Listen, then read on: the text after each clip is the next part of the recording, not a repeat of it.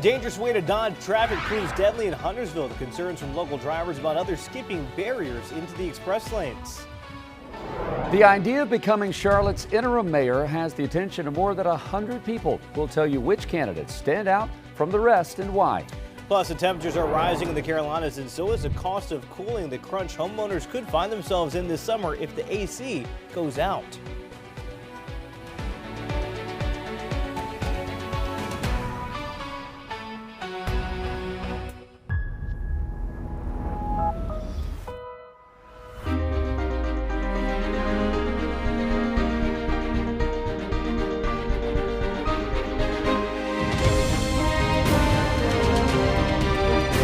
Queen City News starts now.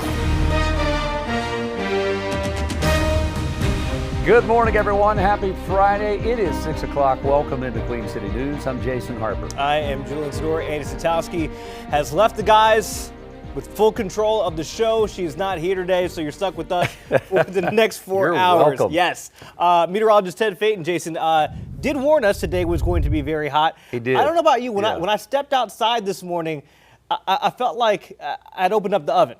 Well, here's the deal. Typically, when I leave and go into the garage, Yeah.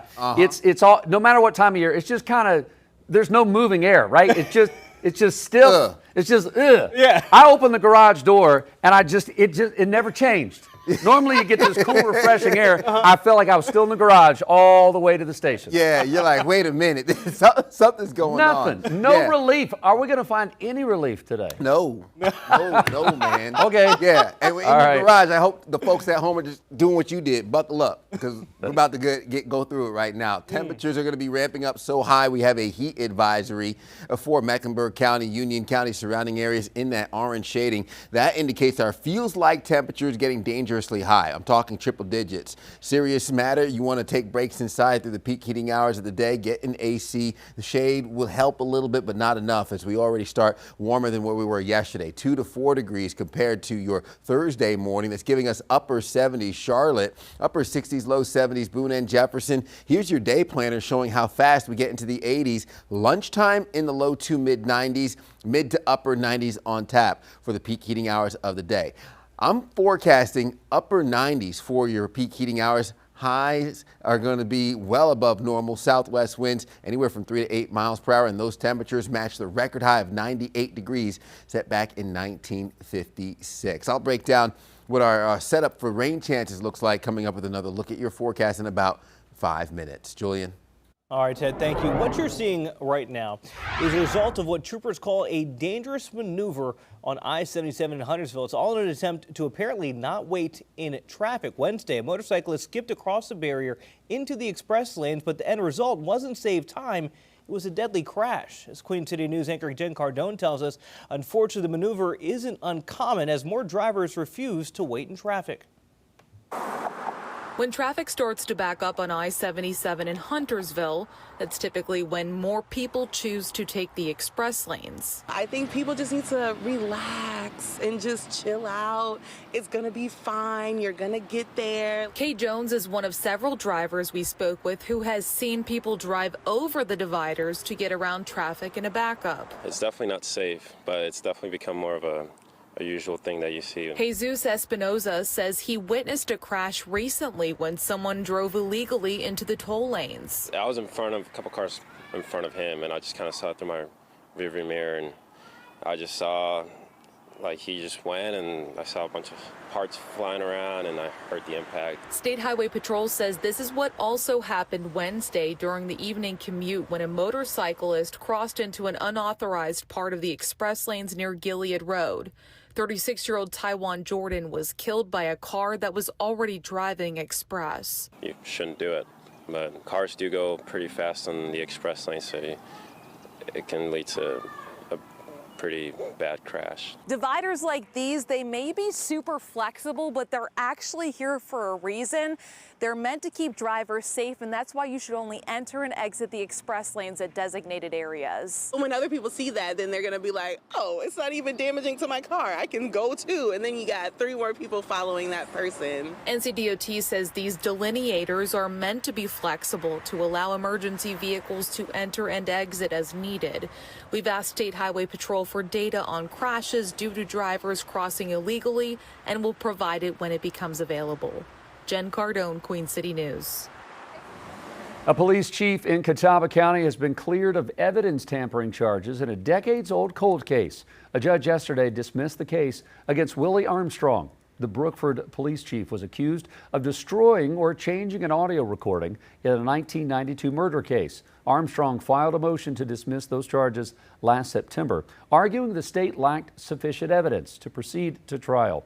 But the case did go to trial this week, and after the state rested its case, the judge says he made his decision due to a lack of evidence. More than 100 people are applying to be Charlotte's next mayor. City council members are tasked with making a selection as the current mayor, Vi Lyles, plans to step down from the role at the end of this month. Chief political correspondent Andy Weber reports there are already some names emerging as top candidates. There's a whole lot of people interested. There is a long list of people in Charlotte who say they want to be the Queen City's next mayor. 114 residents have applied to serve out the remainder of Vi Lyles' term, set to expire in 2027.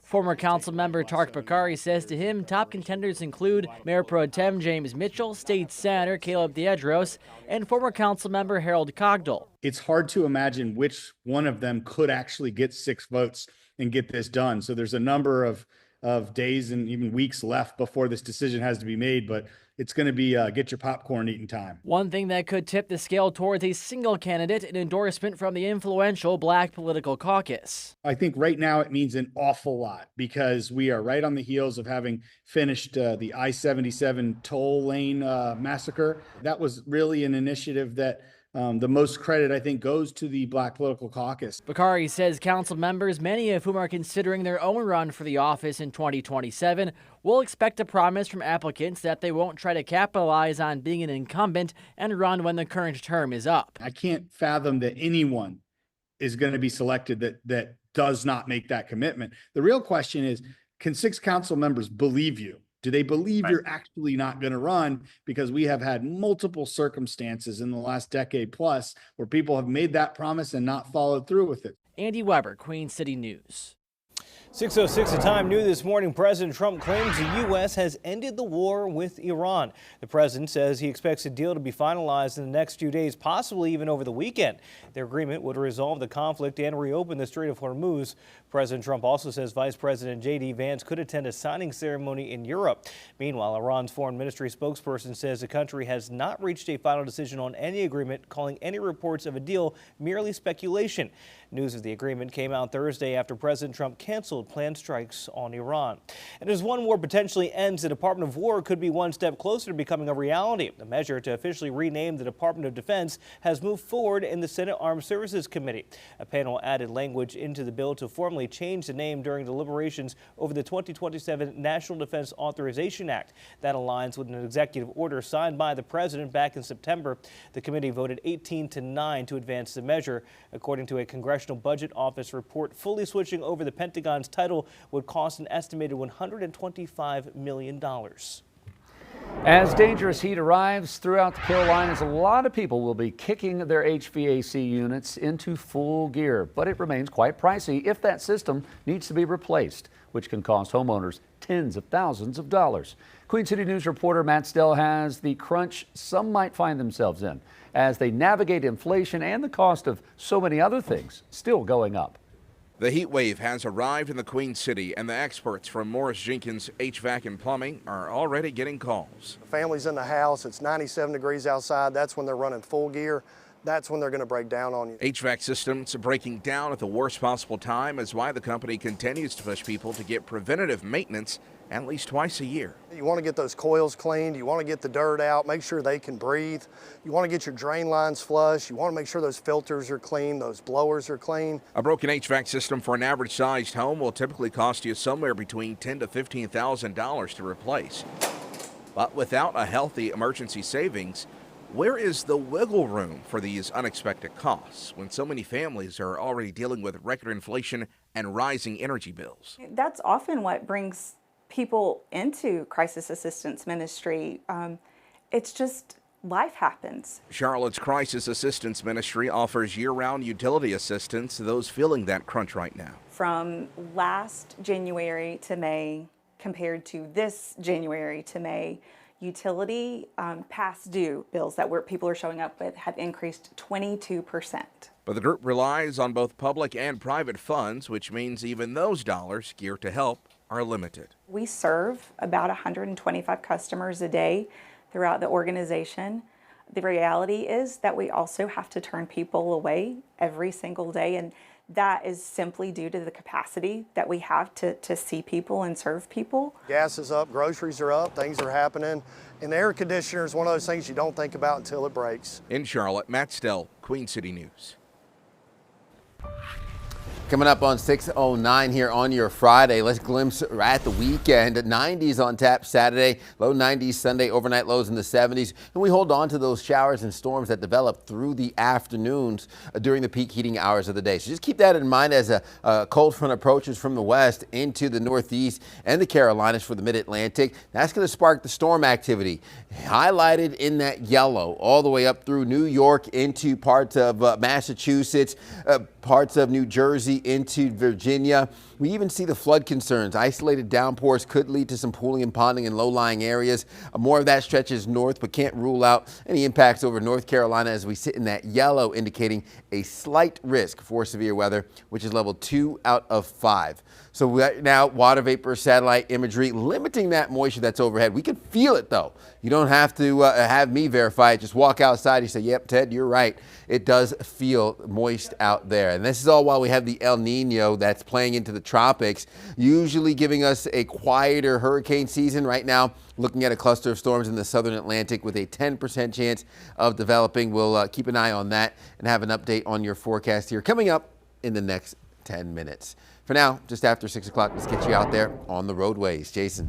Thank you very much, Ted. Not too many headaches just yet. Hopefully, volume is always lighter, at least typically, I should say, on a Friday. And now with schools out, we're hoping for the best from now through at least mid-August. Right now, we're looking at a great shot from NCDOT looking down on I-77 north and south traffic. Headed into Uptown, southbound's on the right, going under LaSalle Street, but it's all flowing well the way it should be, nice and early on a Friday morning. Around the Crown, beautiful. I mean, come on, that's the way we like it. Green means go. It does not mean speed. I do want to clarify. 485 inner and outer, 85, 77, all the major interstates looking good. A little bit of volume out west near Gaston County, right around Cox Road, which is what we're looking at right here. And that is kind of typical. They're the early ones that get out there trying to whatever they're going after it early. Let's put it that way. It gets a little bit better the closer you get to our studios in West Charlotte. This is I-85 at Sam Wilson Road. That same traffic we were just showing you is on the left side of the road, those headlights coming out of Gaston County across the river into Mecklenburg County.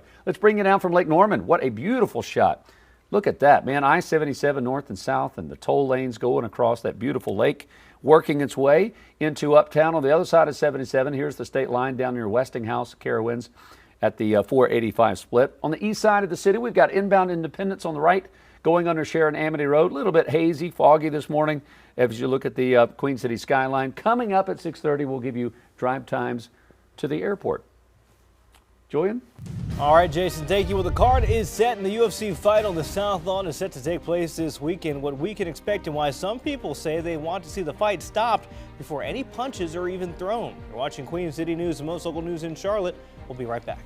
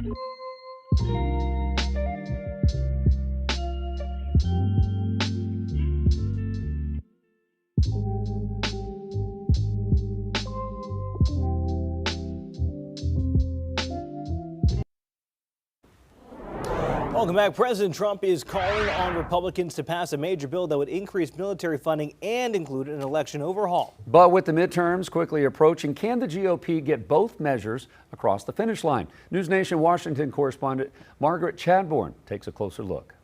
President Trump is calling on Congress to pass a $350 billion package, quote, immediately to boost military spending. Look, we have the strongest military in the world. He detailed his demands for Republican lawmakers on Truth Social, writing that party-line legislation is needed to deliver a massive infusion of cash to the Pentagon and to enact his long-standing priority, an election overhaul known as the SAVE Act. The president wants the GOP to use a budget process known as reconciliation, meaning the bill could pass without Democratic votes. Republicans used reconciliation to approve tax cuts earlier this Congress and again this week to pass a $70 billion immigration enforcement package. The reconciliation is used for the more partisan debates and arguments in Congress. But the plan is already facing resistance on Capitol Hill. Some Republicans are questioning whether a third sweeping GOP priority bill can pass, with fiscal conservatives expected to push for spending cuts to offset new defense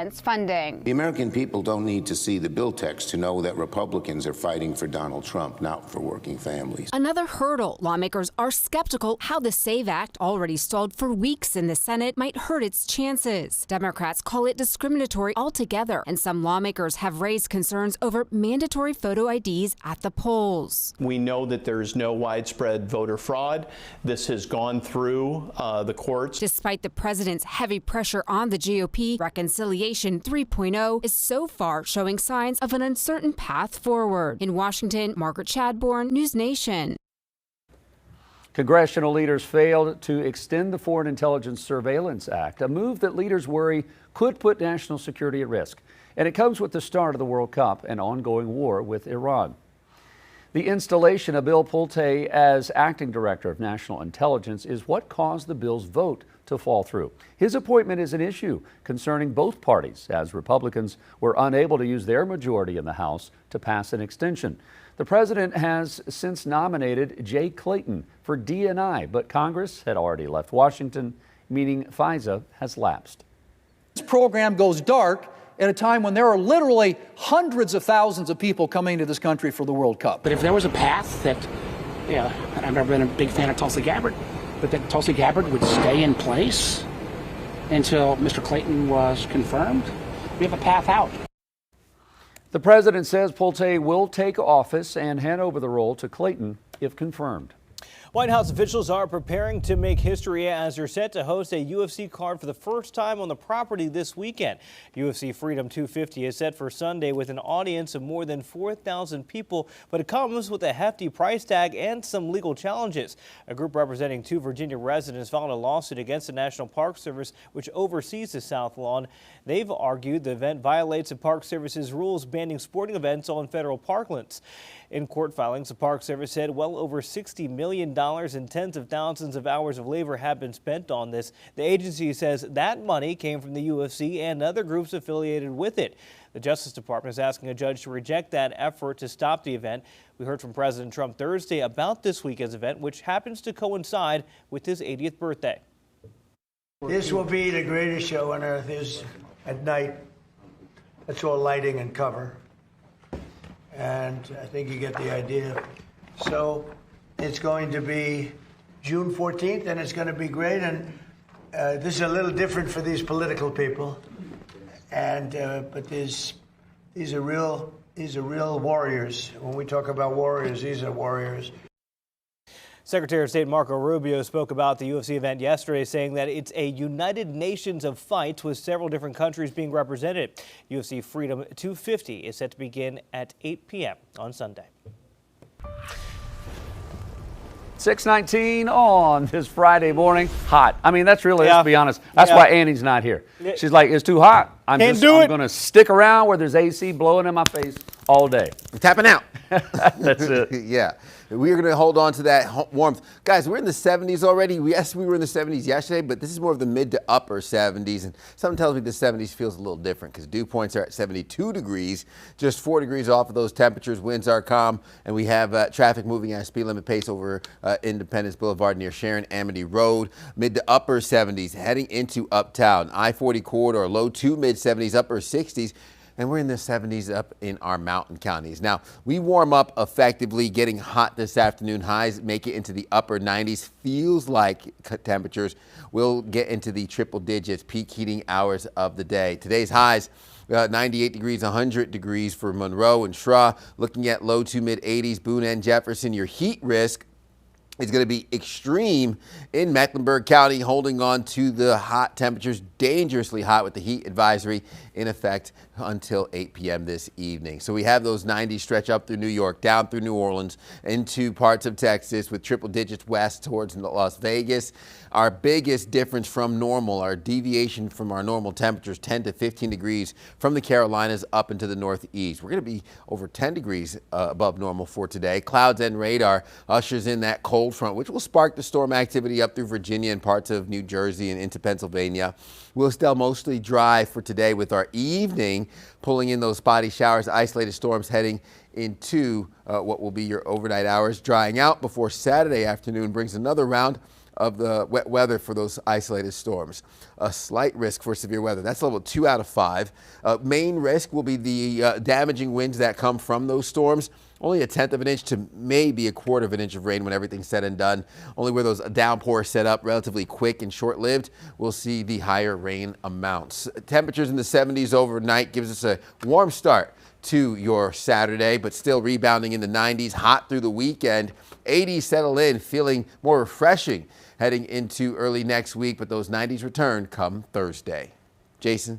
All right, I appreciate that, Ted. As we go to break, let's give you a live look at the sun coming up behind the New York City skyline. I mean, that is just beautiful this morning. Guess what else looks nice? The futures. Yeah, markets don't open until 9:30, but right now the Dow 345, S&P's up, the NASDAQ is well into the green, 163 points. We will join Jane King live at the New York Stock Exchange right after this break.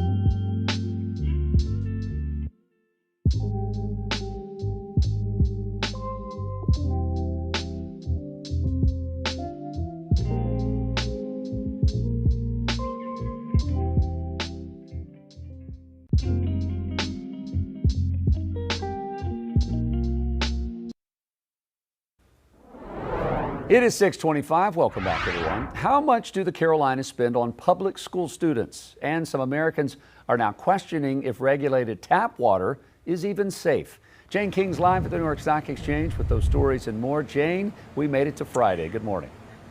We did. Happy Friday to you, Jason. And the future is looking very strong this morning. Dow's up 300 or so.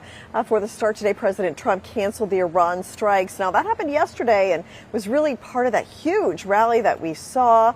And in fact, good for 900 points in the Dow yesterday. So the market seems to really believe in this latest development. Of course, we also get that long-awaited SpaceX IPO, which happens today. Well, 3 in 4 Americans polled said they care a lot about what they put in their bodies. 35% have not, though, thought about one essential part of that, and that's the tap water, the quality of it. A survey of 2,000 general population Americans found that at a time when most claim to be more intentional than ever about their health, water literacy is falling behind. Now, this was conducted by Talker Research for Culligan International, and the survey found most people did not know that sometimes arsenic, nitrates, and PFAS may be in tap water. And U.S. public schools rely on federal, state, and local taxes, with state and local contributing the most. Public schools across the U.S. spend an annual average of $17,600 per student. Now, North Carolina ranked 41st for public school student spending at just under $13,000. South Carolina was 32nd at $15,060. Jason, back to you. All right, interesting data there. Jane, we appreciate that. Thank you so much. We'll join you coming up in our 8 o'clock hour. You're watching Queen City News. It is Friday, you guys. It is going to be a hot day. Matter of fact, heat advisories in effect for the Queen City. Ted's got more on that and your weekend forecast coming up.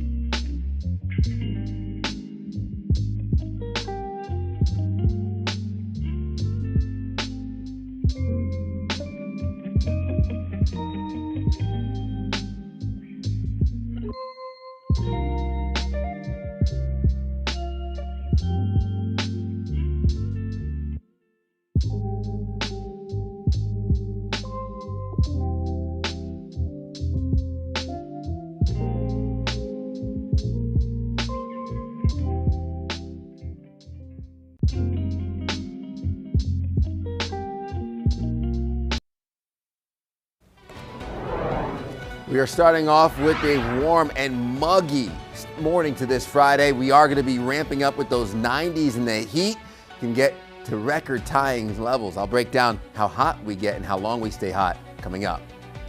Plus, President Trump calls off strikes in Iran, aiming to broker a peace deal quickly. The reaction it's getting in our nation's capital. And it's been almost 1,000 days since North Carolina lawmakers passed their full budget. The status of the negotiations and who says they're being left out. With that, welcome into our 6:30 half hour of Queen City News Now on your Friday morning. Thanks for being with us. I'm Julian Sador. I'm Jason Harper. Happy Friday, guys. Annie Satowski is off today. Ted is with us saying, listen, you better just be prepared for the heat. I mean, it is what it is. Summer is here. Yesterday, I was helping my wife do some things with some of her business.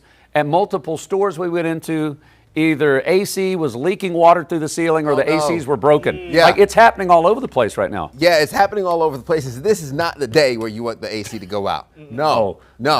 I mean, I feel like whatever the price is, HVAC man, I'm going to pay it. Oh, man. Oh, they're gonna, can't afford to miss they're going to out. make their money right now. Yeah, in this heat, we're talking upper 90s, feeling like triple digits. Can't do it. As we take a look from our tower camera and the Queen City in the distance, a little bit of a silhouette. That haze is in the atmosphere.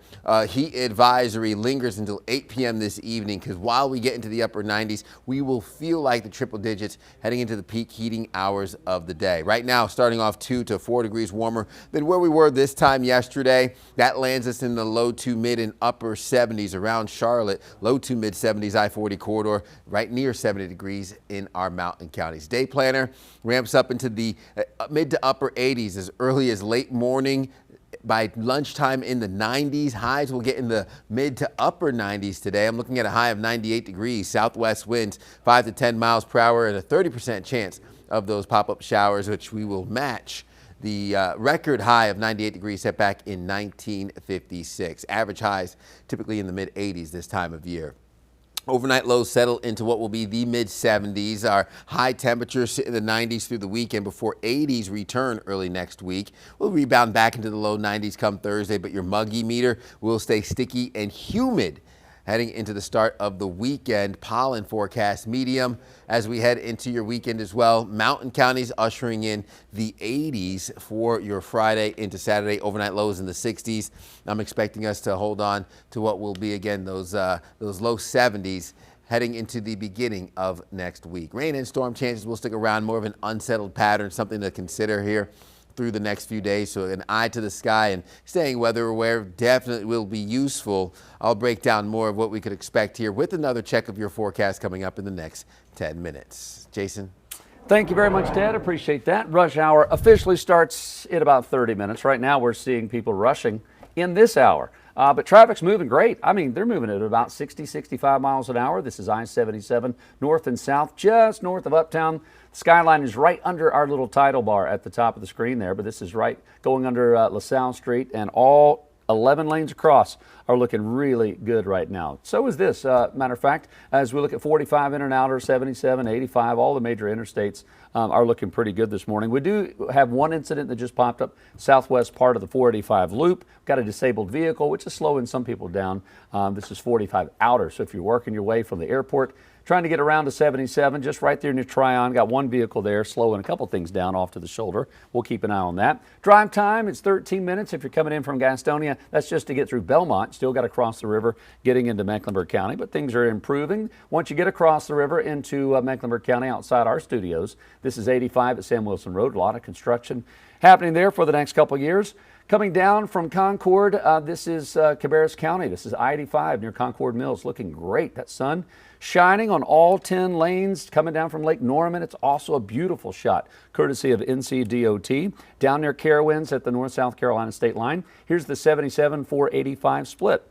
Looking good. Inbound Independence as the sun is now starting to show up across the bridge there, Sharon Amity Road. If you're headed to Charlotte Douglas International Airport, check with your airlines to make sure there's no delays. As far as getting to the airport, you're golden. Good to go. All in the green. 15 minutes from Uptown. Coming up from Rock Hill, half an hour, 24 minutes down from Lake Norman. So just don't start speeding. We'll give you another update at the top of the hour. Gaston County School Board members are hearing parents' concerns about the possible closing of a Cherryville campus. It comes as the district is grappling with budget issues. Gaston County school leaders held a public hearing last night on a campus consolidation plan. Under the proposal, Beam Intermediate would close, with students moving to one of two other Cherryville schools. If approved, fourth graders would be sent to Cherryville Elementary to create a K-5 model, or fifth graders would transition into Chavis Middle School earlier. But parents are concerned about how the move could impact their students. Calico Creek is approved for 504 homes. Arcadia will be another 490 homes. There are 8 more duplexes planned in Cherryville. This alone will increase the housing of Cherryville by 1,184 units. Our students are more than a line item in a budget. Whatever you do, please don't put them in middle school. This is a precious group of fifth graders coming up, and they are very innocent. The moves for consolidation are a result of budget constraints in Gaston County. Last month, county commissioners voted on the full budget plan for next year, opting not to increase local money for school operations. Board members are expected to vote on the campus plan on Monday. North Carolina Republican leaders say that they are making progress on a new state budget, but they need more time to finalize their spending plan. It's been almost 1,000 days since the General Assembly passed a comprehensive state budget. As Shabnam Dinesh reports, Democrats say they're being locked out of negotiations. Republican leadership initially pegged June 15th as their goal for releasing a budget, but as conversations continue behind closed doors, they say it will likely take longer. The only thing that substantively it matters in the state of North Carolina right now is their failure to pass a budget. It's crunch time for state lawmakers as they race to finish a new state budget before the end of the month. It's been almost 1,000 days since they passed the last one. Thursday, Senate Democrats used the milestone to blast Republican leaders for what they called a lack of transparency in the budget process. We are not at the table for negotiation. But what I'd also tell you is that a lot of the other Republicans aren't at the table in the negotiations. Their rank and file are very frustrated. Democrats say they want to redirect $150 million from the School Voucher Reserve Fund into proposals tackling staffing shortages, workforce development, state employee pay, and small business lending. We did the math. We found the money. But they say they've been met with silence. We have not heard back. We don't know whether or not they'll be in a budget.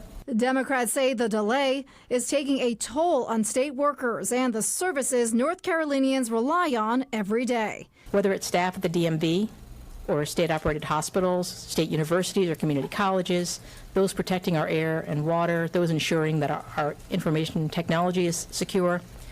Republicans have failed these folks and failed our state at a fundamental level by failing to support a strong workforce. Republican leadership says budget writers have been working for weeks to reach an agreement. I'm encouraged enough by the progress they've made to think that we're still on track.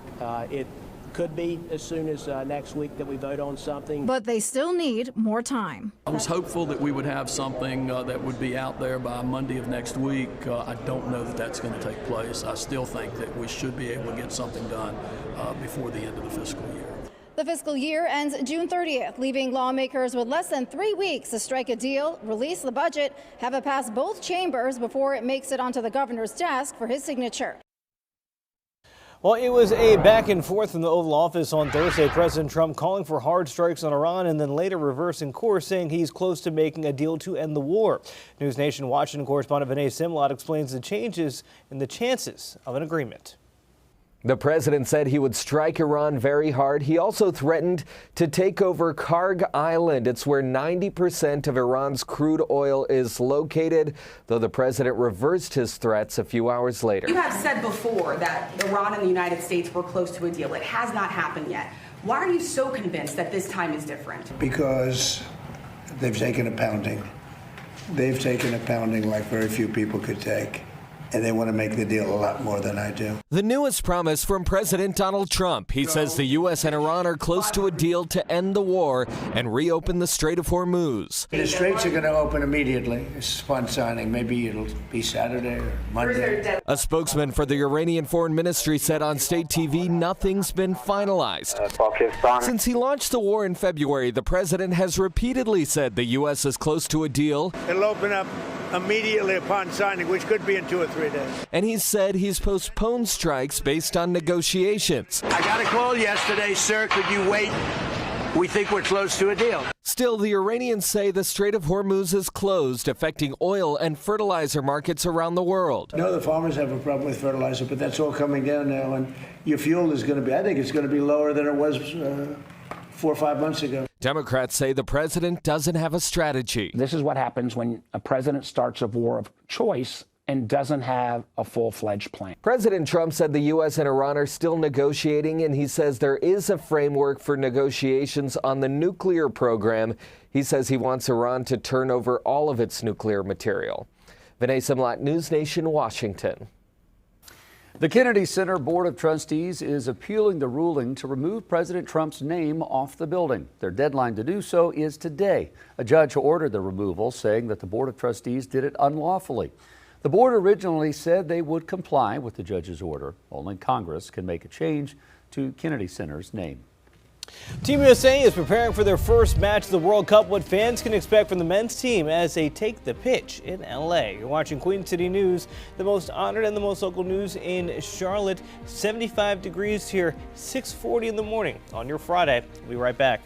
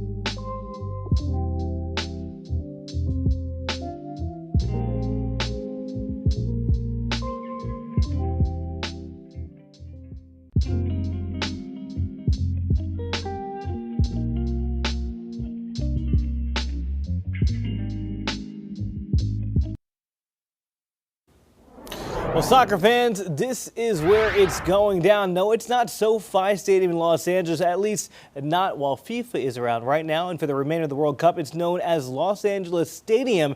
And that's where Team USA will open up its quest tonight to bring the title home for the first time in World Cup history. Now, one of the host nations is already on the books with the win, with Mexico beating South Africa yesterday. Now it's time for the U.S. Troy Hirsch was out in L.A. and talked with the team about how well they've prepared for today's tournament. Thursday marked the final training session for the U.S. soccer team before they go into that stadium right over there, Los Angeles Stadium, for their first World Cup match. And while we've waited for this moment for a long time, the U.S. has waited even longer. This process has gone on for nearly 2 years. The U.S. has played under new coach Mauricio Pochettino now for 21 months and played 25 matches, 14 of them wins. They've had ups like their last 2 matches against Senegal and Germany, and downs like their previous 2 matches against Belgium and Portugal. Through it all, they were learning a new system and learning to play with each other, since they all play on different club teams around the world. But team captain Tim Ream says heading into the first match, they're right where they want to be. Yeah, I think we're there. Obviously there's always mistakes that happen in games. There's always, breakdowns, but I think for the most part, everybody feels very good mentally and physically, and that's right where you want to be. The tournament is in some ways a sprint, and in some ways it's not. And you have to be ready for the very first game. And we've put in a lot of work over the last 2 weeks to do that. We 100% know exactly what we need to do. And the best thing about him is he gives us the freedom to be able to adapt in the game. There's not going to be something that you're going to be able to turn around and say, Coach, what do I need to do? It's like you need to have the instinct to know what to do, and he gives us that flexibility. So I think guys feel free in that. As Tyler Adams alluded to, Coach Pochettino has installed a more aggressive attacking style with the idea to try to create more scoring chances. And it worked very well against both Germany and Senegal. But when they take on Paraguay Friday night, they'll want to bring it up another level. In Los Angeles with the U.S. soccer team, I'm Troy Hirsch. A whole another level. That's what we're looking for from the men's team. All right, no pressure. All right, now let's switch to another thing that we're all excited about. Let's go inside the Lenovo Center, often called the loudest house in the NHL. And the Hurricanes' time in the Stanley Cup Finals is proving that. When the crowd, when they really get going, noise levels can reach and even sometimes surpass 100 decibels. Players often agree that it makes the toughest arena to play all across the NHL. One person credited with helping start the noise in Raleigh is Bates Battaglia. He played for the first Hurricanes team in '97 after the franchise moved to North Carolina. He says the crowds have changed over the years. It says he couldn't believe the noise he experienced during Game 2. I was ready for a break. My ears were, I was ready to get out of the arena. I got in the car, I didn't even turn the radio on because I was like, I need a little break from this. We need that. The louder and crazier they can get, the better. Hey, we know hurricanes are loud, right? There goes the siren. I love it. Experts say noise impacts players differently, but more often than not, it helps the home team. And it definitely did last night after the team beat the Golden Knights 4-2 in Raleigh. Well, are you ready for the Tricky Triangle? NASCAR is taking a trip to Pocono Raceway this weekend where drivers will drive on the iconic triangle. No truck racing this afternoon, but the ARCA Menard Series will kick off the action this weekend with the race at 3 p.m. tomorrow. You can see the O'Reilly Series at 4 with the MillerTech Battery 250 and then the main event, the Great American Getaway 400 on Sunday. That starts at 3. And to get you ready to head north, our Carolina Sports Live team. They're talking with Cup Series driver Ricky Stenhouse Jr. and America's crew chief Larry McReynolds. That is this weekend on Around the Track. Well, you're never too old to play a little baseball. The San Francisco Giants' 77-year-old ball boy, Lefty, laying out right there to grab the foul ball on Wednesday. Now, thankfully, he didn't hurt himself with his heroics, but get this, his act may have had an impact on the team itself. See, at this point in the game, the Giants were down 9-1 in the 8th inning, but after that play, San Francisco staged an all-time comeback and won the game in the bottom of the 9th with a walk-off grand slam. What? Come on, right, Jason. What are the chances of that happening? Lefty lays out, and the team says, Lefty lays out. Lefty can do it. So can we. Do it right. So can we. We're in our 20s, and we got good hips. Why not? Exactly. And if Lefty got up, and he's still moving and grooving, then we can pull together as a team. A walk-off grand slam. That's what I'm talking about. Way to go, Lefty. Way to inspire all the young kids out there. Exactly. I like that. Ted, now listen, if one of the three of us had dove after that ball, the getting up time would have been double what we just saw from Lefty. That's right. it. My back, my hips, my shoulders. My coccyx, that's what it is. My coccyx. Yep. 1 second. My coccyx is gone. Anytime. Ted, nobody should be out there playing ball today, though, unless you have some water. Yeah, I just feel like it's not San Francisco feels nice. They got the breeze off the bay over here. We don't have that. We don't have the breeze off the bay here in the Queen City. We have the heat, the humidity, and yeah, I would recommend maybe just setting up a different day to play ball because we have those 70s to start. Unless you're playing right now, even that's going to be a little muggy, a little warm. We have those calm winds in place, and then the sunshine really getting to work this morning, ramping things up as we'll hit the 90s, the peak heating hours of the day. Low to mid and upper 90s, 70s around Charlotte. We're looking at those 70s up through our mountain counties, Boone and Jefferson.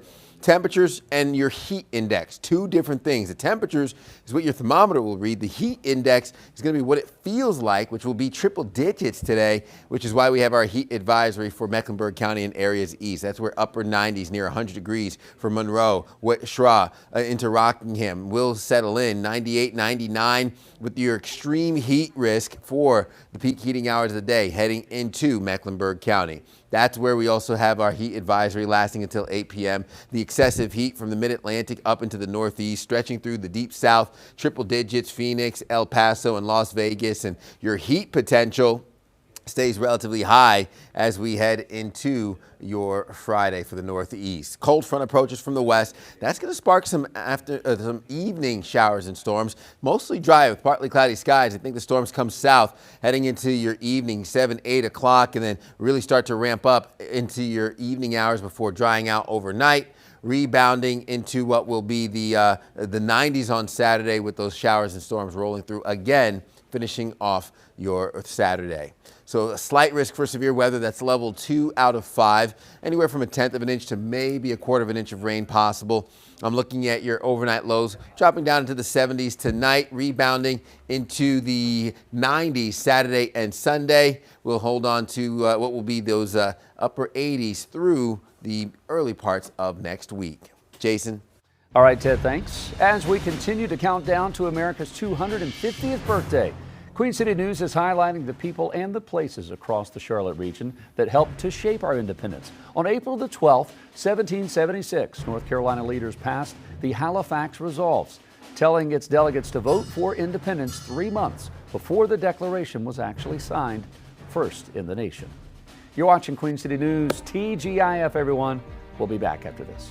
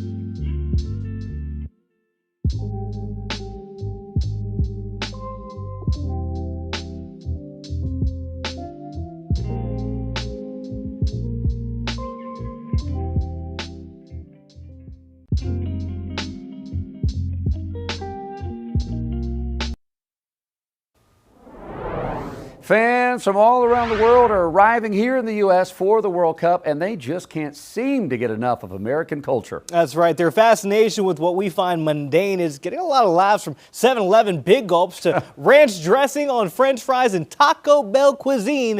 International visitors are going wild over their experience in the States so far. Cuisine, huh? Cuisine, Is that what we yes. call it? All right. One German fan named Freddie is going viral for his trip to a Waffle House at 1 a.m. He ranked it a 10 out of 10, declaring, quote, "We will be coming back." Yeah. And a Swedish fan, Elsa, go figure, also loving American comfort food, she declared in caps, "Europe, we need ranch ASAP."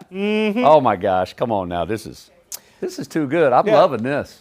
There has been another one. A Japanese soccer reporter just typed out American lunch, and it was fried chicken smothered and covered, collard greens, mashed potatoes, mac and cheese. The foreign mind cannot wrap around their head around American dining. I guess it would be the same for, like, if we get the chance, if you ever get a chance to go to Italy and you want to try, authentic pizza or pasta or champagne in France. Like, they come here. It's just hard to compare champagne in France to Waffle House. Yeah, I want to see their face when the portion size comes out. Well, our director, Evan, like just Cracker said, Barrel. Take them to Golden Corral. Golden Corral. The buffet? Here you go. Now, listen. Everything the light touches. You could eat. You could eat. Oh, my God. They feel good now. Yeah. What do they feel like at the end of the week? The World Cup's going to be here for over a month. Right. Yeah. There's also a thing that you probably also need to get some Tums. So if you're going to go to Waffle House or Cracker Barrel and explore some American, Southern barbecue for all these people that are coming to Atlanta. Right. Can I give you Freddie's full day? Because it started off with Waffle House, right? Okay. 1 a.m. Then he goes for lunch. He goes to Wendy's. Oh, cool. And then he ended his day at a Chili's. Oh, God. I'm hurting for him. Freddie. Baby. Oh, man. Welcome to America. America 250. 250. Oh, you're going to be weighing 250 by the time you go back across the pond, Freddie. That's Be what careful. 250's for. Be careful, Freddie. Stay with us. We'll be back right after this.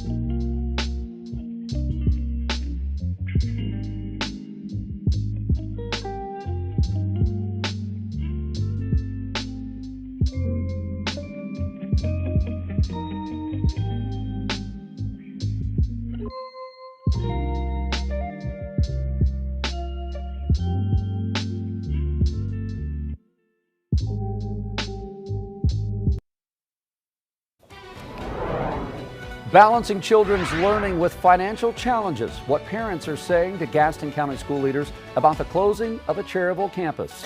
Plus, the 2026 World Cup is already underway with teams from 48 different nations. How the U.S. side is preparing for their first match today.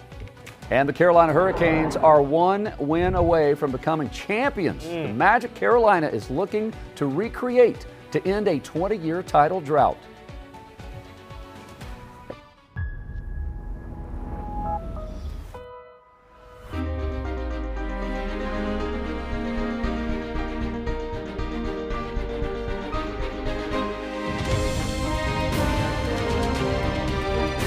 Queen City News starts now.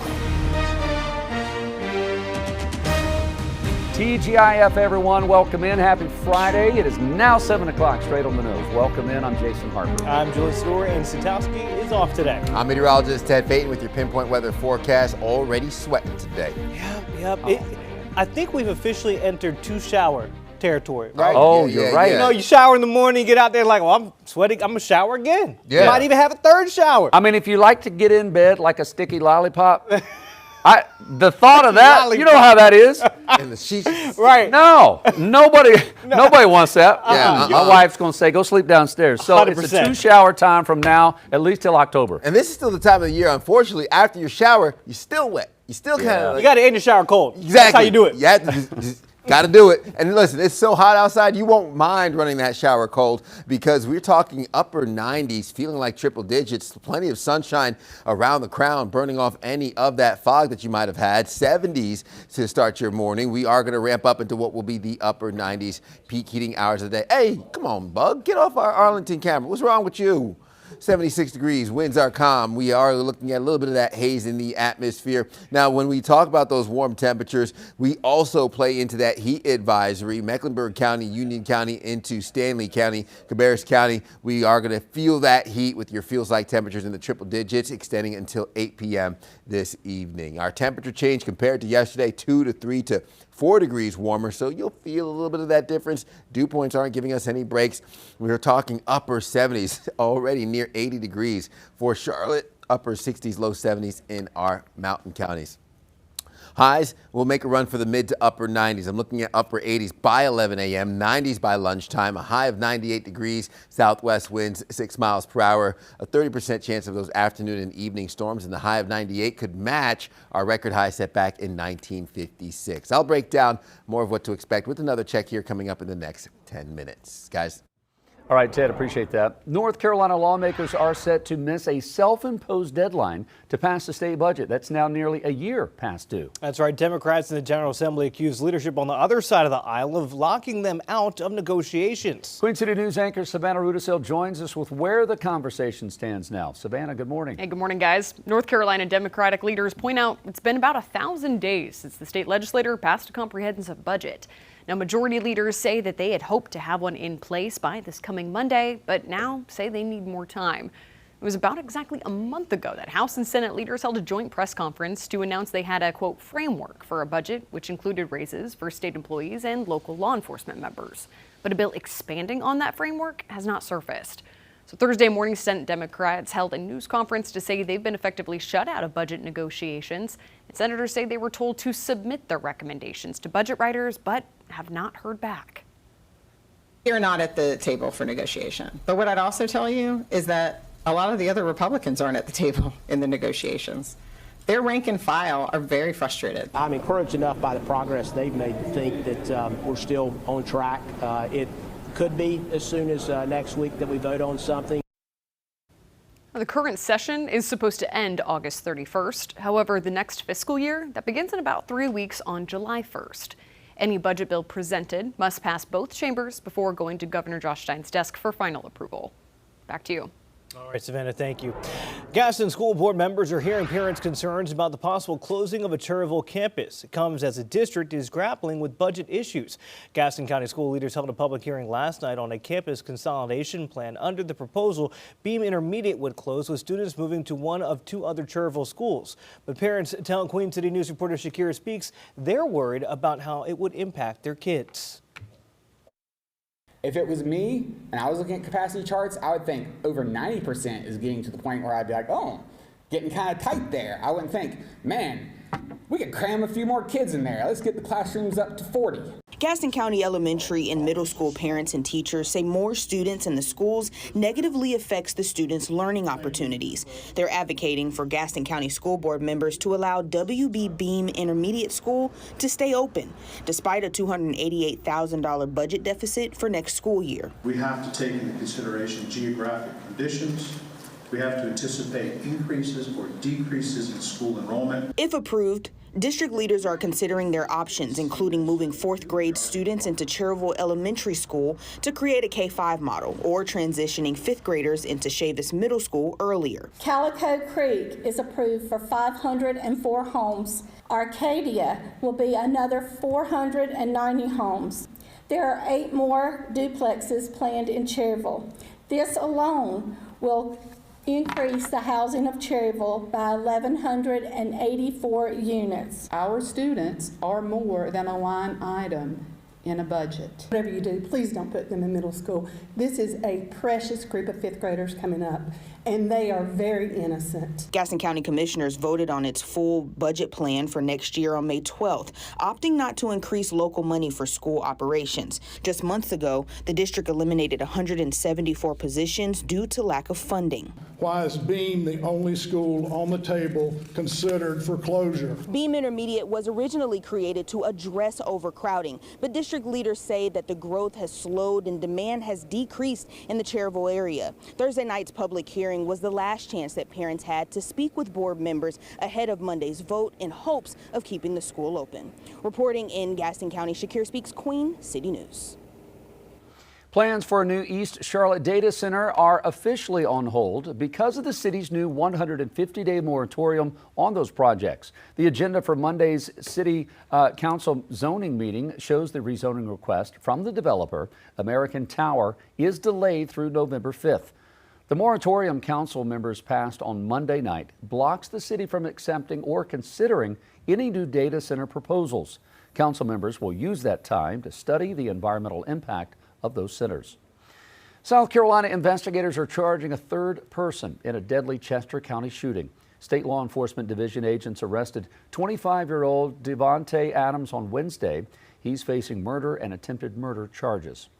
Investigators say that Adams and 2 other suspects were involved in a May 3rd drive-by shooting on Pinckney Street in Chester.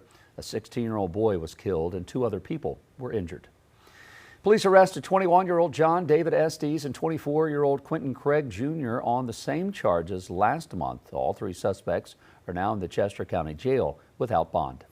North Carolina Republicans will hold their state convention this weekend in Greensboro. Today will be the first full day of events at the Corey Convention Center. Speakers for the gathering include GOP Senate candidate Michael Whatley, along with General Assembly leaders, several members of Congress, and candidates for U.S. House seats. New this morning, President Trump claims the U.S. has ended the war with Iran. The president says he expects the deal to be finalized in the next few days, possibly even over the weekend. The agreement would resolve the conflict and reopen the Strait of Hormuz. President Trump also says Vice President J.D. Vance could attend a signing ceremony in Europe. Meanwhile, Iran's foreign ministry spokesperson says the country has not reached a final decision on any agreement, calling any reports of a deal merely speculation. News of the agreement came out Thursday after President Trump canceled planned strikes on Iran. Coming up on 7:08 now, the 2026 World Cup is underway, and we're just over 12 hours away from the U.S. men's first game against Paraguay. The Americans held their final practice yesterday before taking the pitch for tonight's 9 o'clock game in Los Angeles.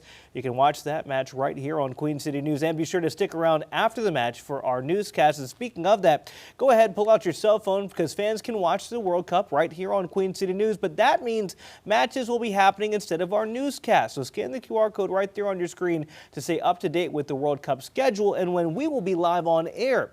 This QR code will take you to a story with the details on our website at qcnews.com. The Carolina Hurricanes are 1 win away from becoming Stanley Cup champions. The Canes hosted the Vegas Golden Knights in Raleigh last night, and they won 4-2. It was all thanks to 26-year-old goalie Brandon Busey, who made 23 saves. This gives the Canes a 3-2 lead in the best-of-7 series. Game 6 is this Sunday night in Las Vegas. The Canes are playing for the chance to hoist the Stanley Cup for the first time since coach Ron Brindamore captained them to the title in 2006. Man, we are rooting for them. Ted, I can't imagine a better place right now in summer to be than inside an arena for a hockey match. It's got to feel good in there. Oh, it's got to feel fantastic. They keep those rinks at like 64, 65 degrees, so definitely an improvement from those 90s that will be settled in this weekend, Saturday, Sunday, low and mid-90s with those afternoon showers and storms. I'm looking at that cold front approaching from the west, sparking more of the storm activity that impacts the northeast into the mid-Atlantic and the Carolinas towards Virginia. We're looking at the flood potential. Isolated downpours could lead to some pooling and ponding in low-lying areas here and there through Virginia into Pennsylvania and New Jersey. Now, we can't rule out some storms making it into the Carolinas. Queen City and areas north towards Boone in that yellow shading indicating where we have a slight risk for severe weather. That's level 2 out of 5. And our water vapor satellite imagery keeping that moisture to our west and even further north, playing into some of the mugginess and the humidity that you feel in the atmosphere, all while we keep an eye on the tropics. Cluster of storms here out of the southern Gulf, pulling in moisture which could impact southern Texas heading into this weekend. Something we'll keep an eye out on. And for an update on your tropics, we'll have another look here coming up in the next 10 minutes. Jason?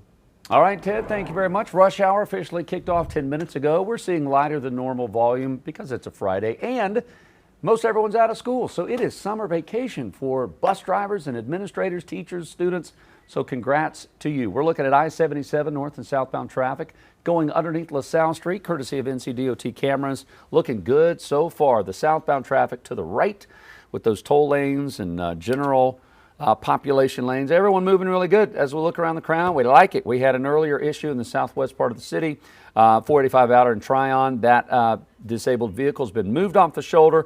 So we're looking golden now. Let's take you out to Gaston County if you're working your way up. 85 through Belmont into Mecklenburg County. You're at 15 minutes. Not too bad. Let's show you one of those cameras out on that stretch. This is near Gastonia, I-85 at Cox Road. Back to slowing down at about 10, 15 miles an hour. But at least it's moving, right? You got to find the silver lining in everything. Further up 85, you get into Mecklenburg County outside our studios. Look at that sun shining down on 85. All that construction work that's happening as they widen 85 over the next couple of years.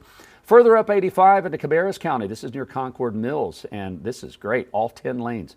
Both directions looking really good this morning, coming down from Lake Norman. Man, wouldn't it be nice to be out on the water, at least near the water this weekend? That'd be a great start. Traffic looking great, whether you're on the water or on the road. Here's the 485-77 split down near Carowinds at the North-South Carolina state line. And on the east side of the city, if you're traveling up Independence Boulevard, you're good to go. Don't be overconfident. Don't get a speeding ticket. We'll give you another snapshot of traffic around 7:30. Julian? Thank you, Jason. New cancer treatment previously used to protect people from diseases. How doctors say the technology could be used on a personal level. You're watching Queen City News, the most honored, the most local news in Charlotte. We'll be right back.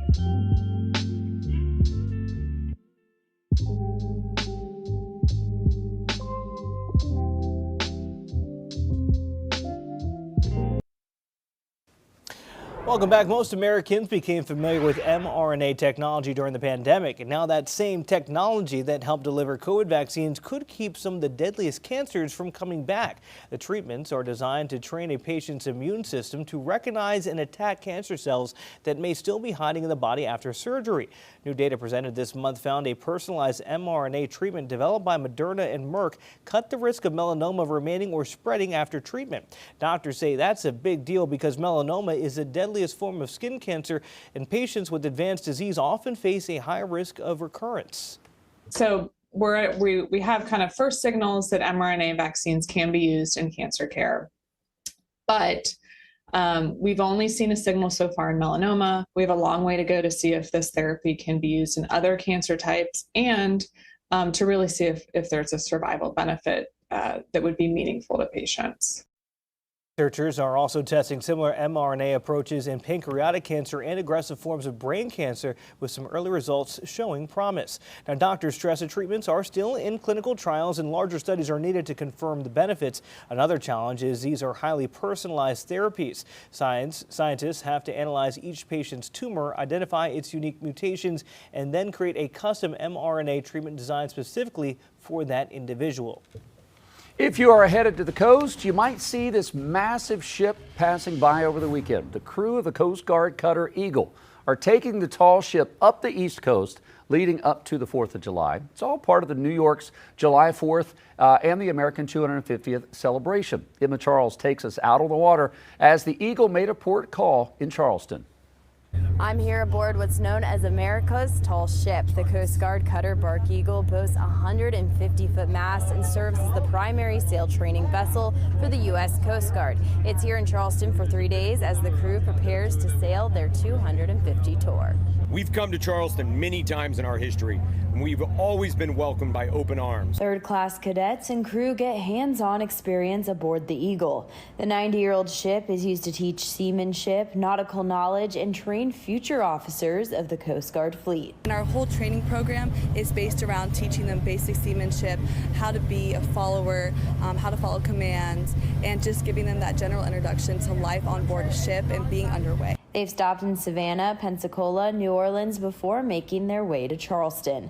For one cadet, she gets to come back to her home state. We've been underway for about 5 weeks. We've been able to see some amazing places, go to some amazing port calls, see some amazing sunrises and sunsets while underway, but being back home, able to see family and friends is such a great feeling.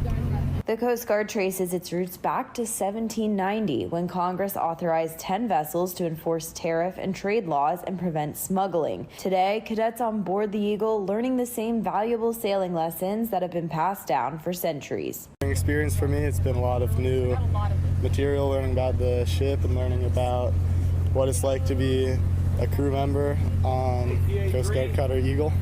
While in port, 150 cadets will complete their training and a new fleet will come aboard. After the weekend in Charleston, the ship will embark on their America 250 tour, with the next round of cadets sailing America's tall ship around the country in honor of the nation's 250th anniversary. The spirit of this ship, the idea of using this sailing rig to build leaders of character, that endures. It has endured for 80 years, and it is how we grow officers in the U.S. Coast Guard.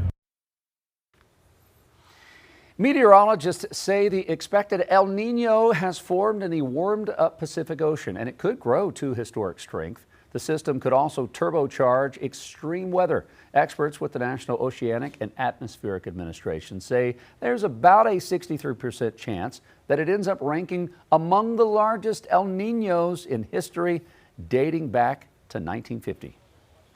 Checking a lot of the boxes, even at this earlier time, or forecast lead, things could always change. But right now, it's checking all the boxes for it evolving into being one of the historically strong events since 1950.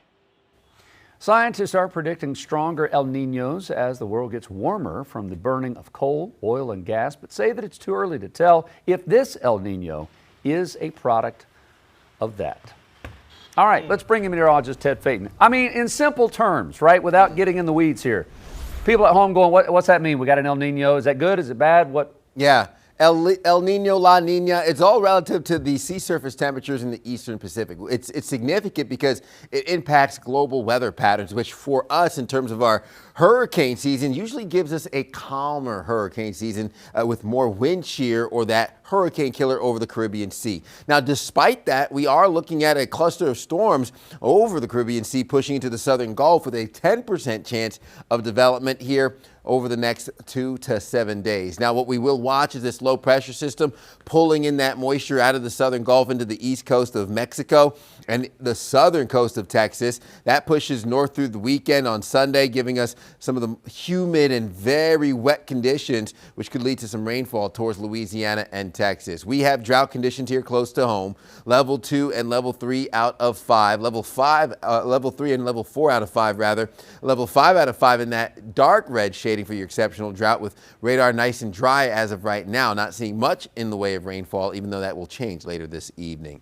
A bit of an active pattern Friday and Saturday. Heading into early next week, we'll do it again Tuesday of your early work week. Right now in the mid-70s, calm winds, plenty of sunshine to go around to start your morning. We're already warm and muggy, mid to upper 70s for Charlotte, low 70s mountain counties.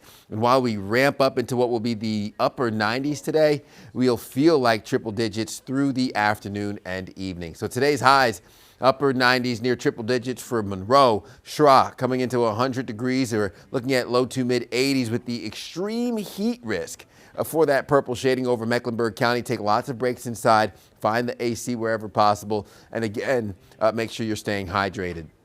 You're looking at those 90s extended through the Northeast, triple digits, El Paso, Phoenix, and Las Vegas. The biggest deviation from normal will be through parts of Pennsylvania, New York, down through Virginia and North Carolina. So we're included in that with the cold front bringing in more of the rain and storm chances heading into this evening. I'm thinking after 8 o'clock, 7:30, 8 o'clock is where those storms will start to develop south of I-85 heading into your evening hours, tapering off overnight, dry Saturday morning, but 3, 4 o'clock Saturday afternoon could bring in another round of storms heading into your evening. So a slight risk for severe weather today. That's level 2 out of 5, 1/10 of an inch to maybe 1/4 of an inch when everything's said and done in terms of your rain totals.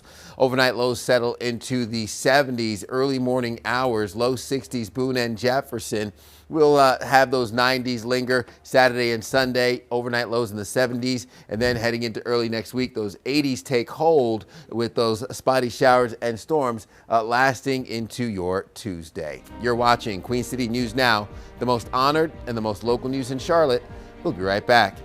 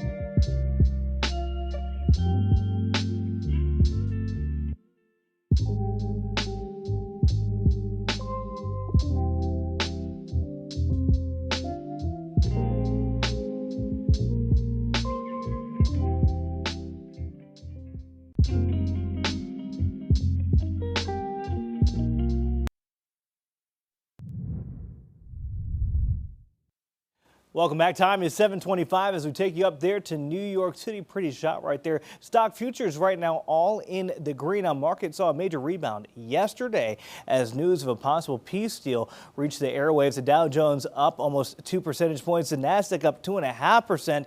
S&P not far behind the Dow Jones. We're going to talk with Jane King. She'll join us live from the New York Stock Exchange coming up in an hour at 8:25.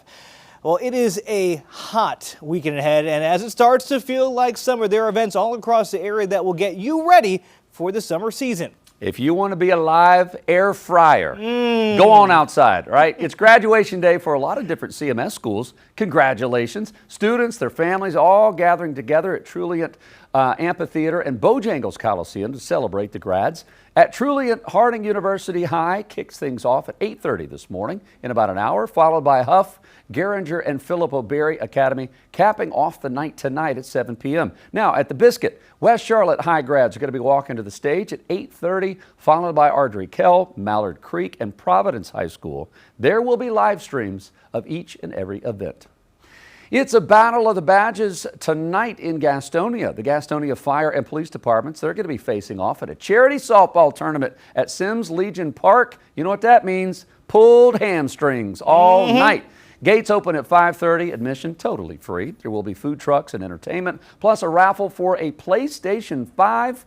Money raised will benefit Special Olympics, Gaston County. At least they know there will be an ambulance on scene, Jason. Okay, there we go. Right. We can treat each other. There, exactly. Well, the Queen City had a few days to recover from Post Malone and Jelly Roll rocking Bank of America. And tonight, the Spectrum Center welcomes A$AP Rocky. The Don't Be Dumb World Tour gets underway at 7:30. Tickets available on the Ticketmaster website. The cheapest ticket right now, not bad, $43. Better than $20,000 going to the World Cup, Indeed. right? Charlotte Crown looking to get a win against the Savannah Steel this weekend after taking a loss last week. The game starts at 2 p.m. Sunday at Bojangles Coliseum. Tickets there start at around $24. So many things going on over the weekend. Just take care of yourself, hydrate, take breaks, whatever you need to do. We'll be back. You're watching Queen City News.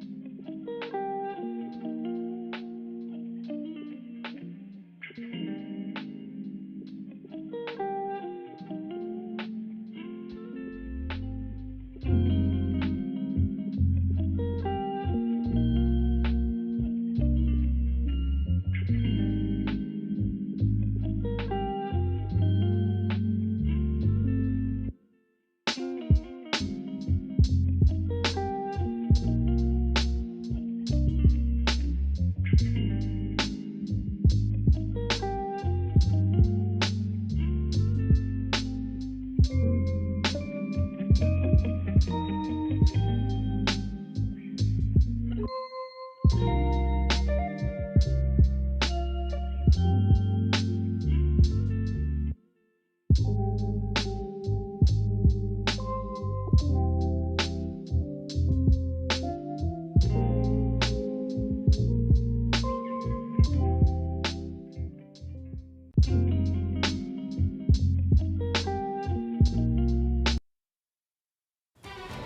dangerous way to dodge traffic proves deadly in Huntersville. The concerns from local drivers about others skipping barriers into the express lanes.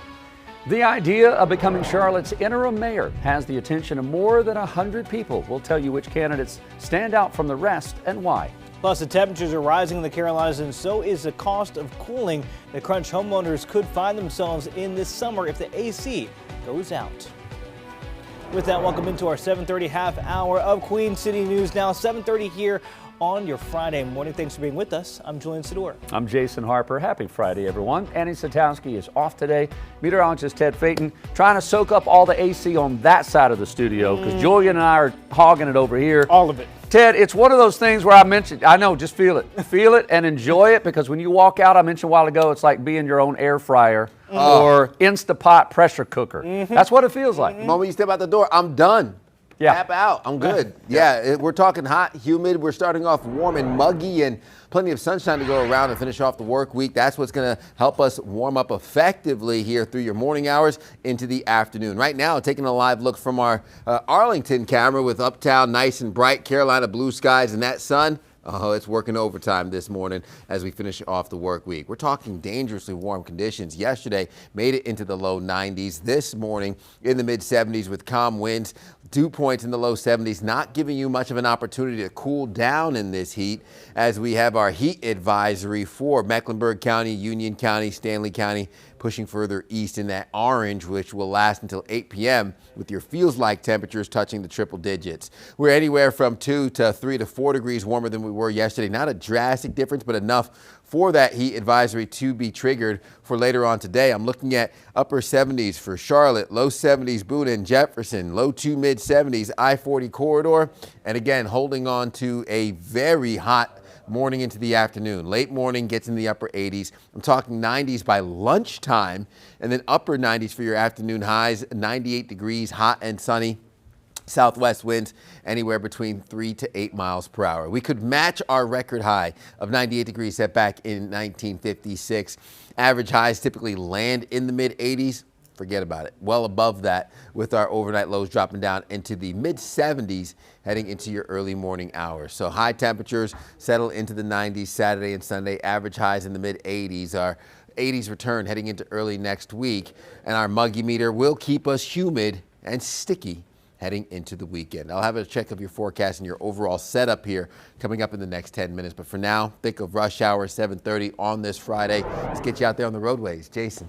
Well, it's not too bad overall, Ted. I mean, the volume's lighter than normal because it's Friday and now it's summertime. So that's good stuff. What we're looking at here, courtesy of NCDOT cameras, down on I-77 north and south. The southbound traffic's on the right. That's where it's slowing down. Up around the bend, going under LaSalle Street as you get closer to Uptown. Not too bad. This is typical with all the volume trying to work its way into the heart of Uptown.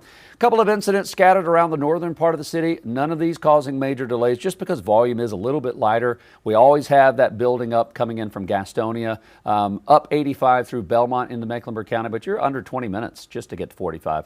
Looking great coming down from Lake Norman, up from Rock Hill.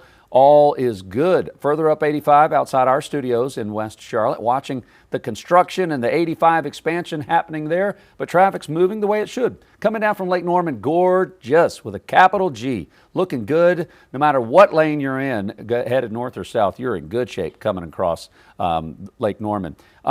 North-South Carolina state line, here we are near Westinghouse, near Carowinds at the 45-77 split. On the east side of the city, maybe you are headed to the Biscuit, Bojangles Coliseum. A lot of those graduations happening today. We just mentioned those a couple minutes ago. So if you're working your way in and around Independence Boulevard, that takes you by. Congrats to all of our grads. And speaking of grads, maybe you got family to pick up or you're heading out to celebrate. Drive times to the airport this morning. You are in great shape. 35 minutes is the longest stretch, but that's typical coming up from Rock Hill. Just keep your speed under control. We'll give you another update at 8 o'clock. What you're seeing right now is a result of what troopers call a dangerous maneuver on I-77 in Huntersville, all in an attempt to apparently not wait in traffic. Wednesday, a motorcyclist skipped across the barrier into the express lanes, but the end result wasn't saved time. It was a deadly crash. As Queen City News anchor Jen Cardone tells us, unfortunately, the maneuver isn't uncommon as more drivers refuse to wait in traffic.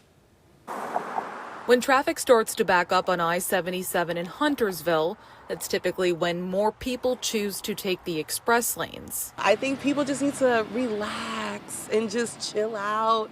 It's gonna be fine. You're gonna get there. Kay Jones is one of several drivers we spoke with who has seen people drive over the dividers to get around traffic in a backup. It's definitely not safe, but it's definitely become more of a usual thing that you see. Jesus Espinoza says he witnessed a crash recently when someone drove illegally into the toll lanes. I was in front of a couple cars in front of him, and I just kind of saw through my rearview mirror, and I just saw like he just went, and I saw a bunch of parts flying around, and I heard the impact. State Highway Patrol says this is what also happened Wednesday during the evening commute when a motorcyclist crossed into an unauthorized part of the express lanes near Gilead Road. 36-year-old Taiwan Jordan was killed by a car that was already driving express. You shouldn't do it, but cars do go pretty fast on the express lane, so it can lead to a pretty bad crash. Dividers like these, they may be super flexible, but they're actually here for a reason.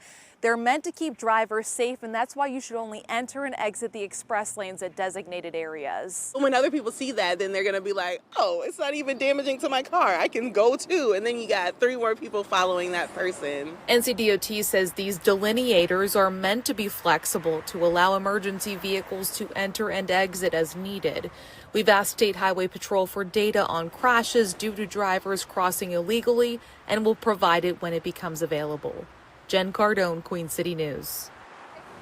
A police chief in Catawba County has been cleared of evidence tampering charges in a decades-old cold case.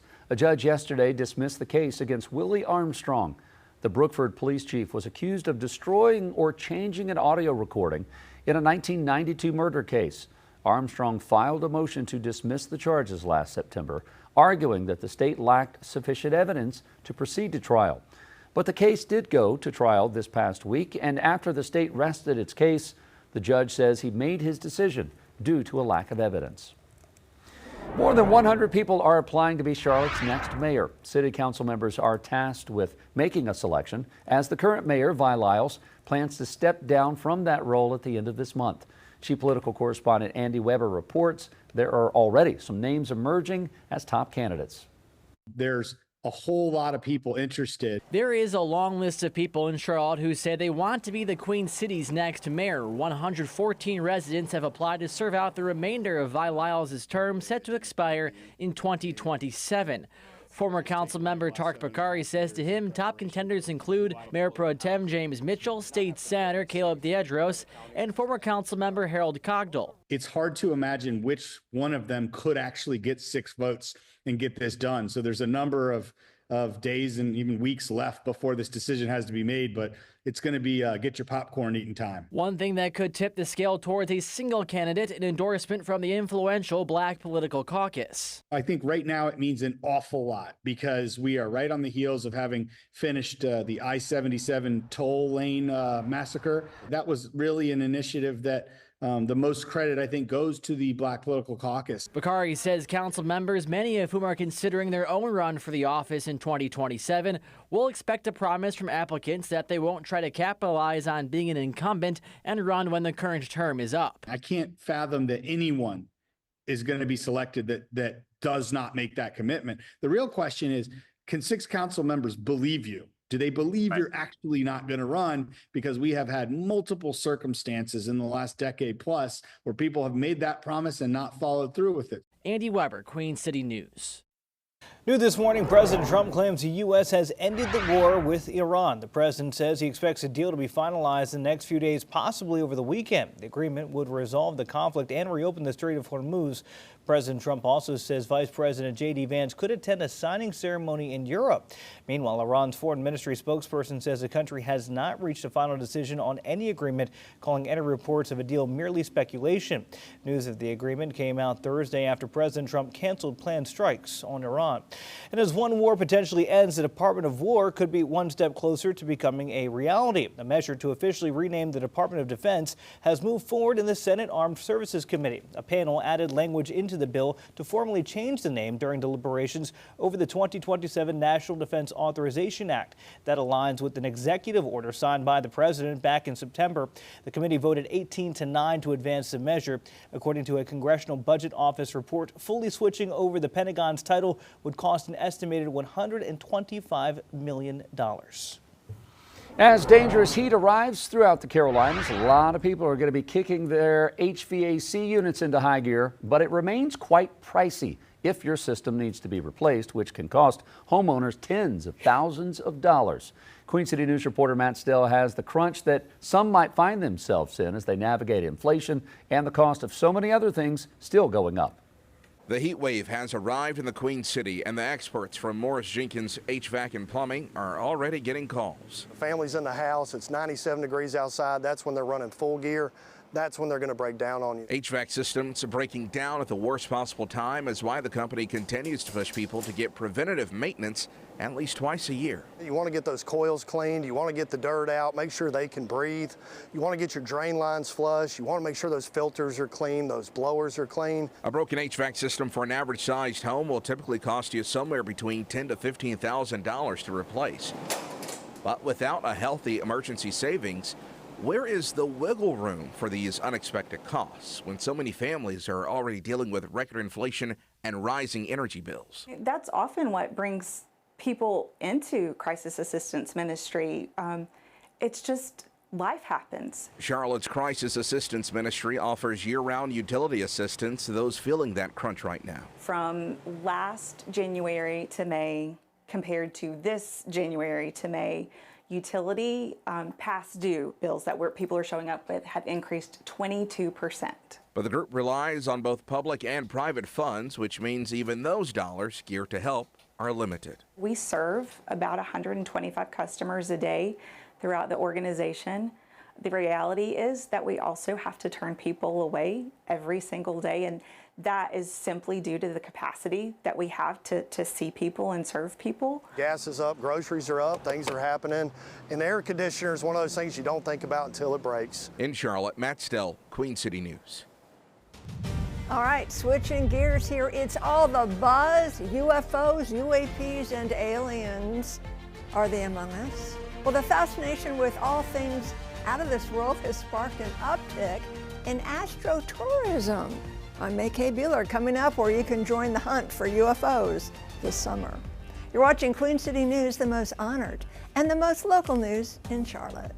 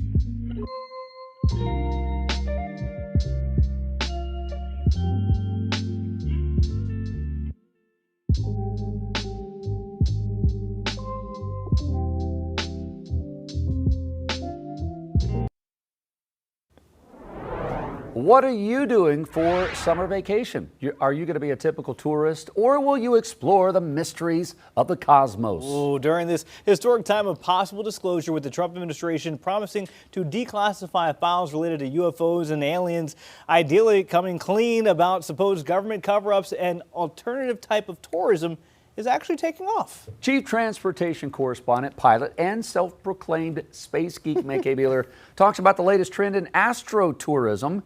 UFO hunting? Yes, have you heard of this? No. Actually, I reported on this a couple years ago, but it's even bigger now because this is all the buzz. Yeah, okay, so this is a unique genre of tourism, and it's been sparked by Steven Spielberg's alien UFO sci-fi thriller, Disclosure Day. You know, it hits theaters today. All right, for months we've been captivated by the movie trailers. Add to that the hundreds of declassified UFO files the Pentagon released, you know, mostly images and videos of mysterious, blurry moving blobs. Add to that a whistleblower just told Congress he knows for sure the government is aware of aliens, ranging from physical walking beings to a form of intelligent plasma. Ooh, starry-eyed enthusiasts just can't get enough of this stuff. So reports indicate they're searching to connect with the universe, and let's have some fun with it. So here's a list of where you can catch an eyeful of the unknown. Okay, all right. So what are the most popular places, Make, if you want to get a taste? Not just talk about your backyard. Okay. So these are the most popular spots. And, this is from New Space Economy. That's our source. So for UFO sightings, dark sky desert regions of the southwest U.S., open skies, low light pollution, very popular. The ET Highway in Nevada, it's State Route 375. That's a real thing? It's a real thing. It runs past the heavily guarded perimeter of Area 51. Of course, Roswell, New Mexico, of course, the historic epicenter of all things alien since the infamous 1947 crash. They have an international UFO museum there. I haven't been, but I think it'd be a lot of fun. But these are serious places to skywatch. Sedona, Arizona, they have night UFO sighting tours. San Luis Valley, Colorado, they have a UFO watchtower there. Very popular for sky watching. Joshua Tree, California, we've all heard of that. Massive sky watching retreats go on there since 1940. One you may not be familiar with, Mount Shasta, Northern California. Reports of fast-moving metallic orbs and lights around the volcanic peak. And then the Pacific Coast Highway is a hot spot too. Internationally, we're talking about Chile, England, Scotland, Australia, and Peru for looking for those UFOs. They got aliens down under, Julian. Hey, look at that. Aliens down under? They do. Oh, so what, I mean, other than like the mystery of this, like what's the appeal? It's the sense of community. Yeah. You're with like-minded people who believe. I Or know curious. You guys are on the fence. I'm curious, but like-minded people, you can talk about it and get together at different conferences, like Contact in the Desert, we talked about that. Now, most of the sites that we talked about do offer guided tours, sky watching sessions, various activities, and the gift shops. Okay, a gift shop. You got to get the merch. Do you know of any UFOologists? Ufologists? How do you say it? Ufologists. I think that's ufologists in the Carolinas. Yes. Okay. We have a very famous one here in the Carolinas, Chris Bledsoe. He has a book called The UFO of God. It's turned into a movie. He facilitates group sightings. We call them Close Encounters of the Fifth Kind at Wrightsville Beach. He calls in orbs. He's the guy that calls, you see all these calls orbs. them in. He calls them in. He has a connection, apparently. I'm serious. And he calls them in. They call it a CE5, Close Encounter of the Fifth Kind, where a bunch of people get together. Right. He calls in the orbs and you watch them. I haven't participated. You can look him up. Wrightsville Beach is where he does that. You call. All right. Yeah, he has a connection. Now, look, you have to be very careful because we think we see things. They're really birds, drones, satellite trains. You know, the satellites go up in trains.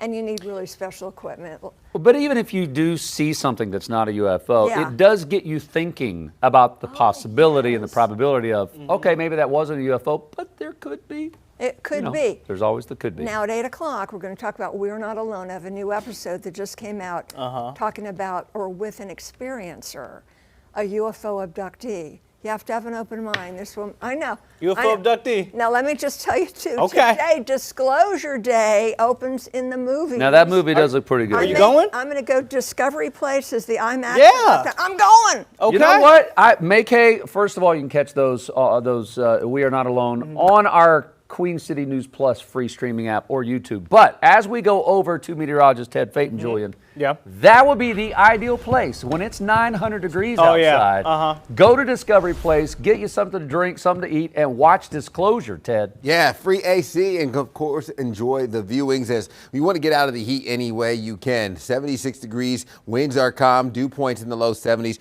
warm, muggy, humid. It's going to be hot and even more humid as we get into the afternoon. Right now, looking at low 70s to mid to upper 70s around the Queen City, low 70s up through Boone and Jefferson. Your humidity factor in the humidity, we get into the mid 90s, looking at triple digits for your heat index or your feels like temperatures, which will be ramping up. So I'm looking at 98 degrees Charlotte, 100 degrees Monroe into Chirac, low to mid 80s Boone and Jefferson. Looking at the extreme heat risk in that purple shading, that will be impacting you heading into the peak heating hours of the day. So mid to upper 90s for the Mid-Atlantic. I'm looking at low 90s Dallas, triple digits El Paso, Phoenix, and Las Vegas. Still looking at well above normal temperatures through the Northeast, holding on to a very hot afternoon for the Carolinas, all ahead of that cold front, which will be draping across the Carolinas heading into this afternoon. So right now, mostly sunny, partly cloudy skies roll through, low-end rain and storm chance coming into play 7:30 after dinner time tonight, leaking south as we head into your evening hours. Clouds and radar still will look pretty quiet before Saturday afternoon brings back more of those pop-up showers and storms. I'm looking at a slight risk for severe weather, level 2 out of 5, with your totals at about 1/10 of an inch, maybe 1/4 of an inch for some of those isolated downpours. Let's seeing those mid-70s around the Queen City. 7-day forecast looking at what will be those 80s heading into early next week. Julian? Well, Ted, are you ready for the Tricky Triangle? NASCAR taking a trip to Pocono Raceway this weekend where drivers will drive the iconic Triangle track. No truck racing this afternoon, but ARCA Menards Series at action kicks off at 3. Tomorrow you can see the O'Reilly Series for the Miller Tech Battery 400. That's at 4. And then the main event Sunday, the Great American Getaway 400. That starts at 3 on Sunday. You're watching Queen City News. The most honored and the most local news in Charlotte. Shot there. We got Tim, we got M inside the control room. We'll be right back after the break.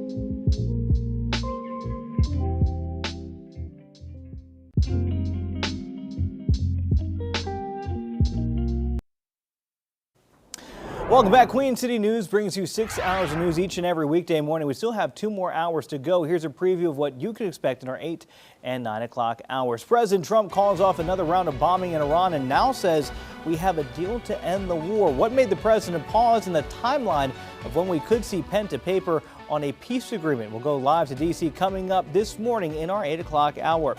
Plus, U.S. soccer fans have been waiting on today for years, and the stage and pitch is set in L.A. as the men's national team takes on Paraguay in the World Cup. Charlotte FC radio play-by-play announcer and friend of the show, Willie P., stops by this morning in our 9 o'clock hour to look at how far the red, white, and blue could actually go. Plus, a UFO whistleblower claims the U.S. government knows if aliens are real. Coming up in our next hour, just heard May Kay talk about it. Her host, We Are Not Alone, she'll talk about her latest episode and one person's encounter with aliens. Yeah, we're talking about it. You're watching Queen City News, the most honored and the most local news in Charlotte. We'll be right back.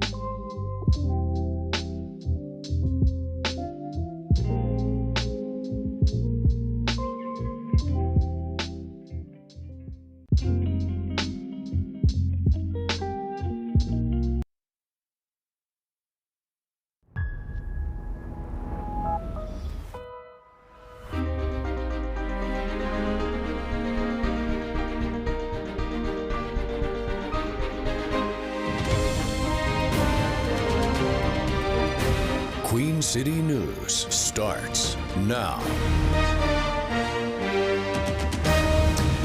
Good morning. Welcome into the 8 a.m. hour of Queen City News Now. I'm Julian Stewart. Jason Harper heading out for some live shots. He'll join us coming up in our next hour, showing you how Nexstar is helping the communities in our area. Andy Satowski, she is off today. Ted, you decided to stick with me. I'm gonna chill with you. Chill with me? Okay. Yeah, chill, because we're in the AC. Right. Okay. Can we get Mother Nature to chill out a little bit. No, Mother no, Nature there's said, no break. Turn up. I want to turn down. Turn down. For what?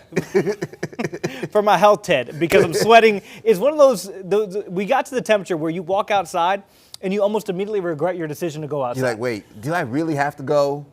Can't I just stay in the AC? Right.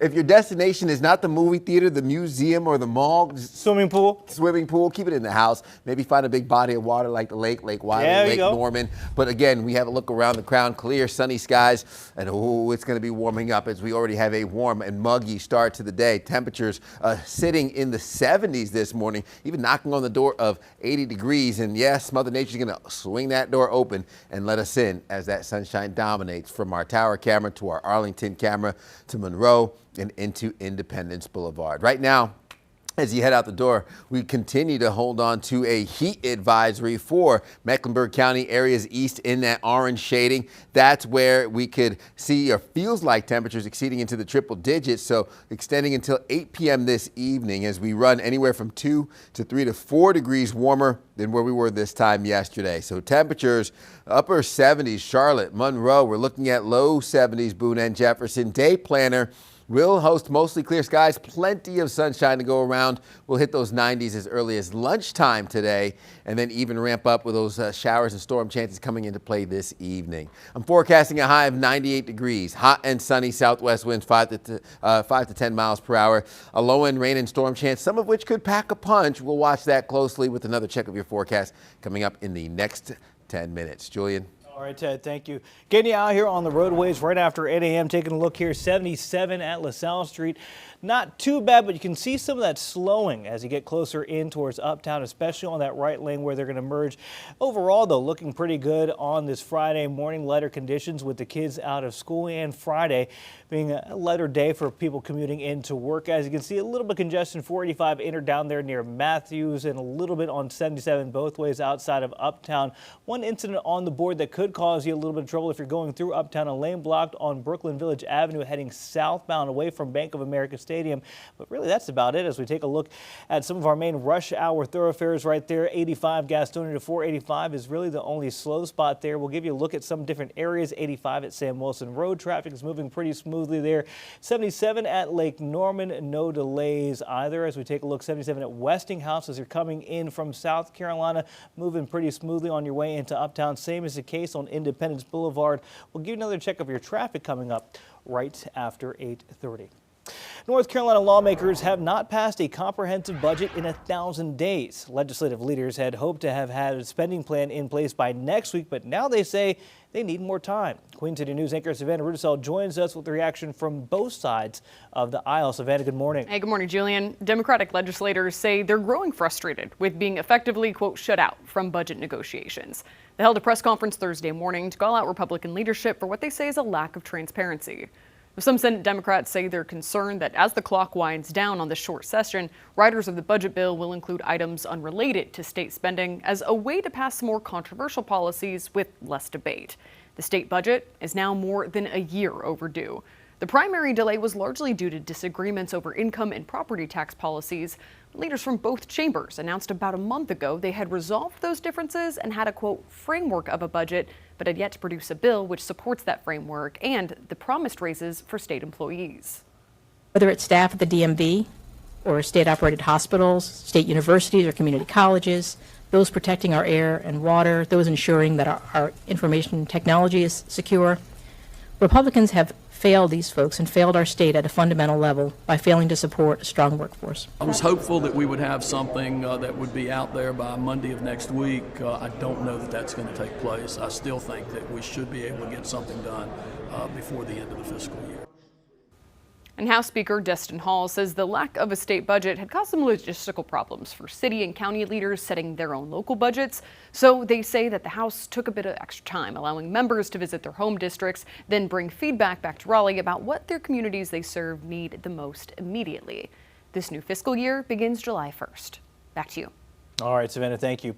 President Donald Trump reversed his threat to hit Iran very hard and says he's close to making a deal with the Iranians. News Nation Washington correspondent Vinay Simla joins us live to explain the very latest. Vinay, good morning.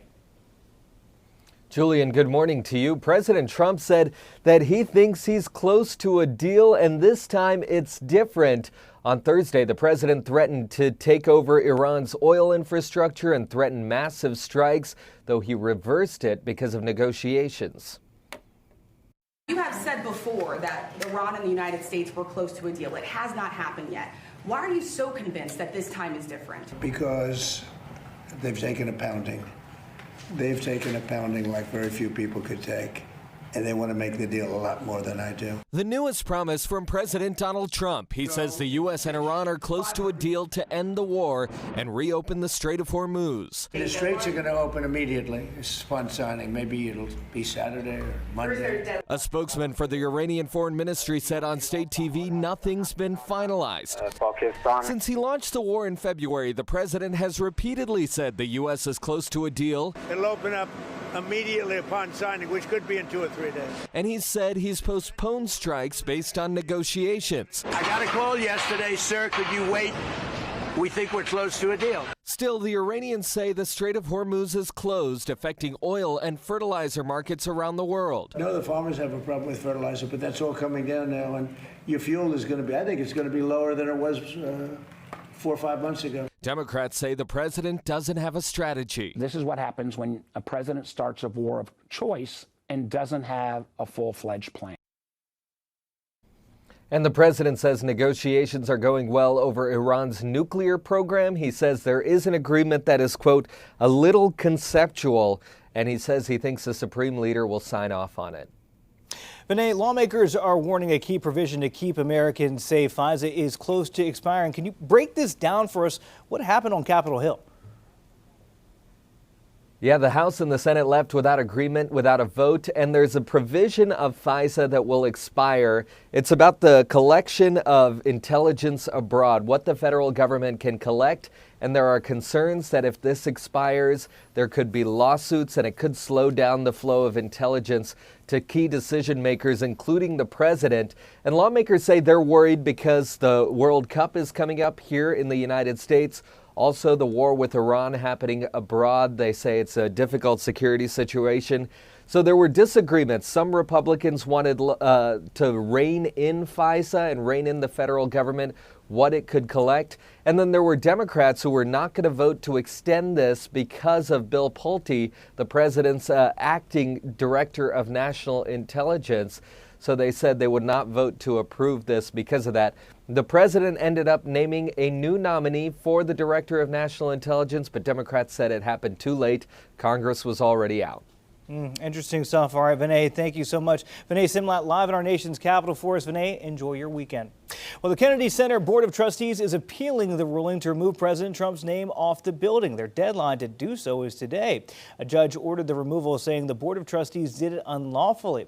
The board originally said they would comply with the judge's order. Only Congress can make a change to the Kennedy Center's name.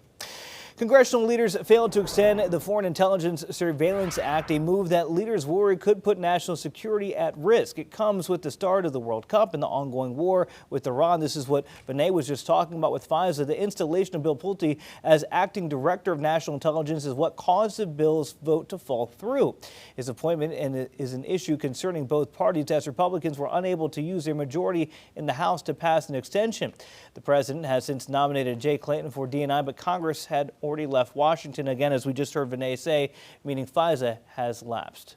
This program goes dark at a time when there are literally hundreds of thousands of people coming to this country for the World Cup. But if there was a path that, I've never been a big fan of Tulsi Gabbard, but that Tulsi Gabbard would stay in place until Mr. Clayton was confirmed, we have a path out. The president says Pulte will take office and hand over the role to Clayton if confirmed. Well, Gaston County School Board members are hearing parents' concerns about the possible closing of a Cherryville campus. It comes as the district is grappling with budget issues. Gaston County school leaders held a public hearing last night on a campus consolidation plan.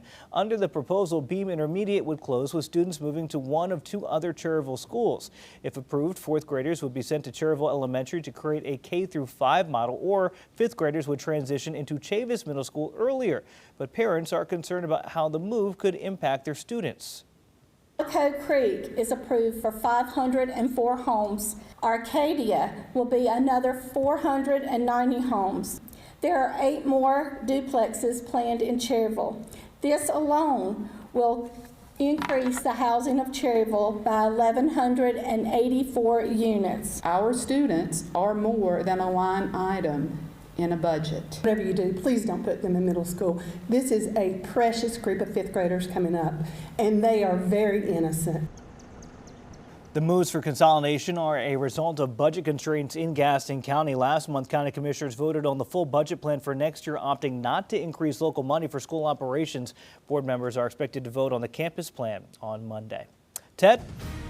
We're keeping an eye on radar. Mostly dry as of right now. We will be hot and humid heading into the peak heating hours of the day. Rain chances a little spotty this evening. Heading into your weekend, we'll break down your full forecast here coming up after a short break. You're watching Queen City News Now as we take you out live over Independence Boulevard. The most honored and the most local news in Charlotte. We'll be right back.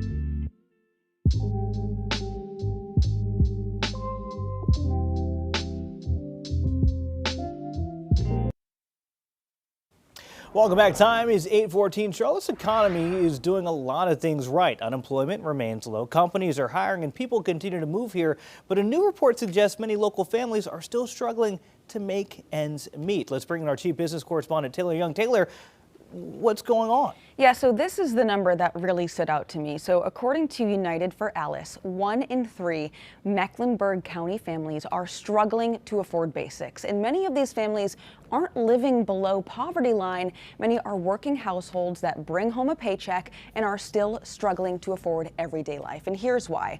Researchers found 38% of Mecklenburg County households are living below the quote Alice threshold. So they estimate a family of 4 with 2 children in childcare would need to earn more than $105,000 a year to cover basic expenses. That includes things like food, transportation, childcare, and housing. Now compare that to the Mecklenburg County's median household income of about $87,000, and it's easier to see why so many families say they're feeling squeezed. I mean, that's about a $20,000 deficit compared to reality to what families should be making in order to afford. So it seems like there's a gap here. What does this report tell us about what government poverty statistics might miss? Yeah, so I think that this analysis really gives a realistic picture of financial stress. So because someone can earn above poverty line, have a job, they can still be living paycheck to paycheck. I mean, essentially 50% of American households can't afford a $1,000 emergency right now.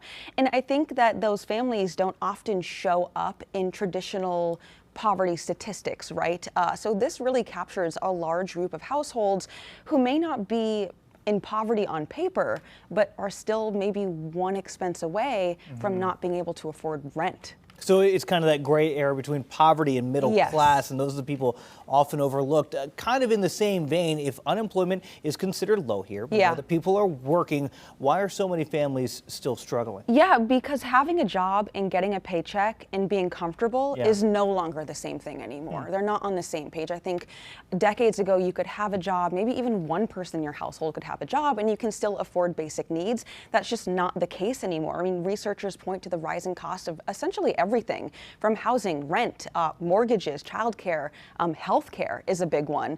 And I think while wages have increased over time, they're not keeping up necessarily with inflation. And we kind of just saw that with the most recent inflation report that shows inflation is now up to 4.2%. That's the highest in 3 years. And wages just simply aren't keeping up with that. So we're unfortunately seeing that gap of middle class and the poverty line. It's kind of getting smaller. I think a lot of people who are families who are working 2 jobs are struggling more so now than they have in the past. One of the things that stood out, Taylor, that you said is just to meet the basic needs. But if we're being real, who wants just to have the basic? You want to have, as you said, $1,000 just in case there's an emergency, right? Yeah, I mean, even if your car breaks down, I mean, those are expenses. Add those to the list of things that have gotten more expensive. You can no longer just fix your car for a couple $100s and then buying a new car, replacing it. I mean, these are just things that when they happen to American families, they're hurting them a lot more than they did in the past. Interesting, Taylor. Thank you for diving deeper than what the numbers are showing us. 8:17 the time. White House officials are preparing to make history as they set to host a UFC card for the first time on the property this weekend. The UFC Freedom 250 is set for Sunday with an audience of more than 4,000 people, but it comes with a hefty price tag and some legal challenges. A group representing 2 Virginia residents filed a lawsuit against the National Park Service, which oversees the South Lawn. They've argued the event violates the Park Service's rules banning sporting events on federal parklands. In court filings, the Park Service said well over $60 million and tens of thousands of hours of labor have been spent on this. The agency says that money came from the UFC and other groups affiliated with it. The Justice Department is asking a judge to reject that effort to stop the event. We heard from President Trump Thursday about this weekend's event, which just so happens to coincide with his 80th birthday. This will be the greatest show on earth. Is at night. That's all lighting and cover. And I think you get the idea. So it's going to be June 14th, and it's going to be great. And this is a little different for these political people. And but these are real warriors. When we talk about warriors, these are warriors. Secretary of State Marco Rubio spoke about the UFC event yesterday, saying that it's a United Nations of fights with several different countries being represented. UFC Freedom 250 is set to begin at 8 p.m. All right, let's get over to meteorologist Ted Phaeton. Ted, as we take a look at temperatures right now, we're still below 80. But I feel like it's fair to say the humidity may not make you feel too nice when you walk outside. No, we even went up a degree for humidity. Dew points are now up at 73 degrees. Our humidity's at 85%. We have the temperatures in the upper 70s. Again, our I-40 corridor looking at those mid to upper 70s, near 80 degrees for Charlotte. We're already there. Concord, Wadesboro, low 70s, Boone and Jefferson. So we factor in what the humidity is, and your heat index lands us in the triple digits. Temperatures getting into the mid to upper 90s today. I'm forecasting a high of 98. Could hit 100 degrees towards Monroe into Cheraw, low to mid 80s, Boone and Jefferson. Your heat risk for today will be extreme in the purple shading. You're going to want to take lots of breaks inside, find the AC, cool down any way you can. as those excessive hot conditions linger into this afternoon. Triple digits, Las Vegas, Phoenix into El Paso, 90s through Florida, up through New York. We're looking at well above normal temperatures through the Northeast into the Mid-Atlantic and the Carolinas. That's what we're going to watch for as that cold front approaches from the west, giving us some of the storm activity up through Virginia and Pennsylvania. Does not mean we're out of our chances and out of the bullseye for some of the pop-up showers and storms that develop later this evening. I'm thinking 7 o'clock and into your 8 and 9 o'clock hour, lingering into your 10 o'clock hour before tapering off overnight. Saturday afternoon brings another round of what could be a few pop-up showers and storms, isolated in nature. But again, that heat really popping that moisture through the peak heating hours of the day.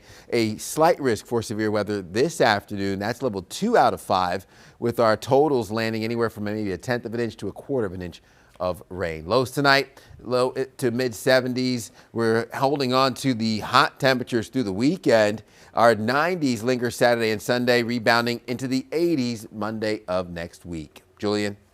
All right, Ted, thank you. Taking a live look at New York City, a nice shot there of the Chrysler Building. We're talking stock futures with Jane King live from the New York Stock Exchange, coming up next.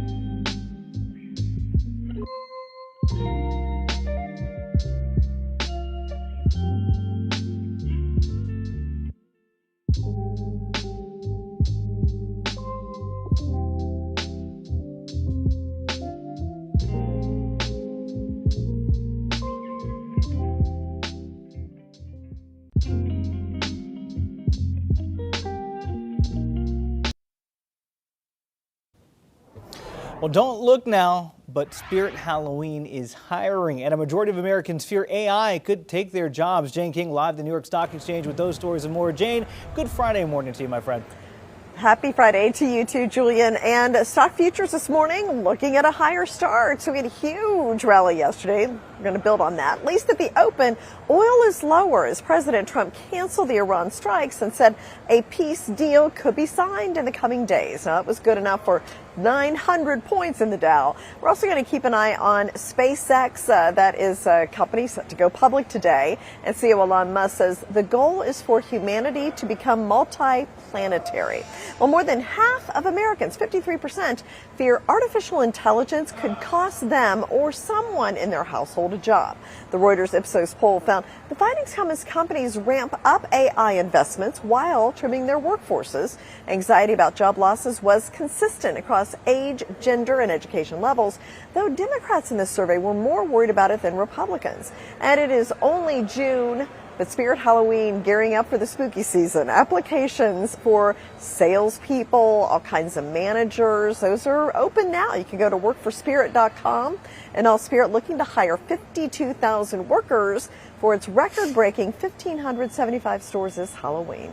Julian, back to you. You know, Jane, normally I would say talk of Halloween this early on and not even officially in the summer yet. I'd say nonsense. But doesn't feel like Halloween at all. It doesn't. But with the heat, I'm like, you know what? Those fall temperatures really do seem nice. Right. Well, and you know, we're not really thinking about Halloween, but if you run a business like Spirit Halloween, you got to start thinking about it in the summer. And that's true. So that's exactly what they're doing. Starting early. All right, Jane, thank you. We'll catch you with it coming up in about an hour, right after the markets open. Watching Queen City News, the most local news in Charlotte. Coming up after the break, we're talking pinpoint traffic, including a look at Independence Boulevard.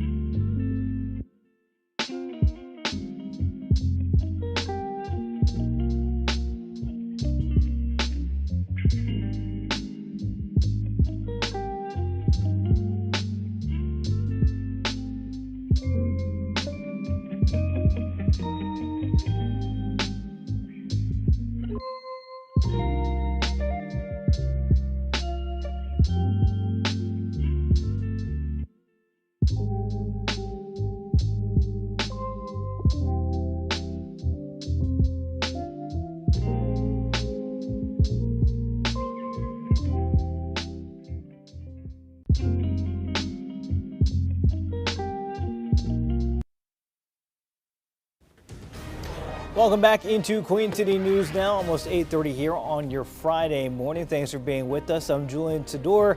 Oh, look at that, Ted. Our names are flip-flopped. So I guess I'm Ted Phaeton. Jason Harper and Andy Satowski are out. Jason, though, will join us in about 30 minutes. I'm Julian Sador. Go ahead.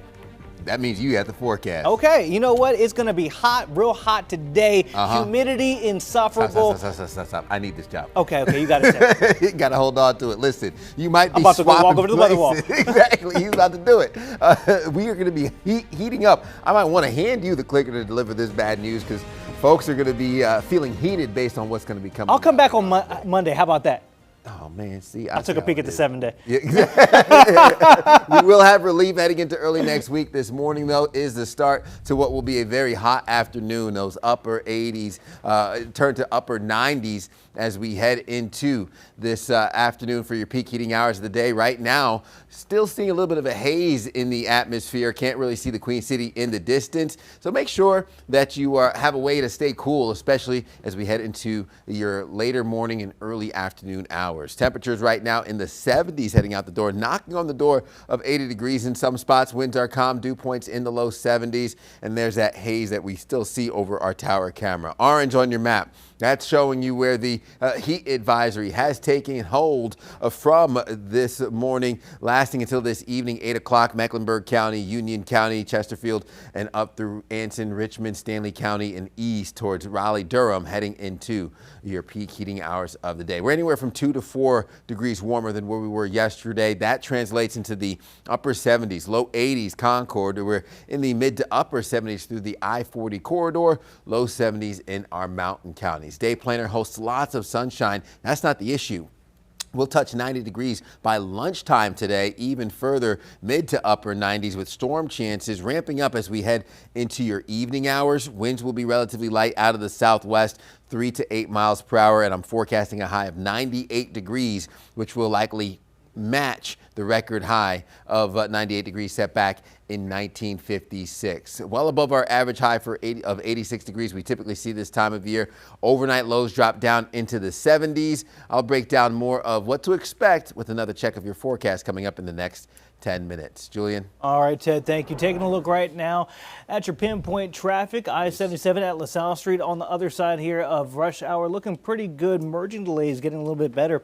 Giving you a look here at our speed map, you can kind of see a lot of green out there. Just some delays coming on 77 northbound up near Huntersville, but besides that, no delays so to speak of. Still keeping an eye on this lane blocked on West Brooklyn Avenue, heading southbound away from Bank of America Stadium in the heart of Uptown. But as we take a look around, really 77 to Mooresville to 485, the only holdup. Gastonia to 485 looks better.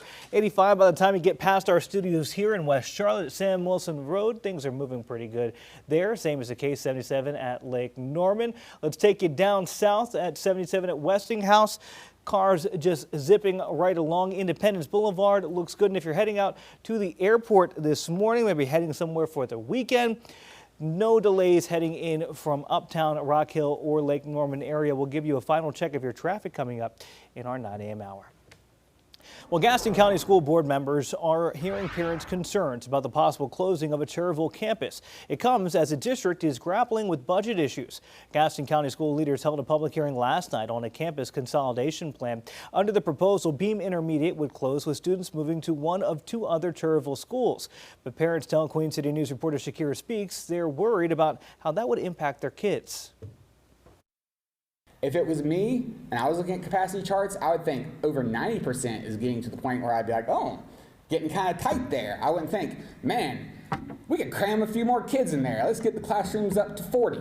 Gaston County elementary and middle school parents and teachers say more students in the schools negatively affects the students' learning opportunities. They're advocating for Gaston County School Board members to allow WB Beam Intermediate School to stay open, despite a $288,000 budget deficit for next school year. We have to take into consideration geographic conditions.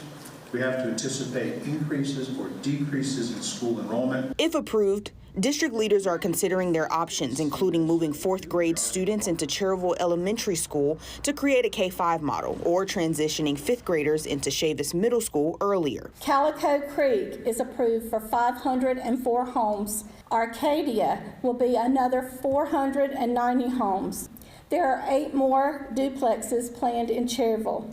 This alone will increase the housing of Cherryville by 1,184 units. Our students are more than a line item in a budget. Whatever you do, please don't put them in middle school. This is a precious group of fifth graders coming up, and they are very innocent. Gaston County Commissioners voted on its full budget plan for next year on May 12th, opting not to increase local money for school operations. Just months ago, the district eliminated 174 positions due to lack of funding. Why is Beam the only school on the table considered for closure? Beam Intermediate was originally created to address overcrowding, but district leaders say that the growth has slowed and demand has decreased in the Cherville area. Thursday night's public hearing was the last chance that parents had to speak with board members ahead of Monday's vote in hopes of keeping the school open.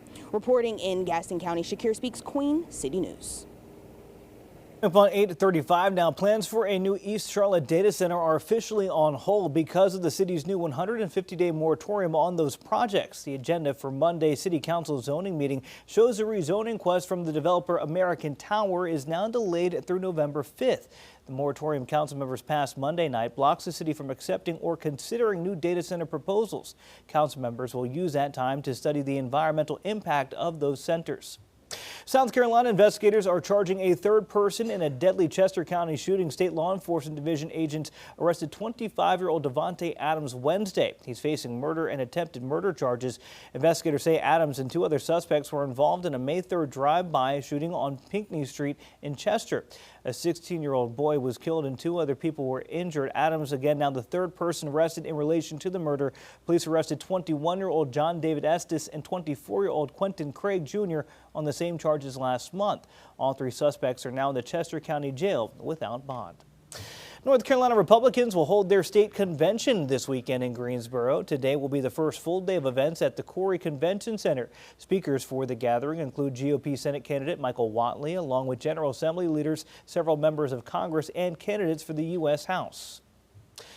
New this morning, President Trump claims the U.S. has ended the war with Iran. The president says he expects a deal to be finalized in the next few days, possibly even over the weekend. The agreement would resolve the conflict and reopen the Strait of Hormuz. President Trump also says Vice President J.D. Vance could attend a signing ceremony for the peace deal in Europe.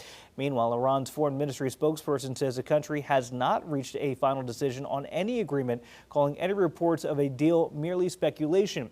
News of the agreement came out Thursday after President Trump canceled planned strikes on Iran. President Trump also calling on Republicans to pass a major bill that would increase military funding and include an election overhaul. But with the midterms approaching, can the GOP get both measures across the finish line? News Nation Washington correspondent Margaret Chadbourne takes a closer look.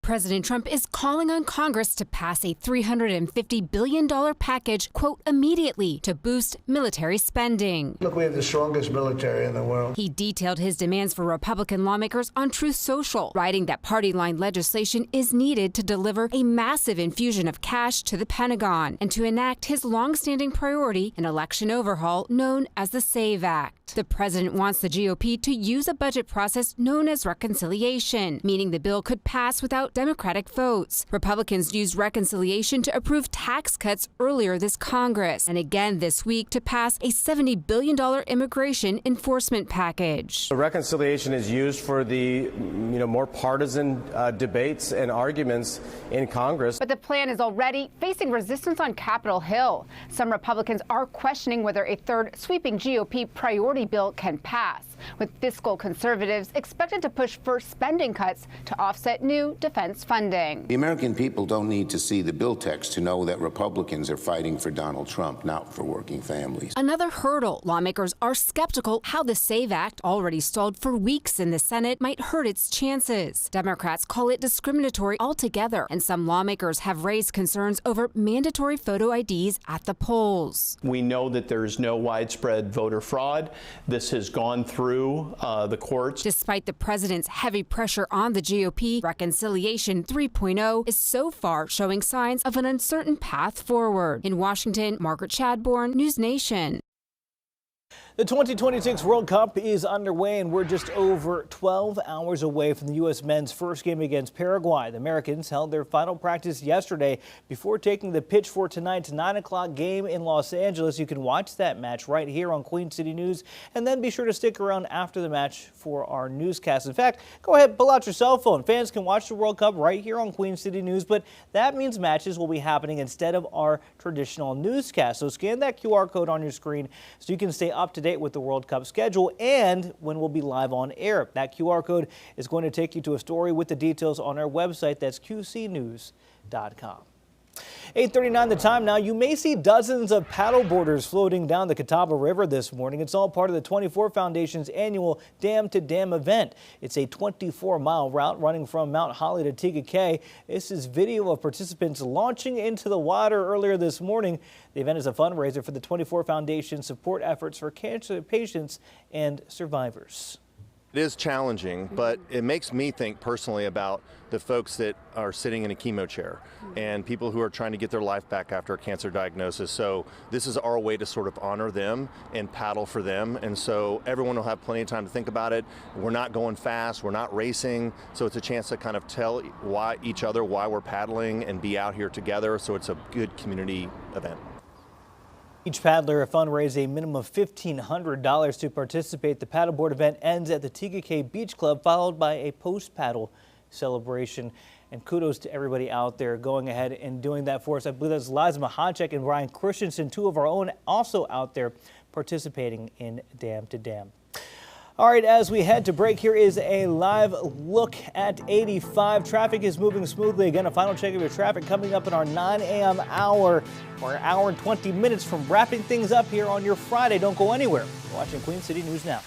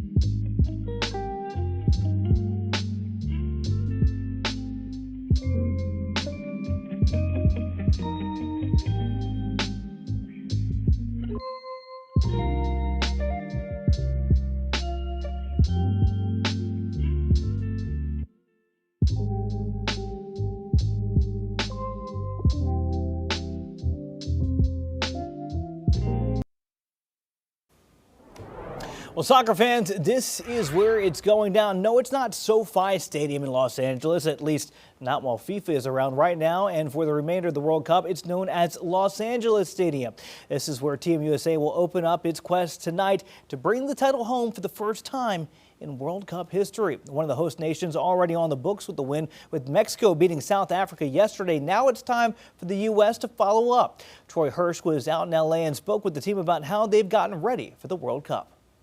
Thursday marked the final training session for the U.S. soccer team before they go into that stadium right over there, Los Angeles Stadium, for their first World Cup match. And while we've waited for this moment for a long time, the U.S. has waited even longer. This process has gone on for nearly 2 years. The U.S. has played under new coach Mauricio Pochettino now for 21 months and played 25 matches, 14 of them wins. They've had ups like their last 2 matches against Senegal and Germany, and downs like their previous 2 matches against Belgium and Portugal. Through it all, they were learning a new system and learning to play with each other, since they all play on different club teams around the world. But team captain Tim Ream says heading into the first match, they're right where they want to be. Yeah, I think we're there. You know, obviously there's always mistakes that happen in games. There's always, you know, breakdowns, but I think for the most part, everybody feels very good mentally and physically, and that's right where you want to be. You know, the tournament is in some ways a sprint, and in some ways it's not. And you have to be, you know, you have to be ready for you know, the very first game. And we've put in a lot of work over the last 2 weeks to do that. We 100% know exactly what we need to do. And you know, the best thing about him is he gives us the freedom to be able to adapt in the game. You know, there's not going to be something that you're going to be able to turn around and say, Coach, what do I need to do? It's like you need to have the instinct to know what to do, and he gives us that flexibility. So I think guys feel free in that. As Tyler Adams alluded to, Coach Pochettino has installed a more aggressive attacking style with the idea to try to create more scoring chances. And it worked very well against both Germany and Senegal. But when they take on Paraguay Friday night, they'll want to bring it up another level. In Los Angeles with the U.S. soccer team, I'm Troy Hirsch. Well, today's the day. Steven Spielberg's highly anticipated UFO alien sci-fi thriller Disclosure Day premieres in theaters nationwide. It comes just days after acclaimed UFO whistleblower David Grush announced he knows for certain that the U.S. government is aware of non-human life ranging from walking physical beings to a form of intelligent plasma. While Spielberg's movie may be fictional, widespread reports of UFOs and alien encounters make some people wonder if there's something to it. May Kay Beeler, host of the Queen City News Plus original program We Are Not Alone, joins us with the preview of her latest episode featuring May Kay, a woman who claims to have been abducted by aliens. May Kay. I know it sounds out there, it sounds out of this world, and well, it is. All right. So Natalie Hill says she is a lifelong experiencer and abductee with over 19 years of encounters involving various types of UAPs and ongoing contact with non-human intelligences. Since 2023, she says she has entered into direct contact with several types of beings, including star people, greys, mantis beings, and hybrids. She says she recalls being taken aboard spacecraft at least 4 times, starting at age 2. In 2024, she recalls being on board a ship where she was healed of an ailment. Afterwards, she woke up in her bed and noticed something on her body. Take a listen. And then I went to sleep and woke up like nothing had happened again, right? And then I had the marks. This is the first time I had the marks on my back. I had 2 red diamond grid patterns on my back on the left and the right side. Again, this is called the red grid mark phenomenon. There are thousands of people with these marks, and some people associated with abductions. And this is documented. First time I'd heard of it, but it's well documented. Okay, Natalie is the founder of the United Experiencers Initiative. It's an international nonprofit movement created to provide safety, healing, and empowerment for experiencers like herself. Now, she's quite a story. There's a lot to it. To listen to the whole conversation, tune into Queen City News Plus and our Queen City News YouTube channel to watch for free. It's a special edition of We Are Not Alone. Okay. And the timing is interesting because Disclosure Day, as we said, comes out today. Okay. You Here say it it's well comes. documented. so other people have experienced what she's experienced. The marks on the back. Okay. Yeah, a lot of experience. Now, we can say, well, really, where did it come from? Right. How can we know? But a lot of folks have reported this. Maika, I got to give you credit, though, because when you talk to these people, they truly believe in what they've experienced, and it's not just one person. No, it's a lot of people. And Right. I'm going to be honest with you. I have great respect. Mm-hmm. I do. I go into it believing them because why would I not? Right. Right, I'm just sharing their stories. I'm not telling you what to believe. I'm not telling you I believe it. Mhm. But I do have an open mind, and you learn a lot because there's so many similar stories. How can all these people be making up the same story? What I love about it, and I want you to watch and decide for yourself, you know, there are people who say, oh, these aliens or these whatever. Or Grays. Grays, hybrids, mantis beings, Yeah. insectoids, hard for me to believe, but that some are evil and these are demons, but she talks about love and what she has experienced. Love are from them. beings that want to help us, that want to help humanity Well, and look, help us evolve. That is a lot, and I like that message. You know what? That is something I think we can all get behind. I think we all need a little help. We do. And if it comes from a mantis being, That's so be it. All right, Maika. Thank you. Ted, look, it might feel like a day where you want to be extraterrestrial and go someplace else because it's just so darn hot. Oh, absolutely. Do extraterrestrials sweat as well? Because we're all going to sweat under this heat. That's all I'm saying. 78 degrees, winds are calm, dew points in the low 70s. Lots of sunshine to go around. Traffic's moving at speed limit pace right now here on Independence Boulevard. We're at the 80s, folks. I don't know if that's a good thing or a bad thing. I'm just celebrating the checkpoint. We are looking at low 80s I-40 corridor, low 70s in our mountain counties. Humidity ramps up, getting into the mid 90s, and even your heat index of triple digits will be felt heading into the peak heating hours of the day. So right now, today's highs forecasted to hit the upper 90s, triple digits, Monroe, Shaw, 99 degrees, Rockingham, Rock Hill, Lancaster, 80s in our mountain counties. Your extreme heat risk in the purple takes hold over Mecklenburg County for this afternoon. Zooming out, I'm looking at upper 90s, Charlotte, mid 90s up through the northeast. I'm looking at triple digits, El Paso, Phoenix, into Las Vegas, well above normal temperatures heading into the northeast from Pennsylvania, New York, and the Carolinas. So cold front pushes east. That's going to give us some storm potential for this evening. So keep an eye to the sky as you head into your nighttime hours. Mostly dry for the most part, with maybe a pop-up shower east of I-77 heading into Friday afternoon. But it's this evening, 7 p.m. That's where the storms really start to pop east of I-77, a little bit around Uptown. Dry overnight. Then we see the isolated storms impact us and surge heading into Saturday afternoon. Slight risk for severe weather today. That's level 2 out of 5. I think it will stay more dry than wet, but the main threat will be damaging winds that come with some of those isolated storms. 1/10 of an inch to maybe 1/4 of an inch, and then overnight lows settle into the low to mid 70s heading into your early morning hours. 7-day forecast brings in those 90s Saturday and Sunday, overnight lows in the 70s, 80s return heading into early next week. You're watching Queen City News Now, the most honored and the most local news in Charlotte. We'll be right back.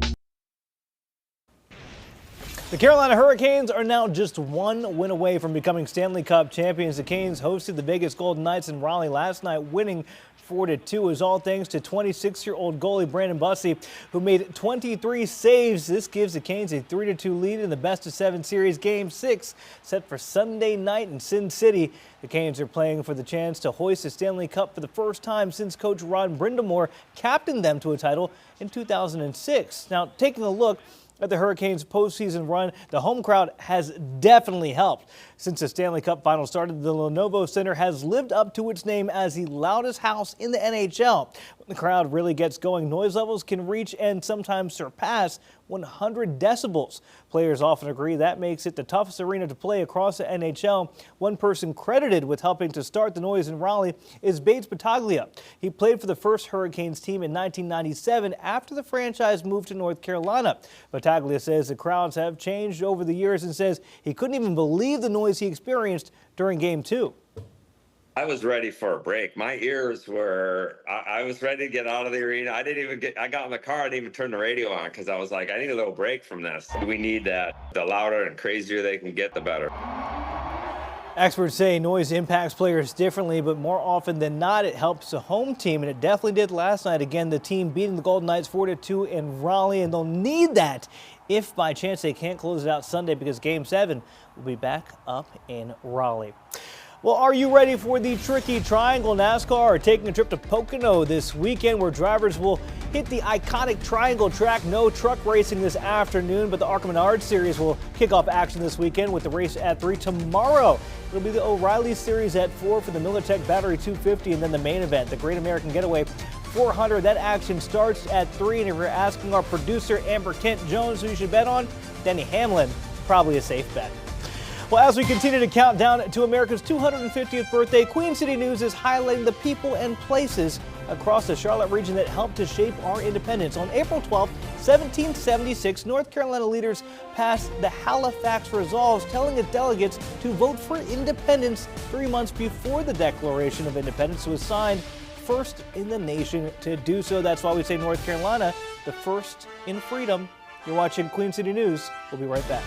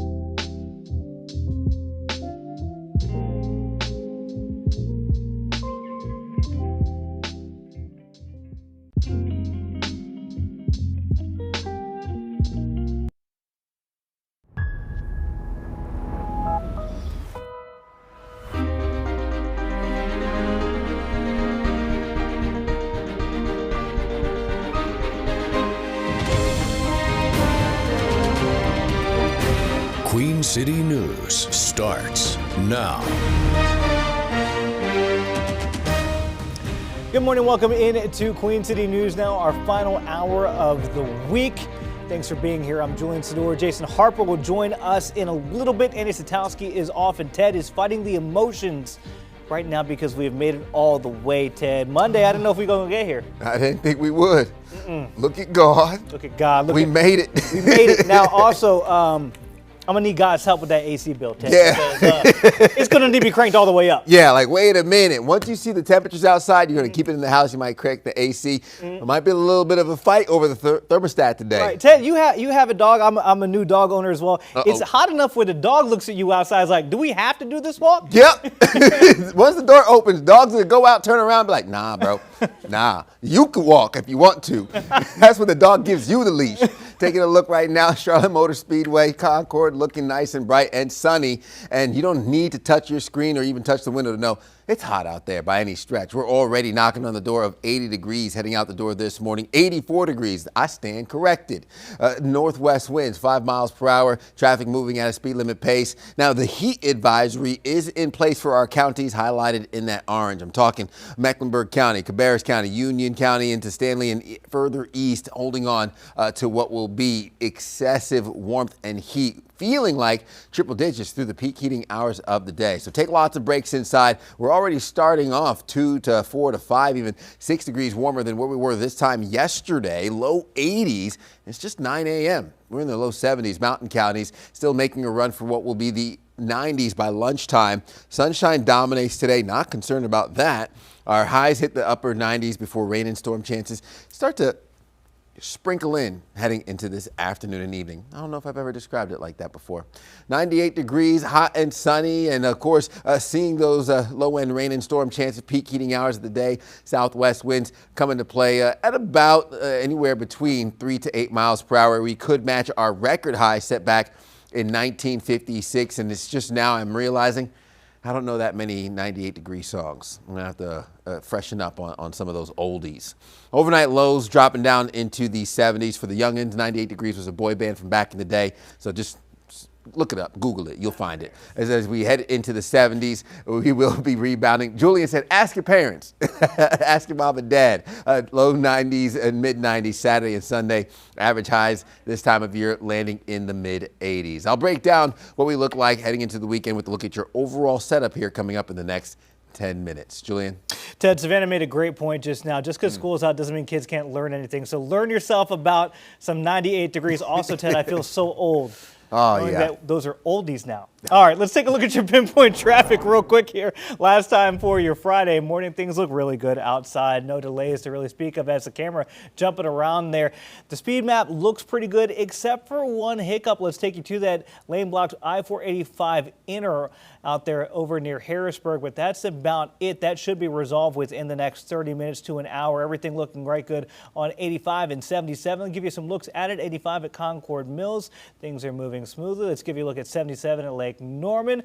Picture perfect there. Same is the case on Independence Boulevard. Of course, if something major happens, we'll let you know on air or online, qcnews.com. But besides that, everything looking pretty good out on the roadways. Everybody enjoy their weekend.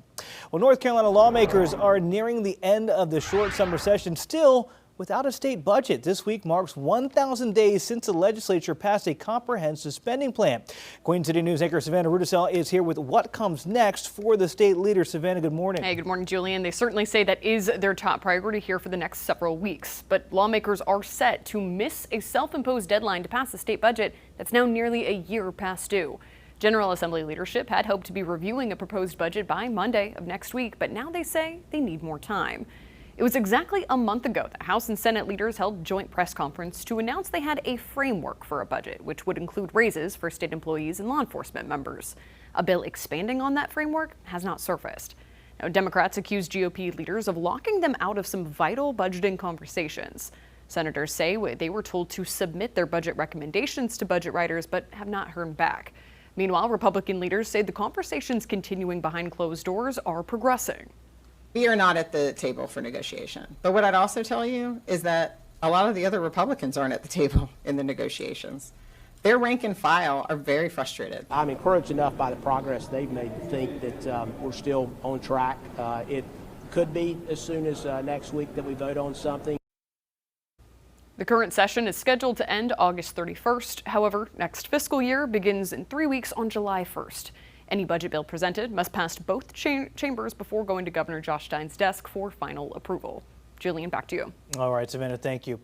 All right, what you're about to see is a result of what troopers call a dangerous maneuver on I-77 in Huntersville, all in an attempt to apparently not wait in traffic. Wednesday, a motorcyclist skipped across the barrier into the express lanes, but the end result was not save time. No, it was a deadly crash. As Queen City News anchor Jen Cardone tells us, unfortunately, the maneuver isn't uncommon as more drivers simply refuse to wait in traffic. When traffic starts to back up on I-77 in Huntersville, that's typically when more people choose to take the express lanes. I think people just need to relax and just chill out.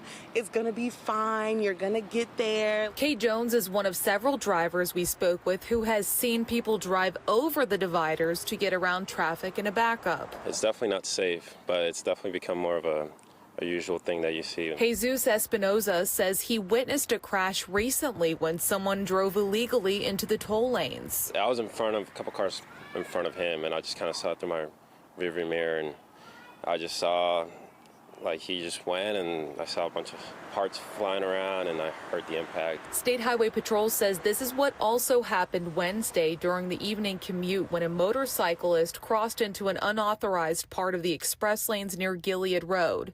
36-year-old Taiwan Jordan was killed by a car that was already driving express. You shouldn't do it, but cars do go pretty fast on the express lane, so it can lead to a pretty bad crash. Dividers like these, they may be super flexible, but they're actually here for a reason. They're meant to keep drivers safe, and that's why you should only enter and exit the express lanes at designated areas. When other people see that, then they're gonna be like, oh, it's not even damaging to my car. I can go too. And then you got 3 more people following that person. NCDOT says these delineators are meant to be flexible to allow emergency vehicles to enter and exit as needed. We've asked State Highway Patrol for data on crashes due to drivers crossing illegally, and will provide it when it becomes available. Jen Cardone, Queen City News. 9:07 the time now. Police chief in Catawba County has been cleared of evidence tampering charges in a decades-old cold case. A judge yesterday dismissed a case against Willie Armstrong. The Brookford police chief was accused of destroying or changing an audio recording in a 1992 murder case. Armstrong filed a motion to dismiss the charges last September, arguing the state lacks sufficient evidence to proceed to trial. But the case did go to trial this week, and after the state rested its case, the judge says he made his decision due to a lack of evidence. Well, new this morning, President Trump claims the U.S. has ended the war with Iran. The president says he expects the deal to be finalized in the next few days, possibly over the weekend. The agreement would resolve the conflict and reopen the Strait of Hormuz. President Trump also says Vice President J.D. Vance could attend a signing ceremony for that peace deal in Europe. Meanwhile, Iran's foreign ministry spokesperson says the country has not reached a final decision on any agreement, calling any reports of a deal merely speculation. News of the agreement came out Thursday after President Trump canceled planned strikes on Iran. As dangerous heat arrives in the Carolinas, a lot of people will be kicking their HVAC units into full gear, but it remains quite pricey if that system needs to be replaced, which can cost homeowners tens of thousands of dollars. Queen City News reporter Matt Stell has the crunch some might find themselves in as they navigate inflation and the cost of so many other things still going up. The heat wave has arrived in the Queen City, and the experts from Morris Jenkins HVAC and Plumbing are already getting calls. Families in the house, it's 97 degrees outside. That's when they're running full gear. That's when they're going to break down on you. HVAC systems breaking down at the worst possible time is why the company continues to push people to get preventative maintenance at least twice a year. You want to get those coils cleaned. You want to get the dirt out, make sure they can breathe. You want to get your drain lines flush. You want to make sure those filters are clean, those blowers are clean. A broken HVAC system for an average-sized home will typically cost you somewhere between $10,000 to $15,000 to replace. But without a healthy emergency savings, where is the wiggle room for these unexpected costs when so many families are already dealing with record inflation and rising energy bills? That's often what brings people into crisis assistance ministry.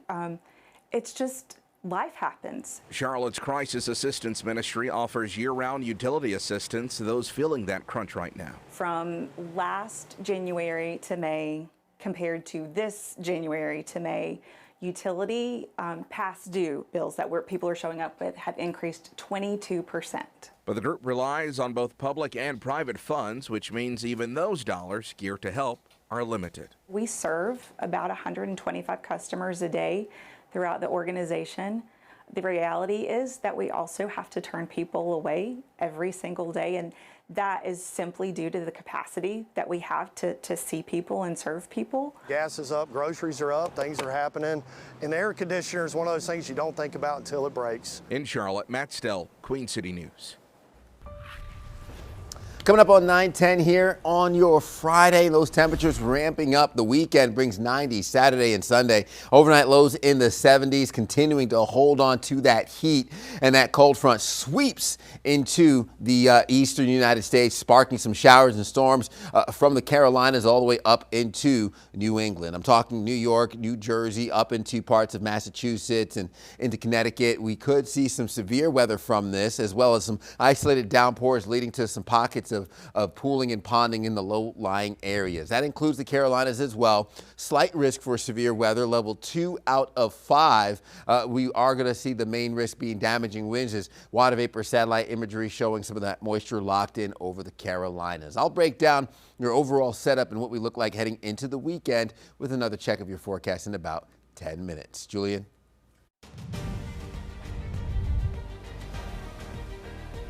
All right, what's going on, everyone? Ted, I'll take it. I am live inside the Innovation Barn where there's plenty of AC. It feels so good. All right, so listen, everyone deserves a second chance, right?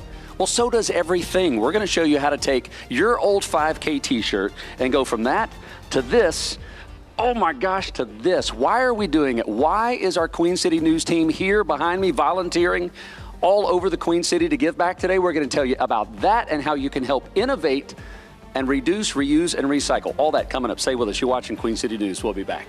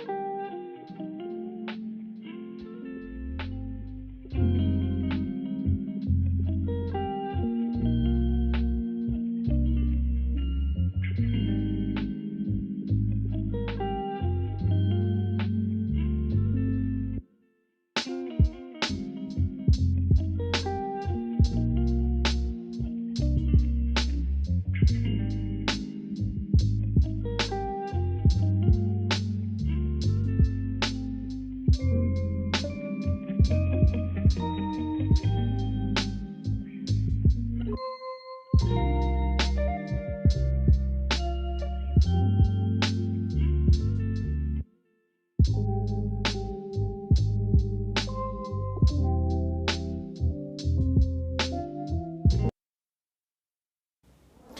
back. Queen City News' parent company Nexstar is working to give back to the community as we celebrate our 30th year providing news to communities around the country. Our very own Jason Harper live this morning at the Innovation Barn where he is giving back to the community. Jason, you toss the suit away, you got your polo on, and you are ready to give back. What's going on over there, brother?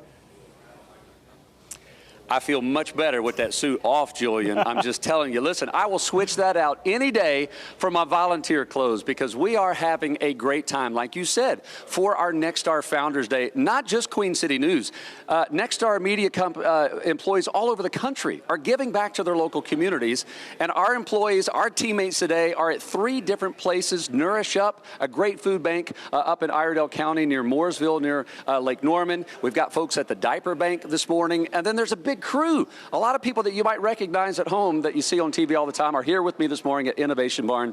Amy Ossaker is the executive director.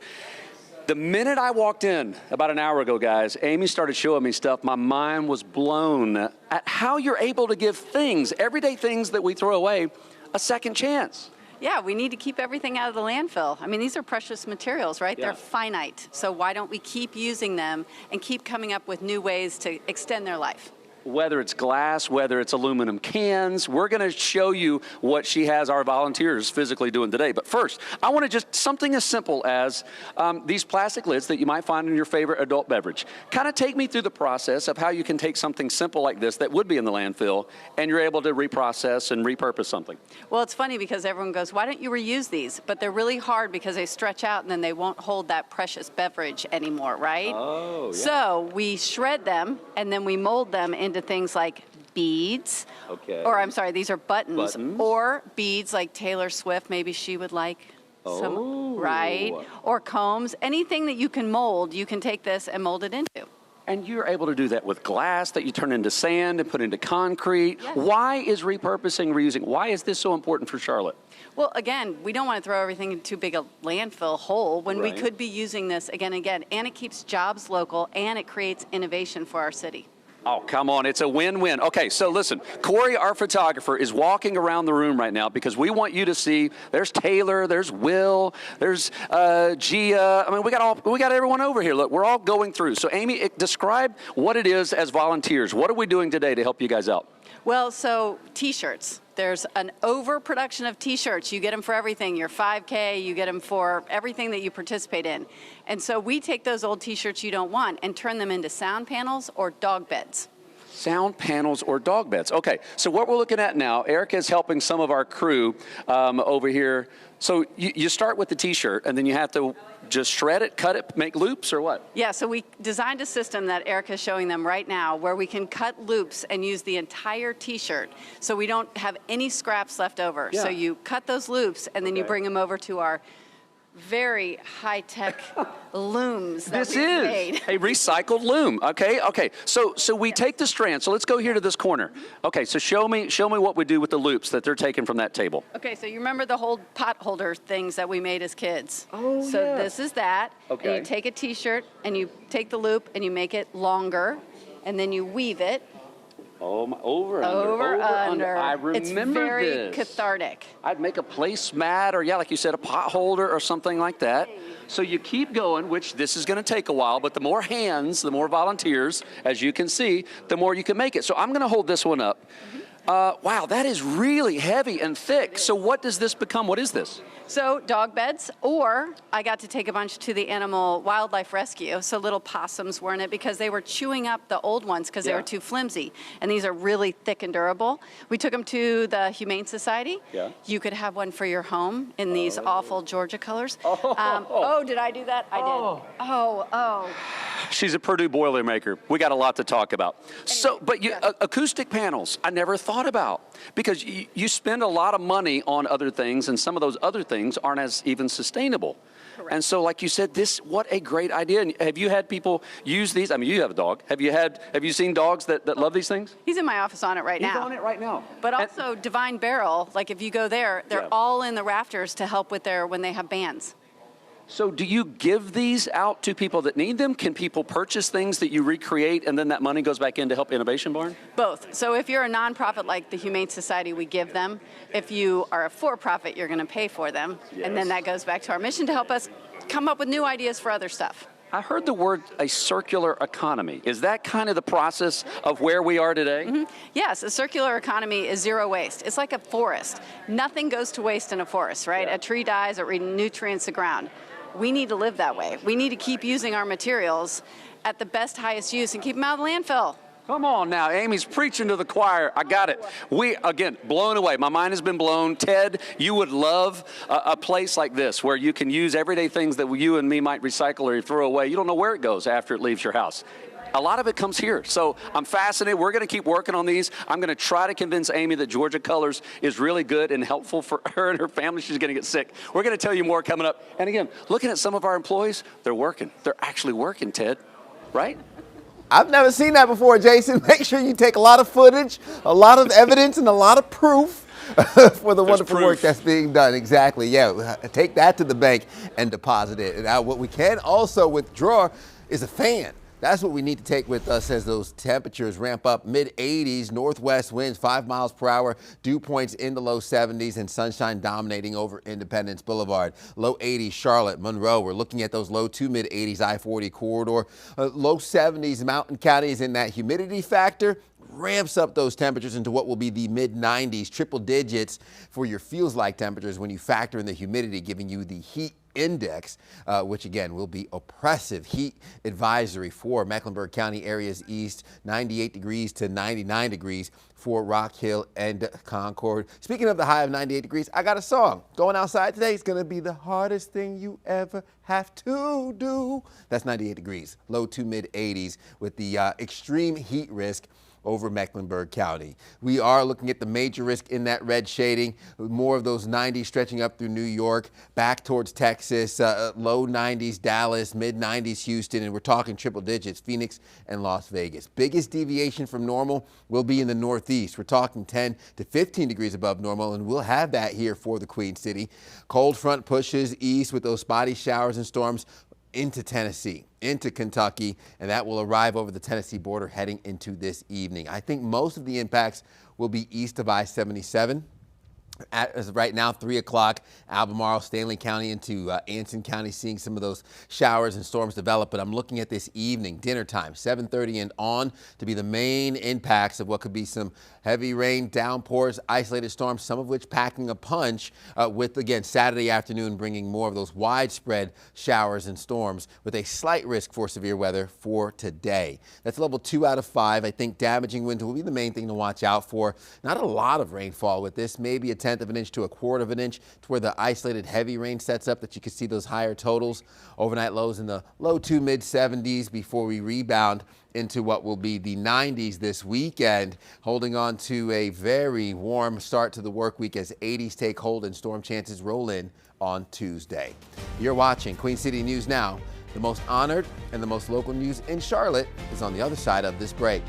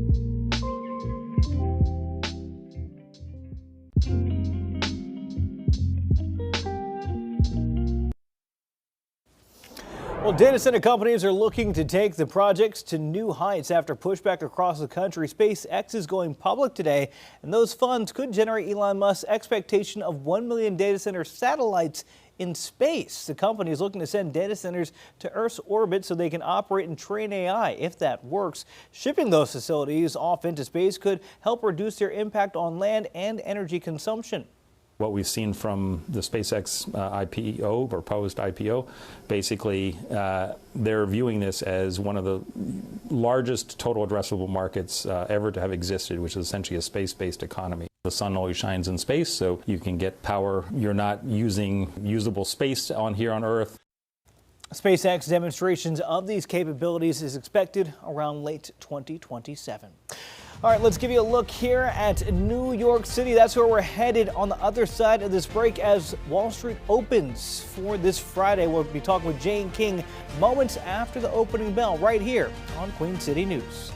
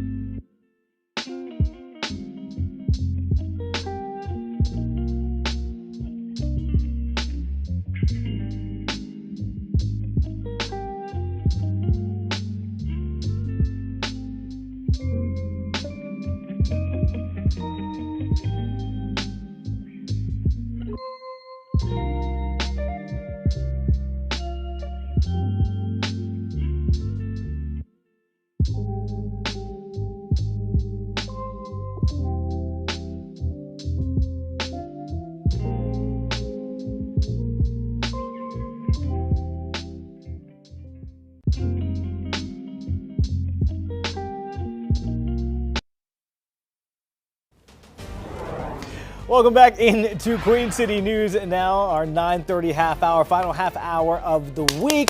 Thanks for being here. I'm Julian Sador, Jason Harper. You saw him out live. We'll talk to him in just a sec. Andy Satowski, she's off. Teddy, 30 minutes left between us and the weekend, brother. That finish line, I can see it. Can you see it? It's right there. Okay. I feel like when we're looking at the finish line, though, you know how when it gets real hot outside, things kind of get that little blur to them as the heat waves come through? I feel like that's where we're at. Exactly. That's exactly where we're at. It's like, I know we're going to punch out and like look outside. I mean, we don't punch out anymore. But it's, you see the door. It's like, do I really want to go out there? Yes, I do. To get to my air-conditioned car, to my air-conditioned home. Yeah, this is when the auto start is helpful to cool the car down because it's going to be toasty. And if you have leather seats, this is probably one of those like sit down and like jump up really quick because it's going to burn you once you sit down. That's how hot it gets. 80s on tap, winds out of the northwest, 5 miles per hour. We're looking at low 70s temperature-wise. Listen, our heat advisory in that orange has taken hold for Mecklenburg County, Union County, pushing east well above normal conditions. as we look at the excessive heat giving us a feels like in the triple digits. So we're 4 to 6 degrees warmer than where we were this time yesterday, even 9 degrees warmer towards Hickory. Low to mid 80s, Charlotte, Concord, Albemarle in the mid 80s, 70s for your higher elevations. Day planner shows a significant warm up on the way. I'm talking mid 90s turning into upper 90s through this afternoon. So today's highs will be 98 degrees, hot and sunny, southwest winds as anywhere between that 3 to 8 mile per hour range. And then we are looking at a 30% chance of those showers and storms heading into this evening. So we're looking at those highs matching the record high of 98 degrees. 1956 is when that was set back. And shout out to Willie P, because we know for Friday, just give me one more night, and that is all we need. So breaking it down, we'll have another look at your forecast heading into the weekend coming up in the next 10 minutes. Julian? Smoother than the other side of the pillow, man. Cooler, I should say. Well, the largest IPO in history takes place today, and investors are becoming more convinced a peace deal with Iran is closed. Jane King live at the New York Stock Exchange with those stories. Jane, stocks had a monster rally yesterday after news of that deal broke. How do we look today about a minute and a half into the day? Well, positive today as well. So building on those gains from yesterday, Julian, the Dow is up by 300 points. So we're at 51,169. Oil trading down about $2 a barrel here this morning. Of course, the market's a relief and they believe that something is happening with Iran. We did get some confirmation from Iran state media overnight as well that a deal is in place. We'll see what the details are, but something is certainly happening and the markets are responding positively. All right, Jane, the other big story of the day is a SpaceX IPO. Are there any trades yet? No, and typically, even for kind of an average, I'll call it, IPO, we wouldn't see first trades take place for a couple of hours. They try to match all the buyers and sellers and, make sure that everything goes smoothly. So it could be after lunchtime before we see that first trade with SpaceX. But the ticker symbol SPCX going public today. CEO Elon Musk says the goal is for humanity to become multi-planetary. Now, SpaceX makes most of its money from Starlink, but of course they got the reusable rockets, and there's also talk about data centers in space as well. And Jane, Google will be partnering with the defending champions Argentina to showcase Gemini during the World Cup. Right, and that's their AI, Google's Gemini. So the logo will be on some of the training toolkits, and they'll also be able to analyze teams' form, play, statistics, and Google Search will be reconfigured to kind of act like a fan. They'll give generated answers for real-time queries, look at some key plays, in-depth statistics as well, and fans can create songs, memes, and cartoons with Gemini also during the World Cup. Okay, World Cup news, World Cup excitement, all there. Jane, enjoy your weekend and enjoy the Knicks game tomorrow night. Also watching Team USA. We'll catch you on Monday. Yep, okay. All right, well, speaking of the World Cup, officially underway in North America, right? We are excited. The men's national team going to hit the pitch tonight at 9 in LA against Paraguay. There's a lot of pressure on the boys to play well and spark some hope of maybe even, dare I say it, winning the World Cup. We'll talk about that. And here to get us ready for tonight's match, friend of the show, Willie P, the play-by-play commentator for Charlotte FC. And before I let you talk about Team USA, yes, Willie, some reports coming out about the home club Charlotte FC making some noise. Is there somebody coming to the team? Well, the what I would call the soccer shams. Fabrizio Romano has put out his trademark "Here We Go" on Charlotte FC's newest rumored signing, Alan Saint-Maximin, who was formerly at Newcastle. He's bounced around a couple of times. He spent his last 6 months at Lens in France, and he is rumored to be Charlotte FC's newest signing on a new 3-year deal. He is the left wing replacement for Wilfried Zaha, dynamic dribbler, somebody who can really get into the final third. Wouldn't necessarily be the same kind of finisher, I would say, that Wilfried Zaha is, but in this league, it is built to have people take on defenders. The league is begging you to take on defenders, and Charlotte just needs more of that creativity with the dribbling to get guys to miss and to get somebody with the pass in the middle for a guy like a Pep Biel or an Idan Tokolamani to be a finisher in the middle. He obviously has the ability to finish himself. I'm not going to put that on him and say that he can't, but I think it's one of those things where they wanted to get younger at the position. He's about 5 years younger than Wilfried Zaha is, and something that we've talked about over the course of the last couple of months is that Charlotte needs to have some stability at the designated player positions. They already have one with Pep Biel. There's rumors and questions about whether or not Liel Abada is here beyond this window. If you get Alain Saint-Maximin on a contract here, and he is here for a while and he's contributing, then that brings stability to the Charlotte FC roster and hopefully more productivity as well. Okay, love all these news. And speaking of younger players, productivity, we got to talk about the World Cup. Yes. Team USA hitting the pitch tonight against Paraguay. Now, I would say a lot of USA fans maybe underestimate the group that we're in. International fans maybe overestimate the group we're in. What should people realistically be looking at Team USA's chances first in the group? Well, I think they should be able to get out of the group very easily. I think you are the highest ranked team in the group. I'm not going to say you're necessarily the highest ranked team by far, but you're 17th in the FIFA World Rankings. That's not an exact science, but it is something you look at and say, this is a team that is favored in all three of its matches. I would say the slimmest favorite match is probably the match against Turkey, which is the final one of the group. I'd say you're pretty well favored against Australia, and you will be a decided favorite tonight against Paraguay. The United States has handled Paraguay in their 7-9 previous matches. I think they've got 5 victories in that span. So it's one of those things where you're definitely looking them to take this first game. They beat Paraguay here at the turn of the calendar year last year. They won 2-1 in a game that had goals from Gio Reyna and Folarin Balogun. They do have a dynamic player in Miguel Almiron, who we've seen in MLS and has played at Newcastle and has also played with Atlanta United, although his time with Atlanta in his second stint has not been as productive as his first stint. So it's one of those things where, yes, Paraguay have some quality, but it's more confined to their domestic league. They've got some guys in Brazil, some guys overseas as well, but they don't have, I would say, the kind of dynamic creativity that the United States would have with a guy like Christian Pulisic, with guys like Tim Weah, Serginho Dest, Folarin Balogun. I think the United States, top to bottom, is a better squad than Paraguay. They should get through this game.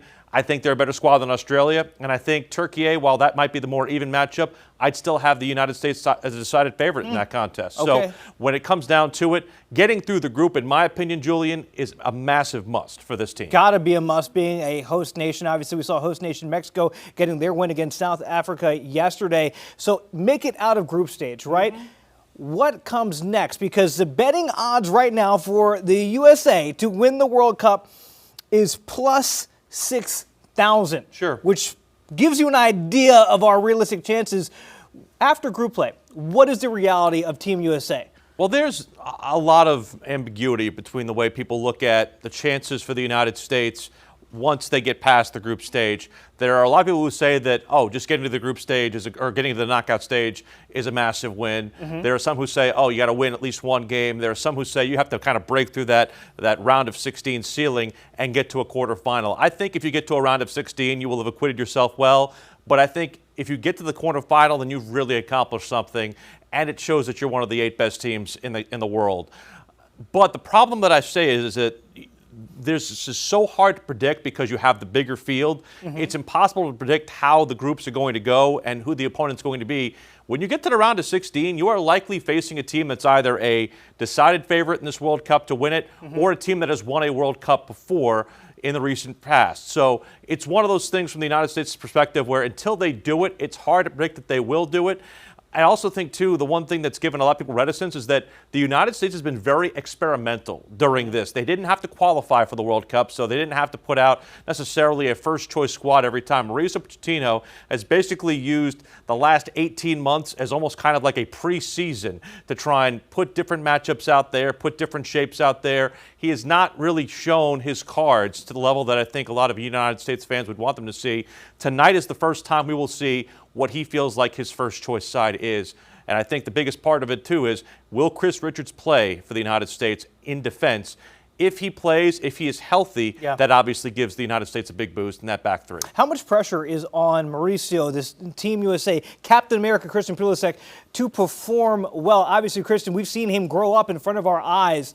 Now, the second World Cup that we'll see him playing in, how much pressure is on him and the boys to perform? Well, it's honestly interesting because a lot of the pundits who are in the United States men's national team orbit, if you will, are players who have played for the national team and done so very, very well. There's an inherent pressure that comes from that group of people already, because so much about this generation of the United States has been called the greatest generation. And large part, they have not necessarily delivered to the level that I think a lot of people who have the expectations bestowed upon them feel like they should have. So I'll say that to say there's already enough inherent pressure playing in a World Cup, independent of where you are. There's more pressure now because of the fact that it's a home World Cup, and it also could be the last World Cup for a lot of these guys, because you're lucky to play in one or two of these. It's very, very hard to be able to keep the form to be able to play in a third. So this might be the last one for this group. We don't know whether or not Mauricio Pochettino is going to be the head coach beyond the World Cup too, as well. A lot of rumors there. So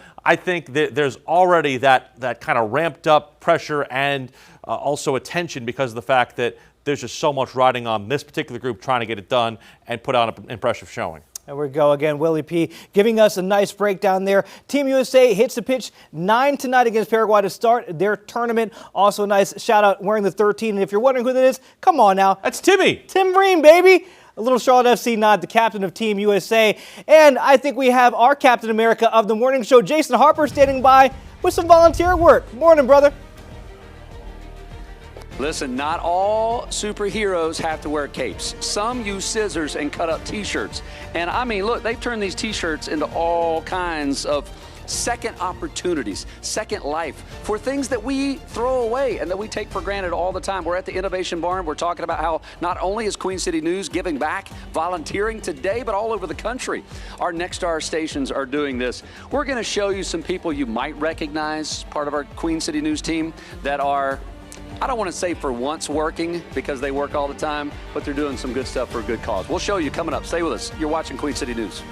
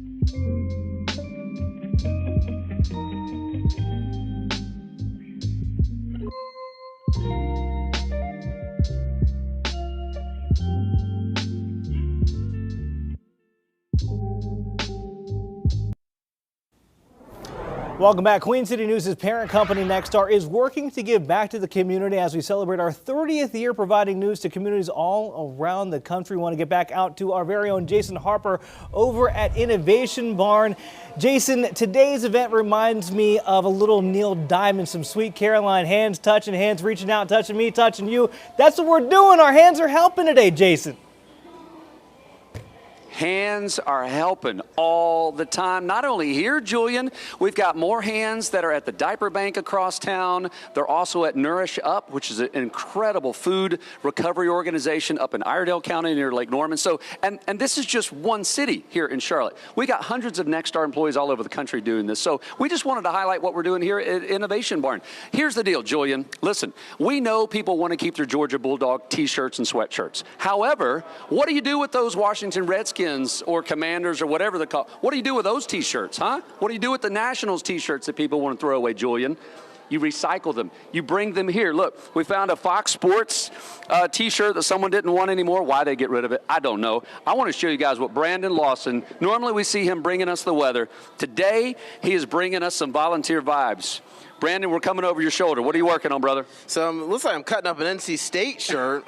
Sweet. I wish it was a Duke shirt, but it's all good. You would cut right through it if it said Duke. Oh man, I'd just rip it up. Honestly, I don't know God. if I'd even cut it. But no. I mean, we've been cutting out these shirts and making these little loops, and you can see what we've already done. I mean, Sam Berger just absolutely killing There's it. Sam, producer extraordinaire of all our hometown series. He's down there working with one hand, cutting a shirt that looks like it would fit Ted Phaeton. So he's doing some good work down there. Listen, Gabe McDonald somehow fashioned a really cool headband. Gabe, how's it going over here, man? Going pretty smooth, man. You know, just doing stuff for a good cause and Yeah. wanted to help out the people. You know, obviously there's a lot of shirts that I can think of that I probably don't need that I might need to bring here and cut it myself. So. Especially in the sports department, you guys get shirts all the time. Some you want to keep, some you want to get rid of. But look, I mean, there's some spring flowers in there. We're going on. James is working and Chris is working, and I'm going to move by, and Corey, I'm going to keep coming over here because we got more of some of our Queen City news team. Look, here's Will Lewis. What's up? Up and down, over, under. And it's blue, and the Seahawks got their championship ring yesterday, so I had to be over here. Listen, there's a Georgia Bulldog red, black, and white one over there. You want me to go get it? No, if I can cut the strips. No, we're not reusing, we're not recycling, repurposing that. So listen, part of what we're looking at here when we were talking with Amy's the executive director of the Innovation Barn, you take the t-shirts, you take this recycled loom, you might remember this from elementary school. You weave, you loop them together, you make what's going to be either a dog bed, you can use it for wildlife, you can use these for acoustic panels if you want. They're really like heavy duty, almost like kind of carpet material. Well, you're doing a great job. We got some of our staff that's out here. We got our general manager who loves being on camera without his suit on, but Joe's got us out here. Seth runs our sales team. Erica helps run the Innovation Barn and the rest of the great programs out here. Look, we got Gia, we got Taylor, we got Brad who probably doesn't want to be on. What's up, Brad? Look, everyone's out here working. All right. You're what? We're locked in. We have to focus because we don't want any. Okay, let's be honest. Who's the best and worst out of this trio? Look at Taylor backing up. Why is she backing up? Did you make a mistake, Taylor? Corey, if we can come in real tight, we want to show everyone. You want to look here. We want to look right through this area, right here. This shows you that this was not built by AI. Sometimes you need a little human imperfection, a little extra love. The puppies are going to love that one spot, Taylor. Taylor's got a new puppy.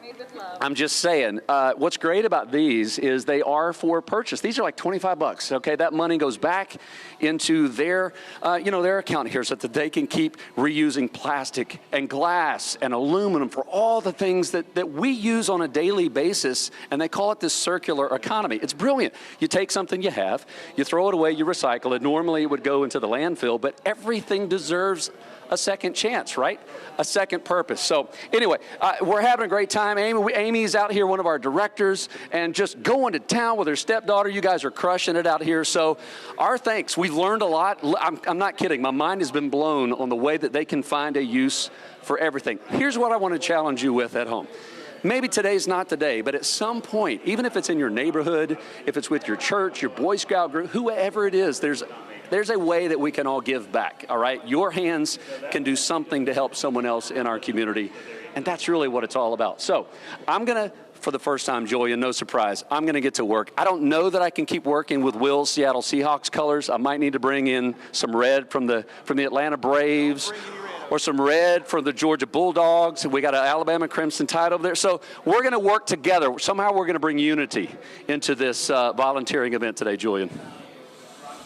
Jason, I absolutely love it. And I was going to ask when you're going to finally put down the microphone, pick up some scissors, and actually help out a little bit. So good to know you're going to help out too. I also have questions, the safety concerns. Sam Berger was trusted with the pair of scissors, our producer. Oh, I'm shocked.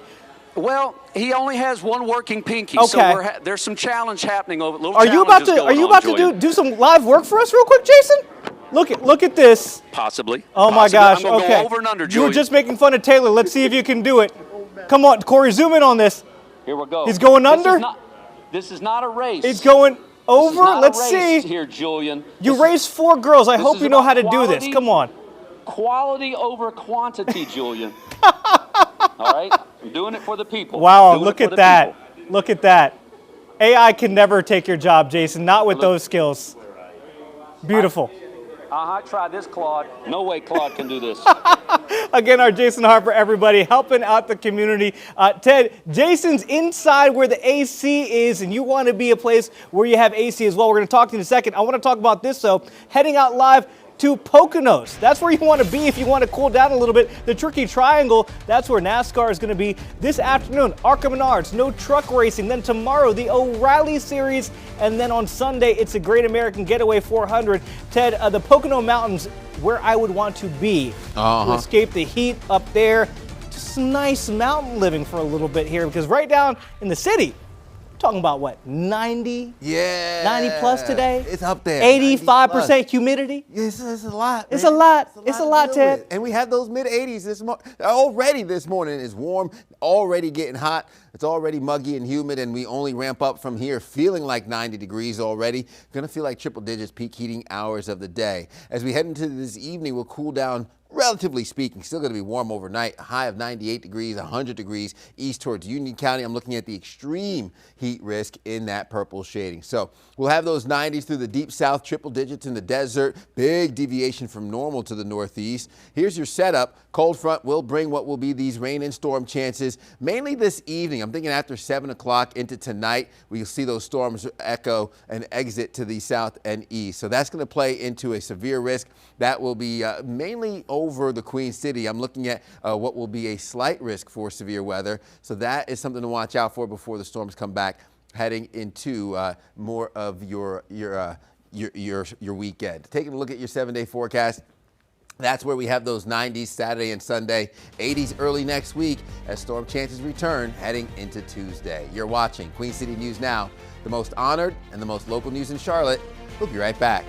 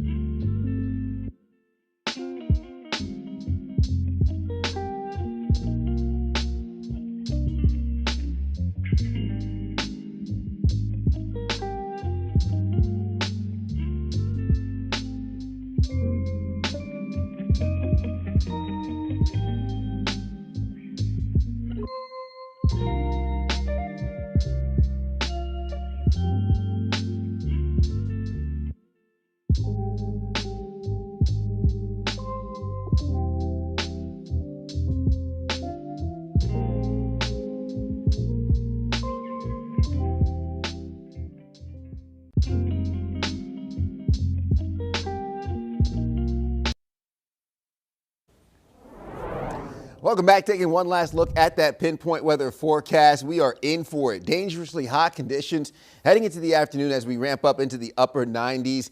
Be on the lookout for that excessive heat. Heat advisory for Mecklenburg County heading into the peak heating hours of the day. I'm looking at those showers and storms rolling in late this evening. Another round comes Saturday afternoon as 90s linger through the weekend. Back into the 80s early next week as we hold on to storm chances returning by Tuesday. Got to get through the weekend. All right. It's a bird. It's a plane. No. It's a soccer ball? Huh? A New York skyscraper was lit up with a soccer ball display yesterday to celebrate the first matches of the World Cup. Of course, there's a lot of reason to celebrate today. That's because the U.S. men's national team will play tonight at 9 against Paraguay. Look, Jason and Annie left me and Ted. Liza left you, Alicia, so we figured we come over and hang out with you for a little bit. Can we hang out? Guys, I've been waiting for this moment. You know we have The great crossover? chemistry. Yes, it's a party. Okay, so we've got our shelter pet of the week. We're looking to adopt some pets. Nice. Tomorrow's National Rosé Day, so we're going to have a little Rosé, put your pinky out, Right, Teddy. put your pinky out. Okay. You need some sushi to go with your rosé. So we've got Come on. sushi in the house. So pets, rosé, sushi. That sounds like a perfect weekend. What are y'all doing this weekend? Chilling with you. Chilling, right? Yeah, we're going with That's Alicia. Look, what is your best way to stay cool with the heat, Alicia? Because I know you always like to have these little quizzes. What's your best way to stay cool? You know, you got to put a little ice right here. Just a little, a little. This is cheap. Ziploc bag ice, and just put it just right there, dainty. And then you sip And you the sip your rosé. just like that. And you get somebody to wait on you and fan you. Oh, Life is good. Yeah, okay. That's it. That's it. There we go. Well, you know what? Exactly. Fan Alicia, stay tuned. You stay cool at home. Watch Possibly Charlotte up next. We will catch you guys Monday, dark and early at 4 a.m. Have a good weekend and go Team USA.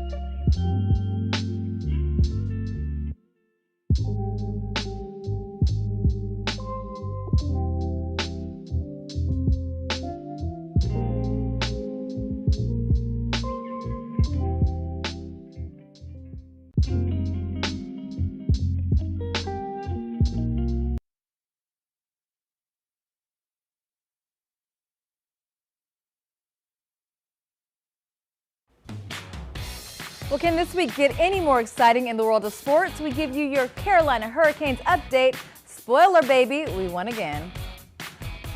And it's National Rosé Day tomorrow, so we're going to celebrate with Emmy Lou's.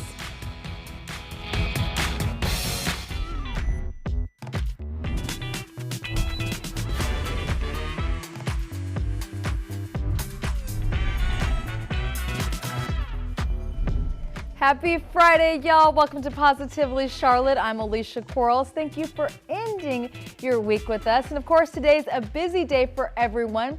Our very own Liza Mahacek is included. Here she is at the 24 Foundation's Dam to Dam event, where our girl will be paddleboarding for 24 miles for cancer research. We've got Tara Lane out there, chief meteorologist. So cheer on the whole team. Our Brian Christensen is there too. We are representing. Of course, head to the 24foundation.com to donate and show some love, not only for our team, but for our entire community. It's also Founders Day here at Queen City News. So we'll be out and about all over the community, you know, volunteering and really giving back. All right, guys, the Canes, they are on fire, and they've got the Stanley Cup right in their sights. After last night's game in Raleigh, the Canes are leading the Las Vegas Golden Knights 3-2 in the Stanley Cup final. The action kicked off at Lenovo Center, and the Golden Knights taking the first goal 7 minutes into the first period. Then came Jordan Staal, getting a goal 5 minutes later and cementing himself as one of the greatest players in the league's history. This was his 6th goal in the Stanley Cup final. So soon after, Andre Schweck took to the net to bring the lead to the Canes. Then it was Sebastian Aho's turn to bring the score to a nice comfy 3-1. That's how we like it.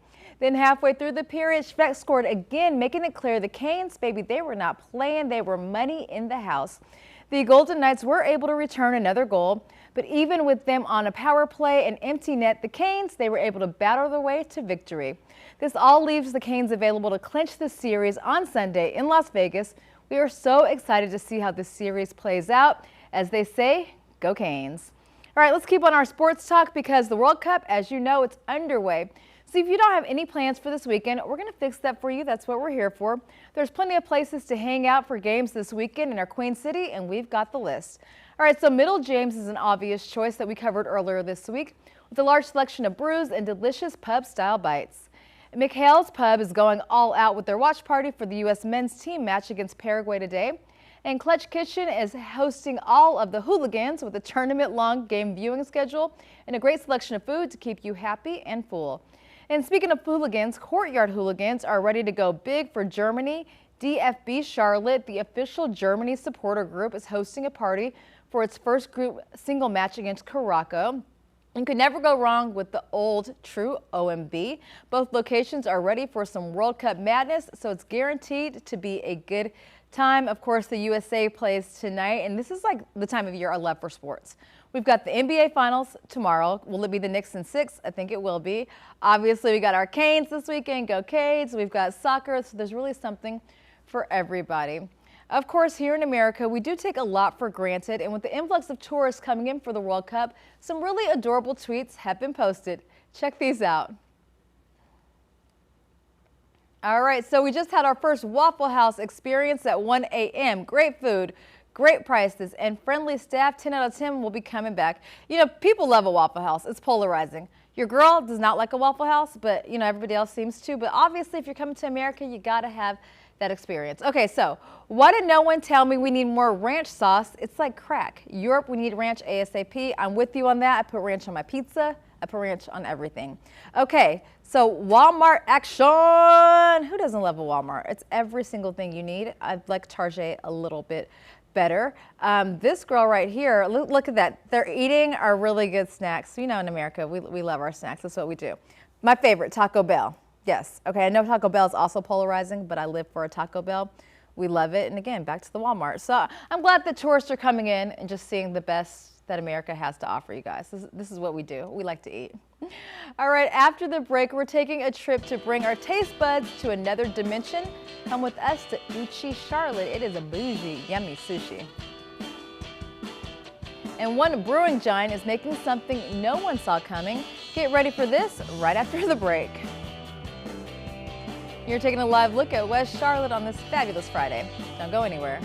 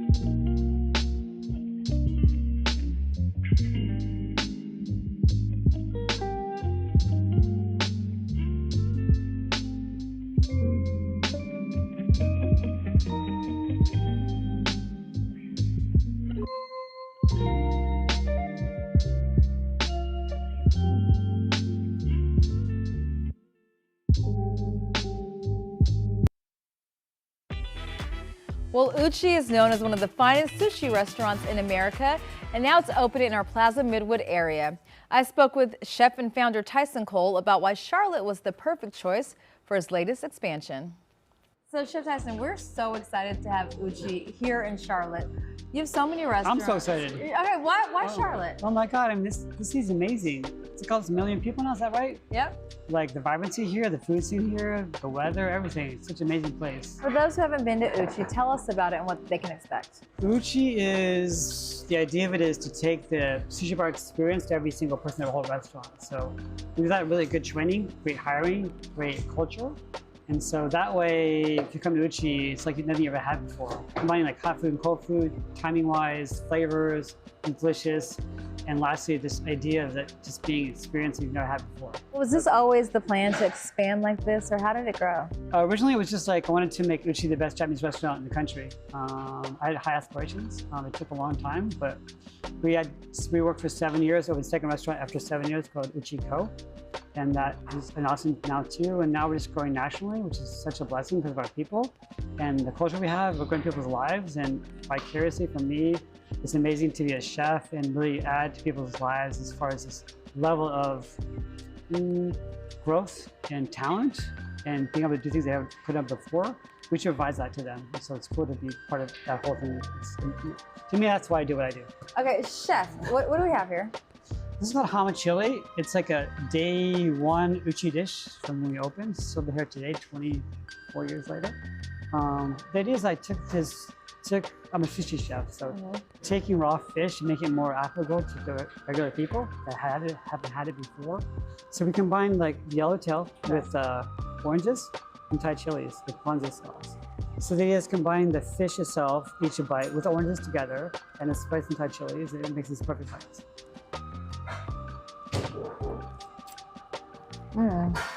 It's delicious. Well, this would be a good entryway for somebody that isn't really a sushi connoisseur. Totally. Now, you said this dish, I think you said it was perfect. I can't remember what you said, but what is this dish? It's called a kamite. It's actually tuna with watermelon. Oh. So this idea is like, again, taking raw fish and adding food to it. And so I thought that if we could take like things that are the same color, go well together. And so watermelon and tuna together, it's beautiful. It tastes good too. The sweetness from the watermelon and tuna together is one bite.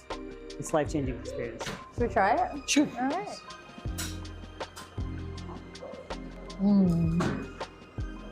Very refreshing. Right? Uchi's about the guest. And so we love this idea that you come to Uchi and if you've been before, that's fine. If you've never been here, dude, that's great. We're going to try to provide this experience to you that will change your life, and you'll come back again and again and again. There's also Uchibo, which is the Uchi upstairs, and it's really just like light bites and wonderful cocktails. It's beautiful, so if you haven't been, it's definitely worth going. A special place. All right, well, science is full of mystery and wonder, including a question we've never thought to ask before. Have you ever noticed which way people tend to drift in a crowd when they're walking? So it turns out there might be some science to this. Researchers studying pedestrian movement found people have natural tendency to veer slightly left, creating counterclockwise movement patterns in groups. So they came to this conclusion after putting a group of people together in a small arena and observing their behaviors. Most people chose to walk to the left or counterclockwise. And researchers say the findings can help them understand pedestrian traffic and patterns. So there you have it. Even science says you don't always have to be on the straight and narrow. Okay, and it also explains why NASCAR operates the way it does. So very interesting. Okay, so you all know the phrase, good things come in small packages, right? Well, apparently Coors does not believe it. In fact, the phrase they're almost familiar with seems to be hold my beer, or maybe 3 beers. So Coors Light is going big for the World Cup. You're looking at it right there. This is called the Taller Boy. It's an 18-inch tall container that holds 3 regular cans of Coors Light stacked on top of each other. Think one of those aluminum koozies, but like very, very long. The limited edition release is inspired by soccer announcer Andreas Cantor's famous extended goal call. And you can see how Coors stretched their name on the can to mimic that. The Taller Boy goes on sale in limited edition drops this month for $30 each. I don't know about paying $30 for a koozie, but the Coors sure does know how to make a statement. That is pretty cool. I'm not into Coors or beer, but hey, if you're into it, if you like it, I love it. Well, a new study reveals that soda and sugary drinks may increase your risk of liver cancer. Researchers with the National Cancer Institute found a higher intake of sugar-sweetened beverages was connected to an increased risk of 2 major liver cancer subtypes. On the flip side, there was no association between intake of artificially sweetened beverages and liver cancer overall.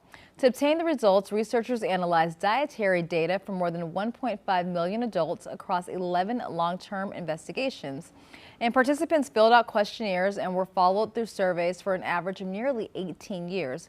The finding appear in JAMA Network Open, and water is a pretty great drink and it avoids all these problems. I'm just saying, but you guys know what? I'm a wateraholic, so I might not be the right person for this. I drink a ton of water, but hey, people love their Coke, their Diet Coke, but obviously you know their risks. Here's a question. Are you kitten fishing? Have you even heard of this term? After the break, we talk about the newest dating red flag that you might be unintentionally guilty of. Here's a live look at Uptown. You're watching Positively Charlotte. We'll be right back.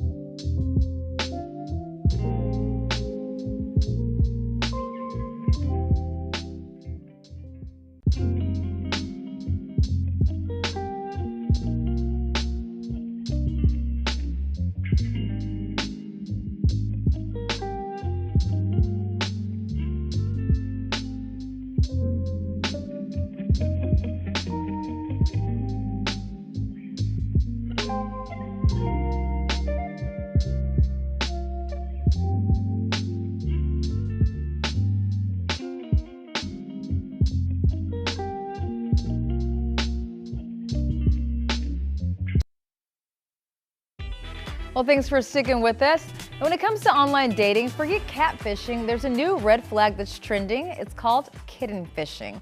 The term essentially means you're lying on your dating app, but only superficially. So kitten fishing could include inflating your height, changing your age, even using outdated photos of yourself. It's like a milder version of catfishing, only with better intentions. So instead of scamming people, most people say they kitten fish in order to get noticed in a large field of potential suitors. But experts say starting off with any kind of lie erodes trust even before you can build it. So as always, authenticity is best. Have I been kitten fished before? I got to think about this. Have I kitten fished anybody? I don't think so. I'm pretty much an open book, but you guys know what, I've been with some scammers. So I've been catfished. Let's just say that. Okay, around the world in 80 days? Nope. How about 3-day shipping? 2 Americans and a Brit may have set the record by crossing the Atlantic Ocean in a gas balloon. The 3 balloonists flew more than 3,000 miles. It started last Thursday when they took off from Maine while inside an aluminum frame basket that's as small as a closet. They predicted it would take 6 days to make the Europe to land in Luxembourg, but because of strong winds, it took just under 3 days. The winds were challenged from the start, and while they were flying over Newfoundland, they considered abandoning the trip while it was still possible to land in North America. But they rode out the winds, rain, and even the snow. So next time you see a hot air balloon, maybe just witness another international trip underway. I think this is so incredible. We were talking about this back in our office, and I think I would have crashed out, honestly, you guys, and had a panic attack in the air. So the fact that they did this, our producer Joey says he wouldn't have even gotten on. Our videographer Ryan has been on a hot air balloon. He says he's still nauseated 6 months later. So kudos to these guys for making it in under time. Well, there's a popular kids toy that's making headlines for all the wrong reason. Marilyn Upchurch brings us the concerning report that can help keep your kids safe. She's like, get it off me, get it off. Katie Spence describes when her 13-year-old daughter was burned by a Nido, a wildly popular gel-filled fidget toy that's so in demand, store shelves are often empty. Nido is meant for both kids and adults, but when it gets hot, the material inside turns molten. Spence's daughter's experience was caught on camera. I just left this in the car for 5 hours and look, it burns. I feel like it's gonna pop. Look, it's the gumdrop that's harder than the Nido. Look, wait. Oh my God. How would you do that? Look, what? Oh yeah, it is. Spence says it happened while they were in El Paso last Saturday after the Nido sat in the car for more than 4 hours. After the toy exploded, she jumps out of the car and she's screaming at the top of her lungs, please, Mama, get it off, get it off. There was people all around. We were trying to get it off, but they said, don't take it off because it'll rip her skin off. So then I rushed her to the nearest children's hospital. According to Spence, the gel inside the toy caused third-degree burns on her daughter's arm and leg. The viral fidget toy is made by Massachusetts-based toy company Schilling. All Nido packaging includes the warning, caution, do not leave in car or direct sun, contents may become hot, do not heat, freeze, or microwave, may cause personal injury. Those contents, if they're on the skin and you can't get it off the skin very quickly, which if it's a little bit sticky when it's warmed up, again, now you're in that danger zone. John Femling with emergency medicine at UNMH says he doesn't recall any incidents at the hospital involving someone getting burned by the contents of a Nido, but says hot cars always pose a risk this time of year. What that means is any sort of toy or anything else that gets to that temperature, if it's at 140 degrees, can cause a burn in seconds. Nido has made headlines as the subject of a dangerous trend on social media that involves putting it in a microwave, which has also led to injuries. But Spence says this was an accident, and she wants other parents to know the risks. Don't warm it up. Don't leave it in the sun. Don't leave it in a car. Marilyn Upchurch, KRQE, News 13. All right, well, in keeping in health news and tech news, 2 new studies suggest smartphones are driving down birth rates, especially among younger people. So researchers at Middlebury College and the University of Cincinnati looked at countries with early iPhone access and saw bigger drops in birth rates between 2007 and 2011.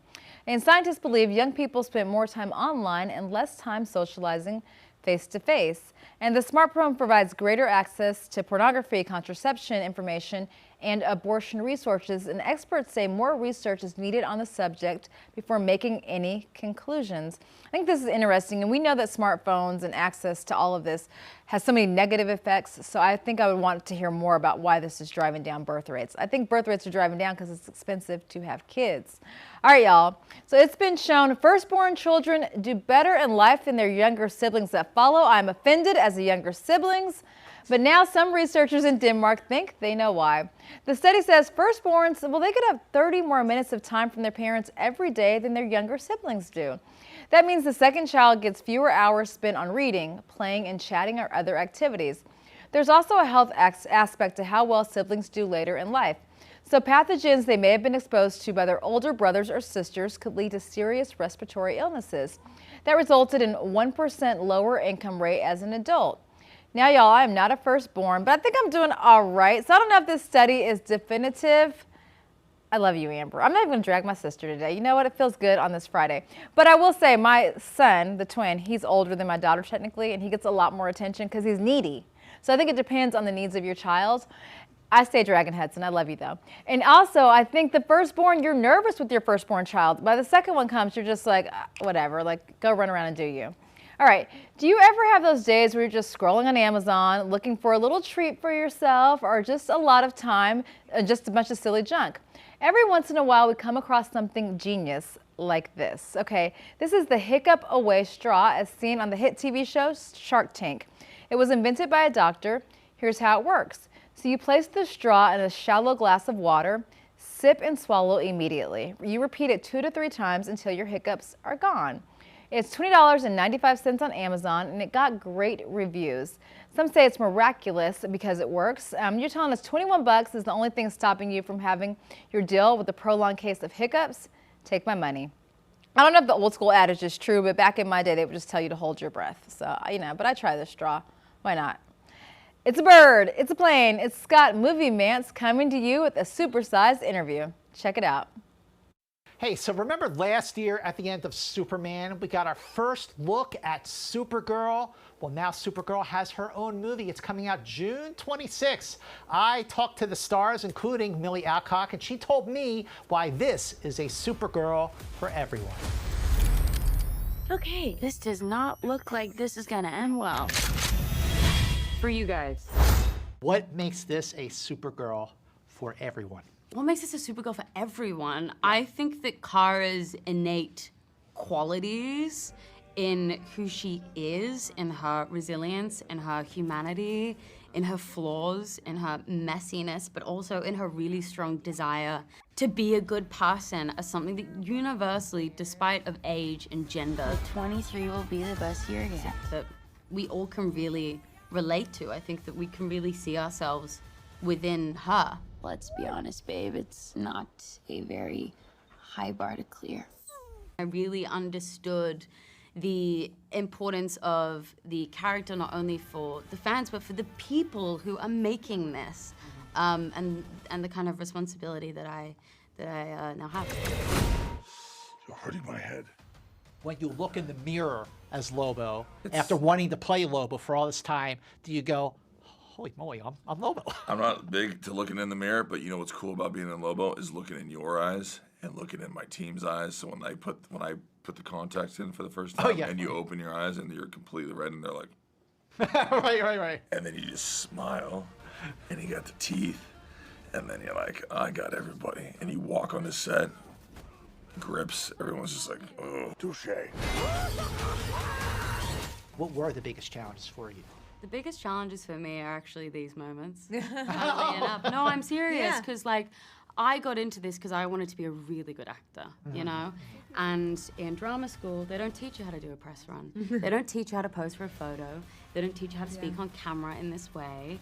They don't teach you what it's like to suddenly have external opinions about you, not who you play, but who you are and how you look.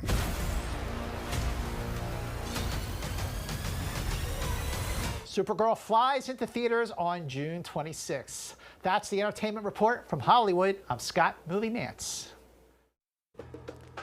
Well, it's time for that pink and refreshing beverage we all love. We speak with Emmy Luz about all things rosé, baby, after the break.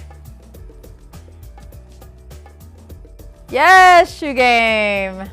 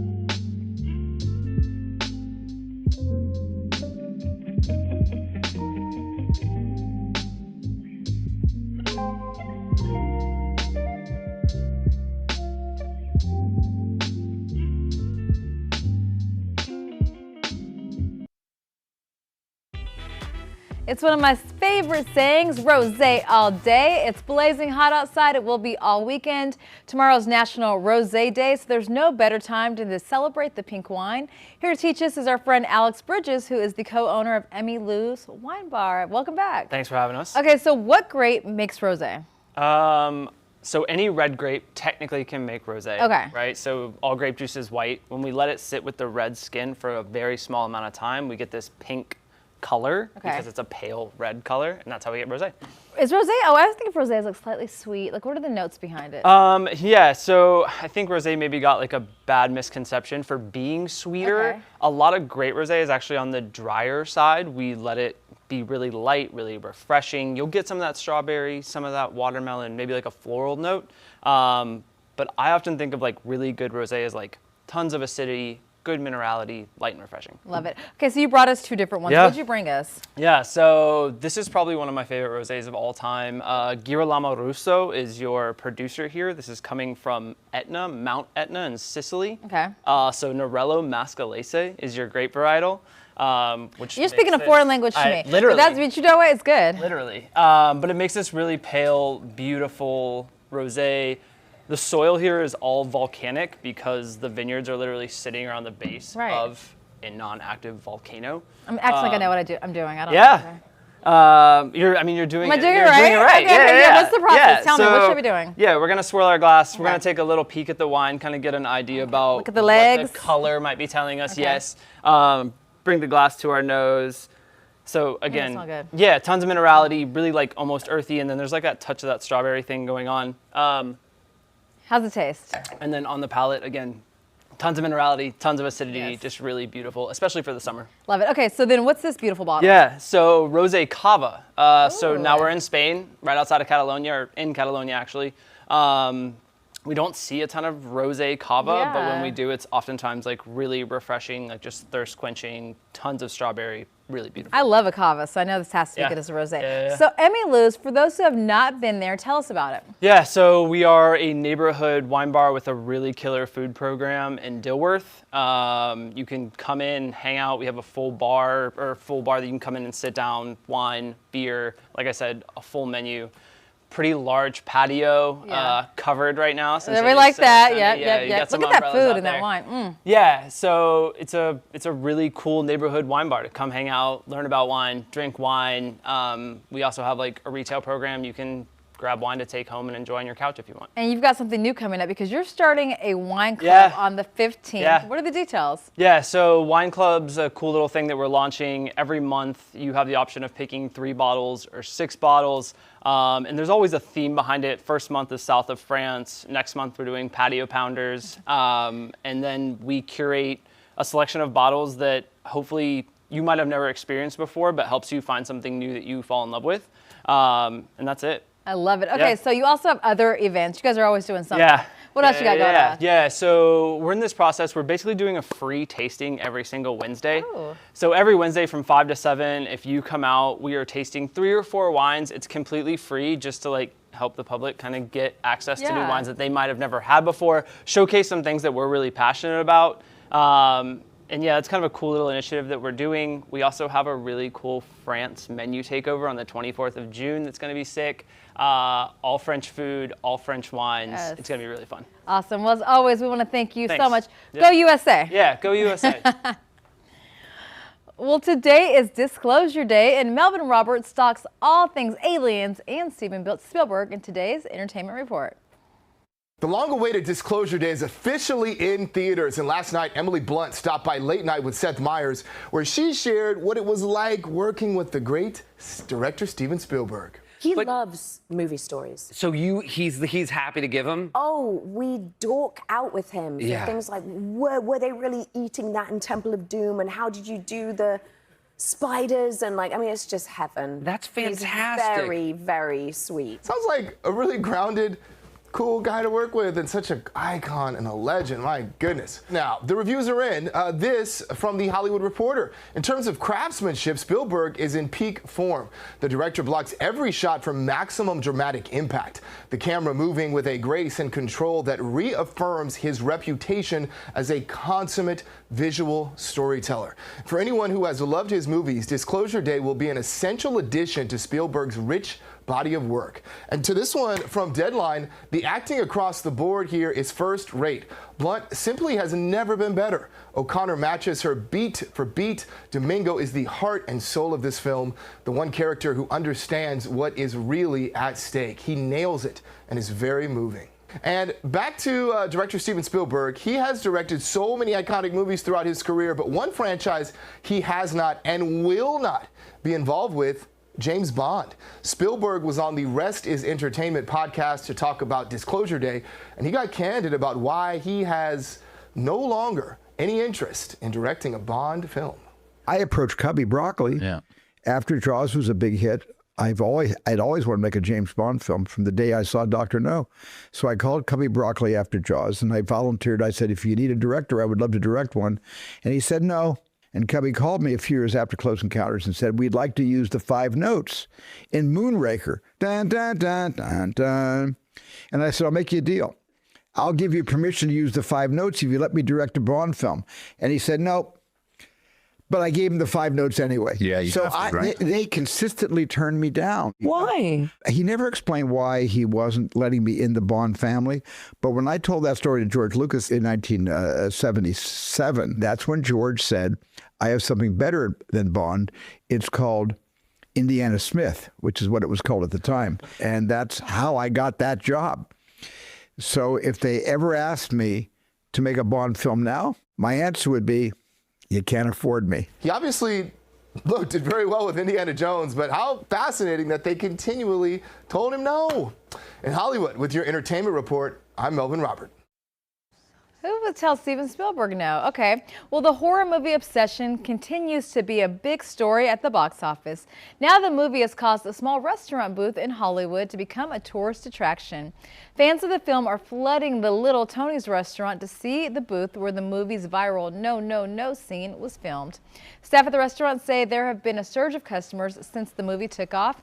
Obsession has grossed over $229 million worldwide on a budget of just $750,000. It's honestly awesome to see how something like this can bring the movies back together and bring an influx of customers into a deserving business. So this is the little movie that could, and not so little movie anymore. Okay, well, in wild legal news, Nick Reiner is asking a court to release more than $1 million from a family trust to help pay for his murder defense. The 32-year-old is accused of killing his parents, filmmaker Rob Reiner and his wife Michelle Reiner. The pair were found stabbed to death in December in their Los Angeles home, and Reiner's defense says trustees have wrongfully denied him access to the $1.5 million his parents set aside for him years ago. I don't even know what to say about this. So he's accused of killing his parents. He's asking for money they set aside for him to defend him in killing his parents. Boy, go sit down. Now, I know it's innocent until proven guilty, but seriously, sit this one out. All right, guys, coming up after the break, we take a tour through time right in our own backyard. Learn the history of Kings Mountain right after the break.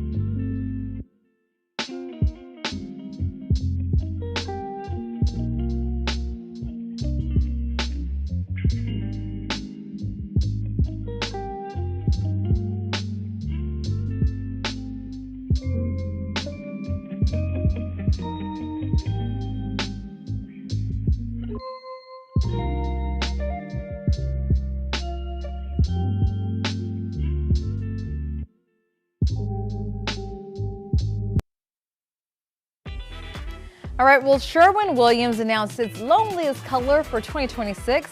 That's it. The color they said sold the least in their collection. It's called Offbeat Green, or if you want the exact shade, it's SW7606. Now, Sherwin-Williams describes it as an earthy lime green that balances brightness and warmth. Well, one man from Akron, Ohio, he took it up himself to remedy that in a big way. LeBron James partnered with the paint company to give the shade a resurgence by painting the front door of a home education center that's being built in James's hometown. The partnership benefits the I Promise project, which aims to uplift youth and family education in the town of Akron.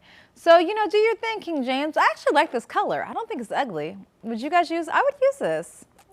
Our producer Joe says he would use it. So it's a beautiful color. All right, WWDC is still going strong, and Rich Jamiro is highlighting our favorite part, owning a smartphone. See all the apps and see what's being showcased in today's Rich on Tech.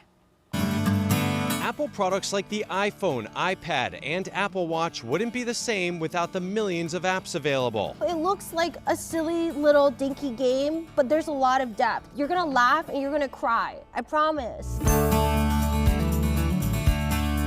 At Apple's Worldwide Developers Conference, app makers from around the world gather to learn about the latest tools and features. Inside Apple Park's Underground Observatory, I chatted with some of this year's award-winning developers. We won the Best of App Store on iPad. It's an honor to be recognized. If you've ever wanted to create videos for social media, the app Detail can help. It combines a camera app, teleprompter, and AI-powered editing tools into one package. Think about video creation. There's all these little tools that you have to juggle and you have to combine.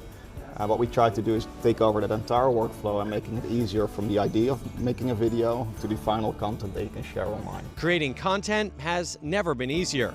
When it comes to games, Ginger's Garden is a 3D, very cozy, warm game for preschoolers. Kids can explore, complete tasks, and grow a garden. Kids can just sit there and feel good about planting strawberries or hot dogs. Wait, you can plant a hot dog? You can plant a hot dog. That is one of the secrets that you found out. The game is available through Apple Arcade, which means no ads or in-app purchases. No fast dopamine hits.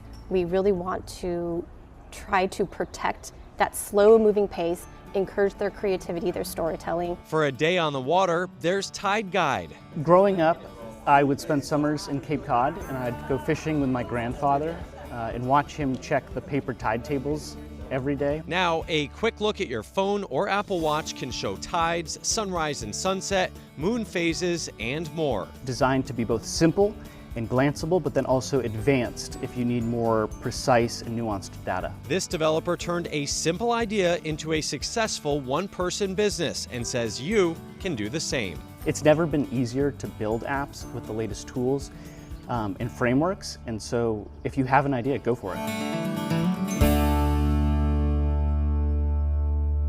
Well, have you ever heard a weird ad on a podcast or video and you weren't sure, is this legit? Well, there's been a major update in the streaming space over it.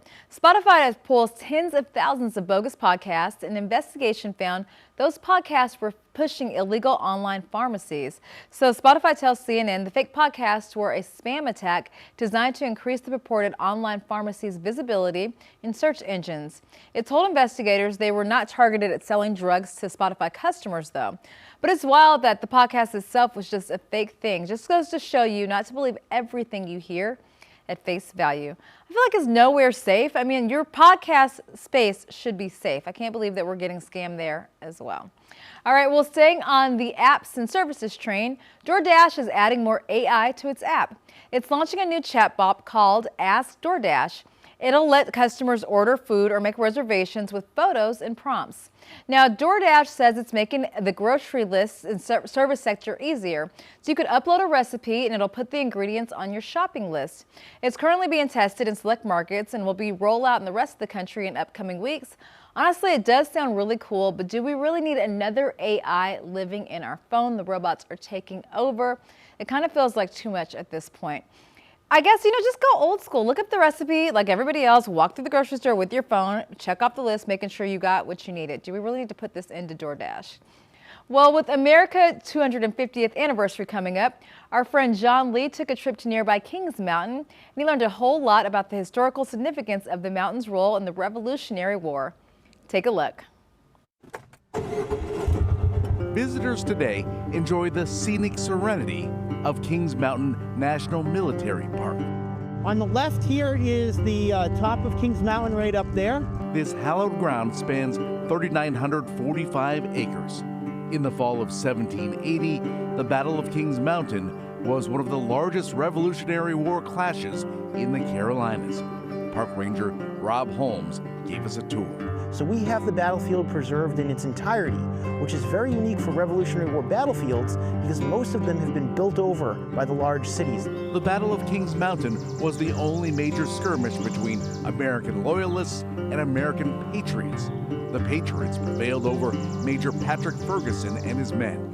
Thomas Jefferson called the decisive victory, quote, the turn of the tide of success. Whereas before, everybody thought the war was coming to a close and the Patriots had lost, now they were reinvigorated. They believed that they could still win. Kenneth Quinn of Spartanburg walks through these grounds weekly and appreciates the history that comes with the territory. Especially the Revolutionary War, because that's what the only reason we got a country. There are monuments and markers throughout the park. Two are in honor of local militia commander Major William Chronicle. This one installed in 1815. This marker is very special to us here at Kings Mountain because this is the second oldest battlefield marker anywhere in the country. The museum at the park includes artifacts like the sword of Patriot Colonel Frederick Hambright. This is a coat button from a Royal Provincial uniform. We're looking at a collection of musket balls that were recovered from the battlefield during an archaeological survey. The U.S. monument is in the area where the Battle of Kings Mountain ended. The plaque here speaks to the significance of this spot. Kings Mountain National Military Park helps educate the public about a pivotal chapter. Outside of the Western Carolinas, in the larger context of our country, most people are not familiar with this battle. Wonderful. I took a couple there, so hopefully there's one that you all like. The park casts light on what happened on this revered real estate and how it shaped the Revolutionary War. The plan of the Patriots is to kind of envelop and surround the mountain. In Cherokee County, South Carolina, John Lee, Queen City News. Well, there's plenty more positivity headed your way to kick off the World Cup weekend, including a very fun way to make your picks who's taking it all this year. Stay right there. We'll be right back with the details about this neat little trick.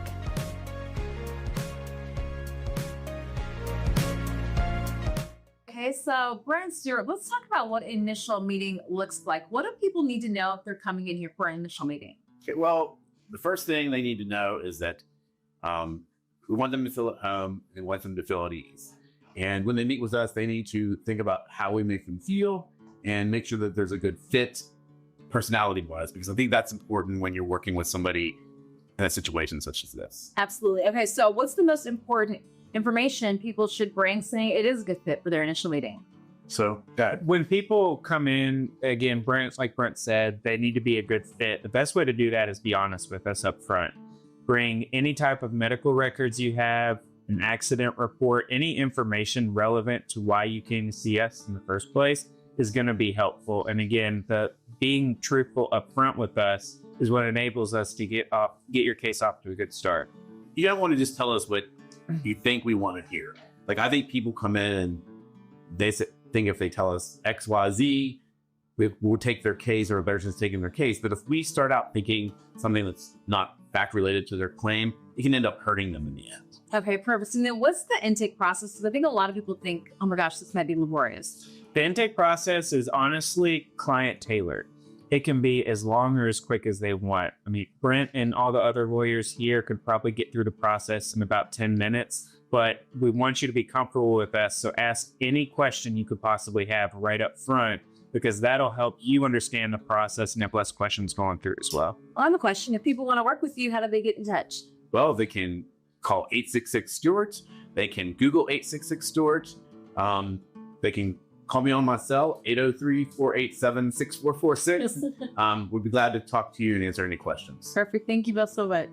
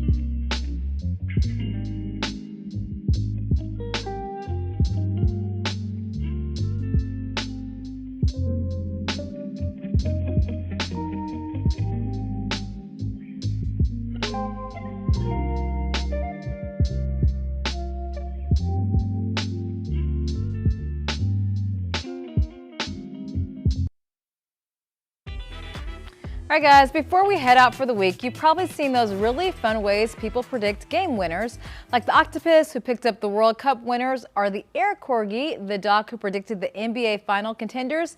Well, check this one out. It sure is unique. FIFA ワールドカップ2026グループ D アメリカ対パラグアイの試合を勝敗予想してまいります。さあこの試合はどうなる？傘回しで勝敗予想。結果はどうだ？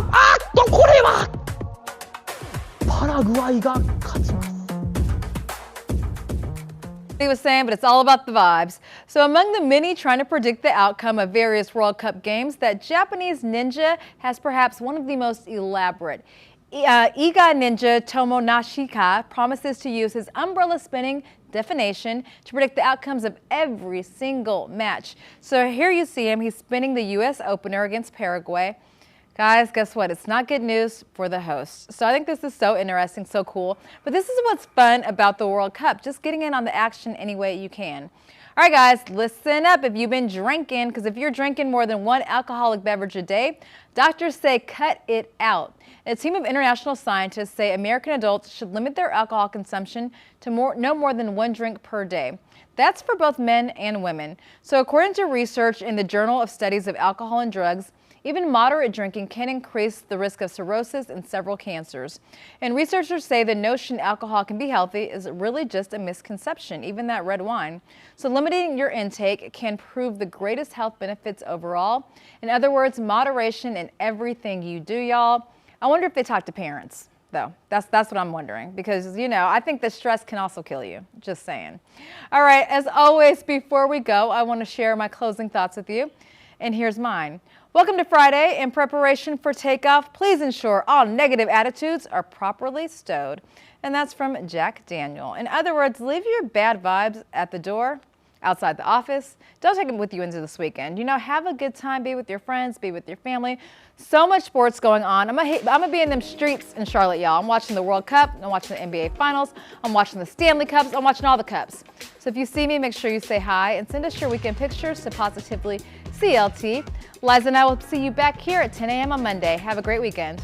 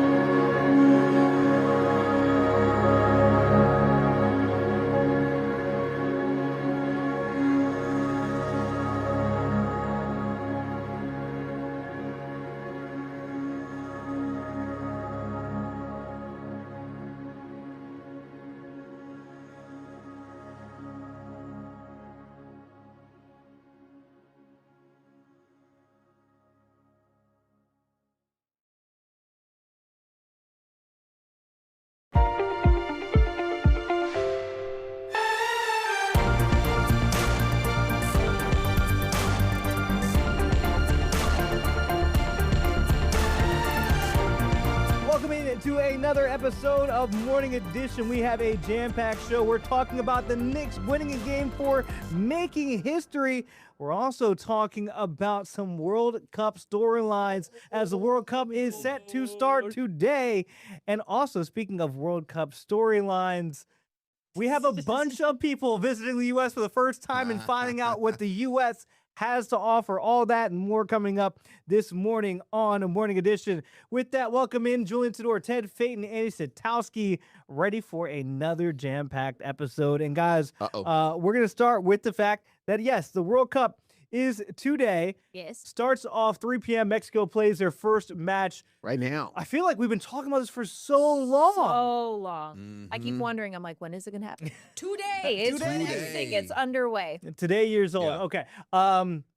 Obviously, it's huge. United States, by the way, plays tomorrow night against Paraguay at 9 p.m., which I don't love being. Because it's out in L.A. It's out in L.A. So it's very late for get us. It. It's all good. We've also 9 p.m. At 9 p.m. First kick.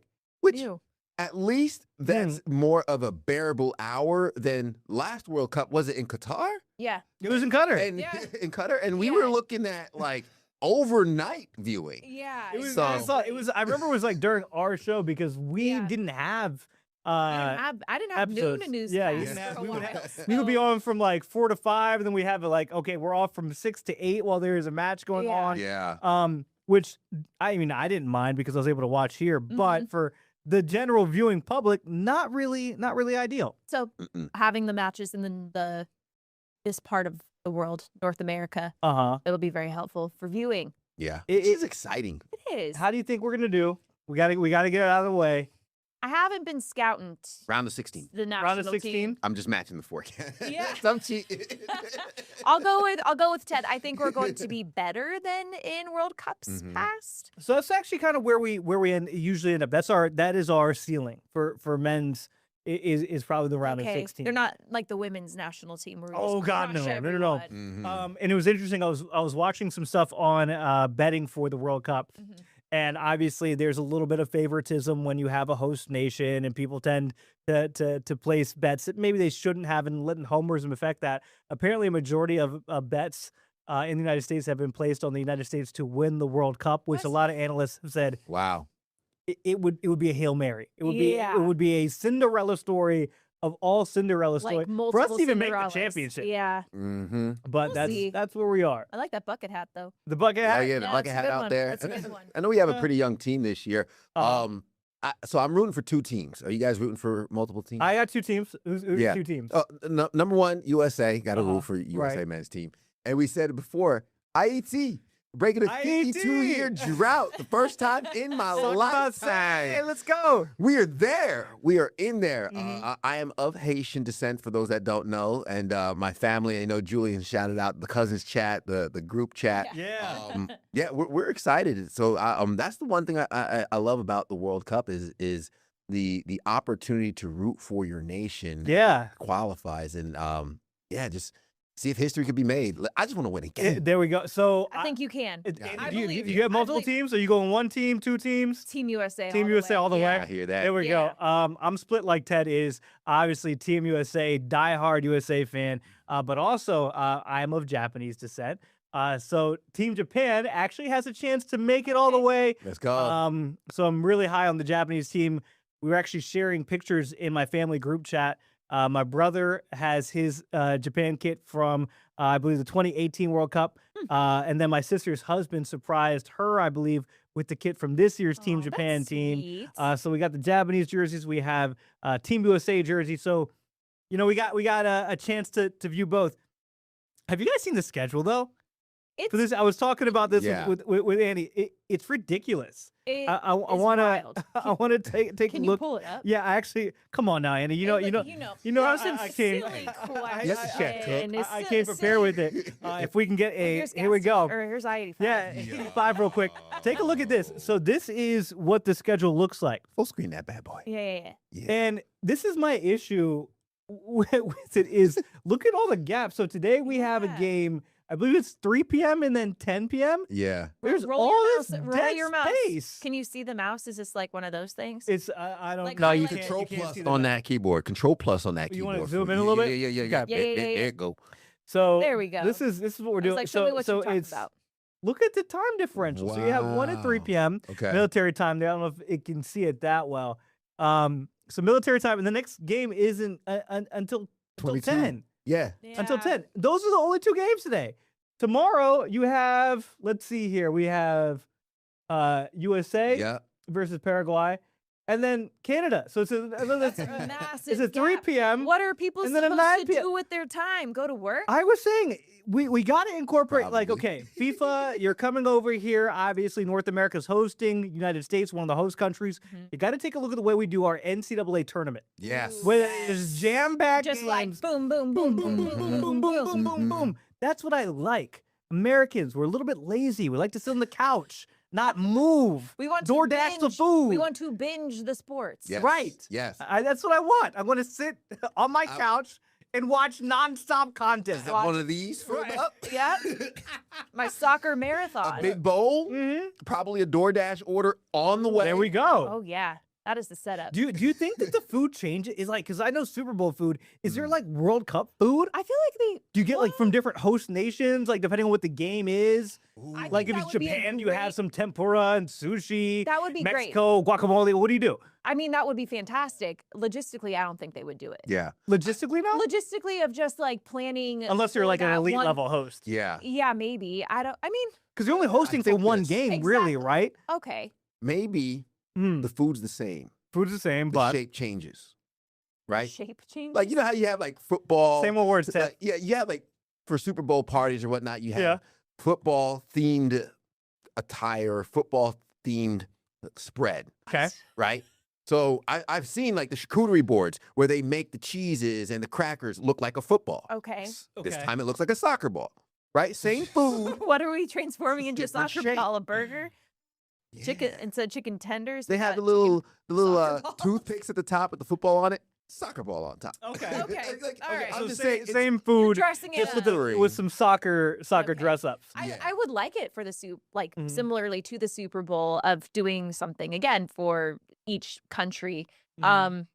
Just depends on whether or not they think people would buy it, right? That's If it's true. something like so like out there, like when we had the Ethiopian food out at Mhm. Taste of Charlotte, Yeah. and Enoch, great place. Mhm. They had this bread that never would I have tried had I not been at a festival, and it Mhm. was fantastic. So I think it's just maybe appealing. I think if there's a to other way, people. yeah, I don't know if like it might be a little bit unrealistic for people to do it at their like home if they're hosting, right? But if I am a sports bar or a restaurant and I have the That part. capabilities in my kitchen to do it, I'm putting on one item a day from one of the countries just to, you know what I'm saying? Just for funsies. Right, I just for like it. funsies. That's a great idea. That would makes be great sense. marketing. Yeah. if Because my you want point is people to like come. party food is party food. Right, right, You right. can't really change the party food. But if you are a restaurant, Mm. if you got a kitchen back there, Dude, Give it a I try. wonder what like I would love to know if you are from another country and that family, what do other countries use as their game food? Right? Like we have pizza Like what? and wings, what's their, right? Like what's their soccer food? Because that's obviously like the more widely worldly sport. What do you right? put out? Is it like is some tapas? Like what's going on? I want to know. It's got to be Cerveza. shareable, right? Cerveza. Cerveza is yeah, Obviously, everybody. beer. I'm just thinking because Right. you mentioned tapas, Spain. I would love to know like what is a go-to party food when you're hosting a I don't function? know. I want to know like what it is in like Poland or something. Like, do you Yeah. put out the Yeah. best kapusta of your life? Ooh, like Germans who's got like a little schnitzel tray, like go. I'm genuinely curious. Also, like going back to the schedule, if I may, the fact that we are going to be looking at the fact that it's going to be, I think it's a full 2 weeks, I believe, that we're going to be dealing with this here. Like, look at it. We're going to be in not until June 27th that we're just in group stage. Wow. So It's a long road. 16 days over 2 weeks of group stage before we have any elimination games Oh. at all. Oh dear. No, we don't get the round of 32 until the 28th, Oh. Wow. right? Wow. 28th of June? Yes, 28th Okay. of June. The finals are not until July 18th. It is June. This is a month plus of soccer action going on here. It's fun. I like it. I got your food answer. Okay. Okay. I What we looked got? this up. So, just disclaimer, this is AI. So the accuracy of it could be Okay. up in the air. But Italy, bruschetta. I like the bruschetta. So, Bruschetta. some of this might not be too far off. We were on point with the tapas for Spain. Okay. Spicy potatoes. Potato Greece. bravas. I might mess up the pronunciation of this, but it's terapita or cheese-filled phyllo pastries. Philo? Yeah. Philo? Phyllo? Philo? Phyllo? Yeah, phyllo. Sign me up. Germany is potato salad, right? India Mid. is crispy fried pastries filled with spiced potatoes, peas, samosas. Samosas. Oh, yeah. Oh, I love samosas. Yes. Oh, yeah, okay. Japan, China, you already know, spring rolls, dumplings, Okay. or sushi bites, as you mentioned, Yeah. Julian. Yeah. Thailand, Vietnam, fresh spring rolls, rice paper with herbs, veggies, Yeah, shrimp, yeah, yeah. or I like to say Oh. scrimp. Scream. Mexico, nachos. Yeah. Venezuela is taquinos or cheese sticks wrapped in dough and fried. Yes, yeah. Brazil, Argentina is More. empanadas. Okay. Give me the beef and the Okay. cheese-filled Yeah. pastries. Peru is ceviche.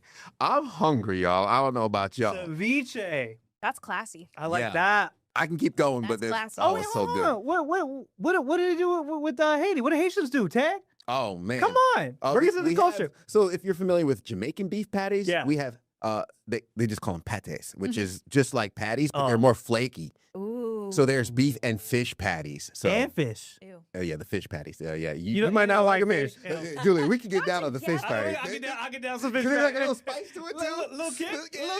Little kick. Oh yeah, I love myself some fish patés. Oh yeah.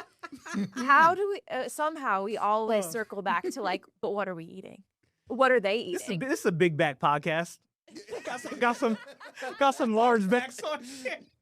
I'm You ready know what? for it. You know what? I'm ready One for of the it. good things about being able to run the controls is knowing when the conversation is starting to run, and this is a great time for a break. So when we come back, we're talking more storylines from the World Cup, all that and more on Morning Edition. We'll be right Buffalo back. wings. Buffalo wings. Oh.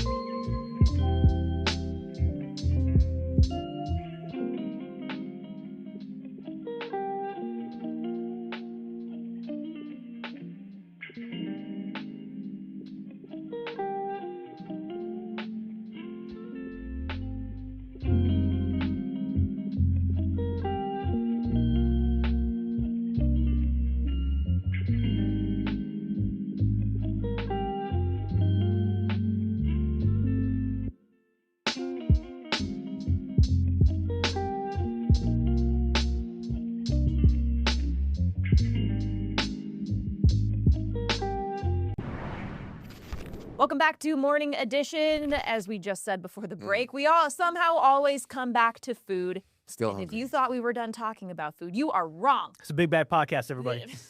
Can we rebrand it? We'll talk about Big Backy with Morning Edition. I'll make the t-shirts. the swag. You're gonna want the sticker for your car. And Put the on a meat mug. slugs.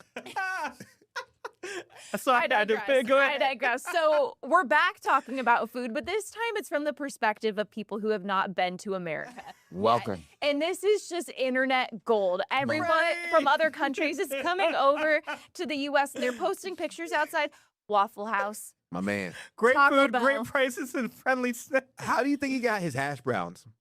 Oh, well, you got He them right probably there. know. Hold on. Cap covered. Let's Did see. Freddie ask for help? Like, how would you Oh, have it? those are at least. So he's got the cheese on I there, can't see it.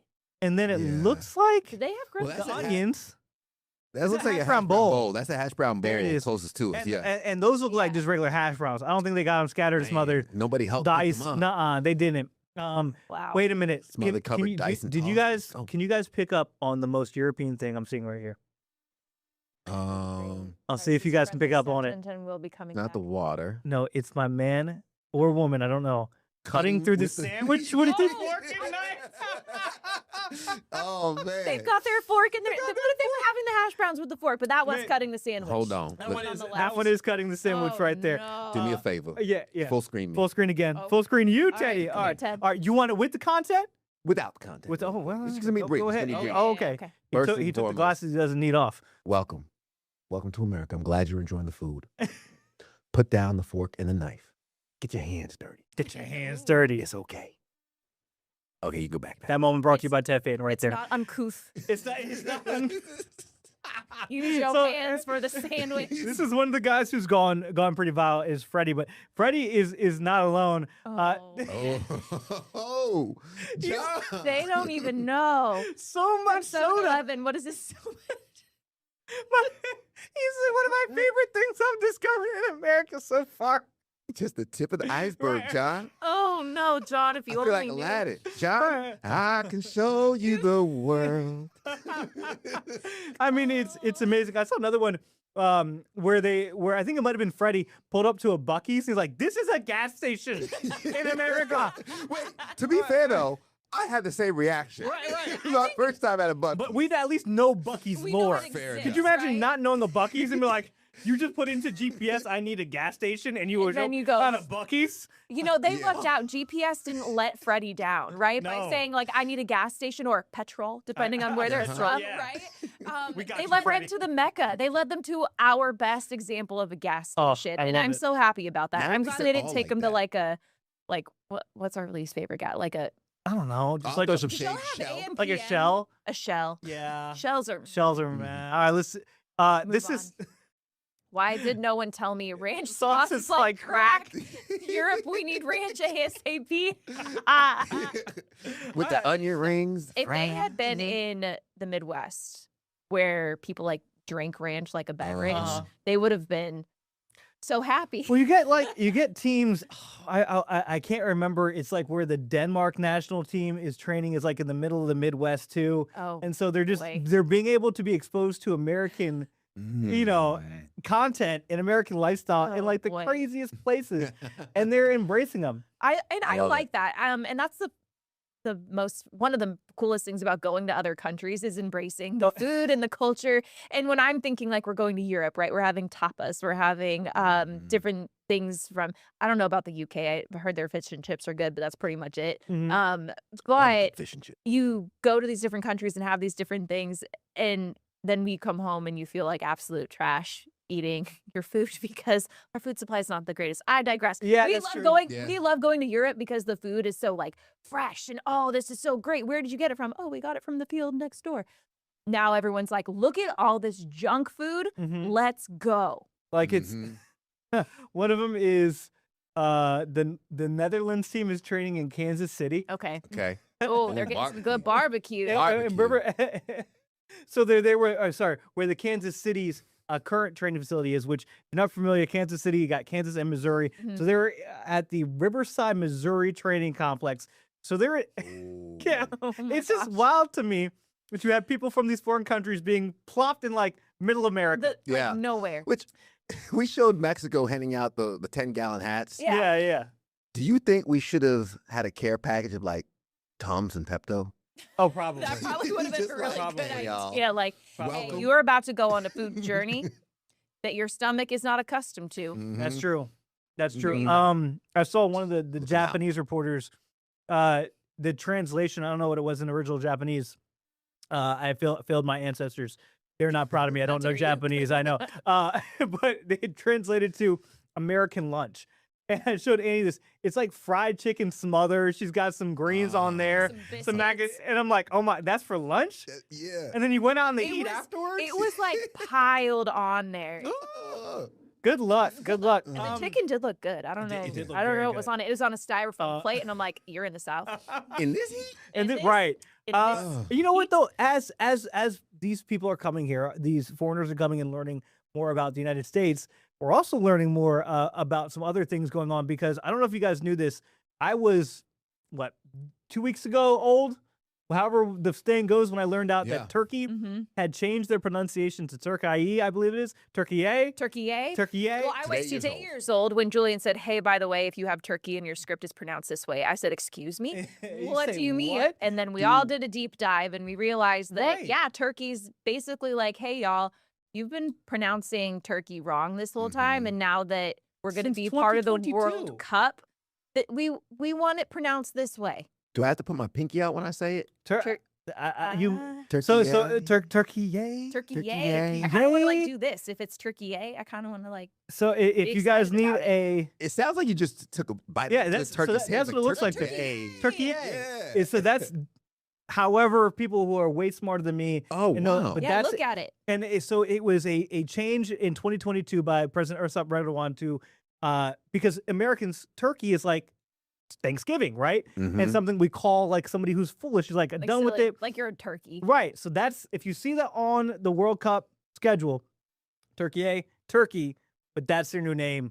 Put some respect on their name. Okay. There we go. Now you know. Turkey, now you know. yay. I'm gonna dance when I say it. There we go. Speaking, putting some respect on their name. The New York Knicks making a historic comeback. Teddy from New York. We're talking about that to close up Morning Edition after the break.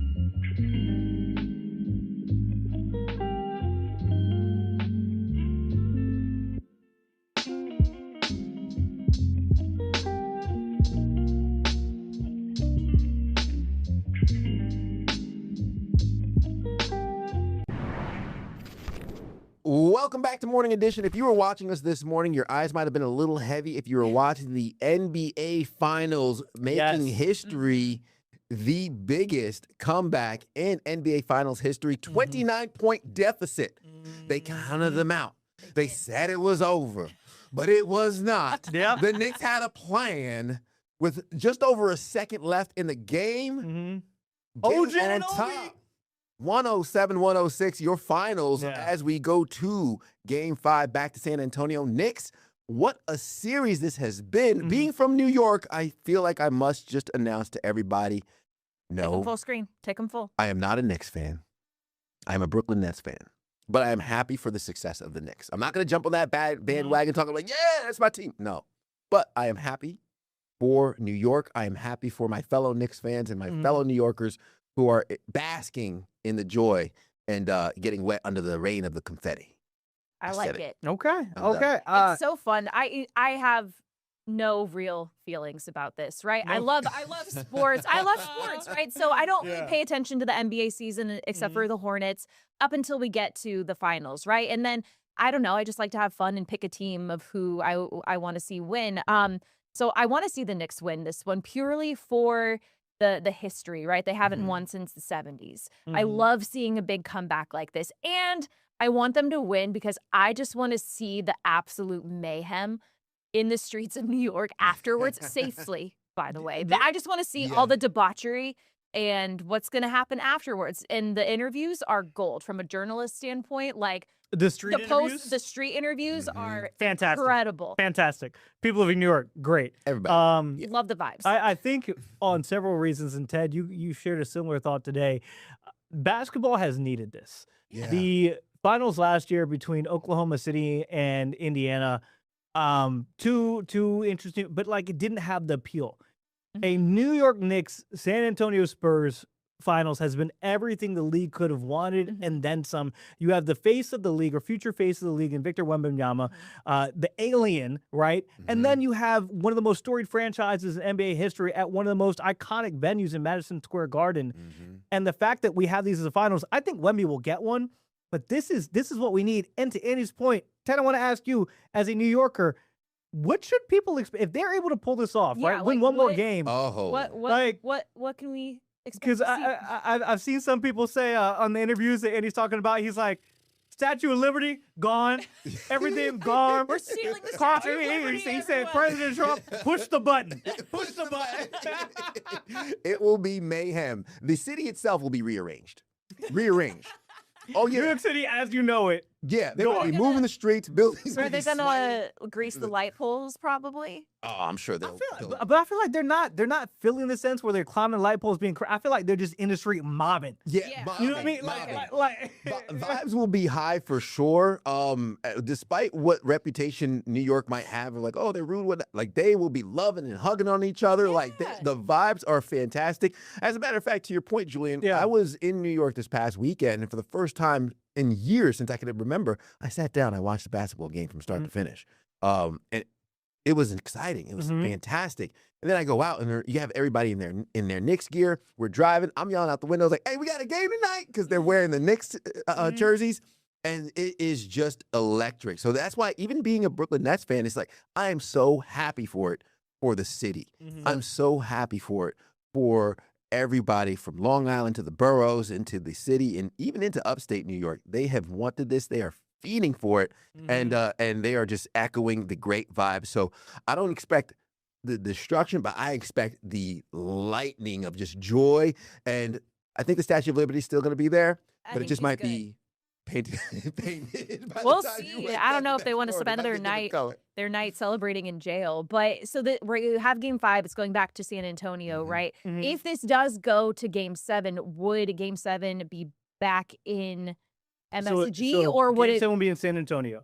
So I believe the format could be wrong, but I'm pretty sure it goes 2-2 and then 1-1-1. Okay, so if the Knicks don't pull off Game 5, then it's going to go back. Right. So then it goes back to New York for Game 6.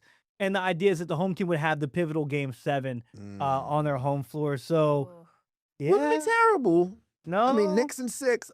I called it this morning Knicks in 5, but like Knicks in 6, for them to do it at the Garden. I mean, like, I feel like at the Garden, kind of have to do that. Yep. So I want that. It flip-flops. So we know Game 5 will be for sure. That's going to be Saturday, 8:30 p.m.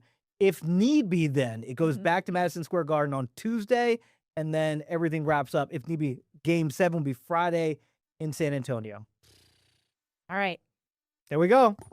Sports. I needed those. Just like that. You broke your glasses. You don't need. There we go. Well, you talking finals, World Cup, all that and more. And as always, you can catch us Monday through Friday, 4 to 10 a.m. for that. Does it for Morning Edition. We'll catch you guys next time.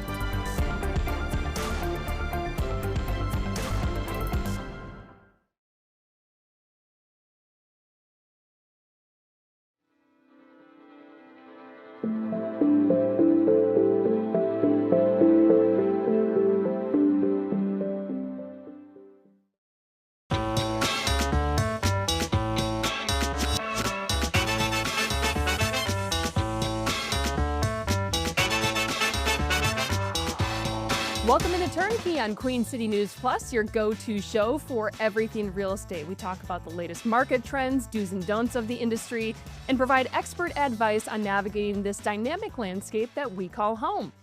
I'm your host, Morgan Francis, and maybe when you were growing up, you thought, oh gosh, it would be so cool if I could be a professional athlete. Or maybe now in your 9 to 5, you're thinking it would be really nice if I could quit my job and run an Airbnb property or a short-term rental.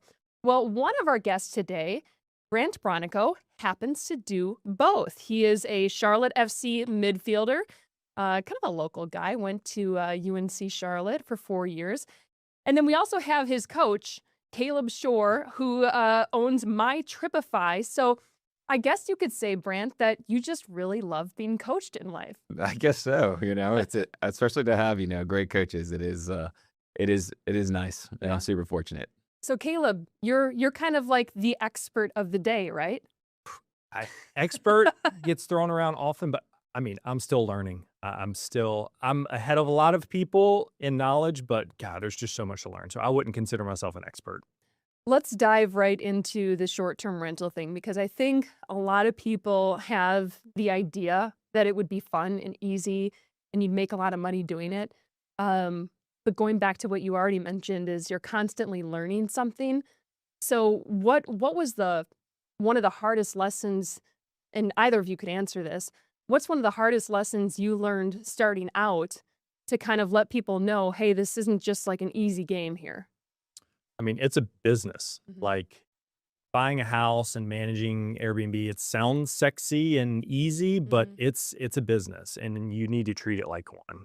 Otherwise, people like us will come in that are treating it like business, other bigger investors that will come in and, take more bookings from you, add more amenities, make more money. So keeping it like you could list something a couple years ago and just kind of passively succeed. Now is not the case.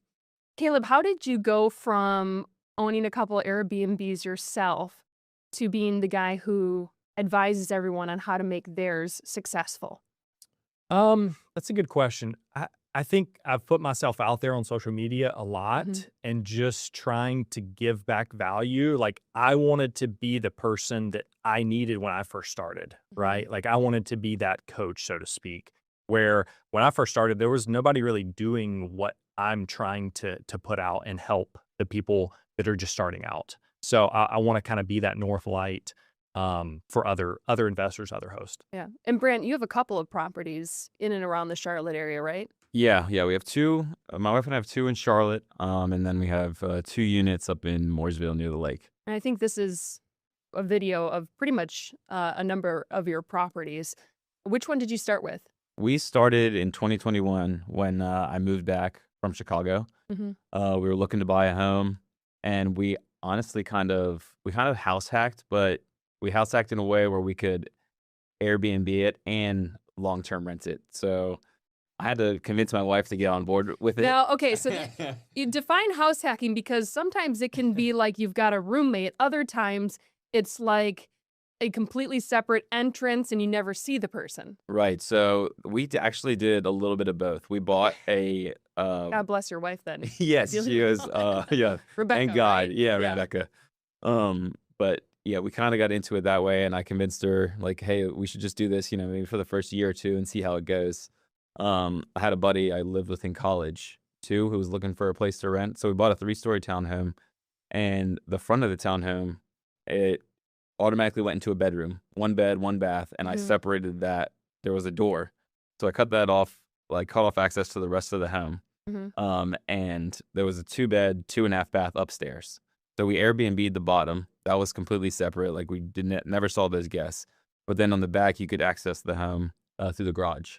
So my wife and I stayed in the primary with our own bathroom, and then my buddy rented the other room in the guest room. So at least you knew the person then. Yeah, it's not like a complete that was stranger. that was I guess the caveat. I was like, Rebecca's like, okay, well, we have to know the person. And the Airbnb I ended up doing extremely well.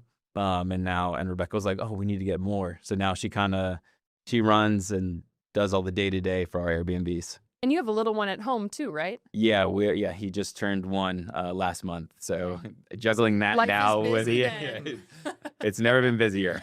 That's for sure. So who does all the Airbnb, fix-it items, the list of things that need to get repaired, and who holds the child and makes sure that he doesn't get in trouble? We take turns. So we're like, okay, you watch the baby for this time, and then I need to go clean or I need to go fix this, like you said. Or we have one of the Airbnbs is a tiny home in our backyard that we just built last year. Oh, okay. So maybe when the baby's napping, then you can go out and address any issues that they might have caused. Yeah, hopefully it's like a good 2 to 3 hour nap that you can get enough stuff done. Yeah, he's starting to get longer. So I love what you guys are doing online. You have, let me see if I can pull it up full screen here. You have a Instagram page that is really fun. And I'm wondering, Caleb, you're very involved online, as you mentioned. Is this part of the goal is trying to be an online presence, make it fun with these fun videos? I love this one. Just getting to watch the guy work shirtless. I mean, these are some fun videos that you pre-baby. A lot of these were. But these are fun. And is this all part of trying to, market the property? Yeah, I mean, this is Brant and Rebecca's brainchild here. We do it more from like a company perspective. I mean, I think social media is the way to really do anything, and making it fun like this is genius. Like, this is obviously they're at the property doing some cleaning, probably between stays, maybe not. But this is, I mean, you guys take definitely more of a fun twist on it for sure.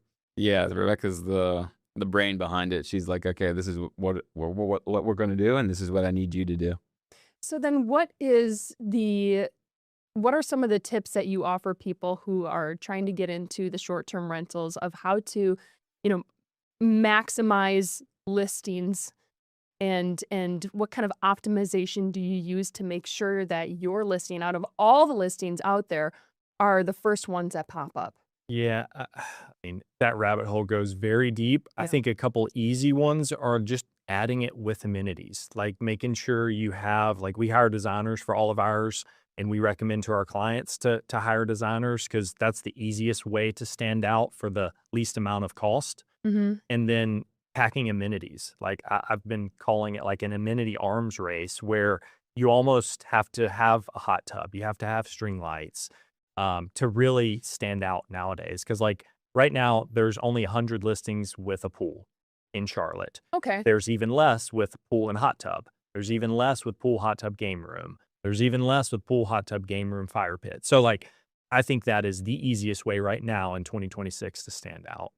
I see string lights on there, and it's something that is so inexpensive, but I think when people are looking at the listing pictures, they envision their night around a fire pit with string lights and kind of the mood and how fun it's going to be.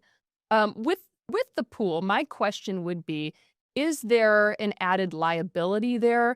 And how do you handle, is that extra insurance that you have to have? Do you recommend that someone have their short-term rental under an LLC versus under their name in case they were to get sued over some sort of crazy incident? How would you guide people on that? Yeah, I mean, any body of water, hot tub included, I mean, even like a bathtub is increased liability. So yes, to answer your question, definitely increased liability insurance. I own my properties in an LLC. I advise our clients and students to do the same thing. Not required, like, don't let it stop you from buying a property, because you could always move it from your personal name to the LLC later down the road. But yes, for sure, added liability insurance, proper signage, like, swim at your own risk, no lifeguard, like this, things that seem stupid, like they do pull a lot of weight. Hopefully we never have to get tried on any of these things, You have but to plan for the worst and hope for the best. Yep. Yeah. Like pool hooks, ideally you're going to have the pool enclosed in a fence that locks. Like that's a big legal, not a requirement, but a best recommendation. There's a whole list of things, but those are on the short list that I would recommend for everybody to look into. I was able to. By the way, Brant, do your properties have some of these things? One had We a have a pool or hot tub, Yeah. at our tiny home, and we have like a stock tank pool, which is literally like a stock tank that has a Right. filter and everything. Yeah. That we They saw a become lot very of popular. Airbnbs in Austin and Atlanta get them. So we're like, oh, let's just put one. It's pretty inexpensive. We put it at our duplex in near the lake, and people love it.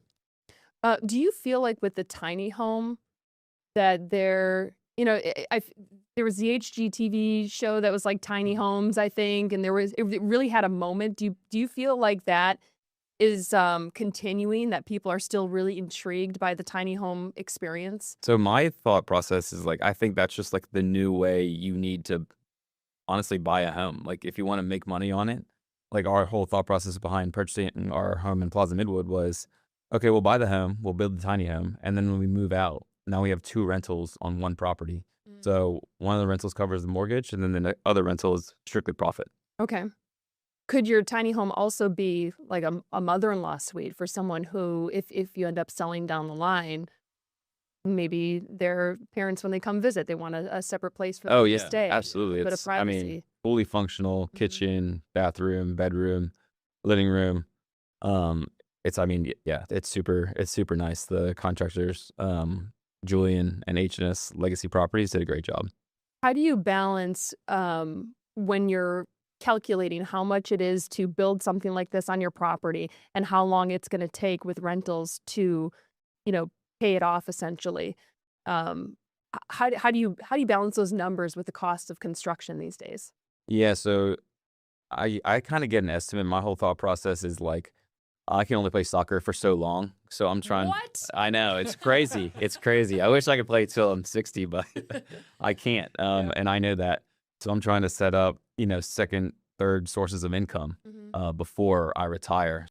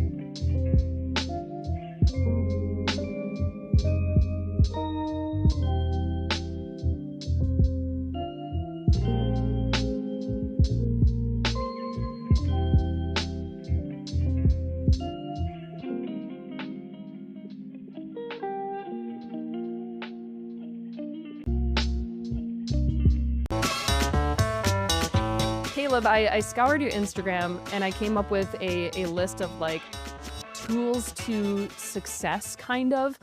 And either of you can kind of chime in on these, but I would love to hear kind of what these bullet points are essentially, and how they can help someone in their short-term rental make it more successful than maybe the ones they're competing against. Yeah, I mean, ADR drivers really is just a sexy way to say, like, why would people book your place over somebody else? Like Brant's stock pool, This is average day rental? average daily rate. Daily rate, okay. Yeah. So it's like how, if a normal 1-bed, 1-bath apartment rents for $125 a night, how do we push that up to 150, 175, or even like 200 a night? Mhm. That's really with good design, good amenities, obviously good reviews, pricing strategy, which is a whole nother topic, but really just having all those and doing the best you can at all those, like you can't lose if you do a couple of those. Because I mean, you're also competing against other properties that might be priced right around the same per Mhm. night. But if you drop yours maybe $5, I don't know if that would make much of a difference. You would know more than I. But if you drop it $5 lower, then all of a sudden maybe you go from losing that booking to being booked 3 to 4 weeks out of the month. Mm-hmm. Am I correct in Yeah. that? Is that Yeah, kind of for the sure. the thought process there? Yeah. And yeah, smaller houses, you're competing against hotels too. Mhm. Bigger houses, you don't really have to worry about that because hotels don't have full kitchens and they do have pools, but like they don't really have secluded common spaces. So it's really like, are you in, the smaller group or are you in like the bigger group? I personally would either go something like Brent did with, studios or 1 bedrooms or like the 4+ bedroom houses. Okay. They're just, I think if you get caught in the middle, that's where a lot of the competition is because I call the 3, 1.5, the investor special. Everybody's bought one. And you really, really have to stand out in that submarket. If you do like a studio or 1 bedroom, it's almost easier because the purchase price is lower and there's so many like couples or singles that are traveling. And then on the bigger end, I think this is kind of the untapped market right now is like the 4+ bedroom houses. Mhm. Like I just bought one and we amenitied everything possible.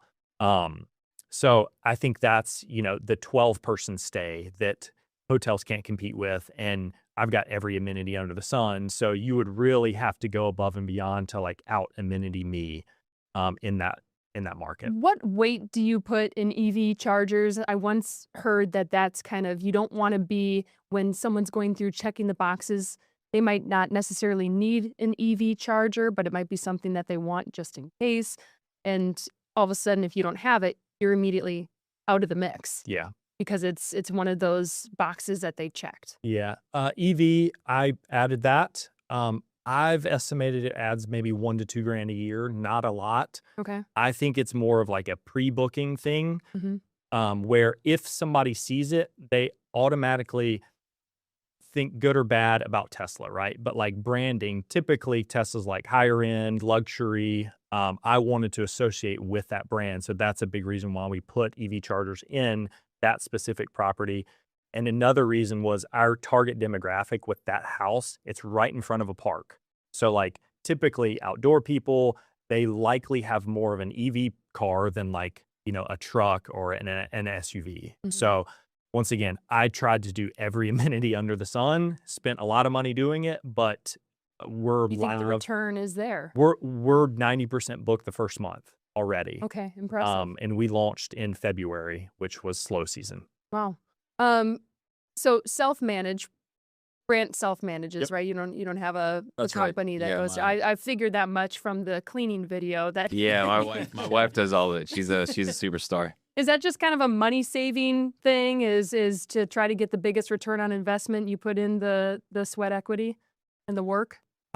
Well, everybody's got a different view. Like you're in a unique spot where, your wife is good at this. She likes it, I'm assuming, well, at least most of it. Yeah. And she has like the wherewithal and the knowledge to do it at a high level. Like my company it's different because we've got 35 properties that we manage. So like doing it yourself definitely saves cost, right? And also you're kind of like creating your own unique spin on it. Like you guys know these houses up and down, like you probably love them. You put a lot of sweat, into those Right. properties. So self-managing is an easy way. Like it's not rocket science. Like anybody can manage an Airbnb.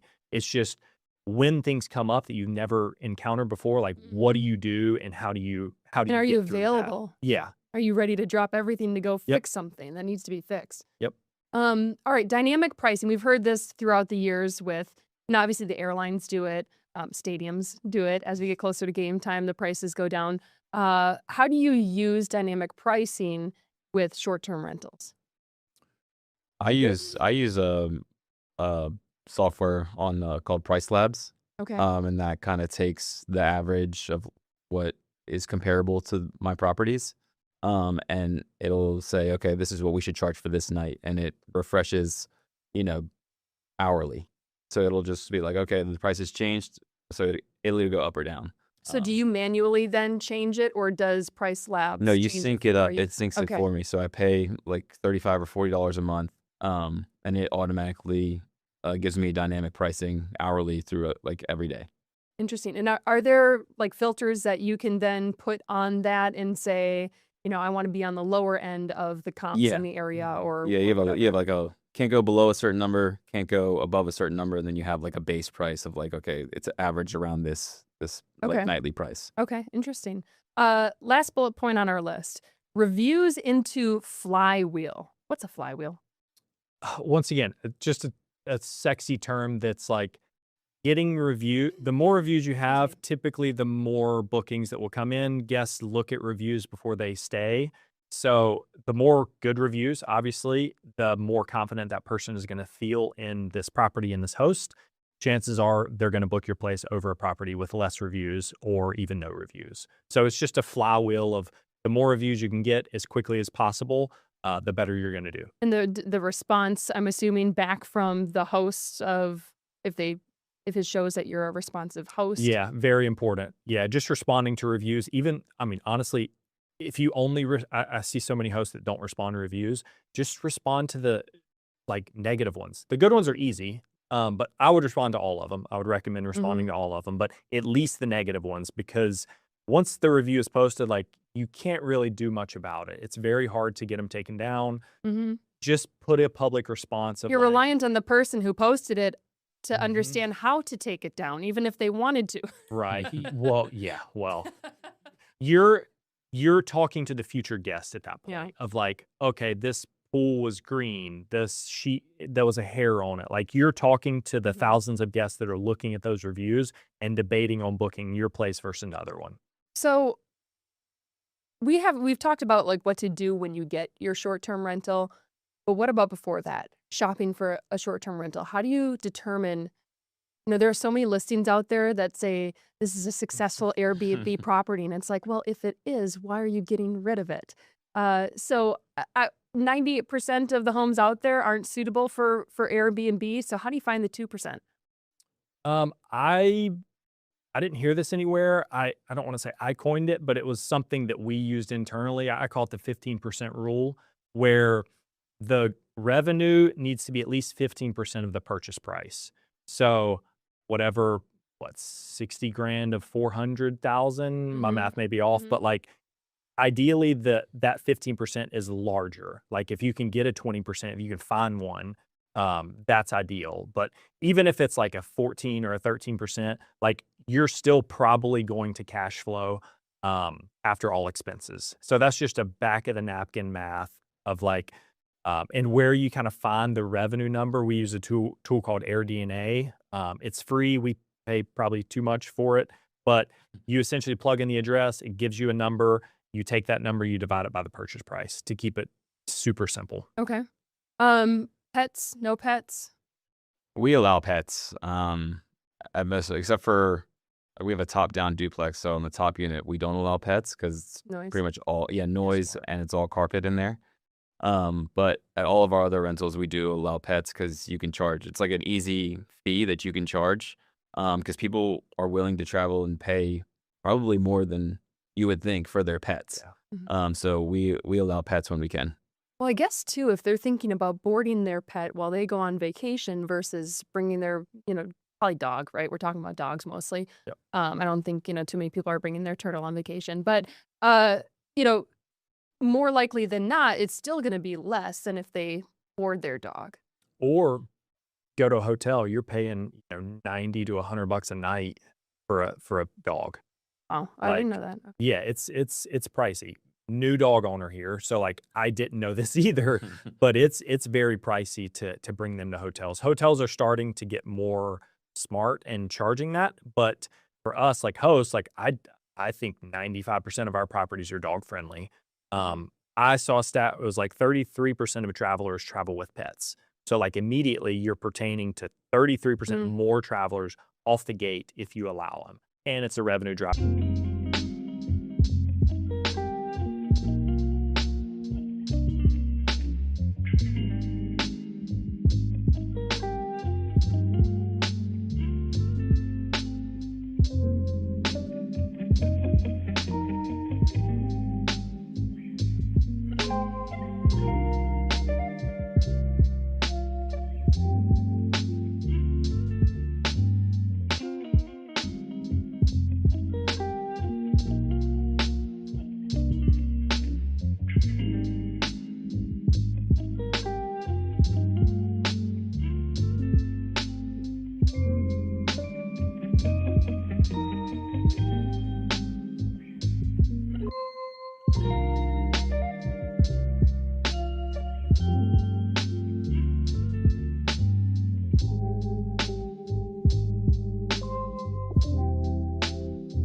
as well.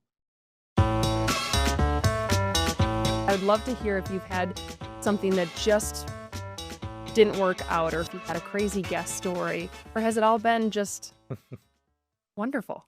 And we could do a whole episode. We could, Okay. we could talk. You were getting me forever. blank stares, and I'm like, maybe there isn't anything there, I but there think- is. Yeah, I mean, I wish that was the case. 90. I feel like 90% of people or 95% of guests, like everything's typically fine, but then you get that 5 to 10% that stay, and usually it's just like a massive mess that you're going. It's like, oh man, what am I about to walk into? But now there's certain parameters you can set on Airbnb, being like, okay, you can only stay with us if you have a previous 5-star review or if you have so many trips. So we've incorporated that now just to, cancel out maybe potential bad guests that would Right. mess up the property. How do you keep the big, spring breakers? I mean, I know some of yours are smaller, right? Yeah. I don't know about the one in Mooresville. It's total. You can book it as a 4-bed, 2-bath. Okay. We can pull that one. I don't know which one this is. This the Mooresville? Yeah. Okay. So, but how do you keep the big parties out? I think guest vetting is underrated. Nobody ever talks about it. We're pretty strict, to be honest with you, because we've seen some bad You things. don't want them to trash your investment. Right. I think we have a wall of house rules. I don't know about you guys. Yeah. But like, I feel like every week we're adding a new house rule. We're like, oh my God, I didn't think about them, downloading and mining crypto in our house. It's like, and the utility bill was $700. It's wild. So like, So that happened? Oh yeah. Yeah. Interesting. We have a wall of house rules. I think that shields, we dodge a lot of bullets that we don't know we dodged. We collect ID. We have a check-in form that we send every guest. We collect their ID. We require age 25 and up. And then also we look at their reviews. We also have that good track record checkbox on every property. So if they have a negative review, they can't instant book. So there's like a couple different things that we do even before they, like, this is way before their check-in. Like right after they book, we do that immediately. We have them submit their ID, ask like, what are you doing in town? What about this? What about that? So without being too invasive, because at the same time, if someone's on vacation, they don't want to get interrogated before they get there. Yep. It's a fine balance. yeah. Like we definitely piss people off, to be honest with you. But I would rather that than allow anybody at my houses, because we've seen, we haven't had like huge parties, but like we've seen, a couple $1,000 worth of damage, lipstick, kisses on the wall, like glass and disposal, like some stuff you're like, how do people live like that? Because it's not theirs. Right. Yeah. Yeah. And like I'm sure you guys do as well. Like we get a lot of, couple month stays. So like they're there for, 3 months at a time. Like they wear in things. Right. So it's a fine balance between like being strict and then also being a good host. But I always compare to like the hospitality industry, the hotel industry, like Right. try to go to a hotel and not give them your ID or a form of payment. Like they're going to tell you to find another hotel. Like we do the same thing. Right. That's fair enough. Well, thank you guys. Appreciate it. And to everyone else out there, thank you so much for watching this episode of Turnkey. We'll see you next time.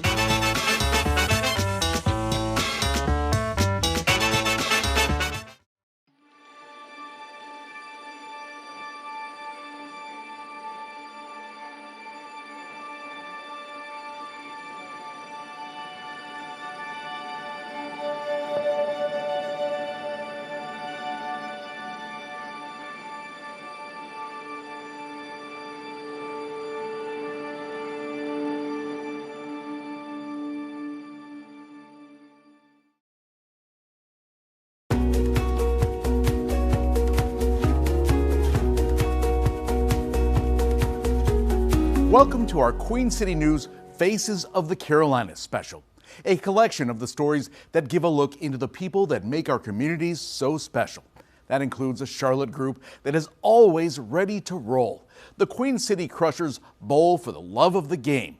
They keep up that enthusiasm despite what they can't see at the bowling alley. All right, I'll try to do a moonwalk if I get another strike. Somewhere under the rainbow, bowling balls fly. Oh, nope. So does the trash talk. Pro bowler's not doing so hot. They say bowling's a game for everyone, even when it's a little maddening.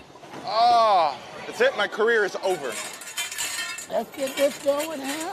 There we go. At AMF University Lanes, Got your legs back there. Alfred Gardner and his friends All right, y'all. start from square one near lane 1. I need the elbow. Here you go. Let me get on the other side. The rails that we put up is guide us towards the lane. All right, let's do this thing. Bowling is a pastime for all abilities, accessible to people with all kinds of disabilities. When I started, I was just visually impaired, but now I'm totally blind. Alfred counts his steps. 1, 2, 3, 4, 5, 6. And then you just go for it.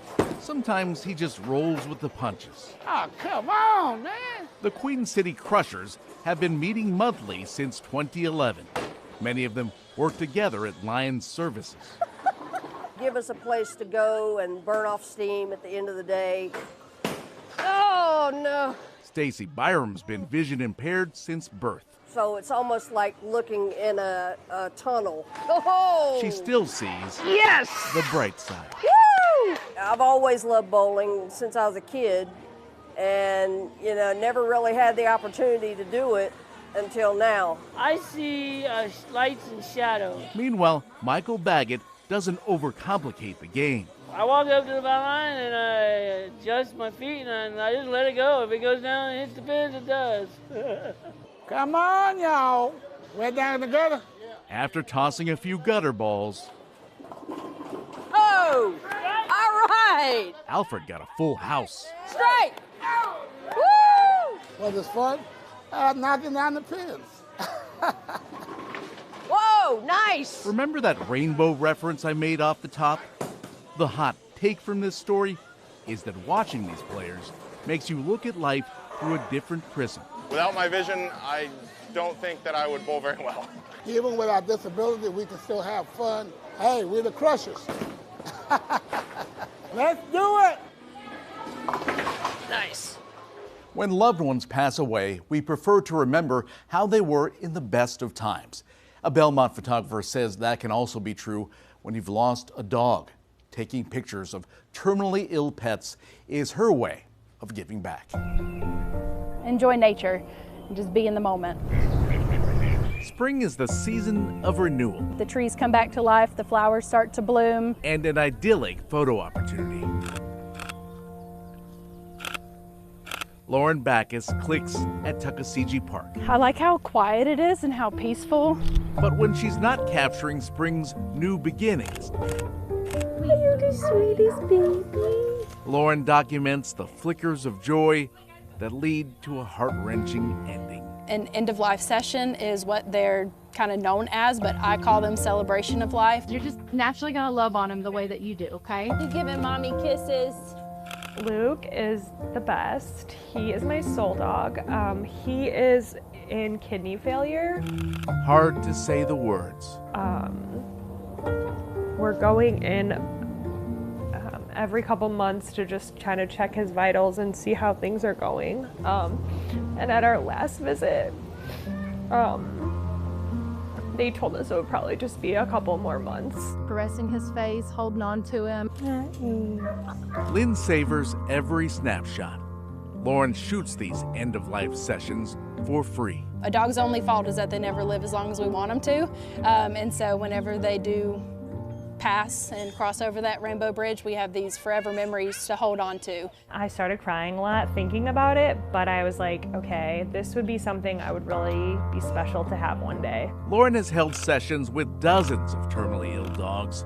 She's part of a nonprofit network called the Tilly Project that started in Maine and connects pet owners with photographers worldwide.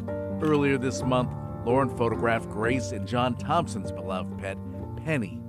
Hours after the session, she was put to sleep.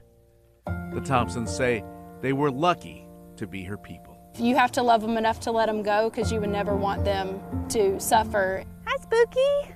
Next up, a Chihuahua. He said, Mom, I think I'm still in nap mode. Hi, baby boy. Literally, hang out. Lacey Boone's BFF Spooky is 14. Yes, you are, spooky boy. Lacey wanted these pictures taken before it was too late. I'm accepting the fact he's getting a little older, sorry.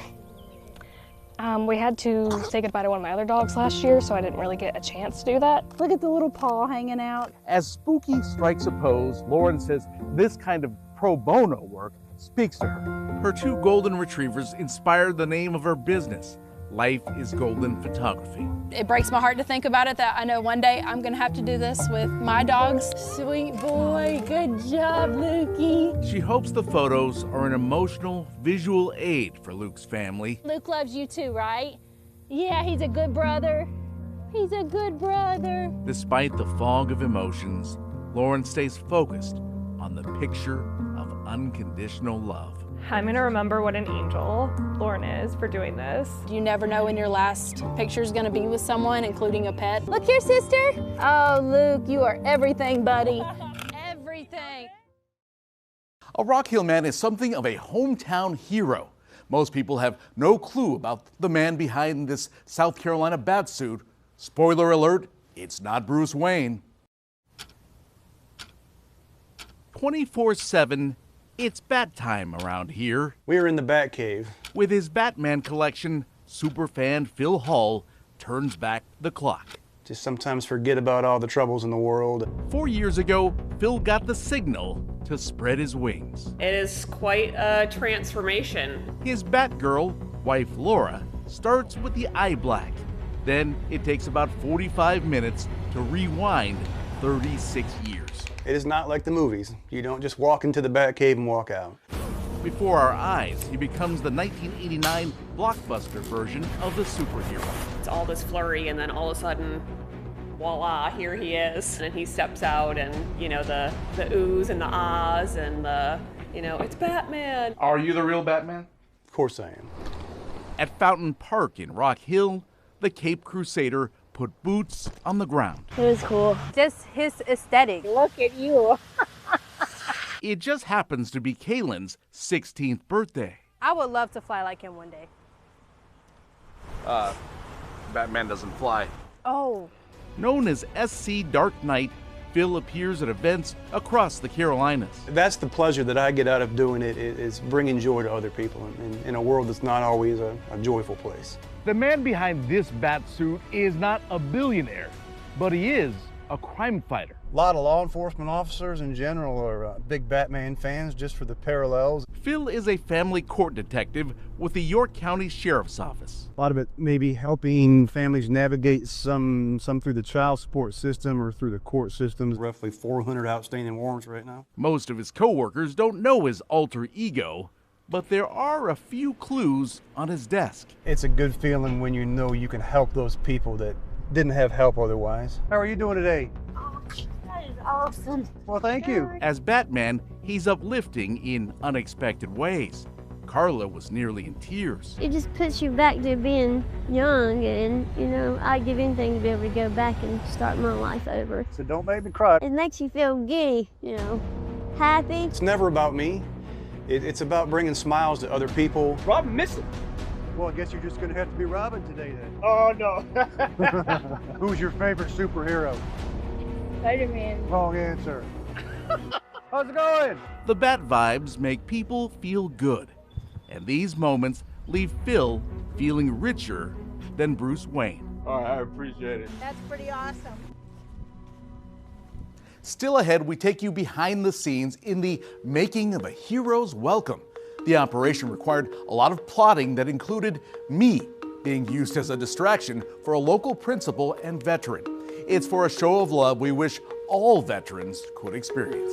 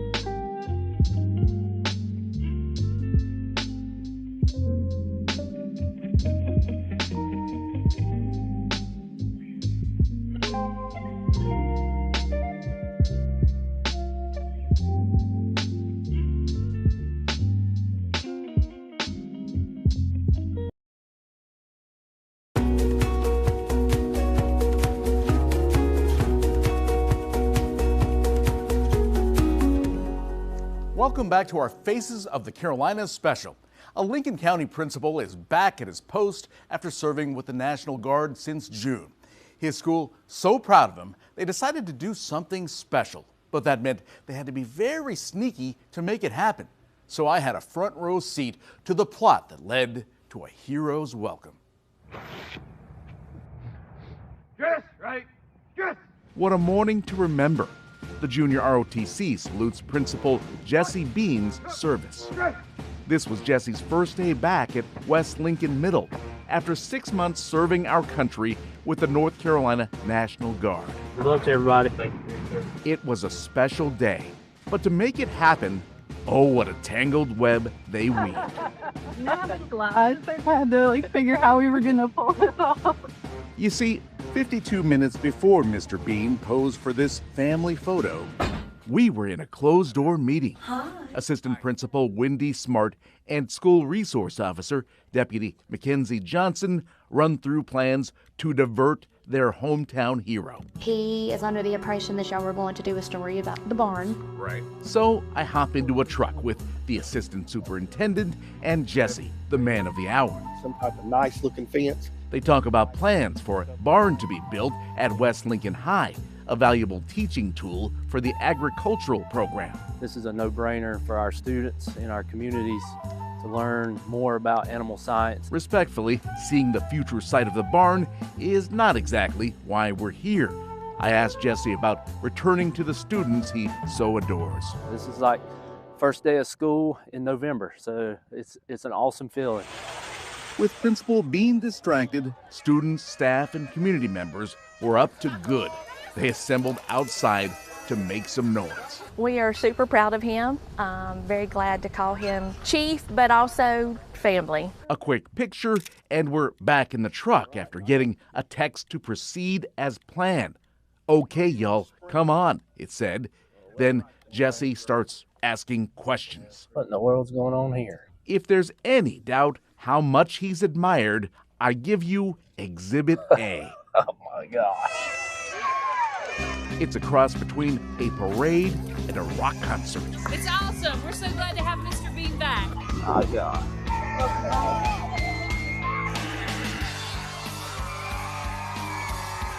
When you're speechless, all you can do is let it sink in. Lord mercy.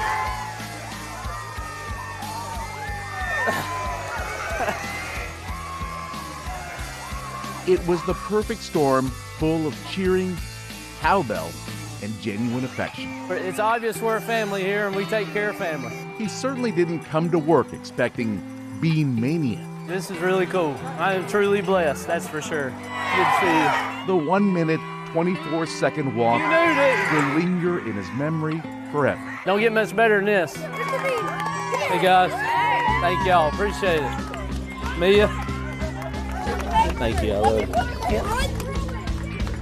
Thank y'all, thank you. So many played a role in Operation Welcome Home. Hopefully all the deception doesn't land us in the principal's office. You kind of left him speechless there, so I guess Good. You did your job.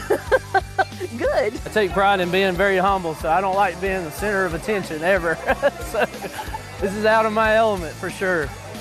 You're kind of the center of attention now. A Concord native is turning obsolete equipment into something relevant. Cigarette machines are like dinosaurs, but they still have a place. Bursts of color can come in tiny packages. Make a big impact in a little size. Illustrator and artist Scott Partridge welcomes the challenge of downsizing his wildlife-inspired work. Put a sticker on the back, I write my initials on it. That's a wrap. As in cellophane. The prints move on to an unconventional marketplace. They really like the surprise of kind of not knowing what they're going to get. The inventory goes to a gallery space in downtown Winston-Salem. But that's not the last stop. Just picture art from a vending machine, like this watercolor print, for example. They're called Artomat machines and are located at hundreds of places all over the country, like inside the Kane Center for the Arts in Cornelius. In Charlotte, there's one at Free Range Brewing. Each unit has different artwork available for an accessible $5. Take home a mini painting of a North Carolina lighthouse, or score an itty-bitty Bill Murray portrait. So this machine's going to a coffee shop in Simpsonville, South Carolina. Owner Clark Whittington started Artomat in his basement. The original Artomat was based on a friend who would go to a vending machine upon hearing the crinkle of cellophane. Oh, it's more than just a rapper's delight. With every pop of creativity, well, there's that glorious sound. Ka-toon. If you know, you know.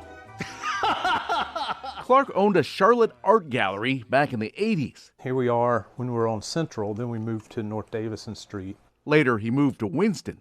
In 1997, a friend told him it was the perfect time for a smoking concept. Cigarette machines are being banned. They're throwing them away, scrapping them. So he hooked me up with the vending company, and the vending guys laughed at me, gave me the first Artomat. So he started out selling his own Polaroid photos, and that eventually became a movement that now involves thousands of creators. It just kind of grew legs. It's a great way for artists to have the work in places they couldn't reach otherwise. Start pulling 5 pieces. Earrings. The machines do have size limitations. These are etched animals. The pieces must be roughly about 2 by 3, under an inch thick, you know, the size of a pack of cigarettes. Little Clay TV. Studio manager Caitlin Marie says art can be as addictive as nicotine. There's so many different types of art that show up. It amazes me, the creativity. You get a teeny little mini macrame. The appeal is that Pam Fish's pieces come with a kerplunk with each transaction. I was kerplunking way before I became an artist. The Pavlovian response reels them in, but it's the quirky big ideas in small boxes that keep folks coming back. We wouldn't be here if it weren't for other people taking a little part of this project and making it their own. Showing off the team behind the team. Coming up, the opportunity the Kannapolis Cannonballers gave local kids as they got to see what goes into the nightly on-field performance.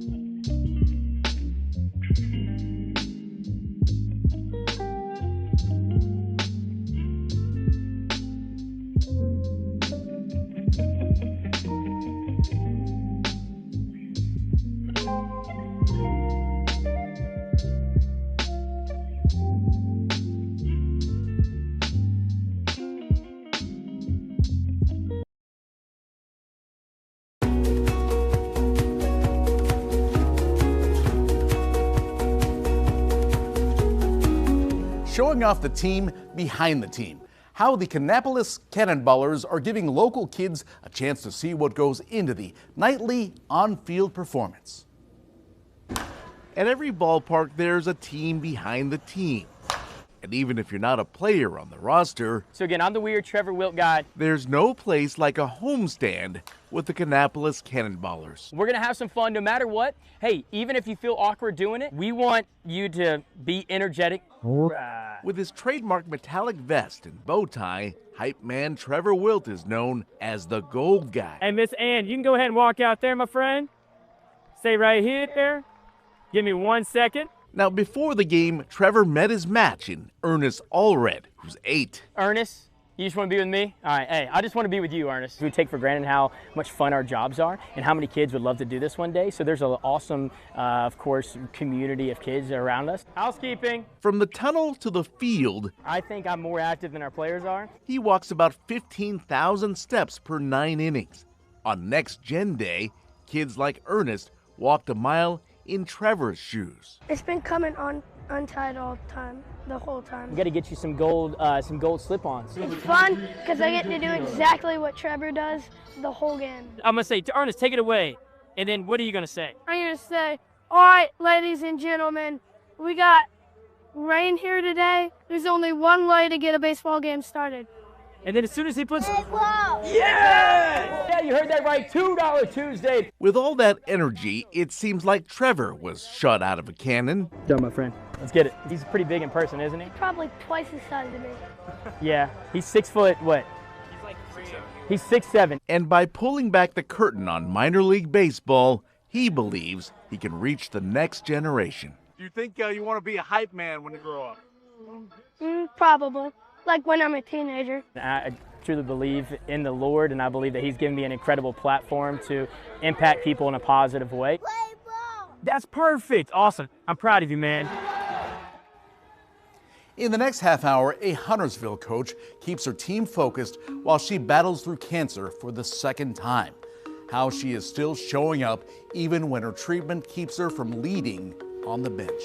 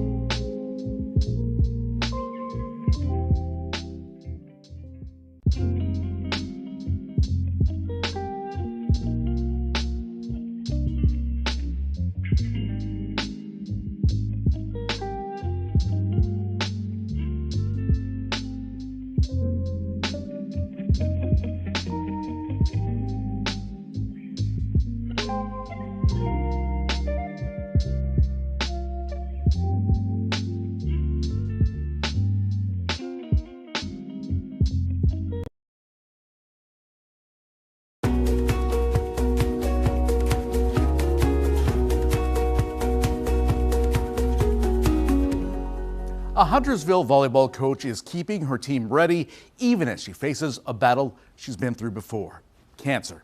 Even when she physically can't coach, Coach Zoe Reed sets the tone for teamwork.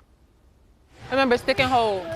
It was a big match for the volleyball team at Lake Norman Charter Middle. You're good, you're good. But shortly before they warmed up, we were told assistant coach Ayanna McIntyre Thank you. was forced to step in because the head coach was sidelined. Good job. Good swing, Palmer. I think he was talking about the line judges or something like that, though, to me. Coach Zoe Reed could only point and text to communicate. Losing her voice is a side effect of chemotherapy. It's honestly showed me to not complain about life. With a vomit bag in hand, Coach Reed is determined to be there, which motivates her team even more. Let's go out here and let's work hard and let's hustle.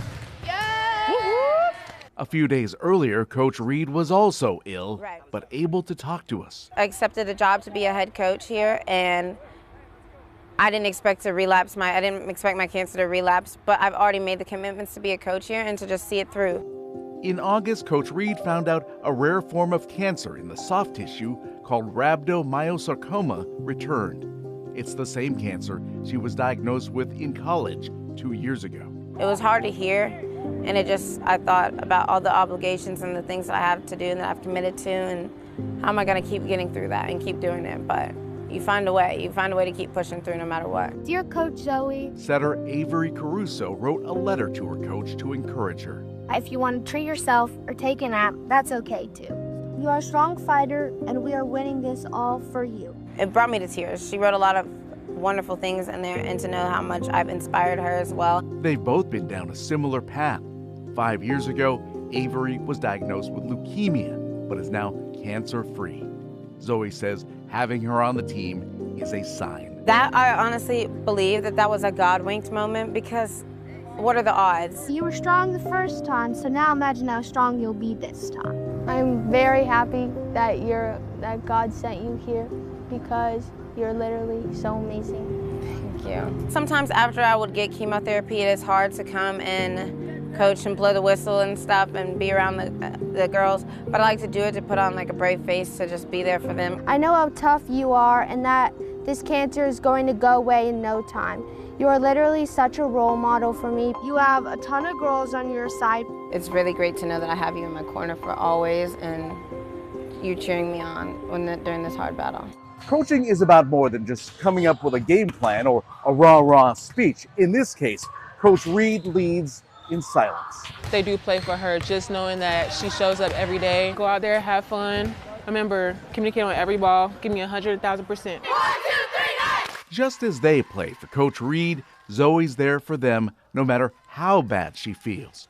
Even when she can't speak, the message is clear. Good spot. Assistant Coach McIntyre says whatever Zoe can't. Great swing, great swing. She still shows up and she gives all that she can. Even on the bench, Coach Reed's quiet show of resilience left us speechless. Go hustle, go hustle. A Charlotte woman was born without things most of us take for granted, but she was also born with something many of us wish we had: perfect pitch. It's part of the reason that music makes her feel whole. I don't need easy, I just need possible. At Lions Services, there are rows and rows of machines. It is far too easy to overlook the human element. I almost dropped it again. Like most of the employees here, Cassidy Hooper is blind. I enjoy being able to do things with my hands. She stitches pieces used to make military gear. Yes, ma'am. There's a lot in there for you, Betty. As the equipment hums around her, Cassidy listens to the voice inside her head.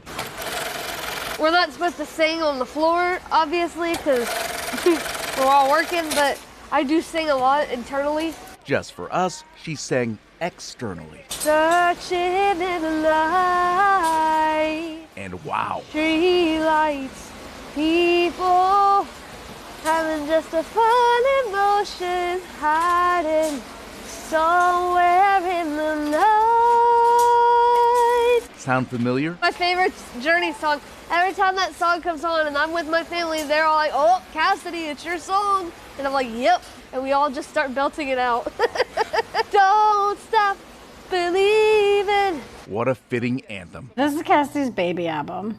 When she was first born, she was in NICU for 30 days. Back then, her mother, Susan, was overwhelmed. In shock at the time of having a baby that was born with no eyes and no nose. Not knowing what to expect out of her life. Doctors were able to do several surgeries.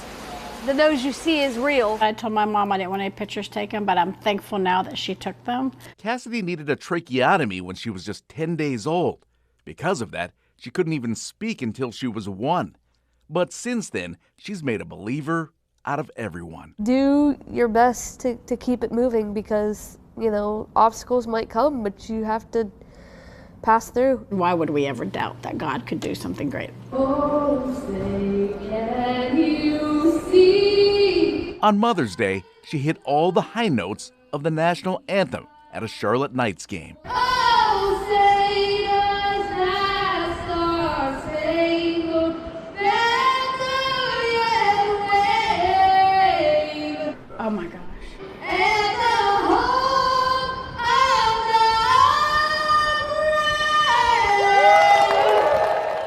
the Anytime that I thought, Cassidy, you can't do this, she was like, hold my milk. 1, 2, ready, and. And considering what Cassidy was born without, it seems miraculous she was born with perfect pitch. She sings barbershop harmonies with the Queen Charlotte Chorus. It's kind of a euphoria. Very therapeutic, very much fun. It's her passion, her faith. Those things drive her in everything she does. I want to take to Georgia. I think it's great that she's got an outlet where she can express joy through music. Cassidy hears beauty everywhere. Music tells a story. These machines are music to my ears. And if her journey could be summed up in a song, don't stop believing. Hold on to the feeling. Street lights, people. I love hitting that note. unbelievable. That was pretty legit. Thank you. A Charlotte boy has loved being loud from day one, and that might be the ticket to his musical dreams. While he makes a ruckus behind the drums, his mom hears something sweet at play.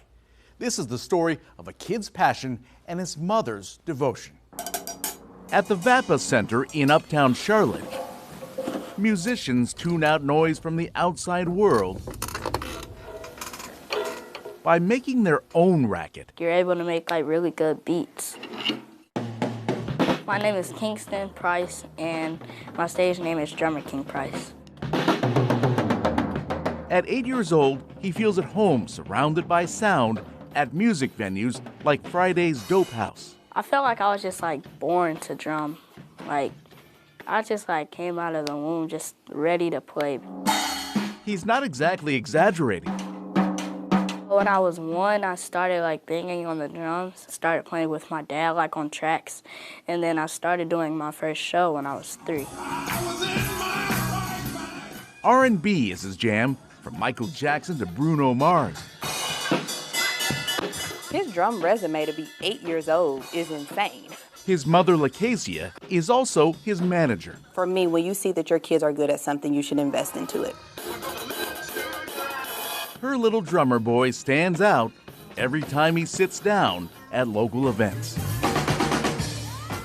I played in the Charlotte Knights, the baseball field, played Taste of Charlotte, Charlotte's Kids Fest. I always tell him, play as if somebody is watching you for another opportunity. At first, it's like kind of scary. It's like, all right, there's a lot of people, but then when I start to play, I'd be like, all right, it's good, we're chilling.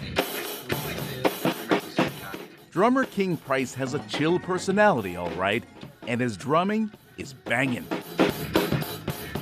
It is such a good feeling as a mom to see people come and watch your kid. You know, they're taking out their phones and they're recording and they're tagging him on Instagram. He dreams of performing all over the world and working as a music teacher one day. Like if they want to play the drums but they're not like as good at it, I can like teach them like what I started doing when I was a kid. Even when he's in the spotlight, Kingston understands who the most valuable player is. My mom. If this is what he wants to do, I want to be able to push him into that great place. And like the one thing that I really love is like if I'm playing and it's like really loud, like she won't tell me to stop or nothing. Just sit back and let the drummer king cook. His mom's encouragement is the heartbeat of every drum beat. To watch him play, it's amazing for me as his mom to see how coordinated he is.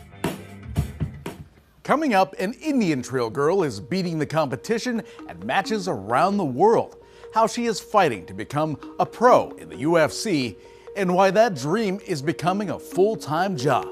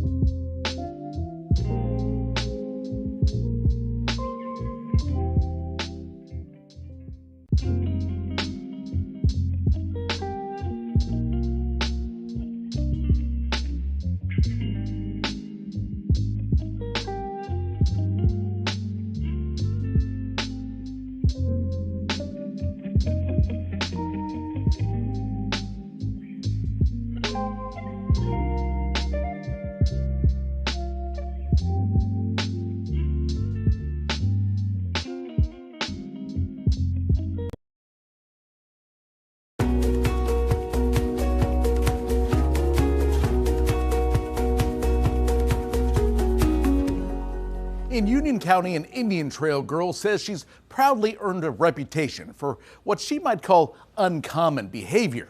She's a mixed martial arts fighter who's already got her sights set on becoming a pro. Everyone grab a new partner, go. Martial arts are sometimes described as a dance. Spread out, guys, spread out. Let's go, let's go. But the moment you step onto this floor, it can be love-hate. You are trying to off-balance your partner. Avery Richard of Triumph Fight Academy instills the fundamentals. You're gonna see everyone from 3-year-olds all the way up to 60-year-olds training jiu-jitsu. And one of the young faces in the crowd is fierce. When you hear the bell, you're gonna grab one more new partner. And time. Go out there, win or lose, I know I'm a badass. Yeah. 11-year-old Willow Lyles pulls no punches.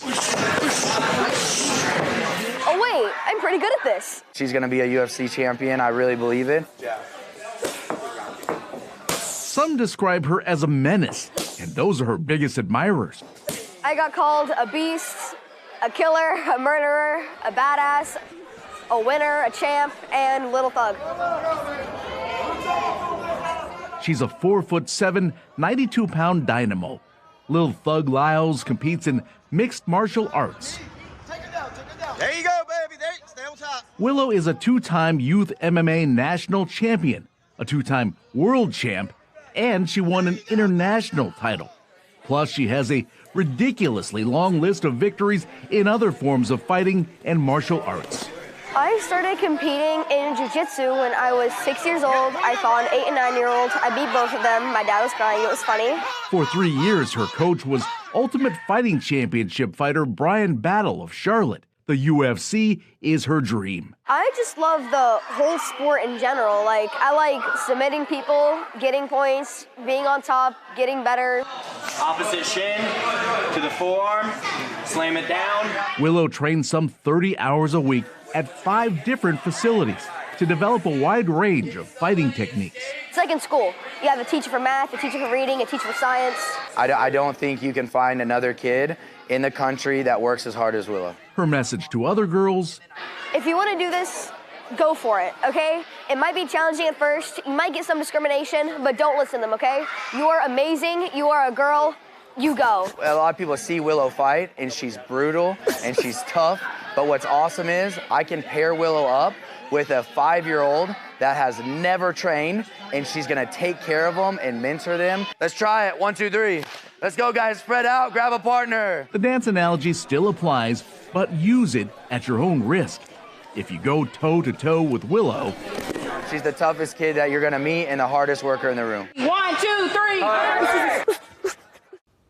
comedian Tim Shropshire's hilarious food reviews have drawn a big following on social media. While stand-up is still his bread and butter, his sometimes viral video posts have helped him build his brand. And when the dish is really good, at a loss for words, which can be comedy gold. The secret to these wings is to make sure it's nice and tossed. Jeffrey McBride's menu is meaningful to him. Nice and saucy, ready to go on the plate. Blasian Asian Way at Camp North End is a nod to his Black and Korean heritage. There's a lot of people who have never eaten with me, maybe not even heard of me. So I just felt like that this would be a great opportunity. Yeah, I'm doing well. He hopes a comedian and influencer can help his business get more eyeballs. My name is Tim Shropshire, but I always say my friends call me Shrop. The twist is you're gonna get a little bit of a Korean flavor with it. I want you, man. Whatever you do. What's up, good people? It's Tim Shrop. He does some of the food reviews. He's pretty funny. Tim's not afraid to take the Korean bulgogi by the horns. When the food slaps, Tim has a visceral reaction. His response screams, delicious. My wife is like, can you give a description of what you eat? And I said, baby, it's just good. I don't know. I can't do it like the Food Network. Boy, I'm glad the Asians and the black people come together. Tim has nearly 500,000 followers on Instagram alone. Can he get an amen? When you connect it to the source. He posts all sorts of comical content. Watch it long. I'm about to go get me a refill right now. If you ain't grilling the bun, we ain't having no fun. But there's something about the way he savors good eats that often goes viral. Listen. Shh.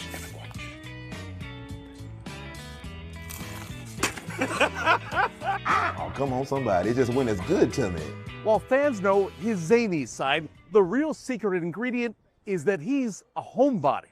I feel that this is where comedy really started, was at the table. And that's where we sat down with him.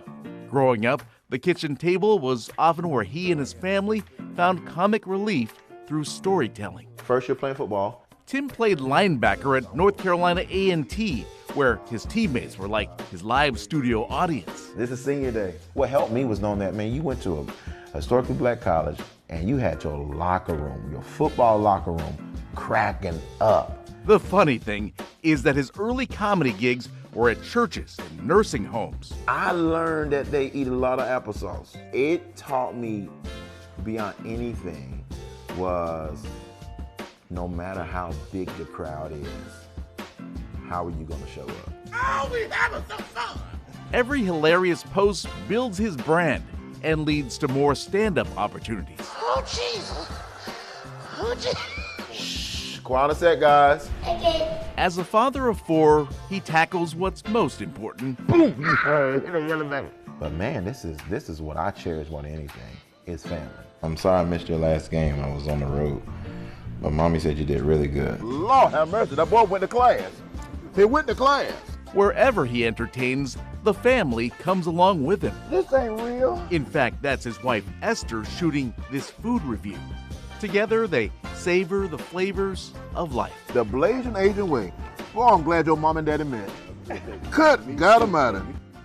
That's a wrap. A Charlotte dad is making sure his kids have snow on the ground. Ahead, the flurry of fun he's creating while dishing out dad jokes on the side.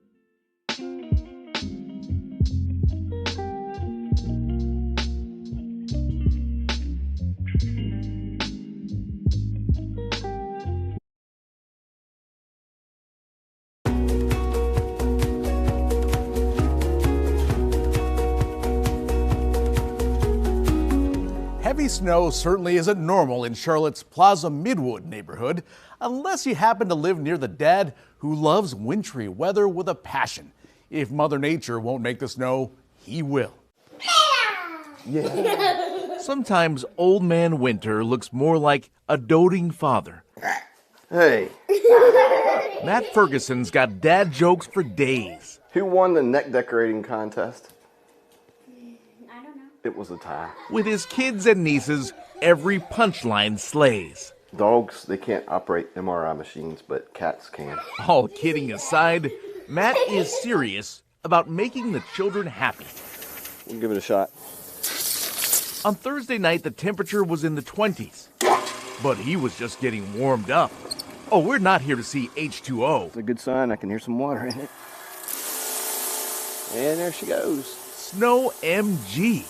Matt rigged his own snow-making machine. It makes snow, you know? I look at it and go, I built that. You built a snow machine for me? The fan motor in here, this will blow the plume up a little higher, give it some hang time. He sets it and mostly forgets it. I mean, what could possibly go wrong? Every perfect storm starts with compressed air from an air compressor in the garage. It gets cold. You mix in a little bit of water with it, and it creates ice crystals. You know what else it creates? Yeah. Flurries with a chance of pure glee. No. Making snow and playing in the snow.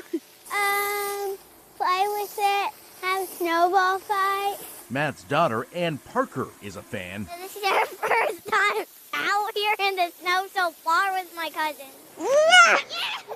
As you can tell, Matt really loves to make it snow. His machine makes about 2 inches per hour, but the real measure of success is memories made. He's been making flakes fly in the front yard for the past 4 years. There you go. Enough to sled, make snowmen, and take him back to his childhood. I grew up in Virginia, and we had snows. It was a great memory, and I wanted my kids to experience the same. And it had been so long since it snowed here. I just said, I'm going to make it happen. There's only one downside that Ann Parker can see. It's very annoying because there's cold water that blows in your face. What's happening right now? We hope that's a small sacrifice for what's become a community attraction each winter. Around the neighborhood, he'll come up and say, thanks, it didn't really snow, but we knew you would have it at your house. Replicating the work of Old Man Winter sounds like a lot of work. That makes him the fun uncle.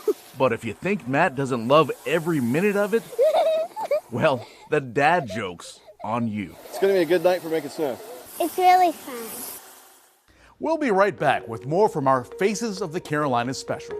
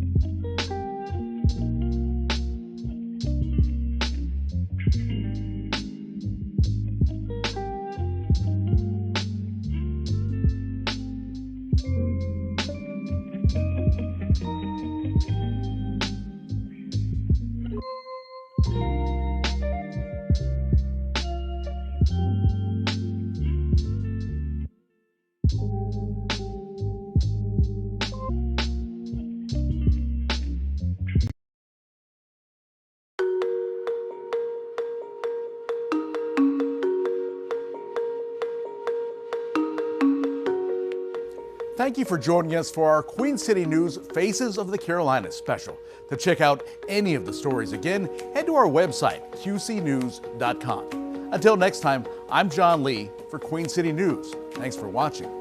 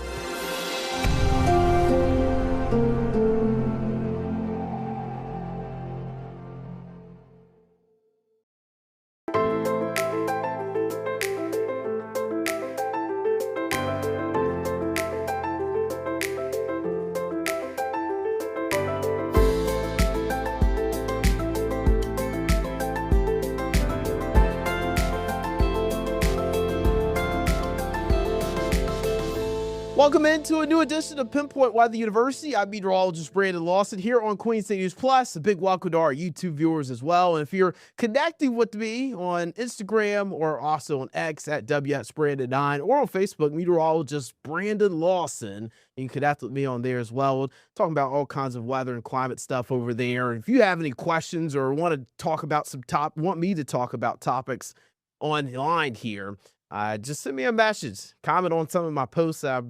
And we'd love to chat with you and get connected with you, and also add to the show as well, just some of the things that you guys might be seeing out there in the world when it comes down to climate and weather as well. And some of you might see some of the NASCAR stuff I posted on there. Big fan of that, obviously. Go ahead and comment some stuff on there about that too. Let's go ahead and get right into our discussion today. It's about soccer. I know a lot of folks are really excited about the World Cup. I'm pretty excited myself. It's going to be hot, though. It is going to be very hot. It's the summer season. We expect it to be hot, but summers are getting hotter across the globe, especially here in the U.S., and we're in North America for the World Cup this year. The first games in North America were played in 1970, and here we are, 2026, and another World Cup games being played here in North America. You can see some of the videos here of players sweating, getting sprayed with water. Obviously, a lot of excitement around it as well, and I'm sure a lot of folks are going to be out and about celebrating and enjoying these games as we all come together to watch it. That's one thing about sports, brings us all together. It's always a really good time. But we do need to get into a pretty serious topic today, and it's about the heat. There's also FIFA. They're doing 3-minute breaks for water. Some people think we should have more. Some people think we shouldn't have it at all.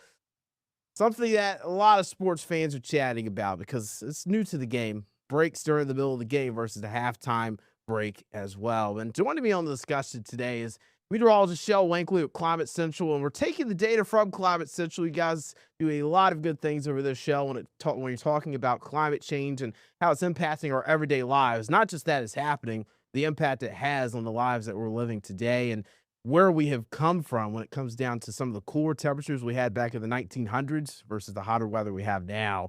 And impacting our lives is the heat and how it's going to change the World Cup games. Talk about some of the new research you guys have just released and how important this research is for not only the players, but the fans that'll be in attendance. Yeah, I think that's what's really interesting about it. That's one of those things, right? Like, we need to understand just how climate change is impacting the things that we do every single day, the things that we love. And for a lot of us, that is this beautiful game that is soccer, or as most of the world calls it, football, right? So we really wanted to understand this big moment where there's going to be all these countries, all these teams, all these fans that are coming to the United States, that how it's going to really impact you. And so we really focused in on player performance, because we know that that is a thing that heat really impacts, but also we can use this information to understand, how does it impact you as a fan that's sitting in the stadium? How does it impact the officials that are running up and down the pitch just as much as these players are and have to be really sharp to make those decisions? So you've got this on the screen here. I think this is really interesting. We started at a very base level. So they did this from the 2014 World Cup in Brazil. And the study found that the temperature of 82.4 degrees is pretty much that number where once you reach it, once you cross it, that's where player performance really starts to come down. So we're talking about slower matches, not as sharp playing, like those are the things that we're watching. So what we really wanted to understand was, what are the odds? And it's pretty high because it is June and July in North America and the United States as well. But what are the odds that performance impairing heat is going to be inflicted on these players? But then how much of that has been added by human-caused climate change as well? Yeah, and looking at some of those odds here, I saw some very interesting stats from you guys. It looks like almost all World Cup matches could have performance impairing heat. That could change every single one of the games almost. Yeah, so we looked at all 104 scheduled matches. 97 of those are likely to see performance impairing heat, and not just performance impairing heat, but performance impairing heat due to climate change. Now, one caveat to that we should just talk about right up front. There are 4 stadiums that are climate controlled, and for a very good reason. And we can go into those stadiums and what it would have been like if it wasn't for the fact that it is climate controlled. But when you look at places like Dallas, Houston, we know that there's just no way, probably unless there's a big rainstorm, which also would slow down play, that we'd be able to play these matches that didn't inflict some of this performance impairing heat. And I would say what's really interesting about that too is that we found that 49 matches had at least a 50% chance of a performance impairing heat. So pretty high likelihood that we would see that threshold get met and then surpassed as well. And then out of some of this research here, what are some of the more heftier locations when it comes down to climate-induced heat? What locations are experiencing this heat the most? Yeah, okay. So the 4 cities that really caught our attention the most, we're talking Miami, we're talking Mexico City, which is a high elevation stadium. So that's another aspect to this, is that there's the elevation sickness part for players who aren't used to being that high up. We've got Guadalajara, and then we've also got Houston. Of those 4, the only stadium that is climate controlled is the stadium in Houston. You're showing Mexico City there. So what we really wanted to do as well is just understand how many more of these extremely hot days. So what that means is think about the absolute hottest of the hot day that you would expect there in the months of June and July. Back when the last World Cup was played in Mexico City, and then that decade around it, we only expected about 2 of those days per year because we know that they happen. That's the weather side of things. But now in the 2016 to 2025 range, now that we're back to the World Cup in Mexico City, now we're talking about more than 10 days on average per year where we're experiencing these absolute hottest days that are to be expected in Mexico City. So you can see the difference. Part of that, yes, is a little bit of the built environment around us. But that also, as we have talked about before, Brandon, is another human caused thing. So there's a lot of changes that we have made as humans that now will inadvertently impact the way that we experience the World Cup and the way that players play in the World Cup as well. Yeah, and you mentioned another one, Guadalajara, and I actually have that graphic here. They've seen some extreme change when it comes down to heat over the last several years. Yeah, so look at those bars, right? So the flat orange color you see, that's where when we looked at the data, we used attribution science to understand where's the fingerprint of climate change on these hot days. And in the 70s, yeah, we had some because again, it's Mexico in June and July. But as we go through the decades, especially in the 2000s, we were able to find that, you know, looking at the weather and then looking at historical carbon emissions in the 2000s, on average, we would not have experienced one of these extremely hot days if it wasn't for climate change. Climate change added those days. And I think the most staggering thing about Guadalajara, so we looked at, again, all 104 matches. The biggest single match impact, it's June 26. We'll see what the weather brings, but historically, June 26, Guadalajara, it's a matchup between Uruguay and Spain. The odds of performance impairing heat is as high as 70%. Do you want to, I don't know, let's play a guessing game for a second. Do you want to guess how many of that 70% was added by climate change? Oh man. Let's go with about 20%. We got to go higher. Really? 37 percentage points were added. So we were talking, again, a high likelihood that there would have been performance impairing heat, but we know that we have drastically made it more likely because of the heat trapping pollution that we've put into our atmosphere. And that's interesting too, because I know you guys have a website, and I actually kind of screen recorded over it. This website here shows those matchups, and this isn't the one you were just talking about, but it shows the U.S. and Paraguay and just the difference that could be made when it comes down to performance impairing heat. 32% chance of performance impairing heat when you're looking at the U.S. versus Paraguay matchup, and then there's an 8% chance of climate change adding more to that heat and adding a higher chance of that performance impairing heat. But just hearing you there's some areas that are experiencing a 30% chance. Why is it higher for some locations versus others? Yeah, I mean, think about the historical odds, right? Like, you know, a city like Houston, you know, a city like Miami, you know, a city like Atlanta, they're historically hot. So when you look, you know, some of these matches that we're going to be playing in Seattle or Vancouver, they don't really have very high historical odds of reaching that 82.4 degree threshold. But what we also understand and what we can use the same science for, because again, we're using attribution science, and what that just essentially tells us is how much more likely is unusual heat because of climate change. So what we know, if you look at the stadiums in Los Angeles and San Francisco, there hasn't really been a lot of changes. We looked at all 16 stadiums. Only 14. 14 of the 16 have seen an increase in their temperature since the 1970s. But that doesn't mean that, we won't experience this heat. So if you look at the forecast this week, there's a lot of warmth that's happening across almost half the country, especially during the overnight hours.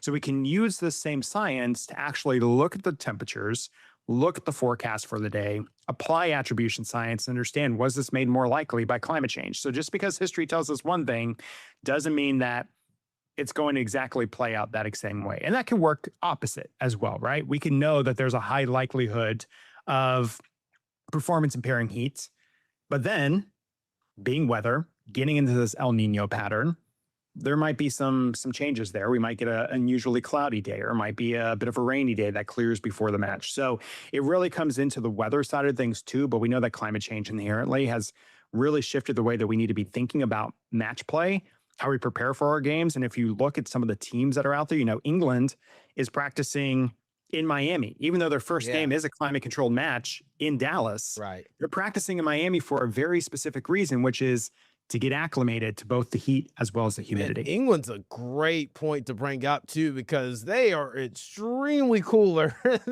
than we are during the summer months. They don't experience as much performance impairing heat when looking at that 82 degrees Fahrenheit temperature there. So it's like, how do they train for something like this? I know they have facilities where you can add heat and make the temperature hotter. You can get it up to about 100 degrees in some buildings. And also, like, I know there's like a place, here in the US, it's called Hot Wax. You can go to the place, you can sweat and you get the humid air, you can condition yourself. But it just seems like it's much different when you're always in it. Like here in the US, if you live in a spot like Houston or Dallas, or you live in Florida, you're always experiencing the heat and humidity. Your body's used to it, versus England coming over.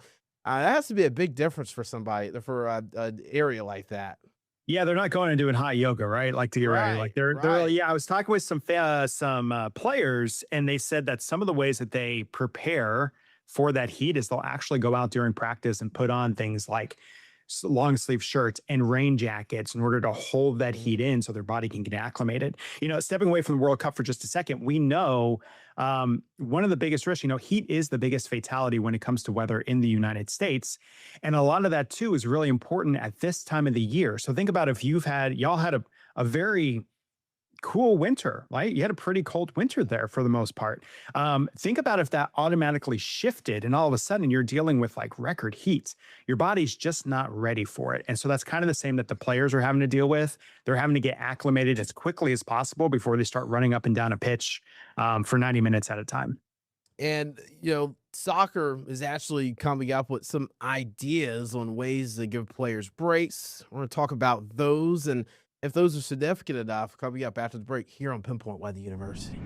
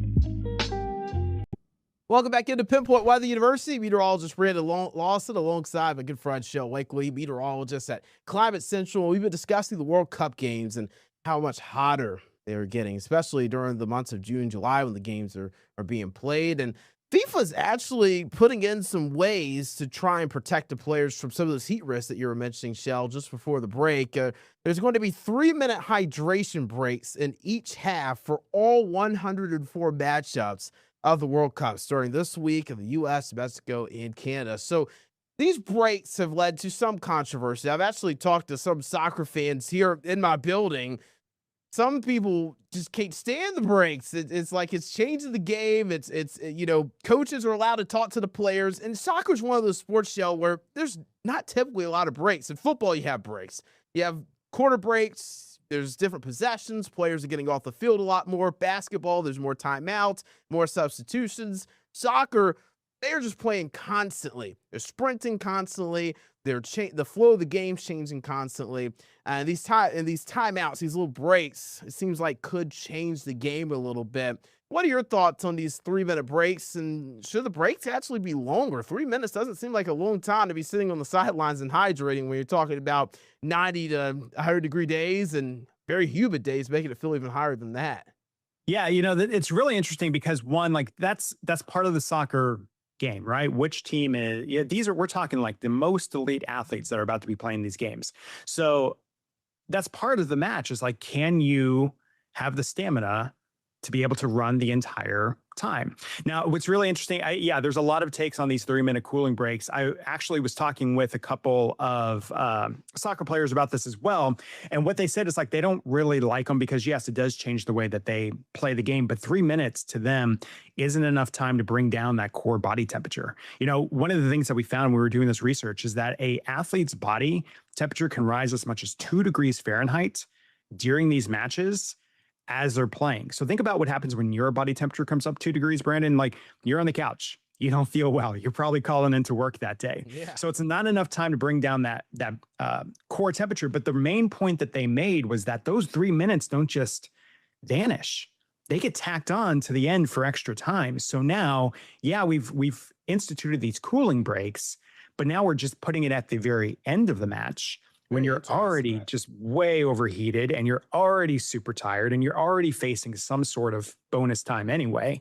But now you've got these 3 minutes that are being tacked on there. So that's their biggest point is that, yes, it's nice. It's a nice sentiment, but it doesn't change how much play is happening during these matches. And I think the other piece, just like thinking my meteorology mind there, is maybe you start a game that's, maybe it's let's say a 11 a.m. match or like a early match, right? So now we're dragging into the heat of the day. So now you're tacking on those extra minutes when it's actually hotter at the end of the match than it was maybe when you took that cooling break in the first half. Yeah, that's wild. I mean, we're talking about 3 of these at least because we have, I guess, 2 of the breaks because you have the 22-minute stoppage and then you have halftime and then you have the stoppage. So there's 2 hydration breaks. That's 6 minutes added to the game towards the end. Right. Man, that is a lot of time, and that doesn't even include the extra time that might be added due to penalties and other things. Because I mean, like yesterday, I was actually out and about. We've got something called the Cookout Summer Shootout at Charlotte Motor Speedway. Big race fan here. My fiance and I were out there at that. And I got dehydrated just sitting down in the humidity. I'm just sitting there.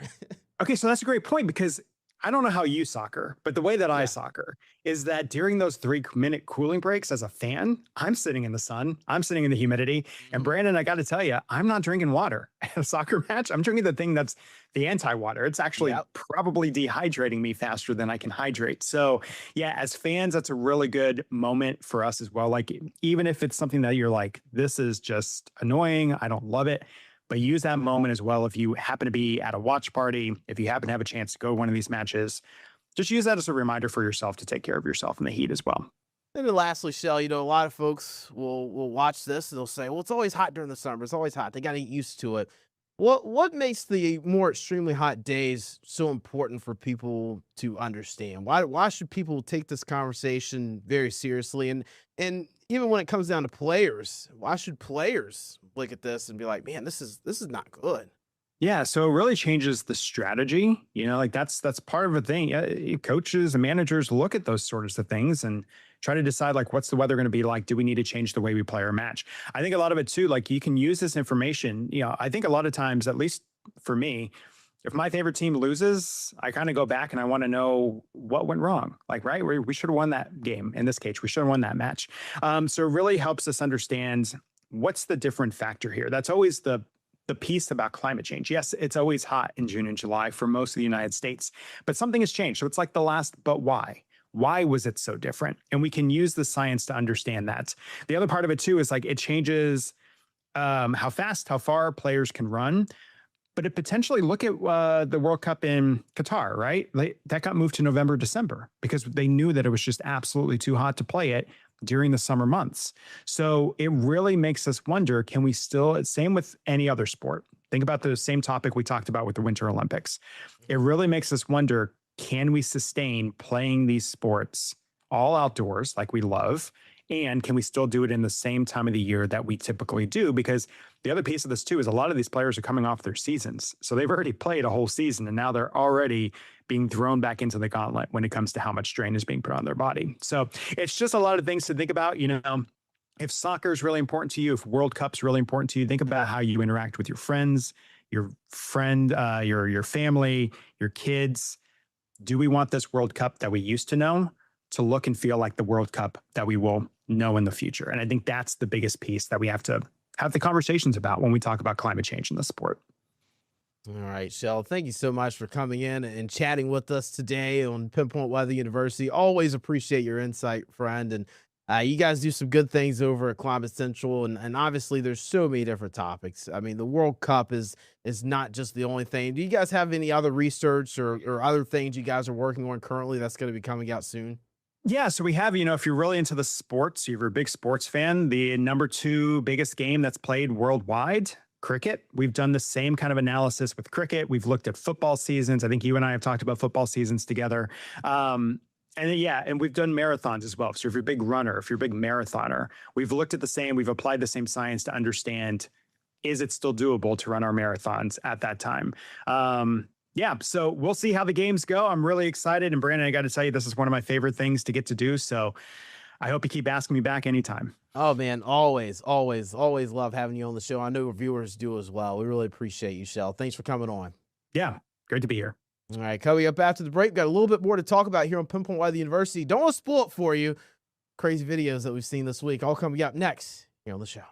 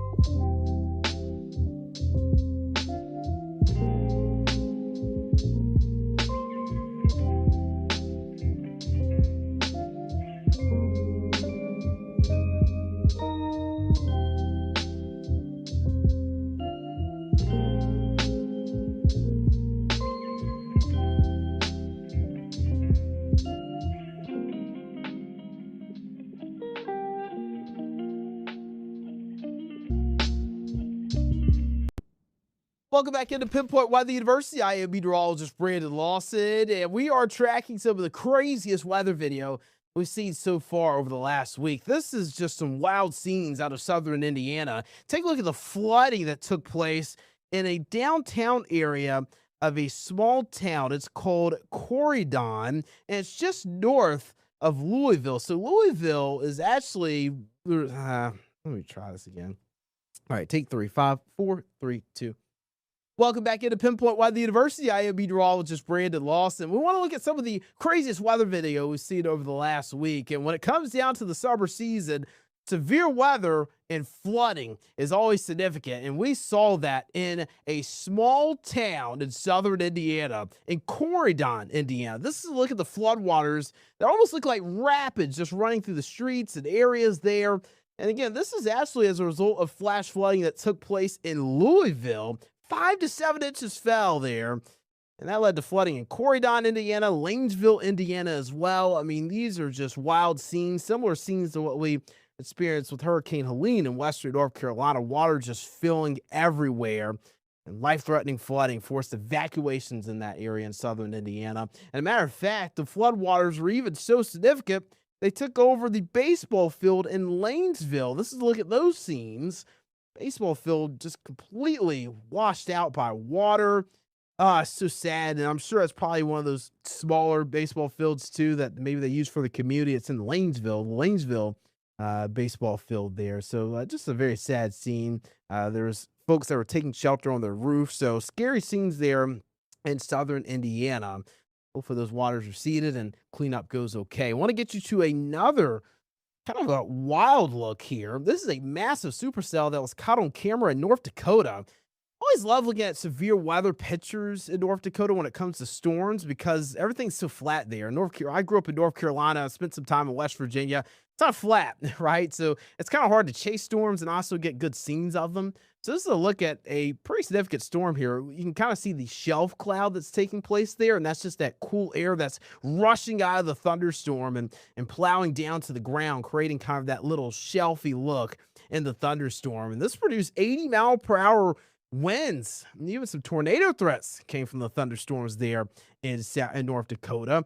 Pretty significant severe weather there in an area that I tend to think is one of the colder spots, but they can get it up there, especially towards the northern Rockies. Weather can get pretty violent. Again, we can see it here. Kind of looks like a little alien look a little bit when you look at that storm zoomed in. Also, Argentina. Man, our friends over there, they have not had so much luck ever since coming to the U.S.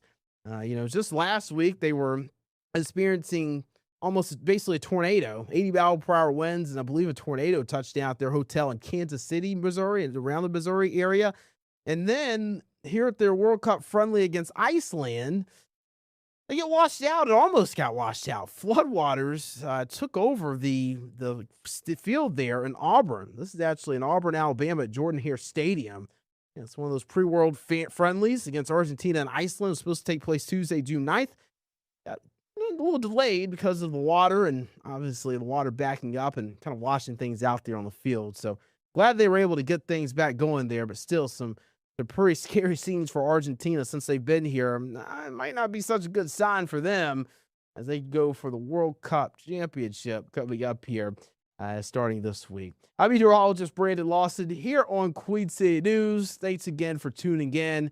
Again, as always, with Pinpoint Weather University, if you have any weather or climate questions or topics you want to discuss, feel free to send those my way on IG or X at WXBrandon9 or on Facebook at meteorologist Brandon Lawson. Take care of yourself and each other as you navigate the surf together.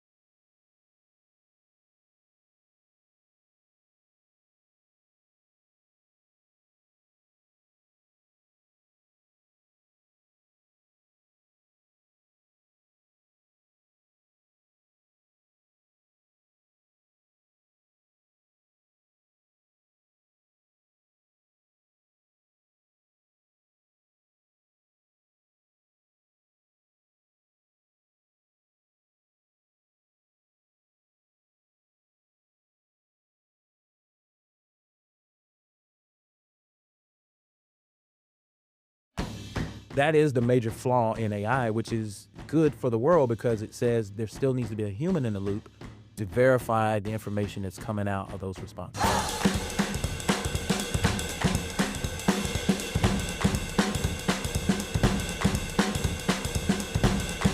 Welcome to Tired Parents Club, a safe place to share, laugh, vent, talk about the ups and downs of raising the littlest versions of ourselves. We are your hosts, Kevin Pinto. We have Sierra Langford. Hello, hello. Sierra, what are we talking about today? All right, you may have heard about a little thing called AI. And today we are talking about students and graduating seniors entering the ever-changing workforce, right? And how there's a lot of industries out there right now that are increasingly using AI and relying on AI and maybe even replacing jobs with AI, right? So today we've got Joe Little. He's the Associate Dean of Technology with Central Piedmont Community College, also known as CPCC. Thank you so much, Joe, for joining us. Hello, everyone. Thank you. And with your background and everything, please tell us just like a little bit about yourself. What brought you to CPCC? Yeah, I can get into it. So Joe Little, Central Piedmont Community College. I like to start off by telling people, since we're in Charlotte, that I'm a born and raised Charlottean. Amazing. Yeah, I'm one of those So unicorns. rare. Yes, I'm one of those unicorns. I predate Uptown. It was downtown when I was here as a little baby. So that I can tell you legit, I'm a Charlottean. So what got me to Central Piedmont Community College was a journey that started with the United States Army. I was a communication specialist back between 1999 and 2003. So right before 9/11 and that world-changing event. I got out of the Army due to an injury. Went to Central Piedmont Community College for my 2-year degree in network administration and support back between the years of 2004, 2005. Actually, walked the stage in 2006 because we didn't have winter commencements back in that day. And then worked at the ITS help desk for a part of that career. So even after I graduated, I stayed connected to the college because Central Piedmont does that to you, right? Once the key word in that name is community, and we're all about building community and supporting our community here in Charlotte and surrounding areas, and connecting with people and making sure that they can change their lives for the better. So what that college did for me, and I'm very proud of it, is I got my 2-year degree. I got some industry certifications. I was able to get a part-time job with the college, first at the ITS help desk, then as an adjunct instructor teaching cybersecurity courses, worked a full-time job in the industry while doing that. Here in Charlotte. The company was based out of Chicago. It's been bought out since then.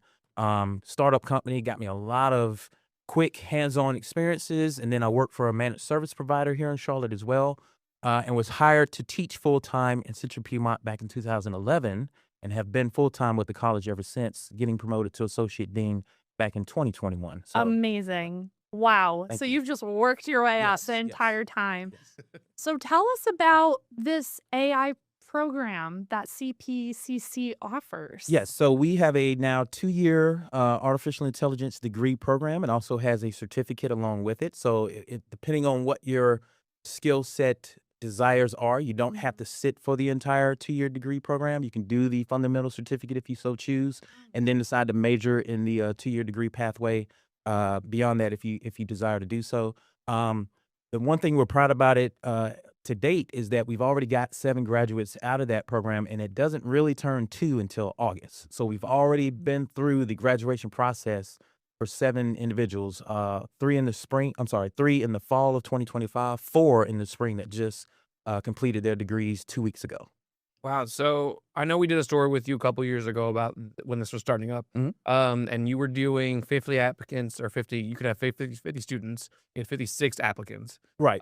50 were on the wait list back, I think, when we last talked. Yeah. Correct. So has that grown? You know, Yes. where are you guys at now? So to use official numbers, the state dashboard has us at 95 unduplicated students, meaning that is their sole major or their primary major.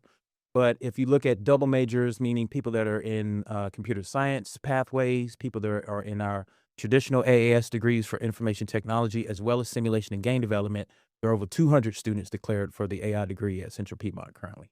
How have you seen it progress, I guess, in those 2 years, just overall? Right. So we've seen the breakdown in the degree where folks are focusing on things like chatbot programming skills, machine learning, deep learning, computer vision. computer vision is important when you think about things like physical AI. So these are things like robotics. And when we say robotics, what we mean are think robo-taxis. Like you've seen the Waymo taxis starting to show up here in Charlotte. Yes. The Tesla cabs. That's why computer vision is becoming more important. Like we're looking into cameras here in the studio. So think about a bot that could react to what it's seeing and maybe track my head if I was starting to move, so that at no time am I out of focus or out of view in the camera. So this is what we're teaching our students as part of that degree program. That's fascinating. Are there different kinds of courses that tend to be more popular than others within the program? Or is it all, is it like a 101, 102 type of situation where you work your way up? Yeah, it depends. That answer varies because it depends on what skills those learners are trying to seek. So, some of them only want the chatbots or generative AI, as we call it nowadays, right? And what we have to be careful in when we advertise the program is make sure people know this is mostly a programming degree, but it's focused on programming AI skills. So large language models, neural networks, things of that nature. So we need to make sure that people don't think, well, I'm coming to be an advanced ChatGPT user, or I'm coming to be an advanced Gemini user or something like that. No, you're coming to learn how to build the back-end infrastructure that is artificial intelligence. So that and we make sure we say that clearly in our information session. Like, please don't think you're going to be living in ChatGPT in all your assignments. That's not what this is. No, you're not going to become a glorified Right. user. Yeah. There is prompting, there's prompt engineering and all those things, but it goes well beyond that. Mm-hmm. And what types of careers, you briefly mentioned it, what types of careers you see your students kind of get into after taking these programs? It's a mix. So it's those AI specific jobs that companies are starting to look into now. So it's your AI engineers, it's machine learning, it's computer vision, a lot around data analytics and data science, because that's where we're starting to see AI being used as a tool to augment the work, those redundant tasks. Hey, I want to pull a report on XYZ and give it to the C-suite to kind of make a business decision, something like that. But then it's traditional software development roles as well, because you can use AI to augment your code to, help you debug, etc. So that speeds up the work. And that's another place where people are starting to get into the conversation about, well, is AI going to take my job? No, but it will augment your job. And if you don't know how to use it to augment your job, you may find yourself replaced with somebody who does have that skill set. Yeah, so I'm thinking of the workplace as well, right? This is always going to be a back and forth, I feel like, and I'm sure you already know all about that by now. I guess the workplace, something we talked about yesterday even, is that going to take away the interactive workplace? We work in a newsroom, we're constantly always running around and stuff talking to each other, yelling stuff out. It's nuts in here sometimes, but I wouldn't blame AI for that so much as I would the recent pandemic, being that a lot of people have gotten used to a hybrid or remote work environment. And AI was, even though AI has been around for half a century, we didn't start the hype game on AI until the last 5 to 10 years, right? So, but we were already in a Zoom or Microsoft Teams, you pick your flavor of teleconference environment prior to the explosion that has been AI for the last 5 years or so. Yeah, so I guess, COVID sped up AI, I guess, or the advancement of it. Well, yeah. Well, it in a weird way, right? Yeah. So, that worldwide events like pandemics, wars, etc., will fundamentally change the way we do business moving forward because, COVID did that, right? So it forced us into a lockdown for 18 to 24 months, depending on which country you're living in. And then because of that, you were forced to use tools that you were otherwise hesitant to do so prior to the pandemic, right? A lot of businesses didn't want their data in the cloud prior to 2020, because if it's on site, I have control of it. I can see it. If something happens, I can go unplug a cable or whatever, and we're fine.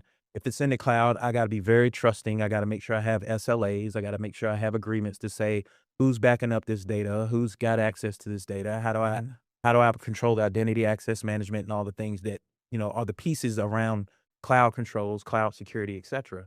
AI was not even in that conversation during the pandemic, even though it was starting to come on the scene. While we were in lockdown, folks were starting to use ChatGPT for, prompting it to do homework, whether they should have been doing that or not.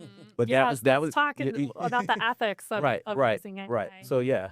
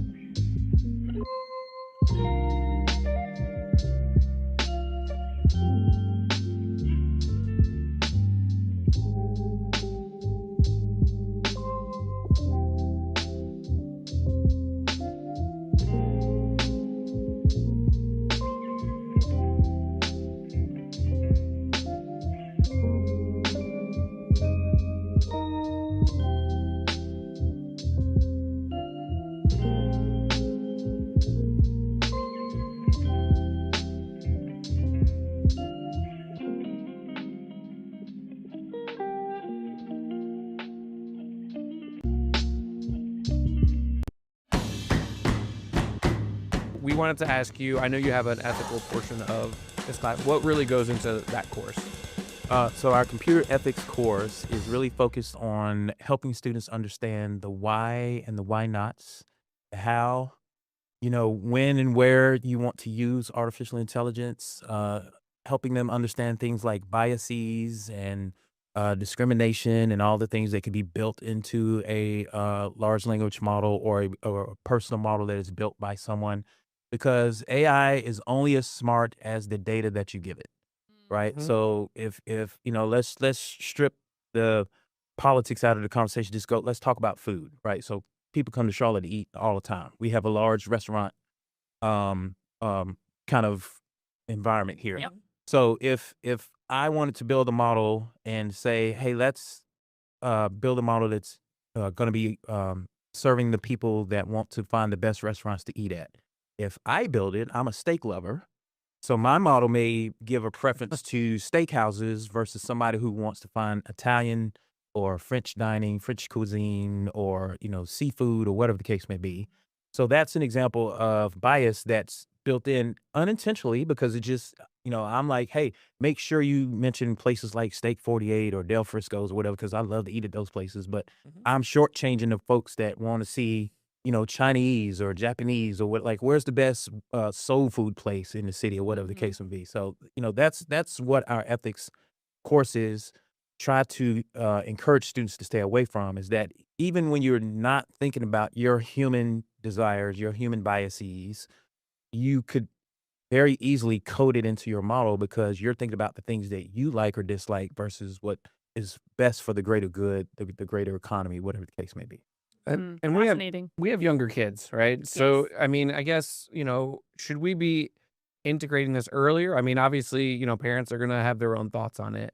I'm always nervous. Like, is my kid actually learning, or are they taking a very quick shortcut using AI and then they're just going to wash it away? Well, that question is at the heart of it. You should always be thinking ethically in every decision, right? Like we should, as human beings, should always be concerned about how my actions will impact my neighbor, right? When I'm driving down the road, road rage is a thing. But if I decide Here to, in Charlotte? What? I am guilty. I'm lying a lot. Well, I mention it because you think about AI's impact on transportation and ethical decisions, right? So, would you want a driverless vehicle to have in its code the ability to strike a person in its decision making, right? So, if it's going to slam into a wall, or if it's going to avoid the wall and maybe not damage itself so much and protect its passengers, but the risk is it could run over somebody.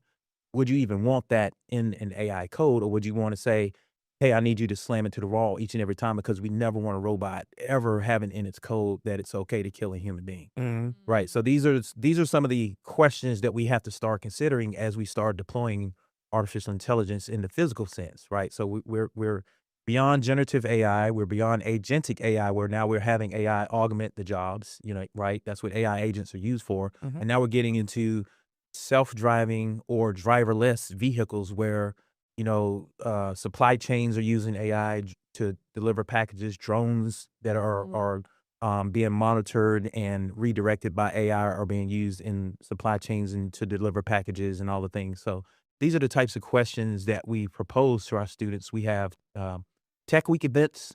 One of our professors, Dr. Fraser Smith, did a "Would you pull the lever?"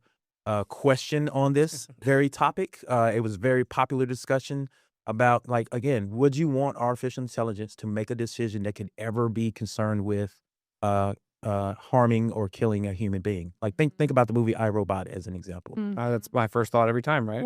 With AI kind of going into all different kinds of careers at this point, do you think that at this point it's maybe gone too far as to where it is, or what is your thoughts on that? As are there students that feel, I guess, wary as they head into this, new kind of environment where we see AI, taking away certain jobs because, the corporation has said, okay, we've got this AI technology that can now do these certain entry level positions. Mhm. Do you think What are your thoughts on that? Well, can do doesn't necessarily mean should do. AI can do a lot of things, but again, back to the ethical question, should we allow it to do certain things? I can't speak for any company. I can speak to the fact that technology in the world always seems to outpace regulation and governance. So you always have a tool before you know what the law is around the use of that tool. And you can speak to almost any piece of technology developed in the last 100 years, and that statement would hold true. So here we are again with artificial intelligence. Oh, by the way, quantum computing is right around the corner. Those two technologies are going to be tied together. Good thing is it's going to significantly increase healthcare in the country, in the world. There's experiments being done right now with quantum computing around cancer treatments and all the wonderful things. But on the other side of it, here comes cybersecurity. Like, what does quantum computing do to encryption, to your ability to have virtual private networks, and like, what are we going to do in response to this new technology? Like, we're talking about AI, but quantum is right behind the curtain. Like, it's ready to be deployed. It's just a matter of, can we get the error rate down in the qubits? So once that happens, here we go again with a discussion, right? Well, we don't even have federal regulation on AI use yet. What are we going to do about quantum? Yeah, because we've created this thing that's now going to help us in so many ways, right? Right. But now we've Double-edged created, sword. yeah, now we have all these problems. Now we have to figure out a way to combat it, right? It's like, kids using it for homework, right? And that's something that people have talked about, writing their assignments and stuff like that. So now we have to figure out a way to, and we already have, right, to combat it and ask. But now we're asking AI, hey, did a student write this? Or Well, let me write say, this? homework use in AI is not necessarily a bad thing. So if you're using it as a checker, okay. If you're using it to do the work for you and you're missing out on the learning opportunities, and you don't understand why the comma, you don't understand why the comma belongs where it belongs, the period belongs where it belongs, etc., and you're letting the bot do it for you, that's where it's a problem.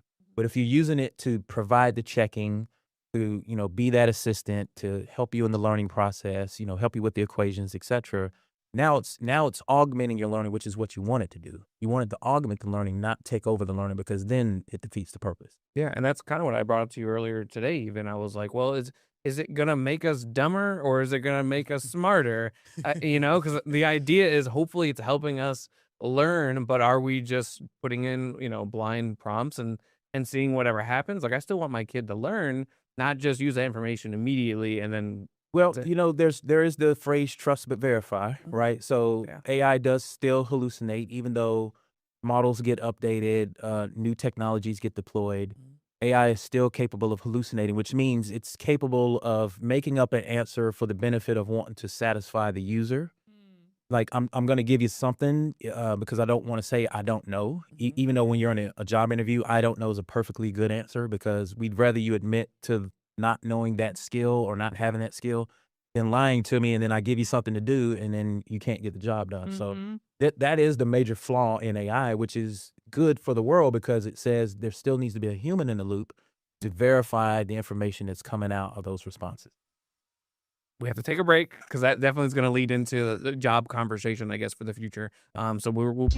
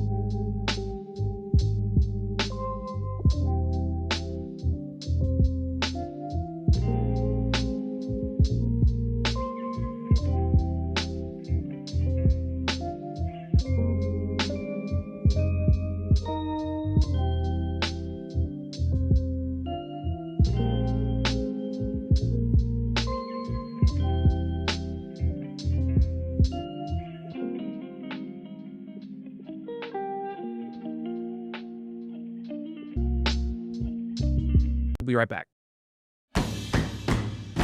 We are living in a time of profound change. That's an understatement, right? Profound change. Change is exciting, very exciting, and let's face it, change can be daunting. The rise of artificial intelligence is the next industrial revolution. Whoa.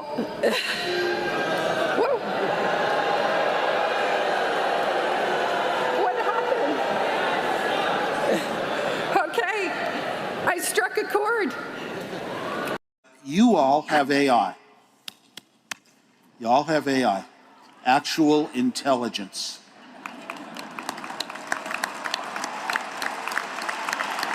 My entire life in the technical world, I've been following people that were trying to figure out how to make a brain, software, hardware, synapse chips. And I was at a company where the engineers figured out how to make a brain. It takes 9 months. All right, welcome back to Tired Parents Club. Obviously, we started with some of these clips. We will bring back Joe Little. I mean, what is your response? I guess first to the booing one. Why would students? Yeah, I felt so bad for her. And there she is again. We'll bring She her just back up. really thought she had something. She's like, they're gonna love this. Why would students react that way? It's misinformation is part of it, right? There's a lot of misinformation out there about it. What I'm going to tell you is what has happened, like we were talking about before, is that technology is outpacing regulation and governance. And so now we're in a situation where there was a lot of hype around it, like we were talking about during the COVID pandemic and things of that nature. We were using it at home. We were using it for homework, et cetera, but we have this infrastructure demand that's going on. Like, what do we do with millions of subscribers to all of these online platforms? Where is this data going to live? How are we going to implement it? And oh, by the way, how can we do this with, again, while considering the negative impacts of our neighbors and mitigating those negative impacts as much as we possibly can? So that's where we are in today's world. Like, AI is not going anywhere. But the question is, how do we reduce the negativity when it comes to community impacts, when it comes to building out the infrastructure that supports all of these online platforms? Yeah, and much like the other video, right, where the other students seem to be embracing it. Right. I guess. So, I guess, so what are those kids what are they just nervous about? I get, what do we tell our kids, even anyone graduating, who wants to know more about AI or scared of AI stealing their stuff? What do we tell them? So it's you got to break that up into 3 groups. You have your early adopters, right? Your tech heads who, anytime something new comes out, they're jumping all over it. Fully Right? embracing it, yeah, all the way. Yeah, new iPhone, new Google phone, whatever their favorite tech is. They're always using the voice activated AI bots. Hey Alexa, hey Bixby, hey Siri. They're just on top of it. Then you got the middle adopters who, they don't want to be first. They want to kind of see how it plays out, but they are cautiously optimistic. So you can talk to this audience. You can have a conversation with them. You can give them the use cases, have that polite conversation about the detractors and how do we get ahead of these unintended consequences that we're starting to see impact the world. And then you got the naysayers who just, no matter what, all tech is bad, right? So those folks, you try to bring them to the table in a polite way, but there's always going to be somebody in the room that just, no matter what, something's always bad, and that's all they have to say about it. I mean, just kind of going off of what you're saying, it sounds like we're living in a time where everything is changing so fast.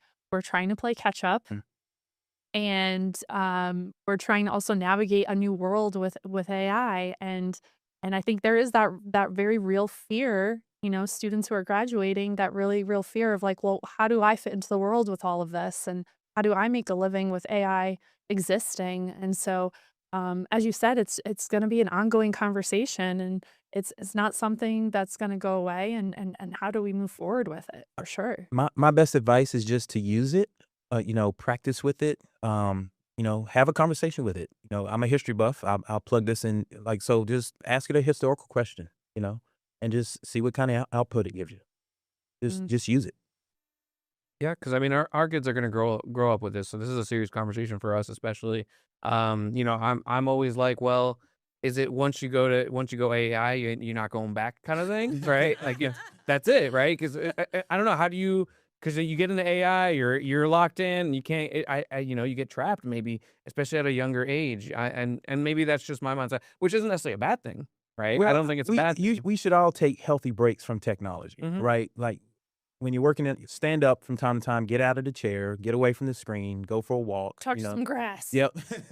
Do all those healthy things us human beings have gotten away from because of the digital age. So, yes, use it, but at the same time, use it in a responsible manner and stay away from those digital addictions and things like that. But yeah, take screen breaks and all that good kind of stuff. Yeah. Sierra, I ask you, I mean, this is something that you are going to introduce a little bit younger. Sometimes they're going to find out regardless, right?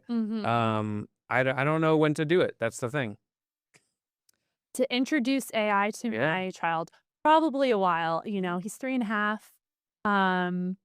If we do have any screen time, I try to keep it to Miss Rachel and Sesame Street and Bluey has become popular in our house. So trying to find like really slow paced, kid friendly with learning built into the show. That's what I'm doing right now. Kid shows, right? Yeah, kid shows, fun kid shows. But down the road, as you said, it's we can't keep them sheltered forever, and you don't want them to be sheltered. Okay, question. Do you have smart appliances in your home? Yes. Yeah. So do. you have AI in the Oh, home. it's definitely already there. Oh yes. I know they're listening. Our phones are in our pocket, right? This is Right. So if they have access to a tablet or a phone, then they've got access. Like just Hey Siri, and there you go. Now you're having a conversation. So It's really funny you say that. Sometimes just having a normal conversation with my name being Sierra, my phone will think I'm hey, Sierra. Yeah. I'm not talking to you. right. Stop it. All right, Joe. 30 seconds. What's the biggest advice for parents that you have that are Did it again. against AI? So skepticism is healthy. That's not a bad thing. A parent's job is to protect their child and make sure that they are growing up in an environment that's best for them as a human being to be the best version of themselves they can be. That said, technology is changing the way the world works. It's changing the way jobs work. So therefore, they're going to have to, at some point, be exposed to what artificial intelligence. Oh, there you go. I think that summed it up. Thank you, Joe, so much for joining us on Tired Parents. I'm going to leave. I'm going to go touch some grass. Okay, bye. Have fun.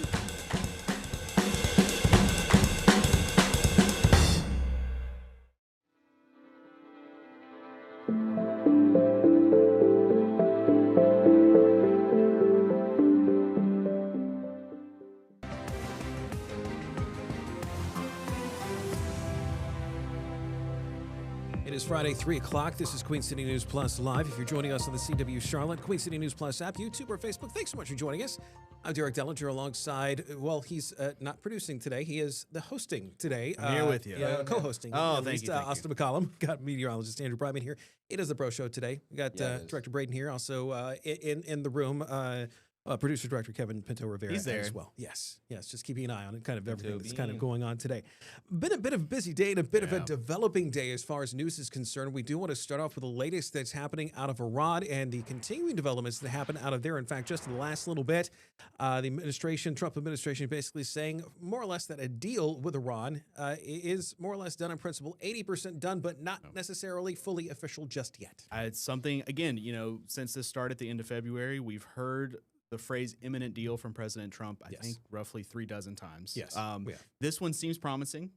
We know yesterday that in the early hours of yesterday, he promised increased strikes on Iran. Again, that was largely in response to the attack on the Apache helicopter that downed and 2 crew members had to be rescued. And then yesterday afternoon, as we talked about on Queen City News Plus Live, he canceled those strikes, saying discussions have been going well with Iran's leadership. A new thing today, Pakistan's prime minister said today that Iran and the U.S. have agreed to an agreement to end the war. As for what will happen with that, we don't know. I think President Trump has said he will send Vice President J.D. Vance to sign an agreement, but there are a lot of deals between the two countries that will have to kind of come to fruition before we see that a permanent deal. Yes, and as this is happening, I mean, there have been there's actually we do know some of the details of some of the agreement that's come out, at least so far. He claims they were leaked. Yes, and some of the details that we do know about, we agree basically Iran would be destroying their uranium stockpile. In addition to that, the Strait of Hormuz would reopen. And Iran would also be subject to some inspections as well from international investigators, just making sure that they are staying in compliance with the uranium destroying, as well as kind of everything else that's involved with the deal. We do know that the markets are reacting positively to this news. Dow's up several hundred points, at least as of right now. We also know that oil prices are lower too, and we'll be keeping an eye on that for the remainder of the And I weekend. will say, because again, we're heading into the weekend, you're talking about oil prices. I looked this up earlier today. AAA national gas prices, the average across America, $4.10 a gallon. In North Carolina, $3.73. But that's less than what it was. At least at this point. Another story we're watching, and this one is actually locally. We got a public records request. We wanted to find out about all of those who have applied. Oh, and we found out. Yeah, we found out for all those who applied. The around 115 people that had applied to be mayor for the interim mayor for the city of Charlotte. Now that Vi Lyles has announced that she's planning on leaving at the end of June, even though she has offered to stay on a little bit longer. But we got to look at some of the applications. I will say. We'll hold off on the interesting one for a moment, but we do know a couple of the expected ones, the ones that are probably relatively on the short list, because we've had a chance to talk with former City Councilman Tariq Bakarias, who he thinks is going to probably be the candidates there. He's not necessarily applying for himself, but he does think that a couple of people would be in fairly well contention. Yeah, he talked to our chief political correspondent Andy Weber. He kind of gave his short list. Mayor Pro Tem James Mitchell, State Senator Caleb Tedros, Tedros, thank you, former council member Harold Cogdell, all big names. And again, a lot of this is going to come up Monday. There is a public, it's open to the public. It is a candidate forum where essentially these 115, although I don't know if all of them qualify or meet the qualifications the city council is looking for, are going to get a few minutes to kind of pitch themselves to the city council. Yes, and as far as the applications go, they run the gamut of people. I mean, the names were just, quite literally all over the place, and from A to Z, for lack of better words. But there were some withdrawn candidates as well. One of the two withdrawn submissions was actually for former District 3 Councilwoman Tijuana Brown. As you might remember, she had a bit of a federal trial not too long back in regards to some of the COVID-related expenses, which she was accused of taking for her own personal benefit. But in addition to that, she also has other legal history as well. But she has since withdrawn that application. But we do know at least at one point she did submit an application, at least according to the public records that we did get back. And another thing you mentioned, the conversation Andy Weber, our chief political correspondent, had with Tariq Bakari. You know, a big thing that they're looking for is obviously topics that the interim mayor will face. Fallout from I-77 toll project. Yes. Data centers, I think, will be another big one, and then obviously crime in Charlotte. Yes, and some have kind of noted being more people-centered within the government, as well as kind of responding more to the people's needs, and especially in underserved communities that are throughout Charlotte, within the Charlotte area. Another story we're watching today, quite a bit national and international wise, it involves SpaceX. They went public on the stock exchange just a little bit earlier today. And so far, they are up around 25%. Their stock at least up 25%. But here's the thing. That stock being up 25% has officially made Elon Musk a trillionaire, the first ever. Capital T, not a B, not an M, T, trillionaire. World's richest man, by far. Like you were saying, trading started today, opened at $150 a share. That was above the listing price of $135. I think when I checked an hour or so ago, it was at $175. So obviously, there is an insane amount of interest in the SpaceX listing price, the stock there. It is the largest IPO in history. I mean, I think the second largest was in 2019. It was a Saudi Arabian company. That was $29 billion. Yes. Right now, SpaceX has they're valued at $75 billion, which is just crazy. And obviously, Elon Musk and SpaceX have done a lot in the last 24 years, especially in the last few years, where they've really revolutionized commercial space flight. and reusable rockets. And I know that Elon Musk himself has also basically put SpaceX into a bunch of, SpaceX is now basically a holding company for a bunch of other things related to Musk's ventures. Starlink, yes, is one of them. SPCX is the symbol on the Nasdaq exchange in case you want to trade in that, but it is right now, at least at last check here, $167.35. That's how much that stock is. $167.35. What was that, Andrew? $2.18 trillion market cap. Insane. Save you guys all the time in the calculator. Thank you. So there you go. So he's off to the side here doing the math for us. And that is definitely going to be making some headlines, at least over the next little bit. And who knows what could happen between now and 4 o'clock when the market closes. Other story happening today that we need to tell you about. This one's actually kind of an interesting one involving Nancy Mace. This one it actually has to, this is kind of the fallout from her not necessarily being successful in the governor's race for South Carolina. Yeah, she came in 5th place, but this has to do. This story has more to do with some of what she has said since. She was actually asked on social media as far as what she would do to, and I quote here, get revenge on President Trump for the lack of support, lack of an endorsement, and also kind of how she feels in general, kind of about how she did. Well, at least according to what she said on social media, she says that her revenge will be adding herself to the, quote, unemployment numbers when she leaves office as Congresswoman in 2027. She's not afraid of posting. We've seen her go on various different, I don't want to call them posting sprees. Yes. She said a lot of things during her 5 years in Congress so far. But again, this one came about after the gubernatorial election. It's the primary in South Carolina. Again, since she did not run for re-election for Congress, May says she's going to re-enter the private sector. As for what she does, we don't know. But she posted several pretty spot-on things about what she's going to do and how she's going to work to potentially impact President Trump in the next few years. So one thing is, Mace says that this is because of her involvement with the push to release the Epstein files. Yes. We know that she is one of 4 Republicans who signed on to a House petition that would essentially release the entirety of the Epstein files. And what happened to those 4 Republicans, you don't want to call it political retribution, but we do know Mace is one of them. Yes. Even though there was no indication that President Trump would endorse her, he endorsed Lieutenant Governor Pamela Abbott. Congresswoman Marjorie Taylor Greene resigned last year. Thomas Massie from Kentucky lost his May primary bid. And then Lauren Boebert, who is still in Congress representing Colorado, she has faced some online ire from the president, but again, no direct threats. To her campaign. To her campaign. We should mention, and Austin did mention this actually just a second ago, Pamela Abbott, Lieutenant Governor, she is going up against Alan Wilson, who's the Attorney General of South Carolina, and a runoff election to determine basically who's going to be the GOP candidate for governor for South Carolina. That runoff, by the way, coming up on June 23rd, and we'll be keeping you up to date on how that turns out. Number 5 story for today. Here's the big one. Okay, well, one of the big ones, because we got a lot of big ones that are happening this weekend, at least sports-wise. Yeah, we do. One of them, it just happens to be just specific to North Carolina, because, of course, we're talking about the Hurricanes, folks, and there is a chance, coming up this weekend, that they could win the Stanley Cup. We'll say it like this. Caniacs, you are 1 win away from bringing home Lord Stanley's Cup back to North Carolina. They have not won since 2006. Famously, Coach Rod Brindamore helped lift the trophy for the team during that era. I remember seeing the Hurricanes when they played at the Greensboro Coliseum when they first started. My mom won tickets. Shout out to my mom. Thank you so much. But again, this is so exciting. This series has been just nothing but insanity, high scoring. I think it's tied, for maybe 3rd or maybe 2nd now for the most goals scored in a Stanley Cup final.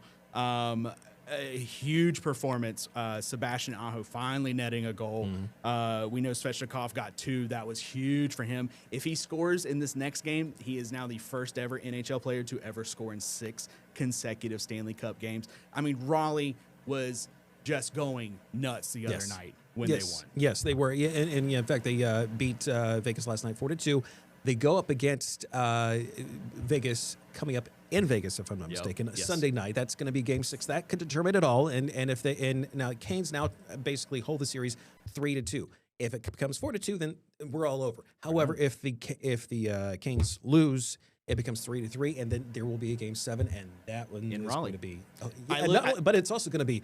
Oh boy! I took a page from your book. I looked at ticket prices just in case it does. Hopefully they win tomorrow night or Sunday, against Vegas. But should they lose and they come back to Raleigh, tickets, if you want to go see the Canes potentially win the Stanley Cup, will set you back an easy $2,100. Yes, and the odds, if you go online real quick, I just made a point of taking a look. Oh, yes. Hurricanes are the ones that are kind I of. believe. Do yes. you believe? That's the question. Hopefully, we all believe. Yes. Yes. But do you believe in hot weather? Do you believe in relief from hot weather? Just step outside, because at least at this point. I don't know when it's going to come, if it'll come. Are we just perpetually stuck in the 90s now, Andrew? Yeah. I will say, Austin. At least at this point. You're settling into that chair very, I very know. well, You my do man. this a few times and you start to feel the magic. Suits you very Yes. well, my Oh, man. thank you. Heat does not suit me very well. Though. It's miserable outside. It is just Quite warm in here, absolutely too. Scorching, sizzling. Well, it's because we've got all these great guys here in Yes. the studio with us. That's why it's Bro getting show. temperature- Yes. Bro show getting turned up in here. Anyway, yeah, we have dew points in the upper 60s right now. It is scorching out there, everyone. Just insufferable. The place to be is up in the mountains here in Boone. Much more comfortable. Notice how it feels in the mid 80s there. Feels like a nice cool 106 right now in Sherrod when you factor the heat with the humidity. We do have those heat advisories in effect until 8 o'clock this evening. Feels like 102 in Lancaster, 100 in Rock Hill, 100 in Gastonia. Big yikes, everyone. Pinpoint radar, we got quiet conditions right now. Not really much to talk about here across the region. Seeing a couple of showers and storms farther off to our southeast. Might see a little bit more developing as we get later into the evening, afternoon, into the evening hours here across the Carolinas. We'll zoom out a little bit more. We got a frontal boundary off to our west. That might be the catalyst for at least a little bit more shower and storm activity as we get into this early evening. Temperatures even hotter off to our east, 97. The air temperature in Columbia, 97. And Wilmington right now, just sheesh. That's all you can say, right? Severe weather risk, tier 2 out of 5. Storm Prediction Center has been very aggressive with the potential of strong and severe thunderstorms this evening. I'm not buying anything widespread, though we could see a couple of isolated strong and severe storms, strong gusty winds, maybe some quarter-size hail. That really is going to be the main concern there. Let's get it right into it, though. With future cast rolling, you see some of those showers and storms moving in around maybe 7, 8, and 9 o'clock this evening, pushing through here across the Carolinas. As we go through the overnight hours, heading into your Saturday morning, partly cloudy skies. And then we see some of those showers and storms starting to flare up here as we head into the early afternoon. And we got more of the same here on your Saturday. Low temperatures tonight, mid-70s in Charlotte, 76 in Toronto, middle 60s up in the mountains here. Your pinpoint 7-day forecast. Tracking a lot more heat and humidity over the weekend, though a little bit cooler with the front on the way early next week for your Tuesday. And if we hit 98, that ties a record, right? Yes, we do get to the 98 degree mark. That is tying a record, making a little history here on our Friday. We love doing that. But again, if you're going to be outside, hydrate.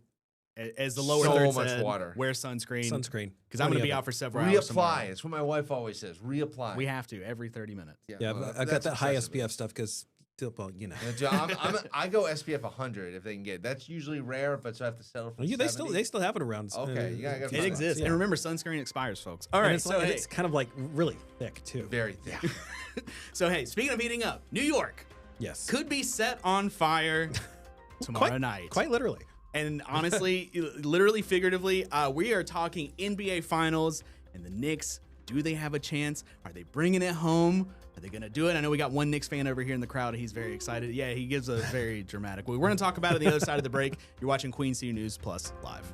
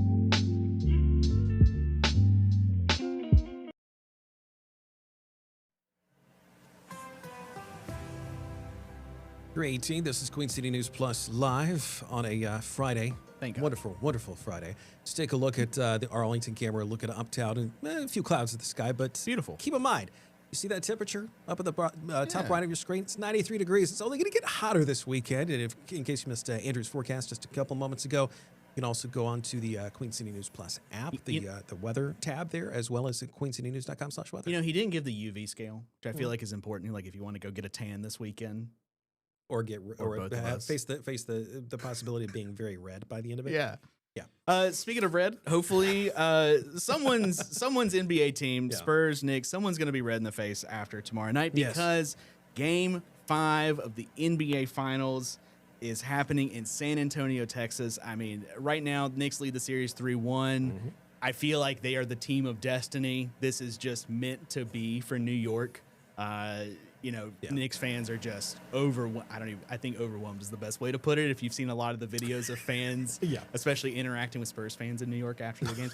But again, it's just we are so blessed with so many insane sporting things happening right now. World Cup, Stanley Cup, and then this final series is just madness. Yeah, Spurs fans apparently still believe that they could eke out a win somehow in some way, shape, and form. However, there is potentially the home field advantage, for the best way to say this, a home court advantage, at least in this case, because the game is tomorrow night in San Antonio.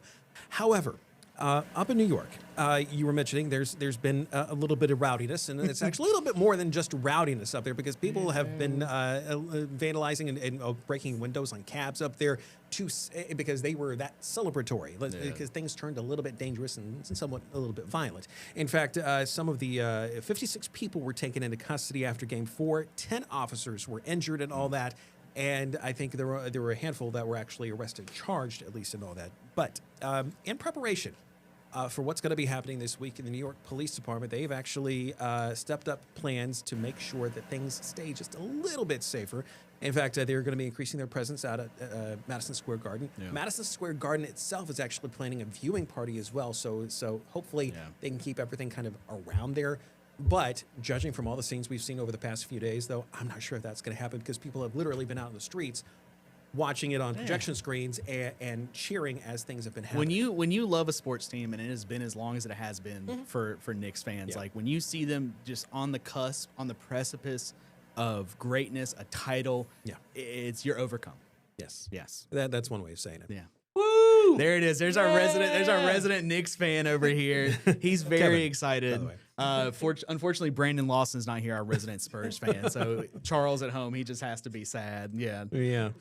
Let's talk about UFC real quick. UFC is going to be playing at the White House, and this is a look at some of what all this is going to be looking like this weekend. In fact, it's going to be happening Sunday night at 8 o'clock. During the same time, the Stanley Cup, or at least the NHL Stanley Cup Finals is going to be going on. So you're going to have a choice as to what exactly you want to watch. But despite the controversy over the event taking place, it will be taking place. In fact, just a few hours ago, a judge did sign off on this event happening at the White House because there was a lawsuit basically saying, hey, this violates some federal laws here. And the judge basically said, no, it's going to go on ahead, and it will be happening again this Sunday. The White House says that UFC is covering the cost for the event. However, there is a $60 million price tag and 7 federal agencies that are involved here, and it's not sure exactly how much the UFC is covering. I mean, again, UFC says they're fronting the bill, but obviously there has been some dedication of resources and agencies and manpower to make this happen. This is all in celebration of 2 things. One, President Trump's 80th birthday is on Sunday, and America's 250th birthday is coming up. We know the president has been really trying to make a big event happen nationwide for a lot of different celebrations for America's birthday. A couple things. I know Morgan mentioned this yesterday when we talked about this. 4,000 people are going to be there, 7 bouts. It's going to be very, very interesting, to say the least. Usually this site on the South Lawn at the White House is where Marine One lands, and it's usually the site of the annual Easter egg roll. But now we have an octagon there. So, not to brag. Okay. I've been there. Ooh. And I'm well aware of how much security is at the White House, and having to go through all that security for that specific stuff, all those people having to go through all that security because of how secure of a facility it is. That's logistically, That's gonna be an event by logistically- itself. Yeah, logistically, it just sounds like, I mean, logistically and objectively, it sounds like it's going to be a bit of a. I'm just kind of wondering how they're all going to be doing, because I don't think we've gotten details as to like how the entrance is They going to be, if they're haven't. going to be coming in from a different location. Yeah. But the way I did was through the press entrance, because I was actually there for, it was several years ago when I was working for another TV station. Clemson had won the college football championship, and they okay. went to the White House, and it was on the back lawn and everything Yeah. like that. It was all fine and dandy. But the security that you have to go through, and Intense. especially now, considering all the stuff that's been happening involving President Trump, and also some of the incidents that have happened in D.C., it kind of makes me wonder exactly how that security is going to be. Like and how I know it's not going to be lax, and ain't by any stretch, but like how they're going to facilitate getting all those people in and doing security checks for everybody. And you go through all that, as our director Braden over there is telling us we got to stop talking about UFC. There is the chance, a strong chance of very severe weather, rain, strong winds. So UFC says it's preparing for any possibilities. Yeah, they say it's happening rain or shine, despite the fact there's no covering over it. So it should be interesting if that's We'll going to be see. a wet UFC fight. Yeah. Lord. Okay, so let's talk All about Dolly Parton real quick, because she's awesome. Queen of country. Yeah. I share a birthday with her, by the way. Oh, I did not know that So about so yeah, we were not born on the same day, of Learned course, something but in the same year, but we do share the same birthday. Dolly Parton, she has launched a coffee brand known as Cup of Ambition. Yes, and this is kind of my favorite story of the day, because it comes from her favorites, one of her most famous songs, 9 to 5. And it's literally the second line in that song. She's actually launching the coffee line in collaboration with Community Coffee. Will include light, medium, and dark roasts.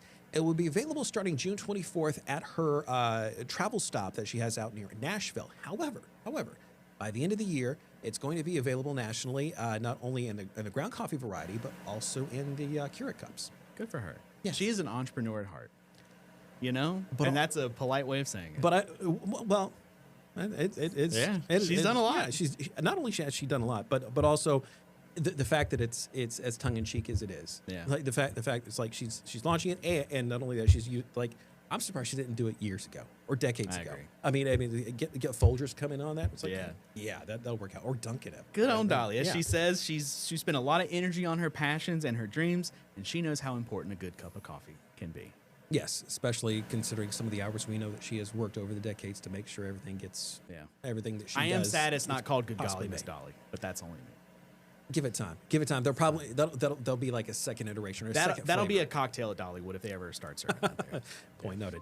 Okay, coming up, we got some, it's Friday, and, cute animal videos are a dime a dozen. We got some more cute animal videos to show you, though, or at least one that is very cute and very timely as well, considering what we're going to be seeing this weekend as far as the weather's concerned. Yeah, it's coming up next. This is Queen City News Plus Live.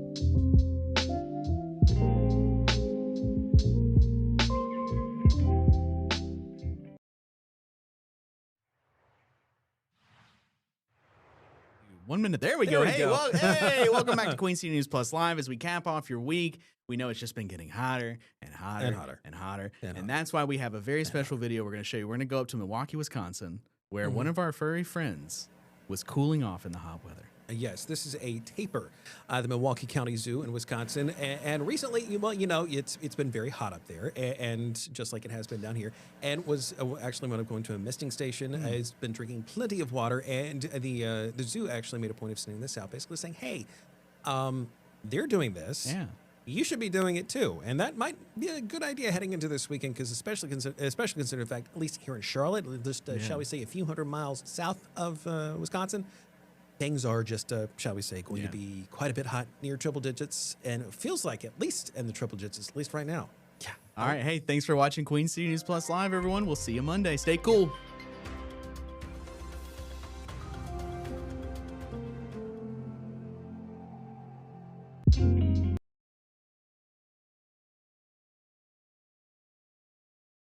Three, two, one, zero.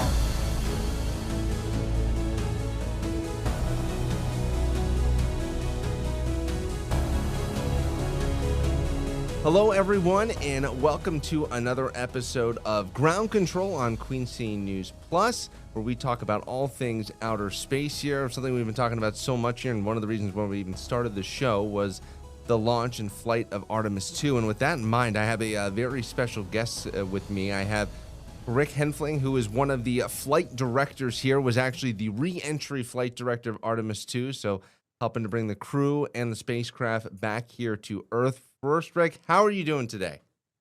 I am doing fantastic. Thank you so much for having me today, Andrew. First off, I got to say the jacket looks sick. Okay, love it, loving the jacket here. So They are custom made, and there's been groups across NASA who have been trying to come up with their own style of jacket. It's really kind of developed a good esprit de corps among the NASA team.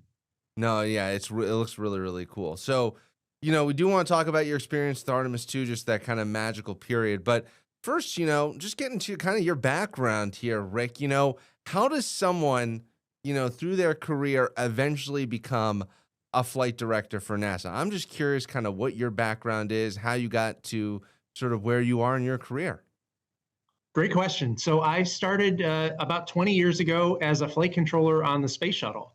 And so when I graduated from college in Ohio, moved to Houston, worked on the space shuttle for the last 5 years of its missions as it finished assembly of the International Space Station.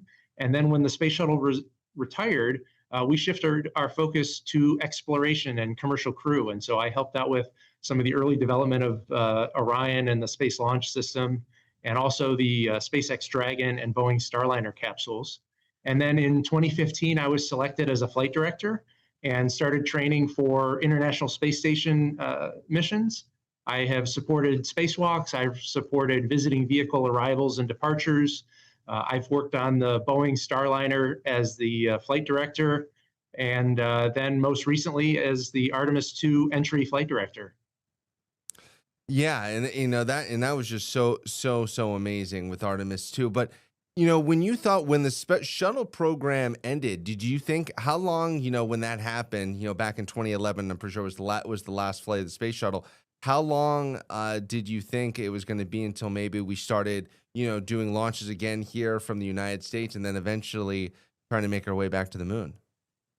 Yeah, well, we were hopeful that it would be as short as possible, but we have to balance the timeline for getting U.S. launch capability against the safety of the astronauts. We want to make sure that we're not cutting any of the corners or taking unnecessary risks that could ultimately put their lives in danger, because we've learned in spaceflight that when things go wrong, they can go wrong really quickly. And they're often a result of some decisions that were made in the development phase. And we wanted to be very deliberate on those decisions to ensure that we had a spacecraft and a launch vehicle that were designed safely for the astronauts. Yeah, absolutely. And when you found out you were selected to be a flight director for Artemis 2, which is the first time humans have left low Earth orbit since the days of Apollo over 50 years ago, What kind of was it? What was your kind of overall feeling? Was it excitement? Was it stress? You know, it's a lot of responsibility here and such a big moment for NASA. You know, kind of what was, you know, running through your head when you found out you were going to really be such an integral part of this mission? So first and foremost, it was excitement because, like you said, it was the first time we were going back to the moon in over 50 years. And to be a part of that, it was really a privilege to be selected as one of the flight directors to help lead that mission. And then once the excitement kind of waned off and we got down to business, you started to realize that there's a lot of responsibility. We had to develop procedures from scratch. There was nothing that existed on how to fly the Orion home from the moon with astronauts on board. And so I had a team of really committed experts who were, you know, we would sit down in conference rooms together for hours at a time to hash out each line in the procedures. And we would take inputs from Reed and Victor and Christina and Jeremy. And ultimately, we came up with a set of procedures that were able to be executed by those astronauts as they returned home from the moon. And you know, the proof was in the pudding. We got them home safely at the end of the day. And so we're tremendously proud of our efforts in the lead up to that mission. Yeah, absolutely. A huge success. And, you know, there are a few, I think there's at least three total, there were three total flight directors for this mission, correct? Or was there more than that? We had three who served as the lead. So I was the lead for the entry phase. Jeff Radigan was the overall mission lead, and Judd Freeling was the ascent flight director. But in the course of that 10-day mission, we were staffed around the clock. And so we had about 8 flight directors in total who were assigned various shifts throughout the mission. So it was a real team effort. Yeah, absolutely. Wow. Yeah, 8, that's incredible. And when it comes to your particular role here on reentry, sort of what sort of, you know, stages do you really start to take over control? Like, is it getting right as they get back to the Earth orbit here, or maybe they're already starting to come back on the free return trajectory from the moon? You know, kind of when do you start to step in and sort of prepare here for game time when you're going to be that lead director on reentry? So the entry team was assigned to work 2 particular shifts. I had assignments earlier in the mission, so I worked the first couple of days as well. But the entry flight specific team came on the day before entry, and we were responsible for answering questions from the flight crew as they were preparing for entry. We gave them time for the 4 of them to review procedures, review some of their suits that they were going to be interacting with. And then ask the ground teams about anything that came up as a result of those reviews. We also talked about the weather and the splashdown forecast with them. We talked to them about the state of the recovery team, which was a joint NASA and Navy effort to extract the flight crew from the spaceship. And we had a good conversation with them. And then the entry team goes off console and the flight crew goes to sleep. And then we return to console on splashdown day about the time that the crew woke up. And so we took about an hour to hand over from the previous shift of flight controllers. And then we had the responsibility for performing the final trajectory correction maneuver, which was done to fine tune our flight path angle for ensuring we hit the atmosphere correctly. And then we did the crew module and service module separation, and we reoriented the capsule to enter Earth's atmosphere, going Mach 35. And then we saw the spaceship slow down from Mach 35 to a nice easy 20 miles per hour while under the main parachutes for a gentle splash in the Pacific Ocean. Yeah, no, yeah, and bringing them back to Earth, just an incredible, successful mission there. Kind of take me through, through that phase of reentry, sort of what are really, as you guys here on the ground in Houston, obviously for the crew as well, what are some of the most crucial moments? You talked about a maneuver there, and then obviously, they hit the atmosphere going Mach 35, and you bring them all the way down to 20 miles an hour. What are sort of the most, crucial phases of reentry for that crew, and sort of the different boxes you're taking as they're getting closer here back to the surface? Sure. There's a couple of key milestones that we were keeping our eye on. First is that trajectory correction maneuver. Once we executed that correctly, we knew that we were on a good path to enter atmosphere where we expected and land in the expected location. Another milestone was making sure that we got GPS data. So just like we rely on GPS on our cell phones here on Earth, we relied on the GPS signals to ensure that Orion had a good navigation state. And so once we had good GPS data was a key milestone in ensuring we were going to get them home safely.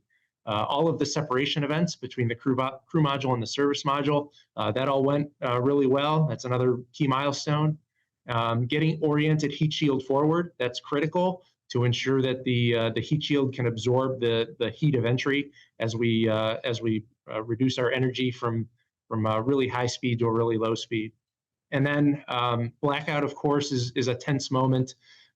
We didn't have communication with the astronauts during that 6-minute period, but we had 6 minutes. Yeah, 6 minutes. And so while we didn't have communication, we had visuals from aircraft that were flying overhead. And the aircraft had an eye, they had special cameras that could see the heat signature of the spacecraft. And so we knew that the spacecraft was still flying true and it was still on a course to land where we expected it to land. And when blackout ended and we recovered comms, everyone kind of had a sigh of relief. But all along, we knew the spaceship was fine because we could see it from those airborne assets. Gotcha. Yeah. So I was going to say, what was the moment where maybe your heart rate was, kind of the highest here during reentry? And I was going to assume probably during blackout, but was it a little bit more relaxing? You still had visual confirmation that everything was still basically for the most part going according to plan? It was comforting to know that we had visual on the spacecraft through blackout, but not being able to communicate with the flight crew is that's the team on the ground wants to be able to help the flight crew work through problems. And if we don't have communication with the spaceship, or if we don't have data on how the spaceship is performing, we can't do our main job, which is to help out the astronauts. So that's where blackout is most tense. But when the spaceship came out of blackout was right when we predicted it, and we had that good comm check with Reed, and that was a great moment, a great milestone for the Artemis II mission. Yeah, it really was a great milestone. And as we start to look ahead here to sort of upcoming Artemis missions, how does it work here? When will the different flight directors get potentially assigned to the Artemis III mission? I mean, we just had the Artemis III crew announced, which is Frank Rubio, Andre Douglas, Randy Bresnik, and then Luca Parmigianino from the European Space Agency. So that crew was just announced. The goal here is to launch in 2027. When will kind of maybe the flight directors eventually kind of get their basically assignments for that mission? So we've got some notional ideas of who's going to be working what shift. We haven't formally made any announcements yet, but I'm planning on working the launch and the landing in some capacity. Judd Freeling, who worked the launch for Artemis II, will be doing a similar role. We like to keep some continuity amongst the flight directors between the missions because there's expertise from having flown the previous mission that we can apply going forward. But we also need to increase the pool of flight directors who have experience flying missions like these. And so we're going to bring in some new people. And we're hoping to really, expand our team, our bench depth with Artemis III. Absolutely. And, one of my last questions I have for you is when you think about, going from this incredibly successful Artemis II to Artemis III and eventually Artemis IV, do you think about anything that, you guys as a team, as a crew want to try? Because, obviously it was a success. Is there anything you guys think about, hey, we want to do this better. This is what we want to kind of improve on for the next mission to try to make it even better and better going forward? Yeah, we've been conducting debriefs with the Artemis II astronauts. We've been soliciting lessons learned from our flight controllers, and we've got some good lists of things to make better for Artemis III and beyond. And that's one of the most important goals of these exploration missions is to be able to take what you learned on the previous mission and apply it to a future mission. And we've already started engaging with the Orion program and the SLS program to make some improvements to their vehicles so that we can make sure that Randy and Luca and Andre and Frank return home safely to their families after docking with those the landers in low Earth orbit. Gotcha. And yeah, and one of my final question here is when you think about, because some of these upcoming missions here, you're going to be using sort of private space company, different infrastructure. Mainly this was SLS here with the launch, and then with Orion. How much understanding do you guys have of, kind of the different, you've got Blue Moon with Blue Origin, the lander here with SpaceX as well. How much of an understanding do you guys as flight directors in NASA kind of have to get an understanding for how this equipment works in order to sort of operate it effectively?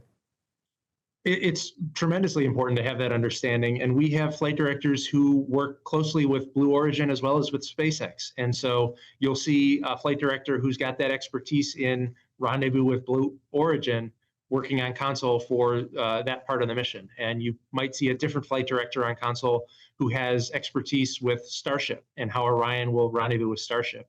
And we've already been exercising those relationships. We spend a lot of time flying to Washington State to meet with Blue Origin, flying out to Starbase in Southern Texas or Hawthorne in California to meet with SpaceX. And we're leveraging all those experiences over the past couple of years, and it's going to help make Artemis 3 a success.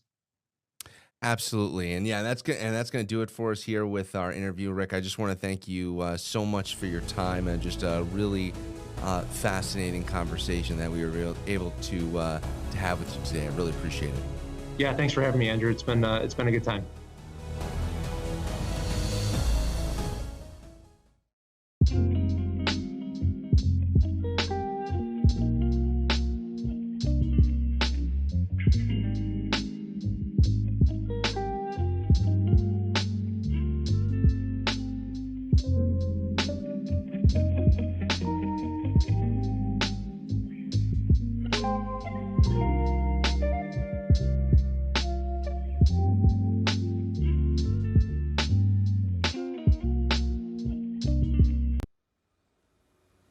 In 2019, the South Carolina Law Enforcement Division raided a farm, hauled the farmer off to jail, and destroyed his hemp crop.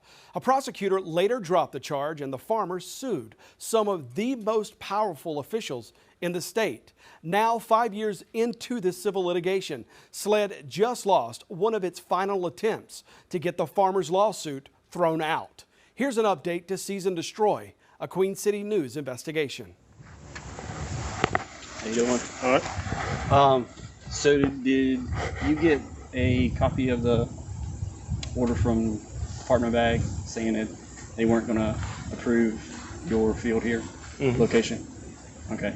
And because of that, this field's not lawfully able to grow.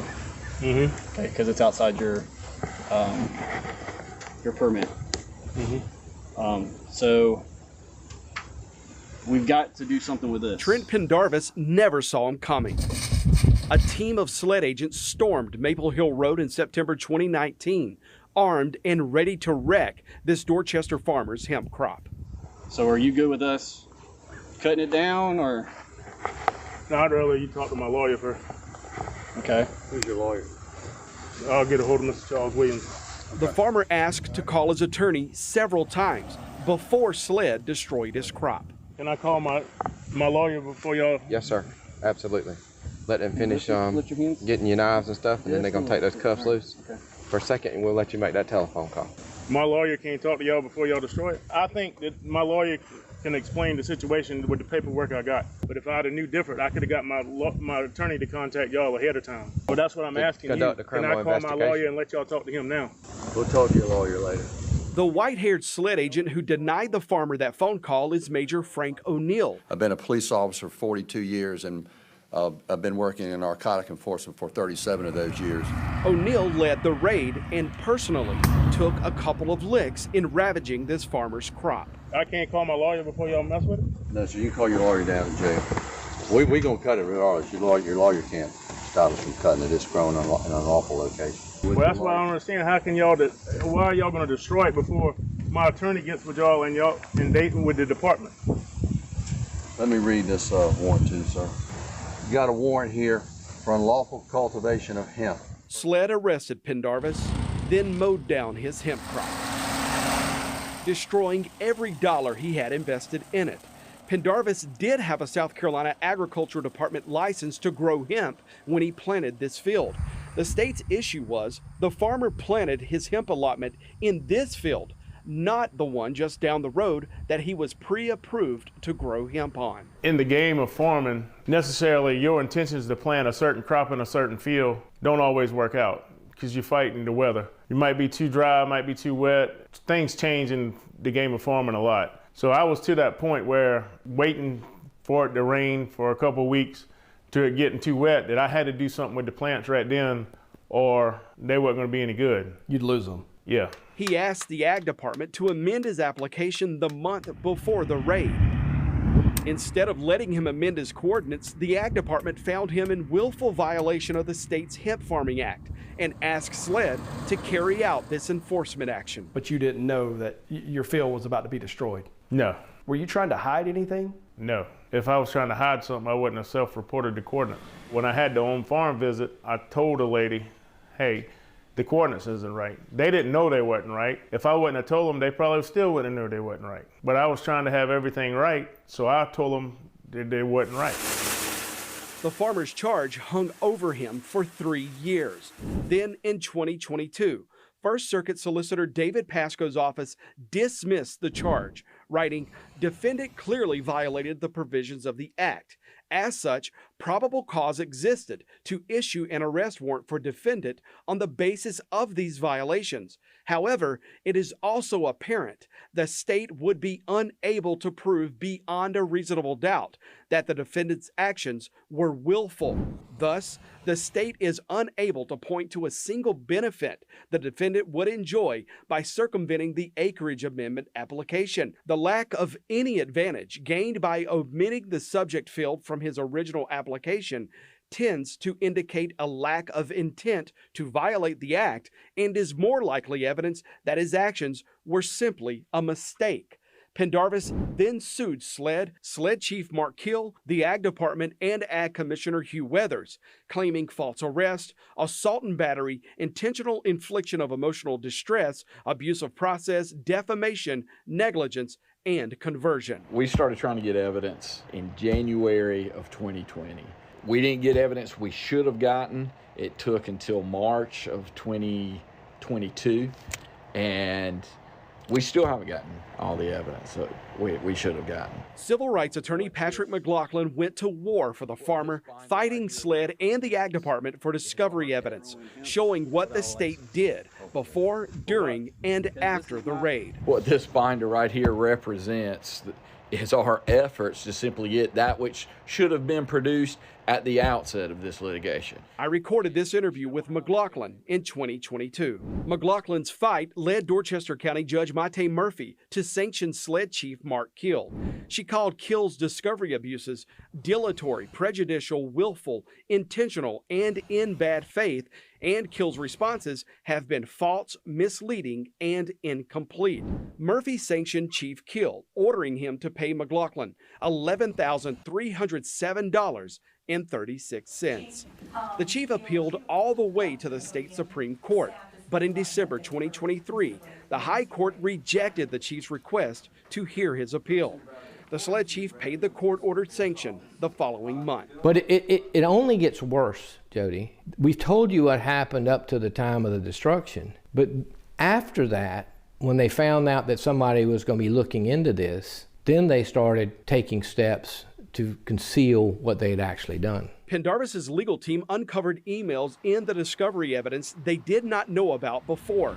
In the days before the raid, SLED asked the Attorney General's office for a legal opinion on how to enforce the farmer's alleged violation. The AG told SLED the act was not drafted with the greatest legal clarity and it does not spell out what procedures SLED must follow. SLED must proceed with the utmost care to ensure constitutional rights are protected. SLED then went to Dorchester County Chief Administrative Judge Diane Goodstein, asking her to sign a seizure and destruction order against Pendarvis and his crop. The judge declined to sign anything, offering SLED a hearing in open court if they wanted to argue why the state had a right to destroy Trent Pendarvis's crop. SLED's general counsel, Adam Whitsitt, declined the offer. 1 week later, SLED agents showed up to a lower court magistrate's office and left with an arrest warrant for Pendarvis. SLED did not tell the magistrate it also planned to seize and destroy the farmer's crop, or that just days before, a higher court judge refused to do so. That was only an arrest warrant. That magistrate had no authority to order the destruction of that crop, and the magistrate did not order the destruction of that crop. But all these people knew it. They all knew it. They had been warned. If you don't do it right, you're going to violate Trent's constitutional rights, and they didn't care. In 2024, McLaughlin uncovered even more discovery evidence that SLED did not initially turn over to the farmer. Those records included calls and in-person meetings with David Pasco's First Circuit Solicitor's Office. McLaughlin sent a subpoena to the solicitor asking for any record of a meeting or a conversation with SLED agents about the farmer's prosecution. The solicitor provided multiple emails documenting communications involving SLED Major Frank O'Neill and prosecutors, where SLED appeared to be pushing to have the farmer prosecuted, while the prosecutors couldn't figure out what crime SLED thought the farmer committed. If SLED has a bone to pick with hemp farmers, they should at least bring a legitimate criminal charge. Assistant Solicitor Baker Allen wrote in an email 3 days before the solicitor dismissed SLED's charge against the farmer. The solicitor's investigator wrote, "There is no proof or any evidence found in the investigation that shows anything that Frank just said. You can assume all you want, but we need more than that." Solicitor David Pasco weighed in. Arguably, in a criminal case, a defendant gets the benefit of the doubt. This wasn't a case for SLED to die on a hill over. Probably should have just let the Ag Department deal with this guy first. What they ignore are all the communications we know about now, because we subpoenaed the solicitor's office, about what they were saying behind the scenes about this. They were using words like illegitimate criminal charges. They actually asked for a meeting via Zoom because they don't want these criminal charges to go away. They want to continue to push for the prosecution. And during the meeting, apparently Frank O'Neill is making such types of claims about Mr. Pendarvis that the investigator for solicitor's office is emailing the main person assigned by Solicitor Pasco to handle this case, Mr. Osborne. And Investigator Howe tells Osborne there's no proof of any evidence found in the investigation that shows anything Frank just said. That's how badly they were continuing to try to push for the criminal prosecution of this farmer. The more discovery we do, the more we find. We didn't find out about the Zoom meeting and stuff until we issued a subpoena. Even though the court had already specifically instructed Chief Keel, go do an email search just in the plaintiff's name. It wasn't until we sent a subpoena to the solicitor's office and they realized they're going to get what the solicitor's office has. Maybe we need to go back and look that we found out about these Zoom meetings. SLED Chief Mark Keel filed a motion for summary judgment, asking the court to throw the farmer's lawsuit out. We think summary judgment should be granted. SLED civil attorney Daniel Plyler and Patrick McLaughlin faced off in this court hearing in November 2025. He admits that he knew Maple Hill Road had not been pre-approved by the Department of Ag. He admits that he knew that by planting that field and it not being approved, it could subject him to some of the repercussions that he ended up facing. In this situation, the requirements of that license were that he get pre-approval for the fields he wanted to plant. And he's acknowledged in the agreement, as well as his own testimony, that if he is growing it outside of a location that's been approved by the Department of Ag, then the hemp will either be confiscated or destroyed.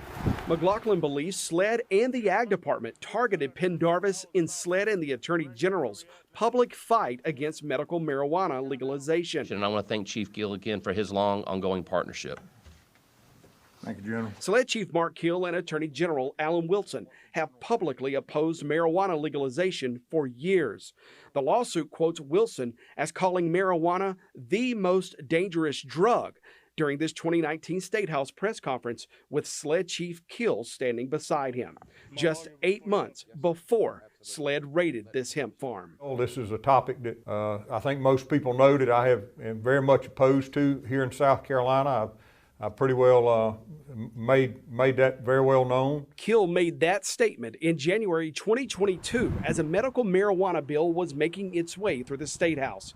And privately, Major Frank O'Neill, the white-haired agent who led the farm raid, confirmed in his deposition that Chief Kill commended him for helping lead the fight against legalizing medical marijuana in a job performance evaluation. In his 2018 evaluation, Chief Kill told O'Neill, "Do not let this marijuana fight get the best of you."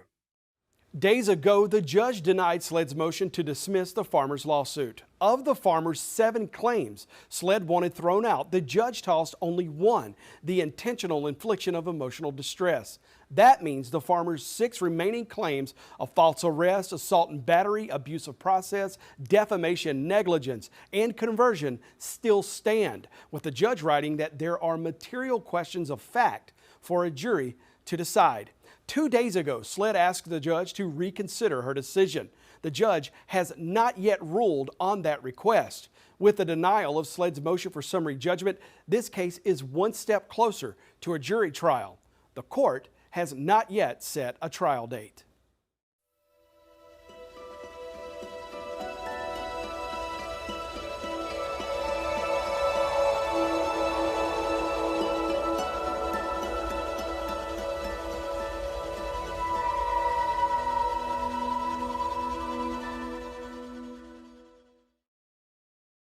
A South Carolina electric cooperative is under federal investigation tonight. A cloud of suspicion that sparked a new Queen City News probe.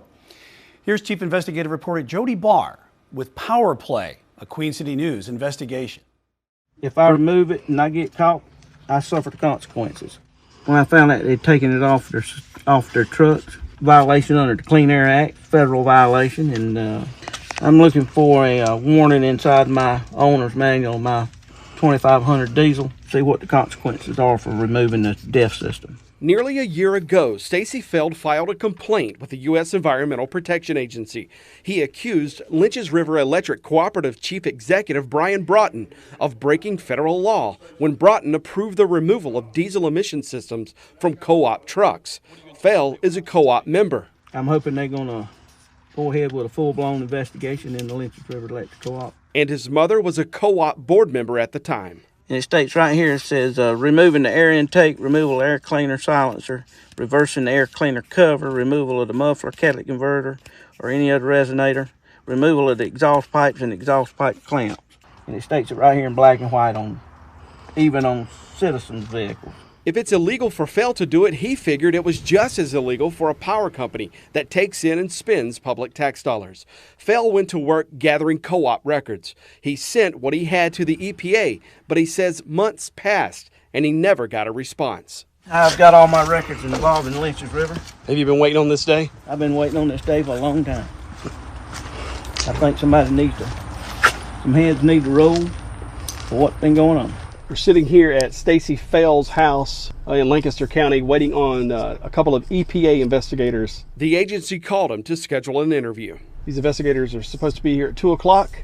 All right, there's the EPA. It's 2:04. They're arriving now. The investigators met him at his Lancaster County home in November. There they are, and there's Mr. Feld. 8 months after he filed the complaint. All right, they're in the house now at 2:07 p.m. Just had a little source pull up here. I'm looking like I'm going to get gas.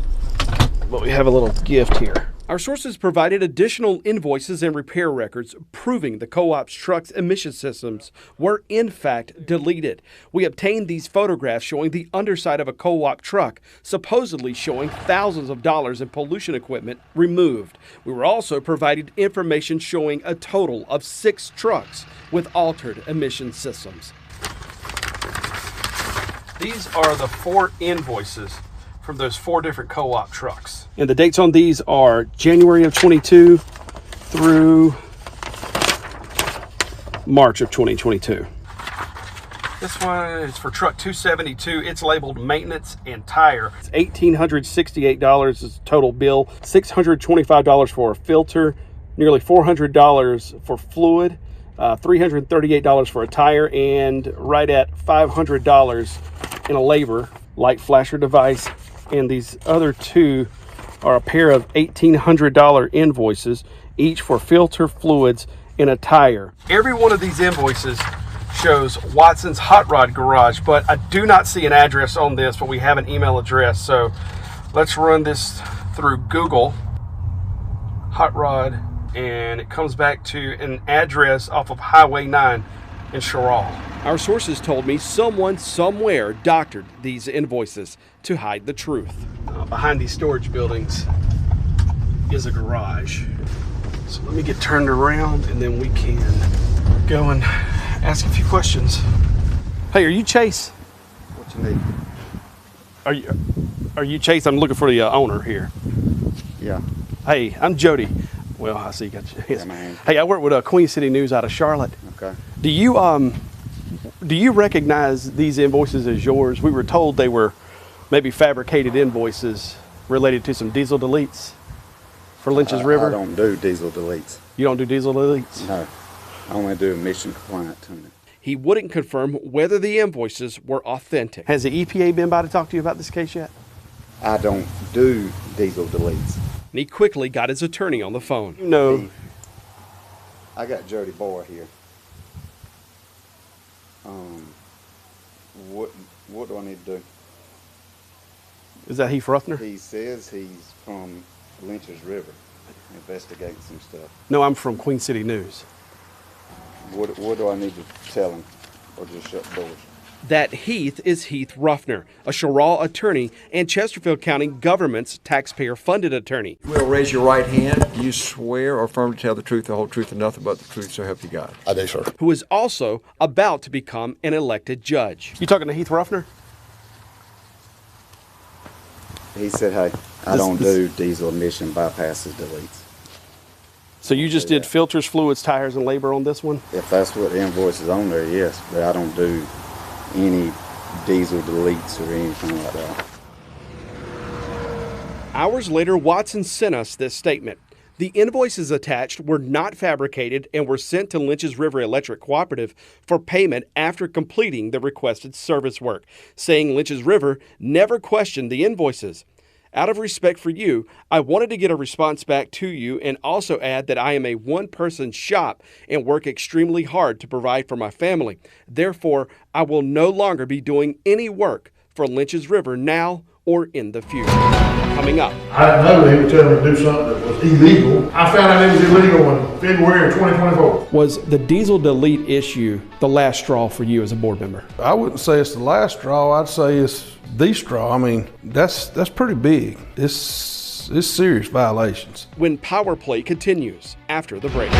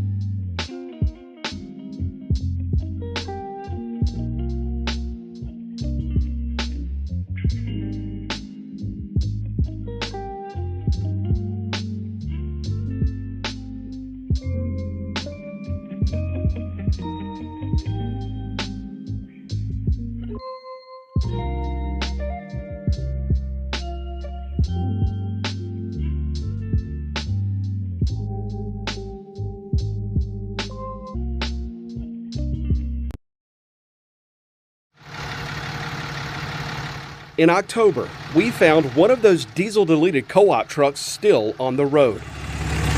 I crawled under it to look for the emissions system. Our sources told me the pollution parts were removed, leaving only this muffler behind. All right, we are up here in Concord, headed to Hendrick. I was told it was at the Chrysler Jeep Dodge dealership, supposedly where this Lynch's River truck is located. Our sources told me another Lynch's River Electric cooperative truck was getting repaired in September. And there it is. The Hendrick repair invoices for truck 270 show $16,000 in parts alone to undo the deleted emission system. Certified clean idle. Date of inspection looks like April of 2024. Although the truck had an inspection sticker showing an annual inspection pass, unit number 270, it did not have an emission system installed then. Our co-op sources estimate it could cost between $50,000 and $100,000 to repair those 6 co-op trucks. In September, Rudy's Performance Parts in Burlington agreed to pay $10 million to settle criminal and civil cases against its owner, Aaron Rudolph. The feds reported Rudy's admitted to more than $30 million in diesel defeat devices sales. Nationwide, the feds filed 172 civil enforcement cases between 2020 and 2023, resulting in $55 million in civil penalties. In those same 3 years, the EPA criminally prosecuted 17 Clean Air Act violators, issuing $1.2 million in fines and an average of 3 years in prison across those 17 cases. Was the diesel delete issue the last straw for you as a board member? I wouldn't say it's the last straw. I'd say it's the straw. I mean, that's pretty big. It's serious violations. Lynch's River Co-op board member Kevin Sims heard about the co-op's diesel deletes in late 2023. In January 2024, the co-op board voted unanimously to hire an auditing firm, Forvis. My name's Brian Broughton. In part to investigate CEO Brian Broughton and those diesel deletes. Last April, the board got a closed-door update from the auditor. The board then voted 5-4 to fire the CEO. After considering the Forvis findings, including but not limited to the CEO's knowledge and approval of Lynch's River violations of federal regulations, in addition to a general lack of communication and transparency with the board. But I will say, Jody, as a board member and as a CEO, it's in black and white. It's plain as day. It's in the bylaws. It's in policy. You have to uphold yourself to a higher standard, and you have to uphold state and federal regulations. That didn't happen.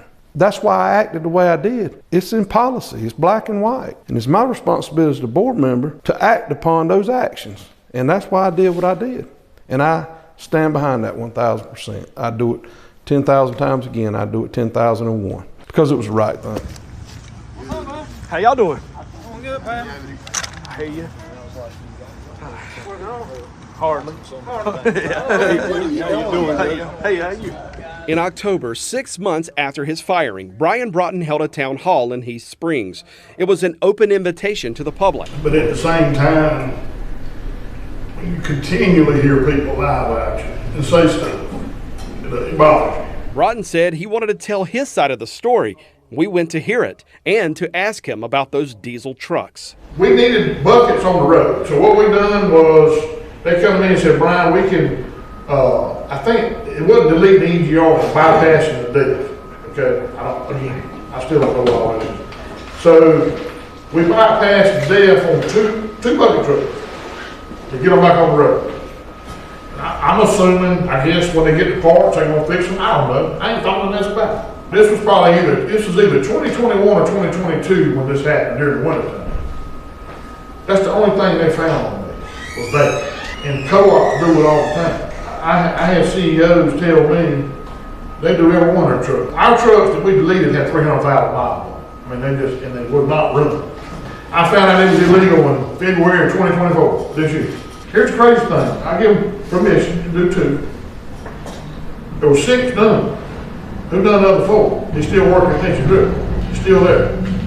Because he's telling them what they want. He's giving them the information that they want. Broughton then took questions from the public. I'm glad you brought up the trucks. Because that was one thing that we're looking at as well. Do you know who you told to do those 2? That would have been Greg Jordan. Rick, engineering operations guy. did you give him a reason? Well, they couldn't find the parts to fix them. If everybody else does it, I'm not thinking nothing's wrong with it. I know other CEOs, other companies, I mean, Fairfield Co-op told our guys, the truck they working on, that's what they've done. That's why it's still running. So you say Fairfield was one of the co-ops? Yeah. Who was the other? Edisto Co-op's one and Newberry Co-op. Broughton was right about Fairfield Electric Co-op. I emailed Fairfield, Edisto, and Newberry Co-op CEOs. Edisto Co-op CEO David Felkel and Newberry CEO Keith Avery both refused to talk about the allegations. But Fairfield CEO Bruce Bacon admitted in an email to me in November that following our questions about its trucks, Fairfield Co-op launched an investigation and found a former employee approved diesel deletes on 9 of its trucks. The co-op claims no one knew the former employee did this. Fairfield reported itself to the feds following our email. Do you regret today giving that directive to delete these trucks? I regret, what I do regret is knowing now that it's illegal, I guess. But then when I talk to other people, I mean, other CEOs that do it, and they do all of them, to keep these trucks on the road, I don't think I should have been fired for it. Broughton said some of the co-op trustees had it out for him anyway, and the diesel delete issue was just an excuse to get rid of him. Did you work on Lynch's River Electric Co-op trucks? You got an appointment with me? Can I make one? Yeah, you can make one. All right, when can we come back? We also asked Broughton about the Sherall shop and the invoices our sources said were doctored to cover up some of the diesel deleted co-op trucks. Are you familiar with Watson's Hot Rod Shop in Sherall? Is that who was doing the diesel deletes? I think they've done 2. The first 2, I think that's who done the first 2, I'm pretty sure. Was Watson? I guess now. I know it was done in Sherall. I do know that. Did you ever see those invoices from what you paid for? No. And are you aware that those invoices don't show diesel delete, they show something totally different? I found Absolutely. I got 2 of my own. I got you. So you know those invoices were, I guess, manipulated to not show the true work that was done. Yeah, because what I found out later on is that the other co-ops, the same thing happened. When it's deleted, they might put on there they changed the tire or whatever. You know, the invoice does not say delete. That's what I've been told. Did you ever tell the board that the invoices that we paid to Watson's actually was for work that these invoices are not true? I didn't know that. You didn't know it at the time? No. I didn't know that until probably right before I got fired. So did you see those invoices once you all cut the check and paid that shop in Sherall? Did you take a look at the invoices and what See, you like paid me, for? I mean, you know, the board and myself, we see every check that's written, whether it's $1 or $5 million. They see them and I see them. And I'm gonna be honest with you, if I look on there and see that somebody got $1,800 worth of tire, that's normal. I'm not sitting there knowing that that's $1,800 that was done for a delete. We continued to press Broughton about the deletes, the repair costs, and those diesel delete invoices. And that's about where we wore out our welcome with Broughton and his supporters. Do you think that that could erode the public, this board, these members' trust in the people running that co-op? I don't think so, because we were doing something then to make sure we kept the power back on. I kept guys working. And at that point in time, myself personally, I didn't know if it was going to be temporary, something we're going to do from now on. I mean, when you think about deleting the death and you find out everybody else does it, I got a million things I'm working on. And I ain't even thought nothing else about it in the last 2 or 3 years. Who do you think should be responsible, if not you? Well, I feel like the person that brought it to our attention that we should do this to get these trucks back on the road. Yeah. I got a question for you. You're a reporter. Yeah. Where'd you get your information from? We can't get that. Where'd you get yours from? I cannot tell you that. Hey, hear about them, the customers. Hey, hear about the customers to keep the power on. Hey, be asked to leave? Why do you want to leave? Seconds later, Broughton ordered his crowd to kick me out of the meeting. To receive any comment or any return emails. Yeah, hold on. So it's just kind of odd that Then one of the men in the audience put his hands on me. You gonna get me out? Yeah, you might as well leave. Why are y'all dismissing me? Huh? Why are you on the other side? we don't feel like we're getting This man is Greg Vincent. His wife is Cindy Vincent, a current elected Lynches River Co-op board member. You got that shit from our co-op people. You tell me that EPA cares about. No, you got that from our co-op. That's the only person that could give it to you. Another man identified as Brent Williams tried to stop me from recording. This man is Mike Crenshaw, the man who owns the meeting hall and who, at first, didn't have an issue with us being there. This fella here owns this building. He's asking you to leave. He asked me to leave. Ask him to leave, Mike. I'd like you to move, Blue. Come step on out, please, sir. Okay, thank you, sir. Move my name is Mike Crenshaw. What else do you need? There you go. Did I hit you? Did I bury you? Oh, don't. You know I took you. But look, just get out. Shut up. I'm tired of it. Okay, just shut up. Get out. Yeah, remember now, Mike Crenshaw. I got the roads, gang, probably. All right. I then went to the other side of the street to finish my video shoot when Greg Vincent came back again. Hey man, just stay over there, all right? Stay over there. I'm about to call 911. This is public highway. What? This is public highway. I just got a question. I then called 911 just to make sure I could get out of town safely. Call 911 to get down here because I don't know what you're about to do. I ain't gonna do nothing. Call 911. Me and the sheriff tight, buddy. I'm telling you, my two daughters work for the sheriff. Hey, I'm not here at the bus stop at East Springs. Look, that's my first error of the day. 3 months ago, Lynches River held an election to fill a vacant seat. Having received the majority of votes, Lynn Gardner is declared the District 2 trustee to serve the 2 remaining years of that 3-year term. Lynn Gardner was also at the Broughton Town Hall a few weeks earlier. At his first co-op board meeting, Gardner made the motion to rehire Brian Broughton. Gardner's election flipped the board, with 5-4 voting to give the fired CEO his job back. Everything they looked for, everything they looked through, that's what they found. They was wanting EPA to come in and fine them some big dollar amount so they could say, look what Brian cost y'all. Look what Brian cost membership. You know, I've been told that EPA will do that. Although the forensic audit continues, Brian Broughton seemed confident during his October town hall that there was nothing to the allegations concerning him and his co-op. This is Special Agent Toby Salino with EPA CID. But the EPA investigators who traveled to Lancaster County in November show that might not be the case. When you hear Brian Broughton make those admissions, do you think the vote you and those 4 other board members took to fire him 1,000% vindicates you? It vindicates us because, like I've said numerous times, nobody knows the beating we've took. That town meeting was an embarrassment to the county. It was an embarrassment to the membership of the Lynches River Co-op. It was utterly disgusting. But at the end of the day, people saw what's really been going on at Lynches River Co-op, and they needed to see that. Had we not seen them in action ourselves, we'd have no way to know for sure whether the EPA was investigating this. That's because the EPA would not tell me whether the agency was doing anything with the complaint against the co-op. That also means unless there's a civil or criminal action filed in this case, we will never know when the EPA finishes its work into the Lynches River Electric Cooperative. But our investigation is far from over.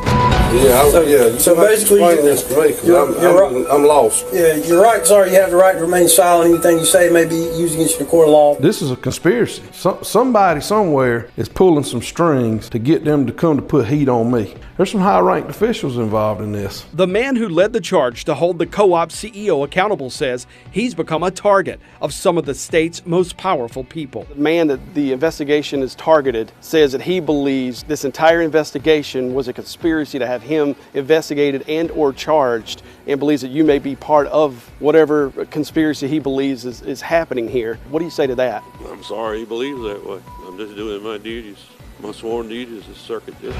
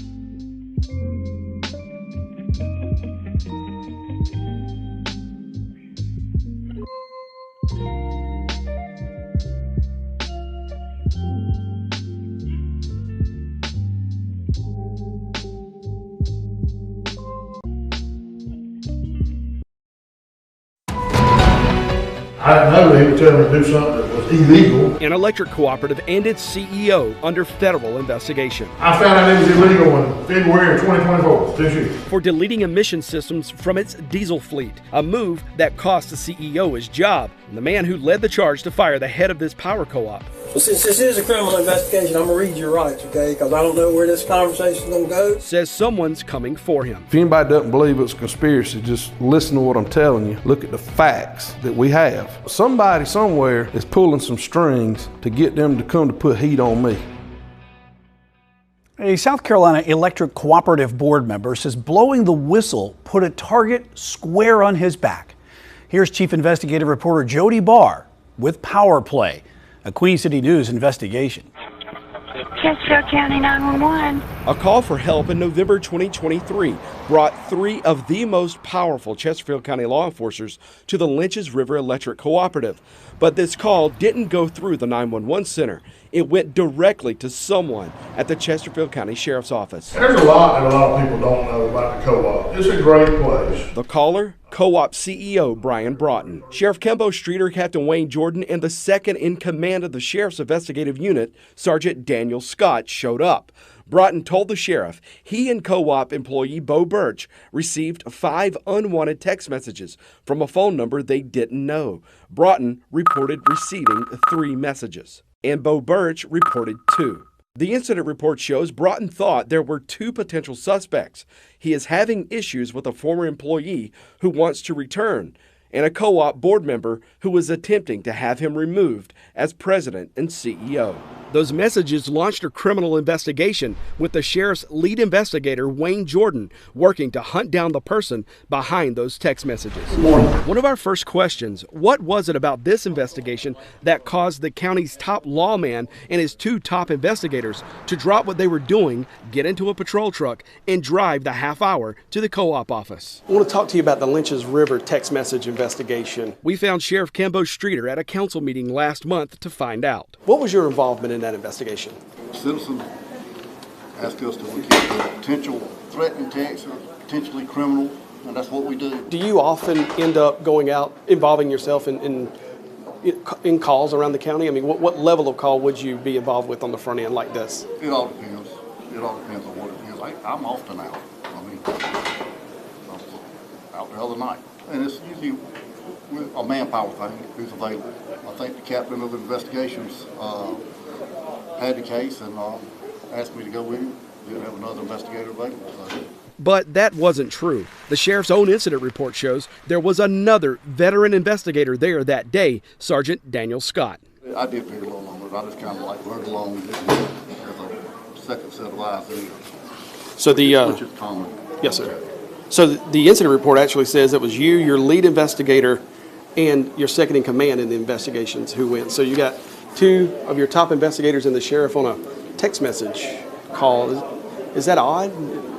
No, I've often been out on cases with all the different investigators. So, did you find any criminal acts from what you reviewed that occurred?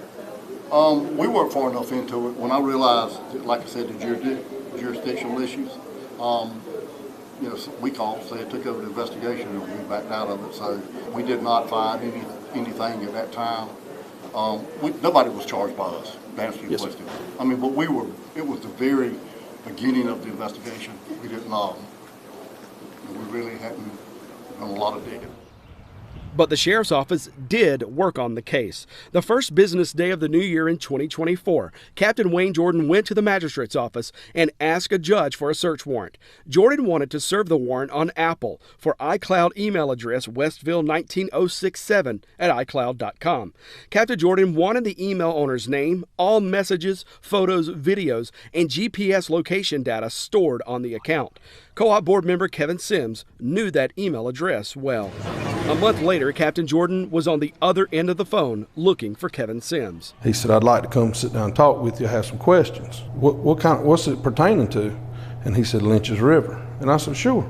I said, I don't have a problem talking to you. He said, well, when's a good time? And I said, well, I mean, I'm available anywhere, anytime. And he's like, well, I'm up here at Lancaster County Sheriff's Department right now. He said, would you like to come up here?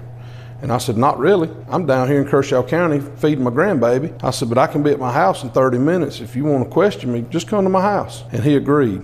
Captain Jordan got the first search warrant from the magistrate on January 2nd, 2024. 2 days later, he got a second search warrant, this time from the state's most senior, longest-serving circuit court judge, Paul Birch.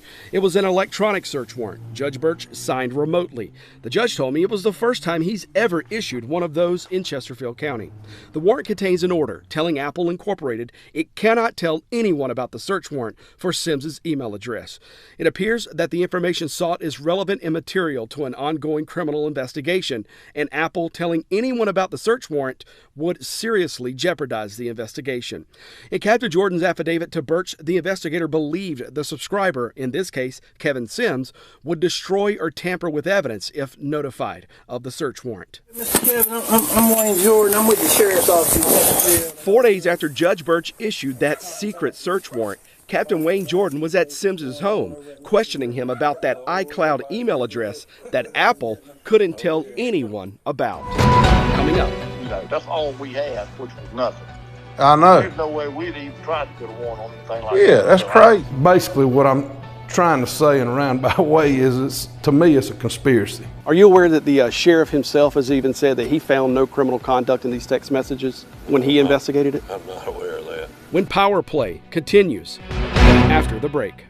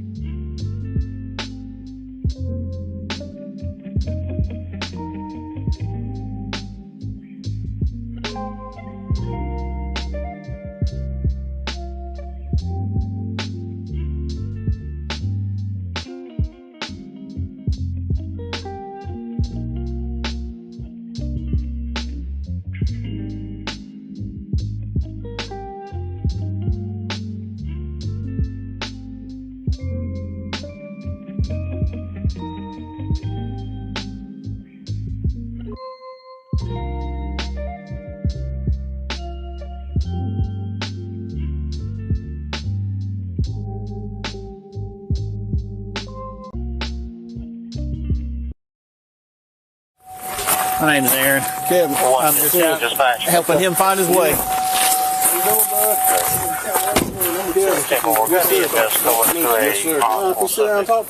we're good. You want to come in the house? I got a barking dog. Let's sit outside back in the back home. I appreciate that. Chesterfield County Sheriff's Captain Wayne Jordan, with a Lancaster County deputy and a body camera rolling, showed up to Kevin Sims' Lancaster County home 13 months ago. Mr. Kevin, I'm Wayne Jordan. I'm with the Sheriff's Office in Chesterfield, and I'm doing contact about the harassment case that's going on over at Lynch's River. Lord, everybody's getting them. Everybody's getting them. Oh, Are yeah. you getting them? I've got death threats. From who? I don't know. They called me in the middle of the night. You don't know who it's from? No, I just hung the phone up on them. Eventually it stopped. It was the first time Sims says he learned he was the target of the text message criminal investigation. It's an investigation, so I'm going to have to read you your rights, all right? Yeah, okay. You understand? Yeah, So basically, explain this to me because I'm lost. And just like in the movies. Yeah, your rights are you have the right to remain silent. Anything you say may be used against you in a court of law. So we can talk. Yeah. And if you get to the point where you say, "Hey, I ain't gonna answer your question no more. I'm getting an attorney," we'll just stop. No. So you understand all that? Oh yeah. A few minutes into the interview, the sheriff's lead investigator questioned Sims about that burner phone email address. Do you have an iCloud account? Yeah, Westfield 29067 at iCloud.com. That's your account. That's my account. Yep. I've been doing some investigations. I've done some search warrants. I've done some cell phone search warrants on some cell phones. Have you ever heard of the phone number 704-318-9695? Should I call it to see if it's in my contacts? That's a North Carolina number, right? Yeah, just see if you know that number. I don't know that number unless it's in my You don't know it at all? So can you tell me why your iCloud account is on that phone number's contact information as being the iCloud account that's associated with that 704 number? No. I cannot tell you that. I have no idea, but it is. The captain described these 5 texts sent to Co-op CEO Brian Broughton and Co-op employee Bo Birch as unlawful and harassing communications. Sims says he had no idea what those texts said at the time. He asked to see them, but the investigator would not show them to him. That's a burner phone. That's what that phone is. It's a track phone, burner phone? It's a burner phone. I don't do track phones or burner phones. I run a business in town. How can my email address be on there? When they bought this phone and activated this phone, they've taken that email address and it's attached to that phone. So basically what it looks like to me, if you want to know my whole I know what it looks like. It looks like to me it looks like that I got that phone and activated my email address on it. Yes, sir. But my question for you is, who would do that? Well, that's why I'm asking you. Yeah, I have no idea. It's your email address, and it's attached to that burner phone that's doing all this communicating unlawful. What are they communicating? Well, they texting a bunch of employees over there. They're harassing them. Can you be specific? Yeah, I mean, I don't listen. I wish I'd come to Lancaster now so you could get Barry Feld. Barry Feld tell you I'm better than that. I ain't got nothing to do with this. I mean, just because they got my email. I mean, somebody had I didn't know what your email address was. Well, man, everybody that I deal with on my Facebook page or anything's got my email on it. In my restaurant at the co-op, they got all that at the co-op. So you think they just gonna put that on a burner phone? Listen. The stuff's going on down there. Yes, sir. I can believe that 100%. Somebody would do that, without a doubt. What's upsetting about it is they use my email address, so that looks like somebody's trying to set me up. I think somebody's playing games. That's my opinion. You got too much. Y'all got too much to do and worry about. This is Mickey Mouse. Jordan told Sims the investigation was serious, and he had the state's top law enforcement agency on the case. I got SLED involved. If you want to know that, I've got them involved. Well, they're looking at phone records for me. They're tracking phones. They're doing GPS. They're doing GPS coordinates and stuff like that. So hopefully by the end of the week, I'm gonna have all that plotted out, and I'll know exactly where the phone was at when it made the phone call. Yeah, I heard the text message. When that Chesterfield County investigator tells you that the state law enforcement division is involved, oh, that's big. That's a big deal. This could be trouble. And I mean, I've done nothing wrong to worry, but when you start talking about SLED or FBI or anything like that, things happen.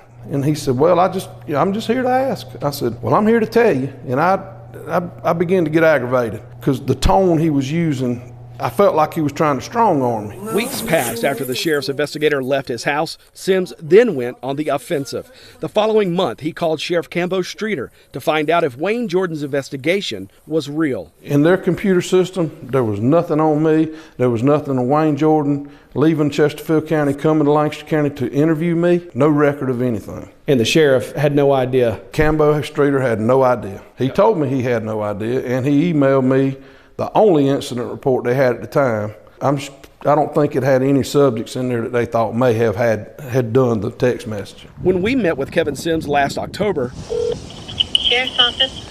Yes, ma'am. I'm calling to make an inquiry. Can you tell me if you have an investigation or incident report on me? My name is Barry Kevin Sims. He didn't know that a body camera recording of his interview with the investigator existed. He found out when we asked the Lancaster County Sheriff for it. Sims also couldn't get any confirmation from Chesterfield County that the sheriff condoned his lead investigator coming to his house 9 months before. And you would be the offender? Well, is that what you're yes, ma'am. Back when Wayne Jordan came to my house, yes, ma'am, I guess I would have been. He questioned me here, and I'm trying to find out if there was a report done on it or anything filed. I don't have anything for Barry Sims, S-I-M-S. How about my middle name's Kevin, Barry Kevin Sims? Nothing under a Kevin? Around the time those texts came in, Sims says he was knee-deep digging into multiple allegations against co-op CEO Brian Broughton in the co-op administration. Sims admittedly was the loudest critic of his co-op's head man in late 2023. I would like to know who sent those. I would. Did you have anything to do with these No, texts? sir. Absolutely not. Absolutely not. Thank you. In a call with the sheriff just 2 months ago and a year after this interview, the sheriff still had no idea his lead investigator left Chesterfield County to interview Kevin Sims. You didn't even know he come out here, did you, Cambo? I know it wasn't in none of your dispatch, didn't know anything about it. No, I didn't know he came. I didn't know he went out there. Yeah, he come out here and read me my rights, and that's what made me so mad. But I didn't know if you knew he come out here or not, but he sure did.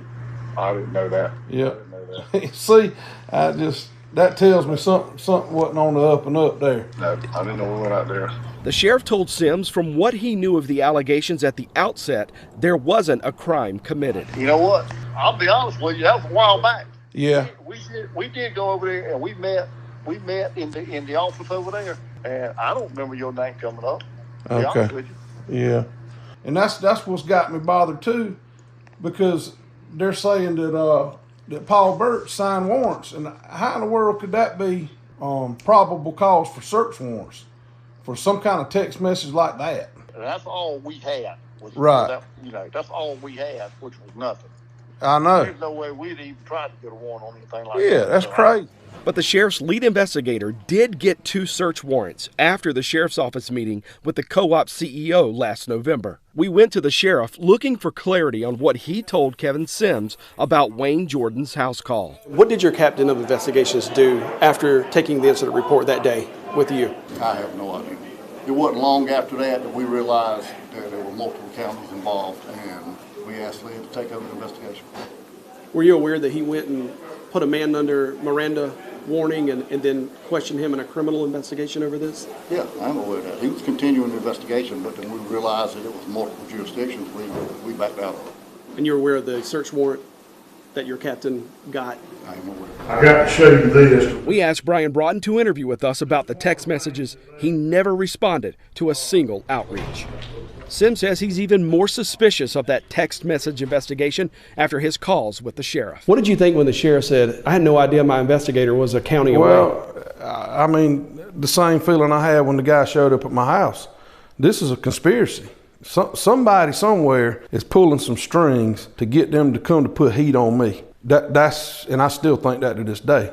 I think there's a handful of people involved in it, and I want to get to the bottom of it. What's his probation status? In March 2024, weeks into the SLED investigation, SLED agent J.T. Cutchin went to Judge Paul Birch for yet another search warrant to help investigators track down the person behind those co-op text messages. They're wasting their money on those kind of resources, and a senior circuit court judge is issuing warrants on that. Yeah, I got a huge problem with that. His wife is economic development with Lynch's River. That's a conflict of interest. Our investigation revealed 5 total search warrants issued in this investigation, targeting at least 3 different burner phone numbers. Judge Paul Birch signed 4 of those search warrants, the latest one in August 2024, which contained the following messages sent to another co-op employee. Sharpen that pencil, big boy. You'll need a new resume soon, and he's already turning on you. Don't go down with him. Tell the truth and save your job. And another text to Broughton. Better enjoy it while you can. The Birch name is a powerful one in the state's justice system. Judge Paul Birch is the longest-serving, most senior circuit court judge in the state. His son Mike is the newly elected prosecutor in the 4th Judicial Circuit, covering 4 counties, including Chesterfield, the Birch family's home. The judge administered his son's oath in the ceremony last month. The judge's wife, Kim Birch, is the elected Chesterfield County School Board chair. She also works as an economic development consultant at the Lynch's River Electric Co-op. The Birch's daughter, Ashley Birch, is a special agent with SLED, and Kendall Birch, another Birch daughter, is an attorney who was an assistant prosecutor in the solicitor's office until the first week of February 2025. I asked Judge Birch to interview with me to address Kevin Sims' conspiracy allegations. The judge declined, saying he can't talk about a pending investigation. We weren't there to ask Birch about the investigation. We wanted to ask him about Kevin Sims' conspiracy allegations and whether he had a conflict of interest when he issued those search warrants. We really appreciate having Honorable Paulin Birch here with us today. We found the judge at this Chesterfield County Council meeting in January. Good morning, Judge.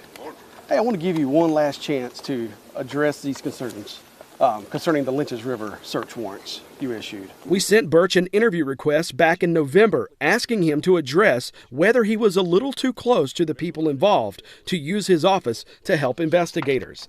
South Carolina judges operate under a rulebook known as the Code of Judicial Conduct, which contains multiple judicial canons. We asked Birch whether he might have violated any of the canons, which contain statements like, "A judge shall avoid impropriety and the appearance of impropriety in all of the judge's activities." We asked the University of South Carolina Law School for an interview about these canons and which ones could apply in this case. USC did not have any law professor available to interview, but the law school pointed us to this judicial canon. A judge shall disqualify himself in a proceeding in which the judge's impartiality might reasonably be questioned. Did you have a conflict of interest at all in these issuance of these search warrants? Of everybody I've checked with, just to reinforce what my opinion was, I did not have any conflict. Strictly ministerial. There's no guilt or innocence involved in it at all. And I even talked with one of my colleagues about it. Even if a family member was directly threatened, really wouldn't affect that either. Ministerial is totally different from guilt or innocence. Certainly I wouldn't get involved in any guilt or innocence. The judge clarified, although they have the same last name, he is not related to Bo Birch, the other victim in the incident report. Even with that ministerial decision, you still had a decision to make as far as did the burden of probable cause, was that met here? Was there any semblance of criminal conduct in these text messages? Did you find that when you issued these warrants? Just the allegations in them. The judge also clarified his wife, Kim Birch, is only a part-time consultant at the co-op.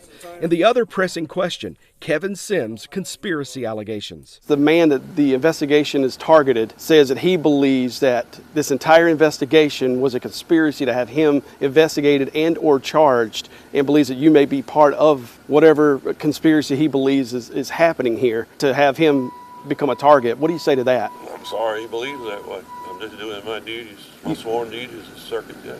I don't even really know some of those fellows up there. Well, I just want to make sure before we put somebody on TV saying these things concerning you that, you know, the public has a chance to hear from you. Well, I certainly hope in your professional duties as a reporter, you wouldn't be getting actively involved in criminal investigation yourself until SLED or whoever's investigating. We better leave it at that, okay?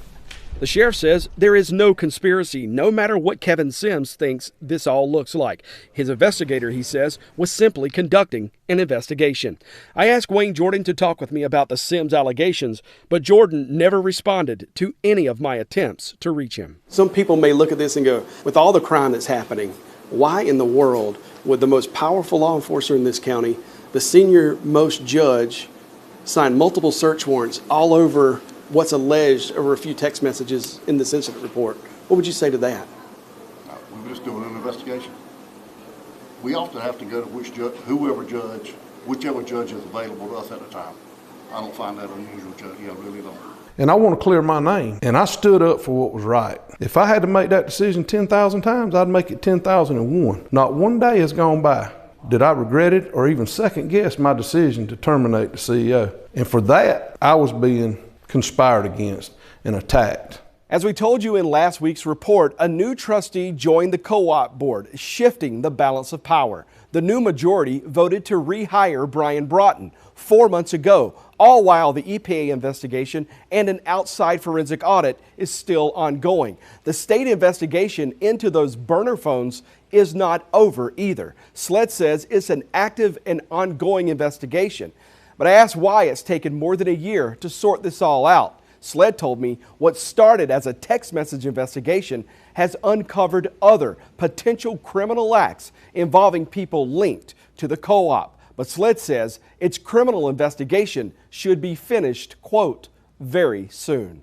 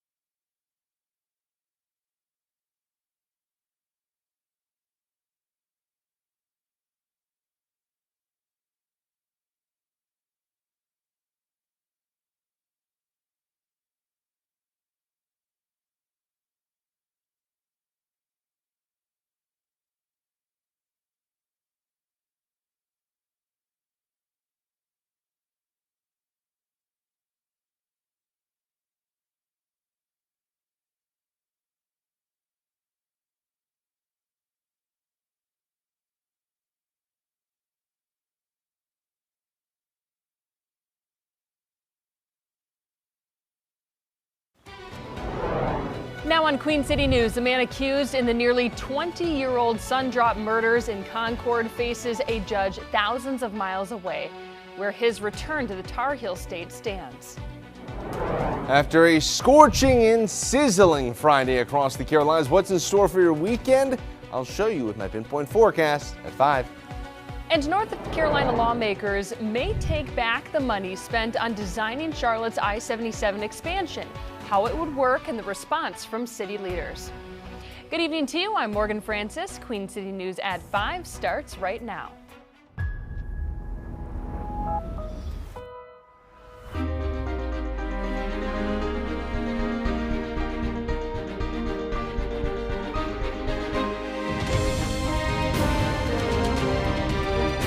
Queen City News starts now. And we begin with a live look at Uptown from our Arlington camera. It is hot out there, so hot that heat advisories are in effect for counties across our area.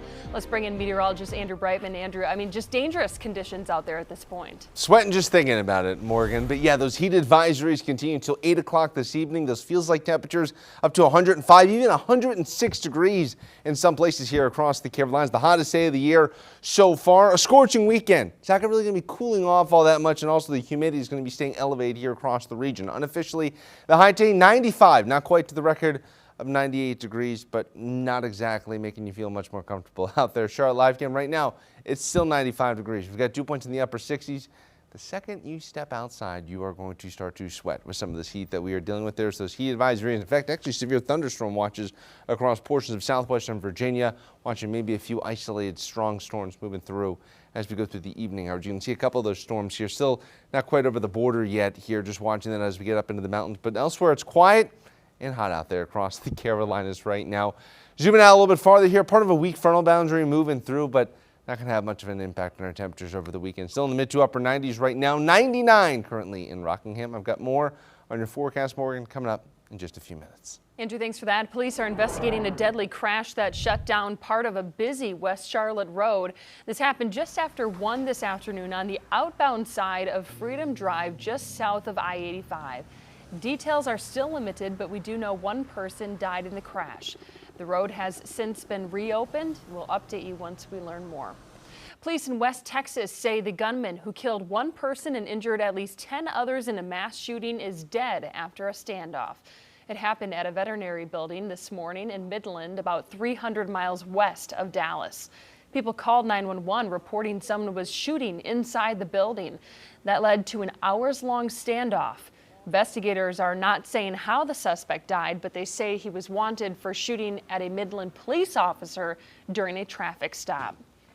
Prosecutors are working to extradite a man from Washington State wanted for the 2008 Sundrop murders in Concord. Johnny Talbert appeared at a hearing in Port Angeles this morning. Queen City News reporter Jen Cardone shows us what happened in the courtroom today.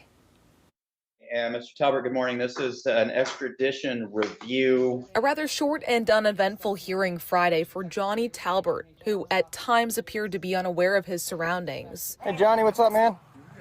You all right? All right. We'll talk to you in a minute. Not you guys, just Johnny. He was arrested last month in Port Angeles, Washington, nearly 18 years after Donna Barnhart and Daryl Knowles were killed at Concord's former Sundrop bottling plant.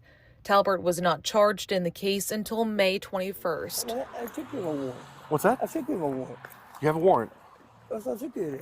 You took care of it? Yeah. Well, this is a different one. Prosecutors say the governor's warrant could be done by the end of the week, and once it's signed, they're closer to bringing Talbert back to North Carolina. The U.S. Marshal's Office has been alerted to the fact that the process is in ongoing, and we'll be waiting to hear from our office. Judge Simon Barnhart scheduled Talbert's next hearing for June 24th. That's when he will find out his next steps for extradition. And at that time, we will anticipate receiving an update with respect to the issuance of the governor's warrant and receipt of that warrant by the governor of the state of Washington. Jen Cardone, Queen City News. The man accused of pulling a knife on a Charlotte light rail train in a now viral video is in custody. Derek Hutchinson appeared in court today on charges including going armed to the terror of the people. The video shows two passengers arguing when one of them, allegedly Hutchinson, pulls out a knife. Officials say nearly a dozen people were on the train near the Tom Hunter platform on North Tryon Street, but no one called 911.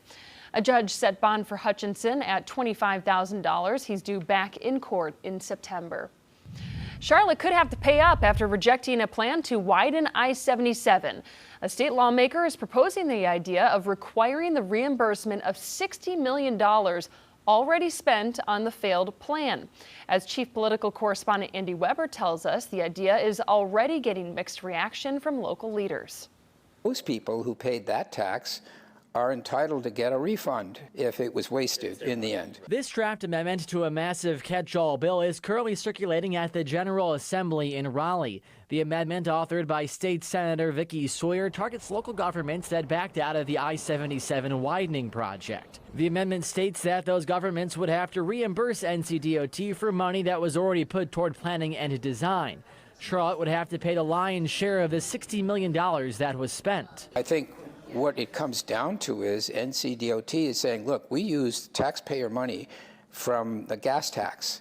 People around the state paying their gas tax. It goes into the highway fund, and then it got invested in bringing this project along. Charlotte Councilmember Ed Driggs, who opposed rescinding support for the widening plan, says the move from the General Assembly should have been expected. I don't regard it as retaliatory. I think you can argue that the General Assembly really felt the people who had paid that gas tax were entitled to see a road somewhere. But his colleague across the aisle, District 5 council member J.D. Masuera-Arias, says the amendment punishes Charlotte for recognizing public opposition, writing in his statement, quote, "We should be working together across levels of government to deliver safer, more reliable infrastructure, not threatening cities for advocating for their residents."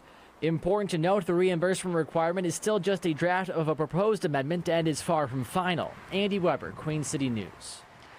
We are getting a closer look at the more than 100 applicants who want to become Charlotte's interim mayor. Current Mayor Vi Lyles is planning to step down at the end of the month. Queen City News is working through the applications, and one person who stands out on the list is former City Council member Tijuana Brown. She recently pleaded guilty to a federal conspiracy charge tied to COVID loan fraud. Brown initially applied but later withdrew her application.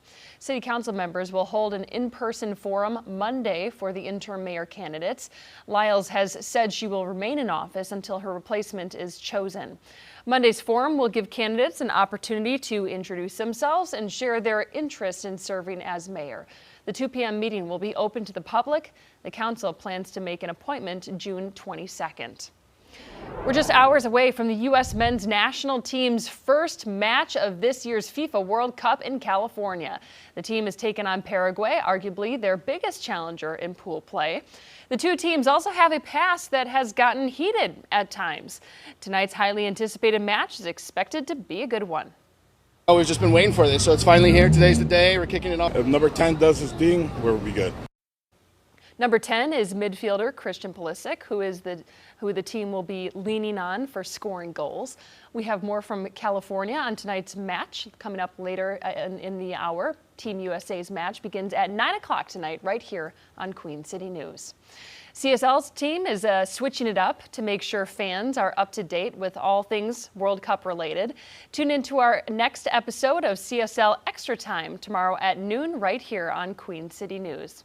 All right, pull out your cell phone. Fans can watch the World Cup right here on Queen City News, but that also means matches will be happening instead of our newscasts.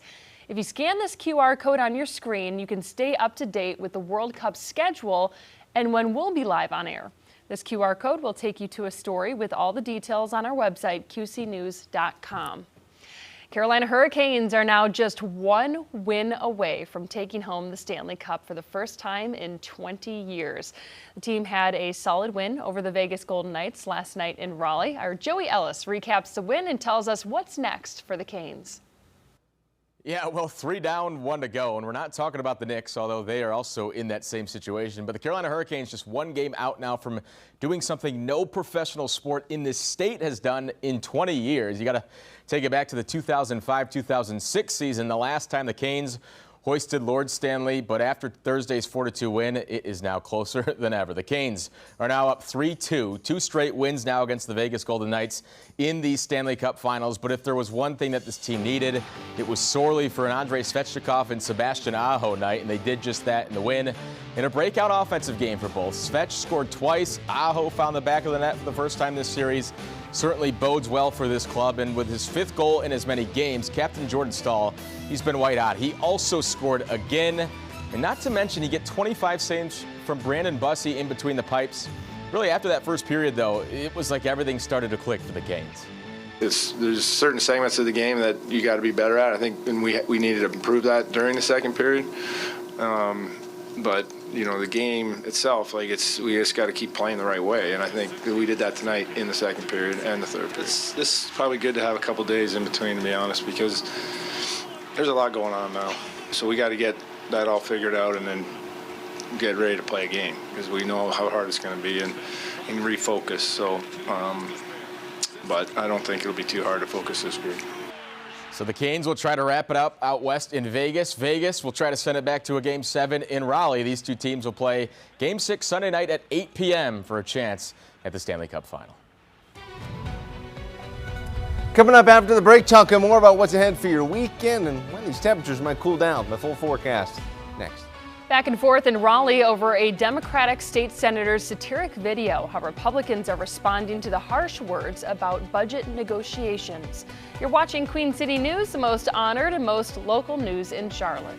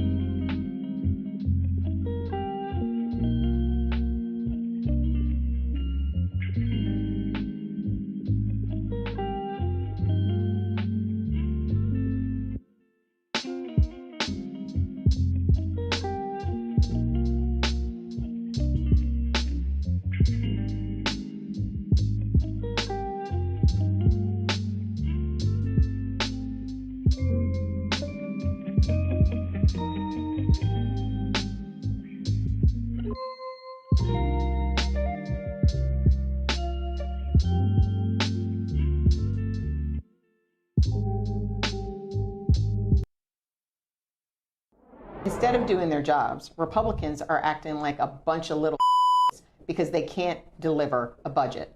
So we don't have else to do but sit by this fireplace and wait for them to do their job. An expletive-ridden social media video featuring North Carolina's top Senate Democrat is sparking controversy at the General Assembly. Republicans are blasting the video's profanity, while Democrats say the goal is to shine a light on the continuing delay in reaching a state budget agreement. Our Shabnam Dinesh takes a closer look. A satirical video posted by State Representative Vernetta Alston is sharpening Democrats' criticism of Republican lawmakers over the lack of a finalized budget. In the video, State Representative Alston talks about Democrats' frustrations with Republicans amid budget negotiations, as well as their own proposals to help working families. Democratic Senate Leader Sidney Batch appears alongside her as an anger interpreter, delivering a more blunt and profanity-filled version of the message. Instead of doing their jobs, Republicans are acting like a bunch of little because they can't deliver a budget. So we don't have else to do but sit by this fireplace and wait for them to do their job. It's a parody of a sketch by comedians Key and Peele during the Obama administration.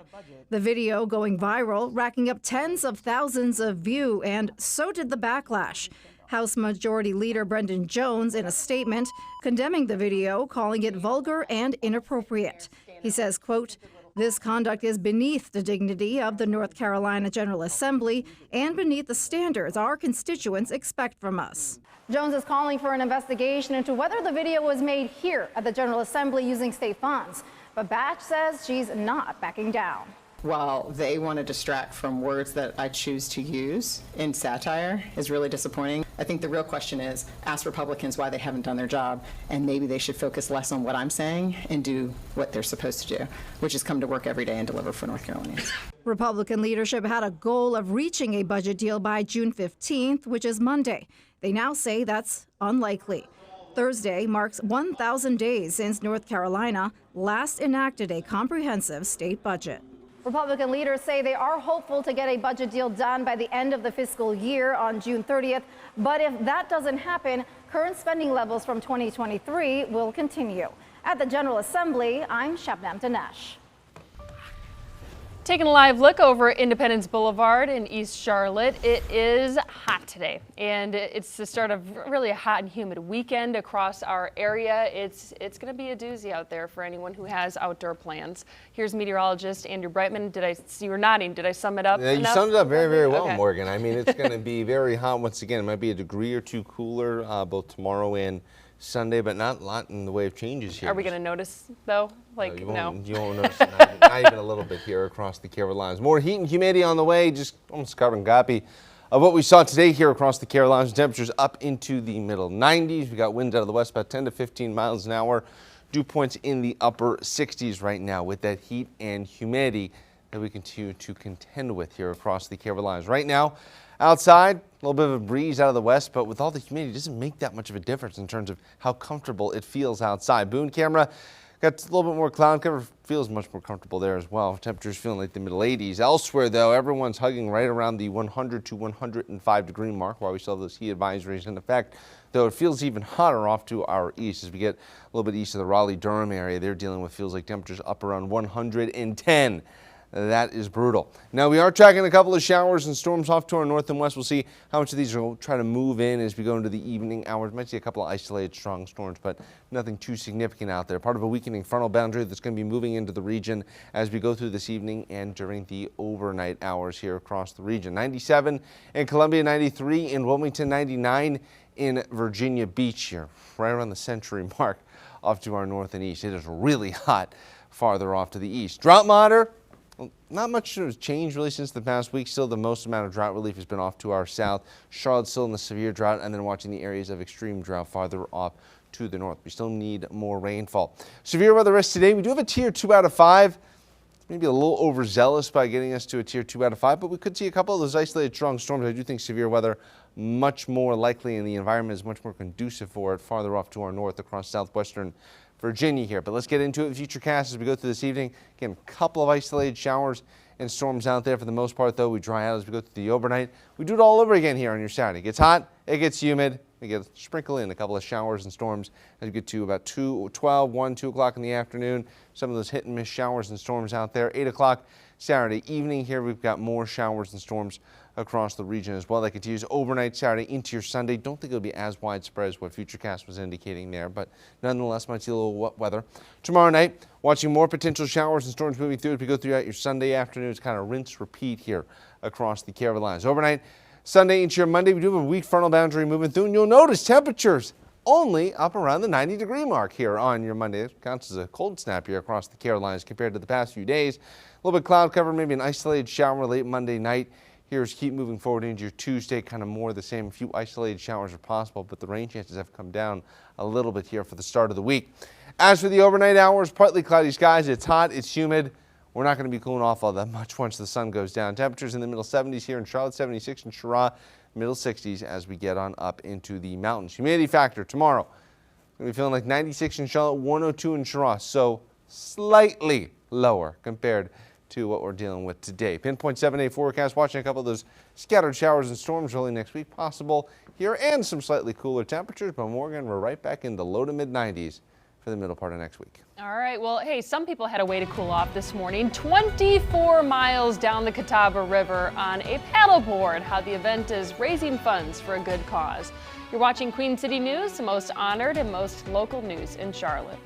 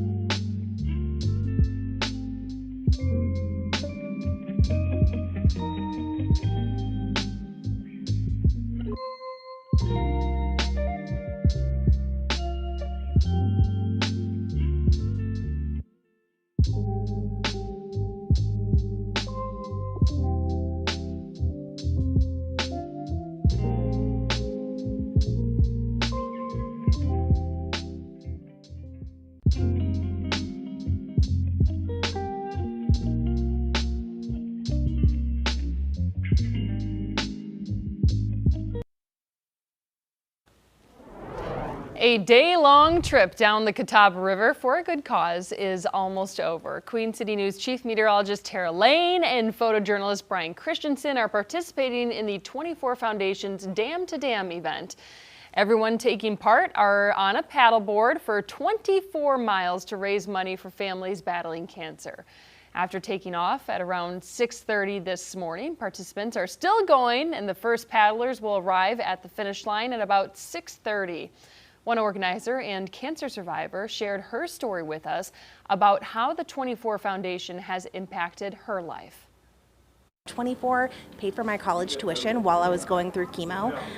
So they've just been a big part of my life. They also introduced my husband and I.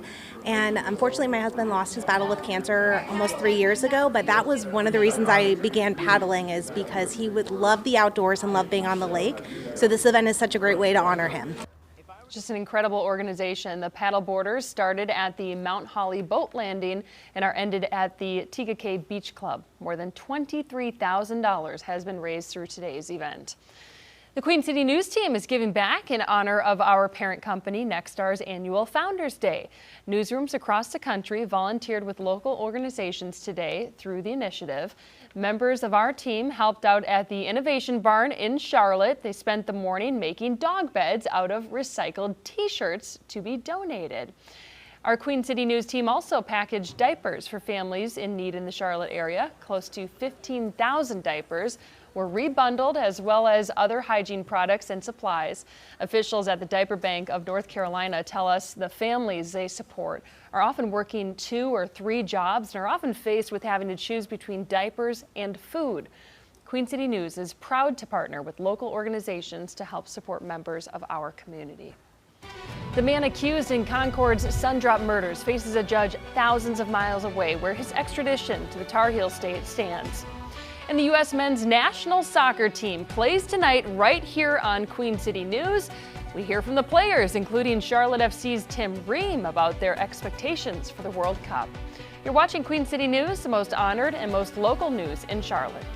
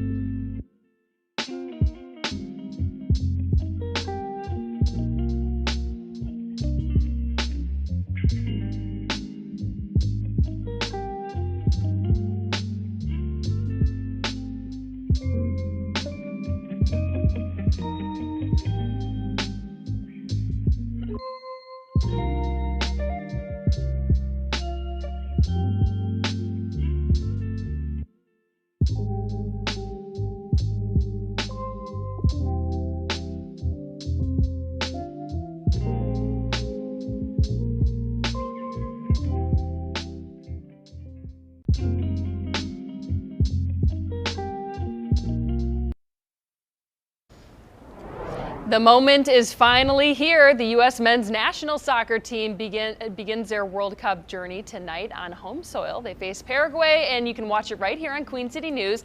Our Troy Hirsch joins us live now from California. And Troy, you heard from the team about their expectations for the tournament. Yeah, Morgan, they have a lot of expectations. This marks the 12th World Cup appearance for the Stars and Stripes, and they've really had 2 memorable results. The first came way back in 1930 at the first World Cup, when the United States came in 3rd place, albeit only out of 13 teams. Since the field expanded to more than 16 teams, their best finish came in 2002 when they made the quarterfinals.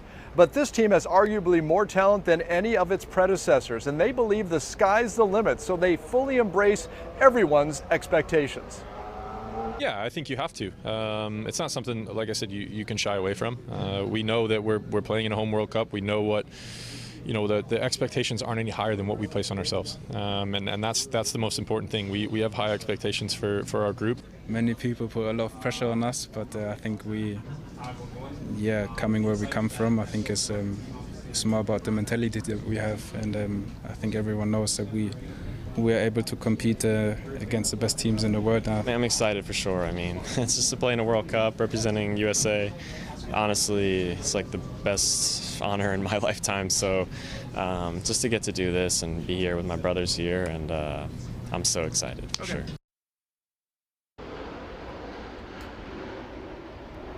And half of this team played on the World Cup squad of 2022 when the U.S. advanced to the knockout stage and were eliminated in the round of 16. Of course, this year they've expanded the field of the World Cup from 32 to 48 teams. So this year, 32 teams advanced to the knockout stage. And for the U.S., that quest begins tonight against Paraguay.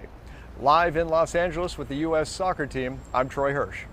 And Troy, before we let you go, I mean, what should we know about Paraguay, Team USA's opponent? I mean, last time they played, there was a little bit of bad blood, wasn't there? Yeah, there certainly was. That match they played last year in a friendly match. Ended with a scuffle at the end of the match after the U.S. won by a score of 2-1. And Paraguay comes into a World Cup, a very hungry squad. This is their first time in 16 years that they've appeared in the World Cup. Over the history of this rivalry, the U.S. has an advantage, 5-2-2, 5 wins, 2 draws, and 2 losses. And Paraguay's style, they're very, very heavy on the defensive side of the ball. They really clamp down, and they have a good opportunity, they've had good results, rather, I should say, in shutting out their opponents. So if the U.S. can get a goal or 2, they will probably come out with a victory, and that's exactly what they want to do here on home soil. All right, we'll see if this next one is friendly or not. Thanks, Troy. We appreciate it. And our CSL team is switching it up to make sure fans are up to date with all things World Cup related. Tune in to our next episode of CSL Extra Time tomorrow at noon right here on Queen City News.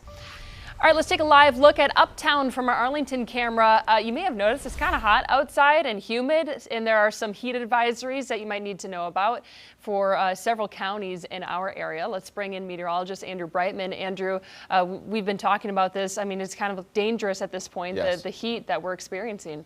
Yeah, that's right. You know, once you get past 105 degrees with the feels like numbers, you know, heat exhaustion, even eventually heat stroke become concerns out there, and that's why we do have those heat advisories in effect until 8 o'clock for several of our counties from Charlotte and then points off to the east as well. It's still 95 right now, but, you know, this time of year we're still close to the peak heating time of the day. There's those heat advisories through 8 o'clock this evening. We've got Mecklenburg, we've got Cabarrus County, down Lancaster County, Chesterfield County, Union, Anson, Richmond counties as well, naming them all off for you. Pinpoint radar. Watching a little bit of localized heat relief. A couple of showers and storms here making their way over the border into portions of the mountains here of North Carolina. See how well they hold together as they make their way down into the foothills and eventually into the Piedmont here. Temperatures across the lower 48. Some of the hottest temperatures, though, farther off to our west. We're currently in Las Vegas. It's 106, but they don't have the deal with the humidity that we have to contend with here. Back here across the Central Carolinas, a lot of upper 90s. I've got more in your weekend forecast and what's ahead next week coming up in just a few minutes. Morgan? Andrew, thanks for that. Prosecutors are working to extradite a man from Washington State wanted for the 2008 Sundrop murders in Concord. Johnny Talbert appeared at a hearing in Port Angeles this morning. Queen City News reporter Jen Cardone shows us what happened in the courtroom today. Mr. Talbert, good morning. This is an extradition review. A rather short and uneventful hearing Friday for Johnny Talbert, who at times appeared to be unaware of his surroundings. Hey, Johnny, what's up, man? You all right? All right. We'll talk to you in a minute. Not you guys, just Johnny. He was arrested last month in Port Angeles, Washington, nearly 18 years after Donna Barnhart and Daryl Knowles were killed at Concord's former Sundrop bottling plant. Talbert was not charged in the case until May 21st. I took him a warrant. What's that? I took him a warrant. You have a warrant? Yes, I took it. You took care of it? Yeah. Well, this is a different one. Prosecutors say the governor's warrant could be done by the end of the week, and once it's signed, they're closer to bringing Talbert back to North Carolina. The U.S. Marshal's Office has been alerted to the fact that the process is in ongoing, and we'll be waiting to hear from our office. Judge Simon Barnhart scheduled Talbert's next hearing for June 24th. That's when he will find out his next steps for extradition. And at that time, we will anticipate receiving an update with respect to the issuance of the governor's warrant and receipt of that warrant by the governor of the state of Washington. Jen Cardone, Queen City News. A Lancaster County man is now facing a federal hate crime charge for allegedly vandalizing the Charlotte Jewish Community Center. Prosecutors say Dalton Mullis put Nazi symbols with a noose attached to them on multiple buildings of the community center. They also say Mullis has been threatening and intimidating members of the Jewish community, as well as posting the hate speech online. He's currently in federal custody and faces 20 years in prison if convicted. Charlotte could have to pay up after rejecting a plan to widen I-77. A state lawmaker is proposing the idea of requiring the reimbursement of $60 million already spent on the failed plan. As chief political correspondent Andy Weber tells us, the idea is already getting mixed reaction from local leaders.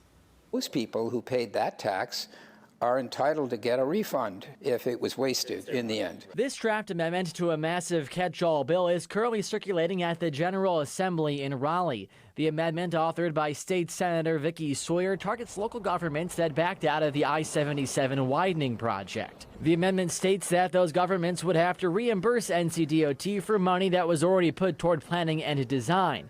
Charlotte would have to pay the lion's share of the $60 million that was spent. I think what it comes down to is NCDOT is saying, look, we used taxpayer money from the gas tax.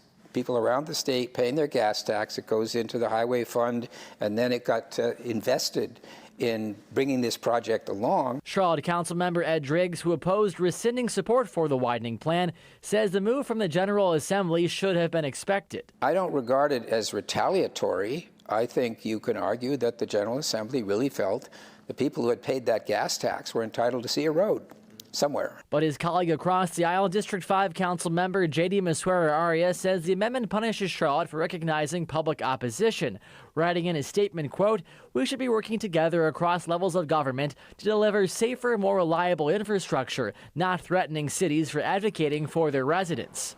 Important to note, the reimbursement requirement is still just a draft of a proposed amendment and is far from final. Andy Weber, Queen City News. Coming up after the break, talking more about the heat and humidity, not just for today, through the weekend, even next week, with my full forecast next.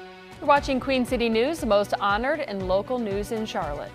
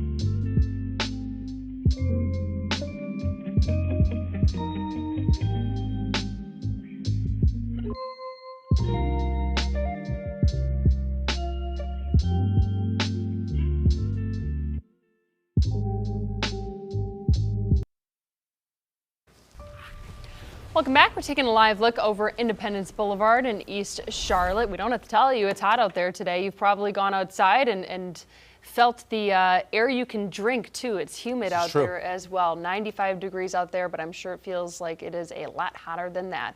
Bringing in meteorologist Andrew Brightman. You went golfing the other day. You have any plans to go golfing during this hot stretch? No, I'm worried. I got a big golf trip coming up at the end of the month here. Not to make this show too much about me, but I am worried about how hot it's going to be off to the east here. Well, you don't want to be the one guy who's always stuck in the woods with the golf ball. No, that's hit him straight. That's true. You got to work on the game, but boy, it gets hot. You start sweating so quickly here. So when's the relief coming?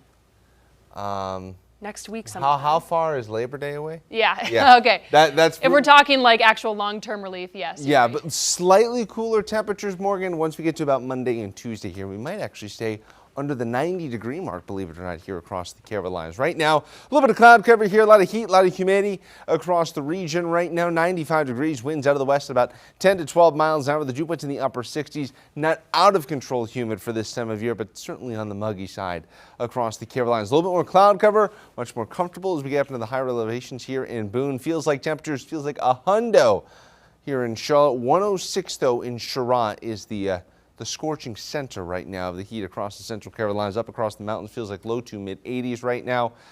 That's really the place you want to be here. That's really the only place where it feels actually kind of nice to be outside.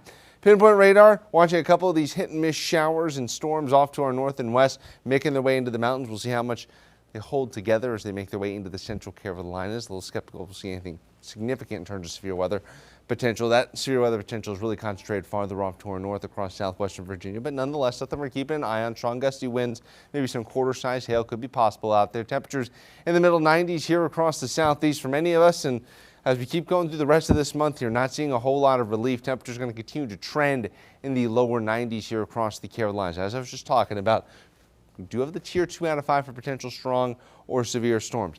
I think any severe weather is going to be localized in nature as we go through this evening, but just something to watch here. Some strong gusty winds. Again, that hail could be possible as well. Maybe you want to head to the beach this weekend. Shower and storm chances moved up a little bit here for the coast tomorrow, but Sunday still looking good. And also, the temperature is going to be about 5 to 10 degrees cooler than what we'll see here across the Carolinas. And you got a sea breeze on top of that. Futurecast as we go through this evening. Again, a couple of hit and miss showers and storms, probably most likely off to the north and west of Charlotte. We're now to midnight here on your Saturday morning. A little bit of partly cloudy skies.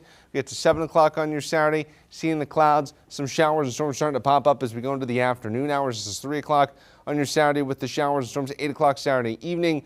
More hit and miss wet weather here. Probably overdoing it with the rain coverage a little bit across the Carolinas, but some of those hit and miss showers and storms are to be expected. And it's going to be a very similar story here on your Sunday. Notice as we get into the afternoon, part of that frontal boundary starting to move in. Some of those showers and storms continuing, wraps up overnight. As we go into your Monday, this is the cooler day. A little bit of, I'll put relief here in quotes. Still going to be in the upper 80s, but not nearly as hot as what we're dealing with today. Partly cloudy skies for the most part. Rain chances of coming down.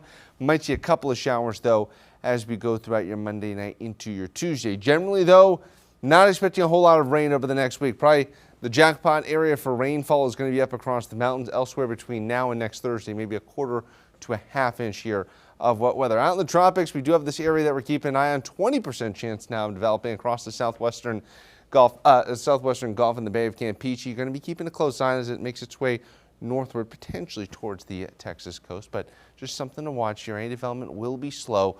Overnight hours tonight, temperatures tipping down into the middle 70s here, 74 in Charlotte, 76 in Cheraw, middle 60s up across the mountains. Your pinpoint 7-day forecast.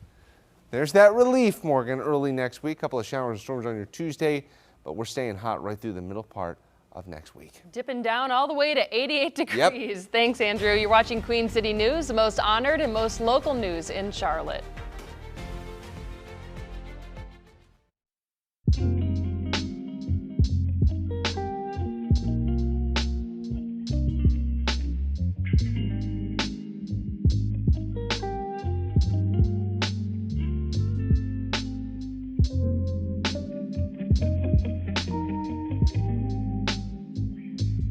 you.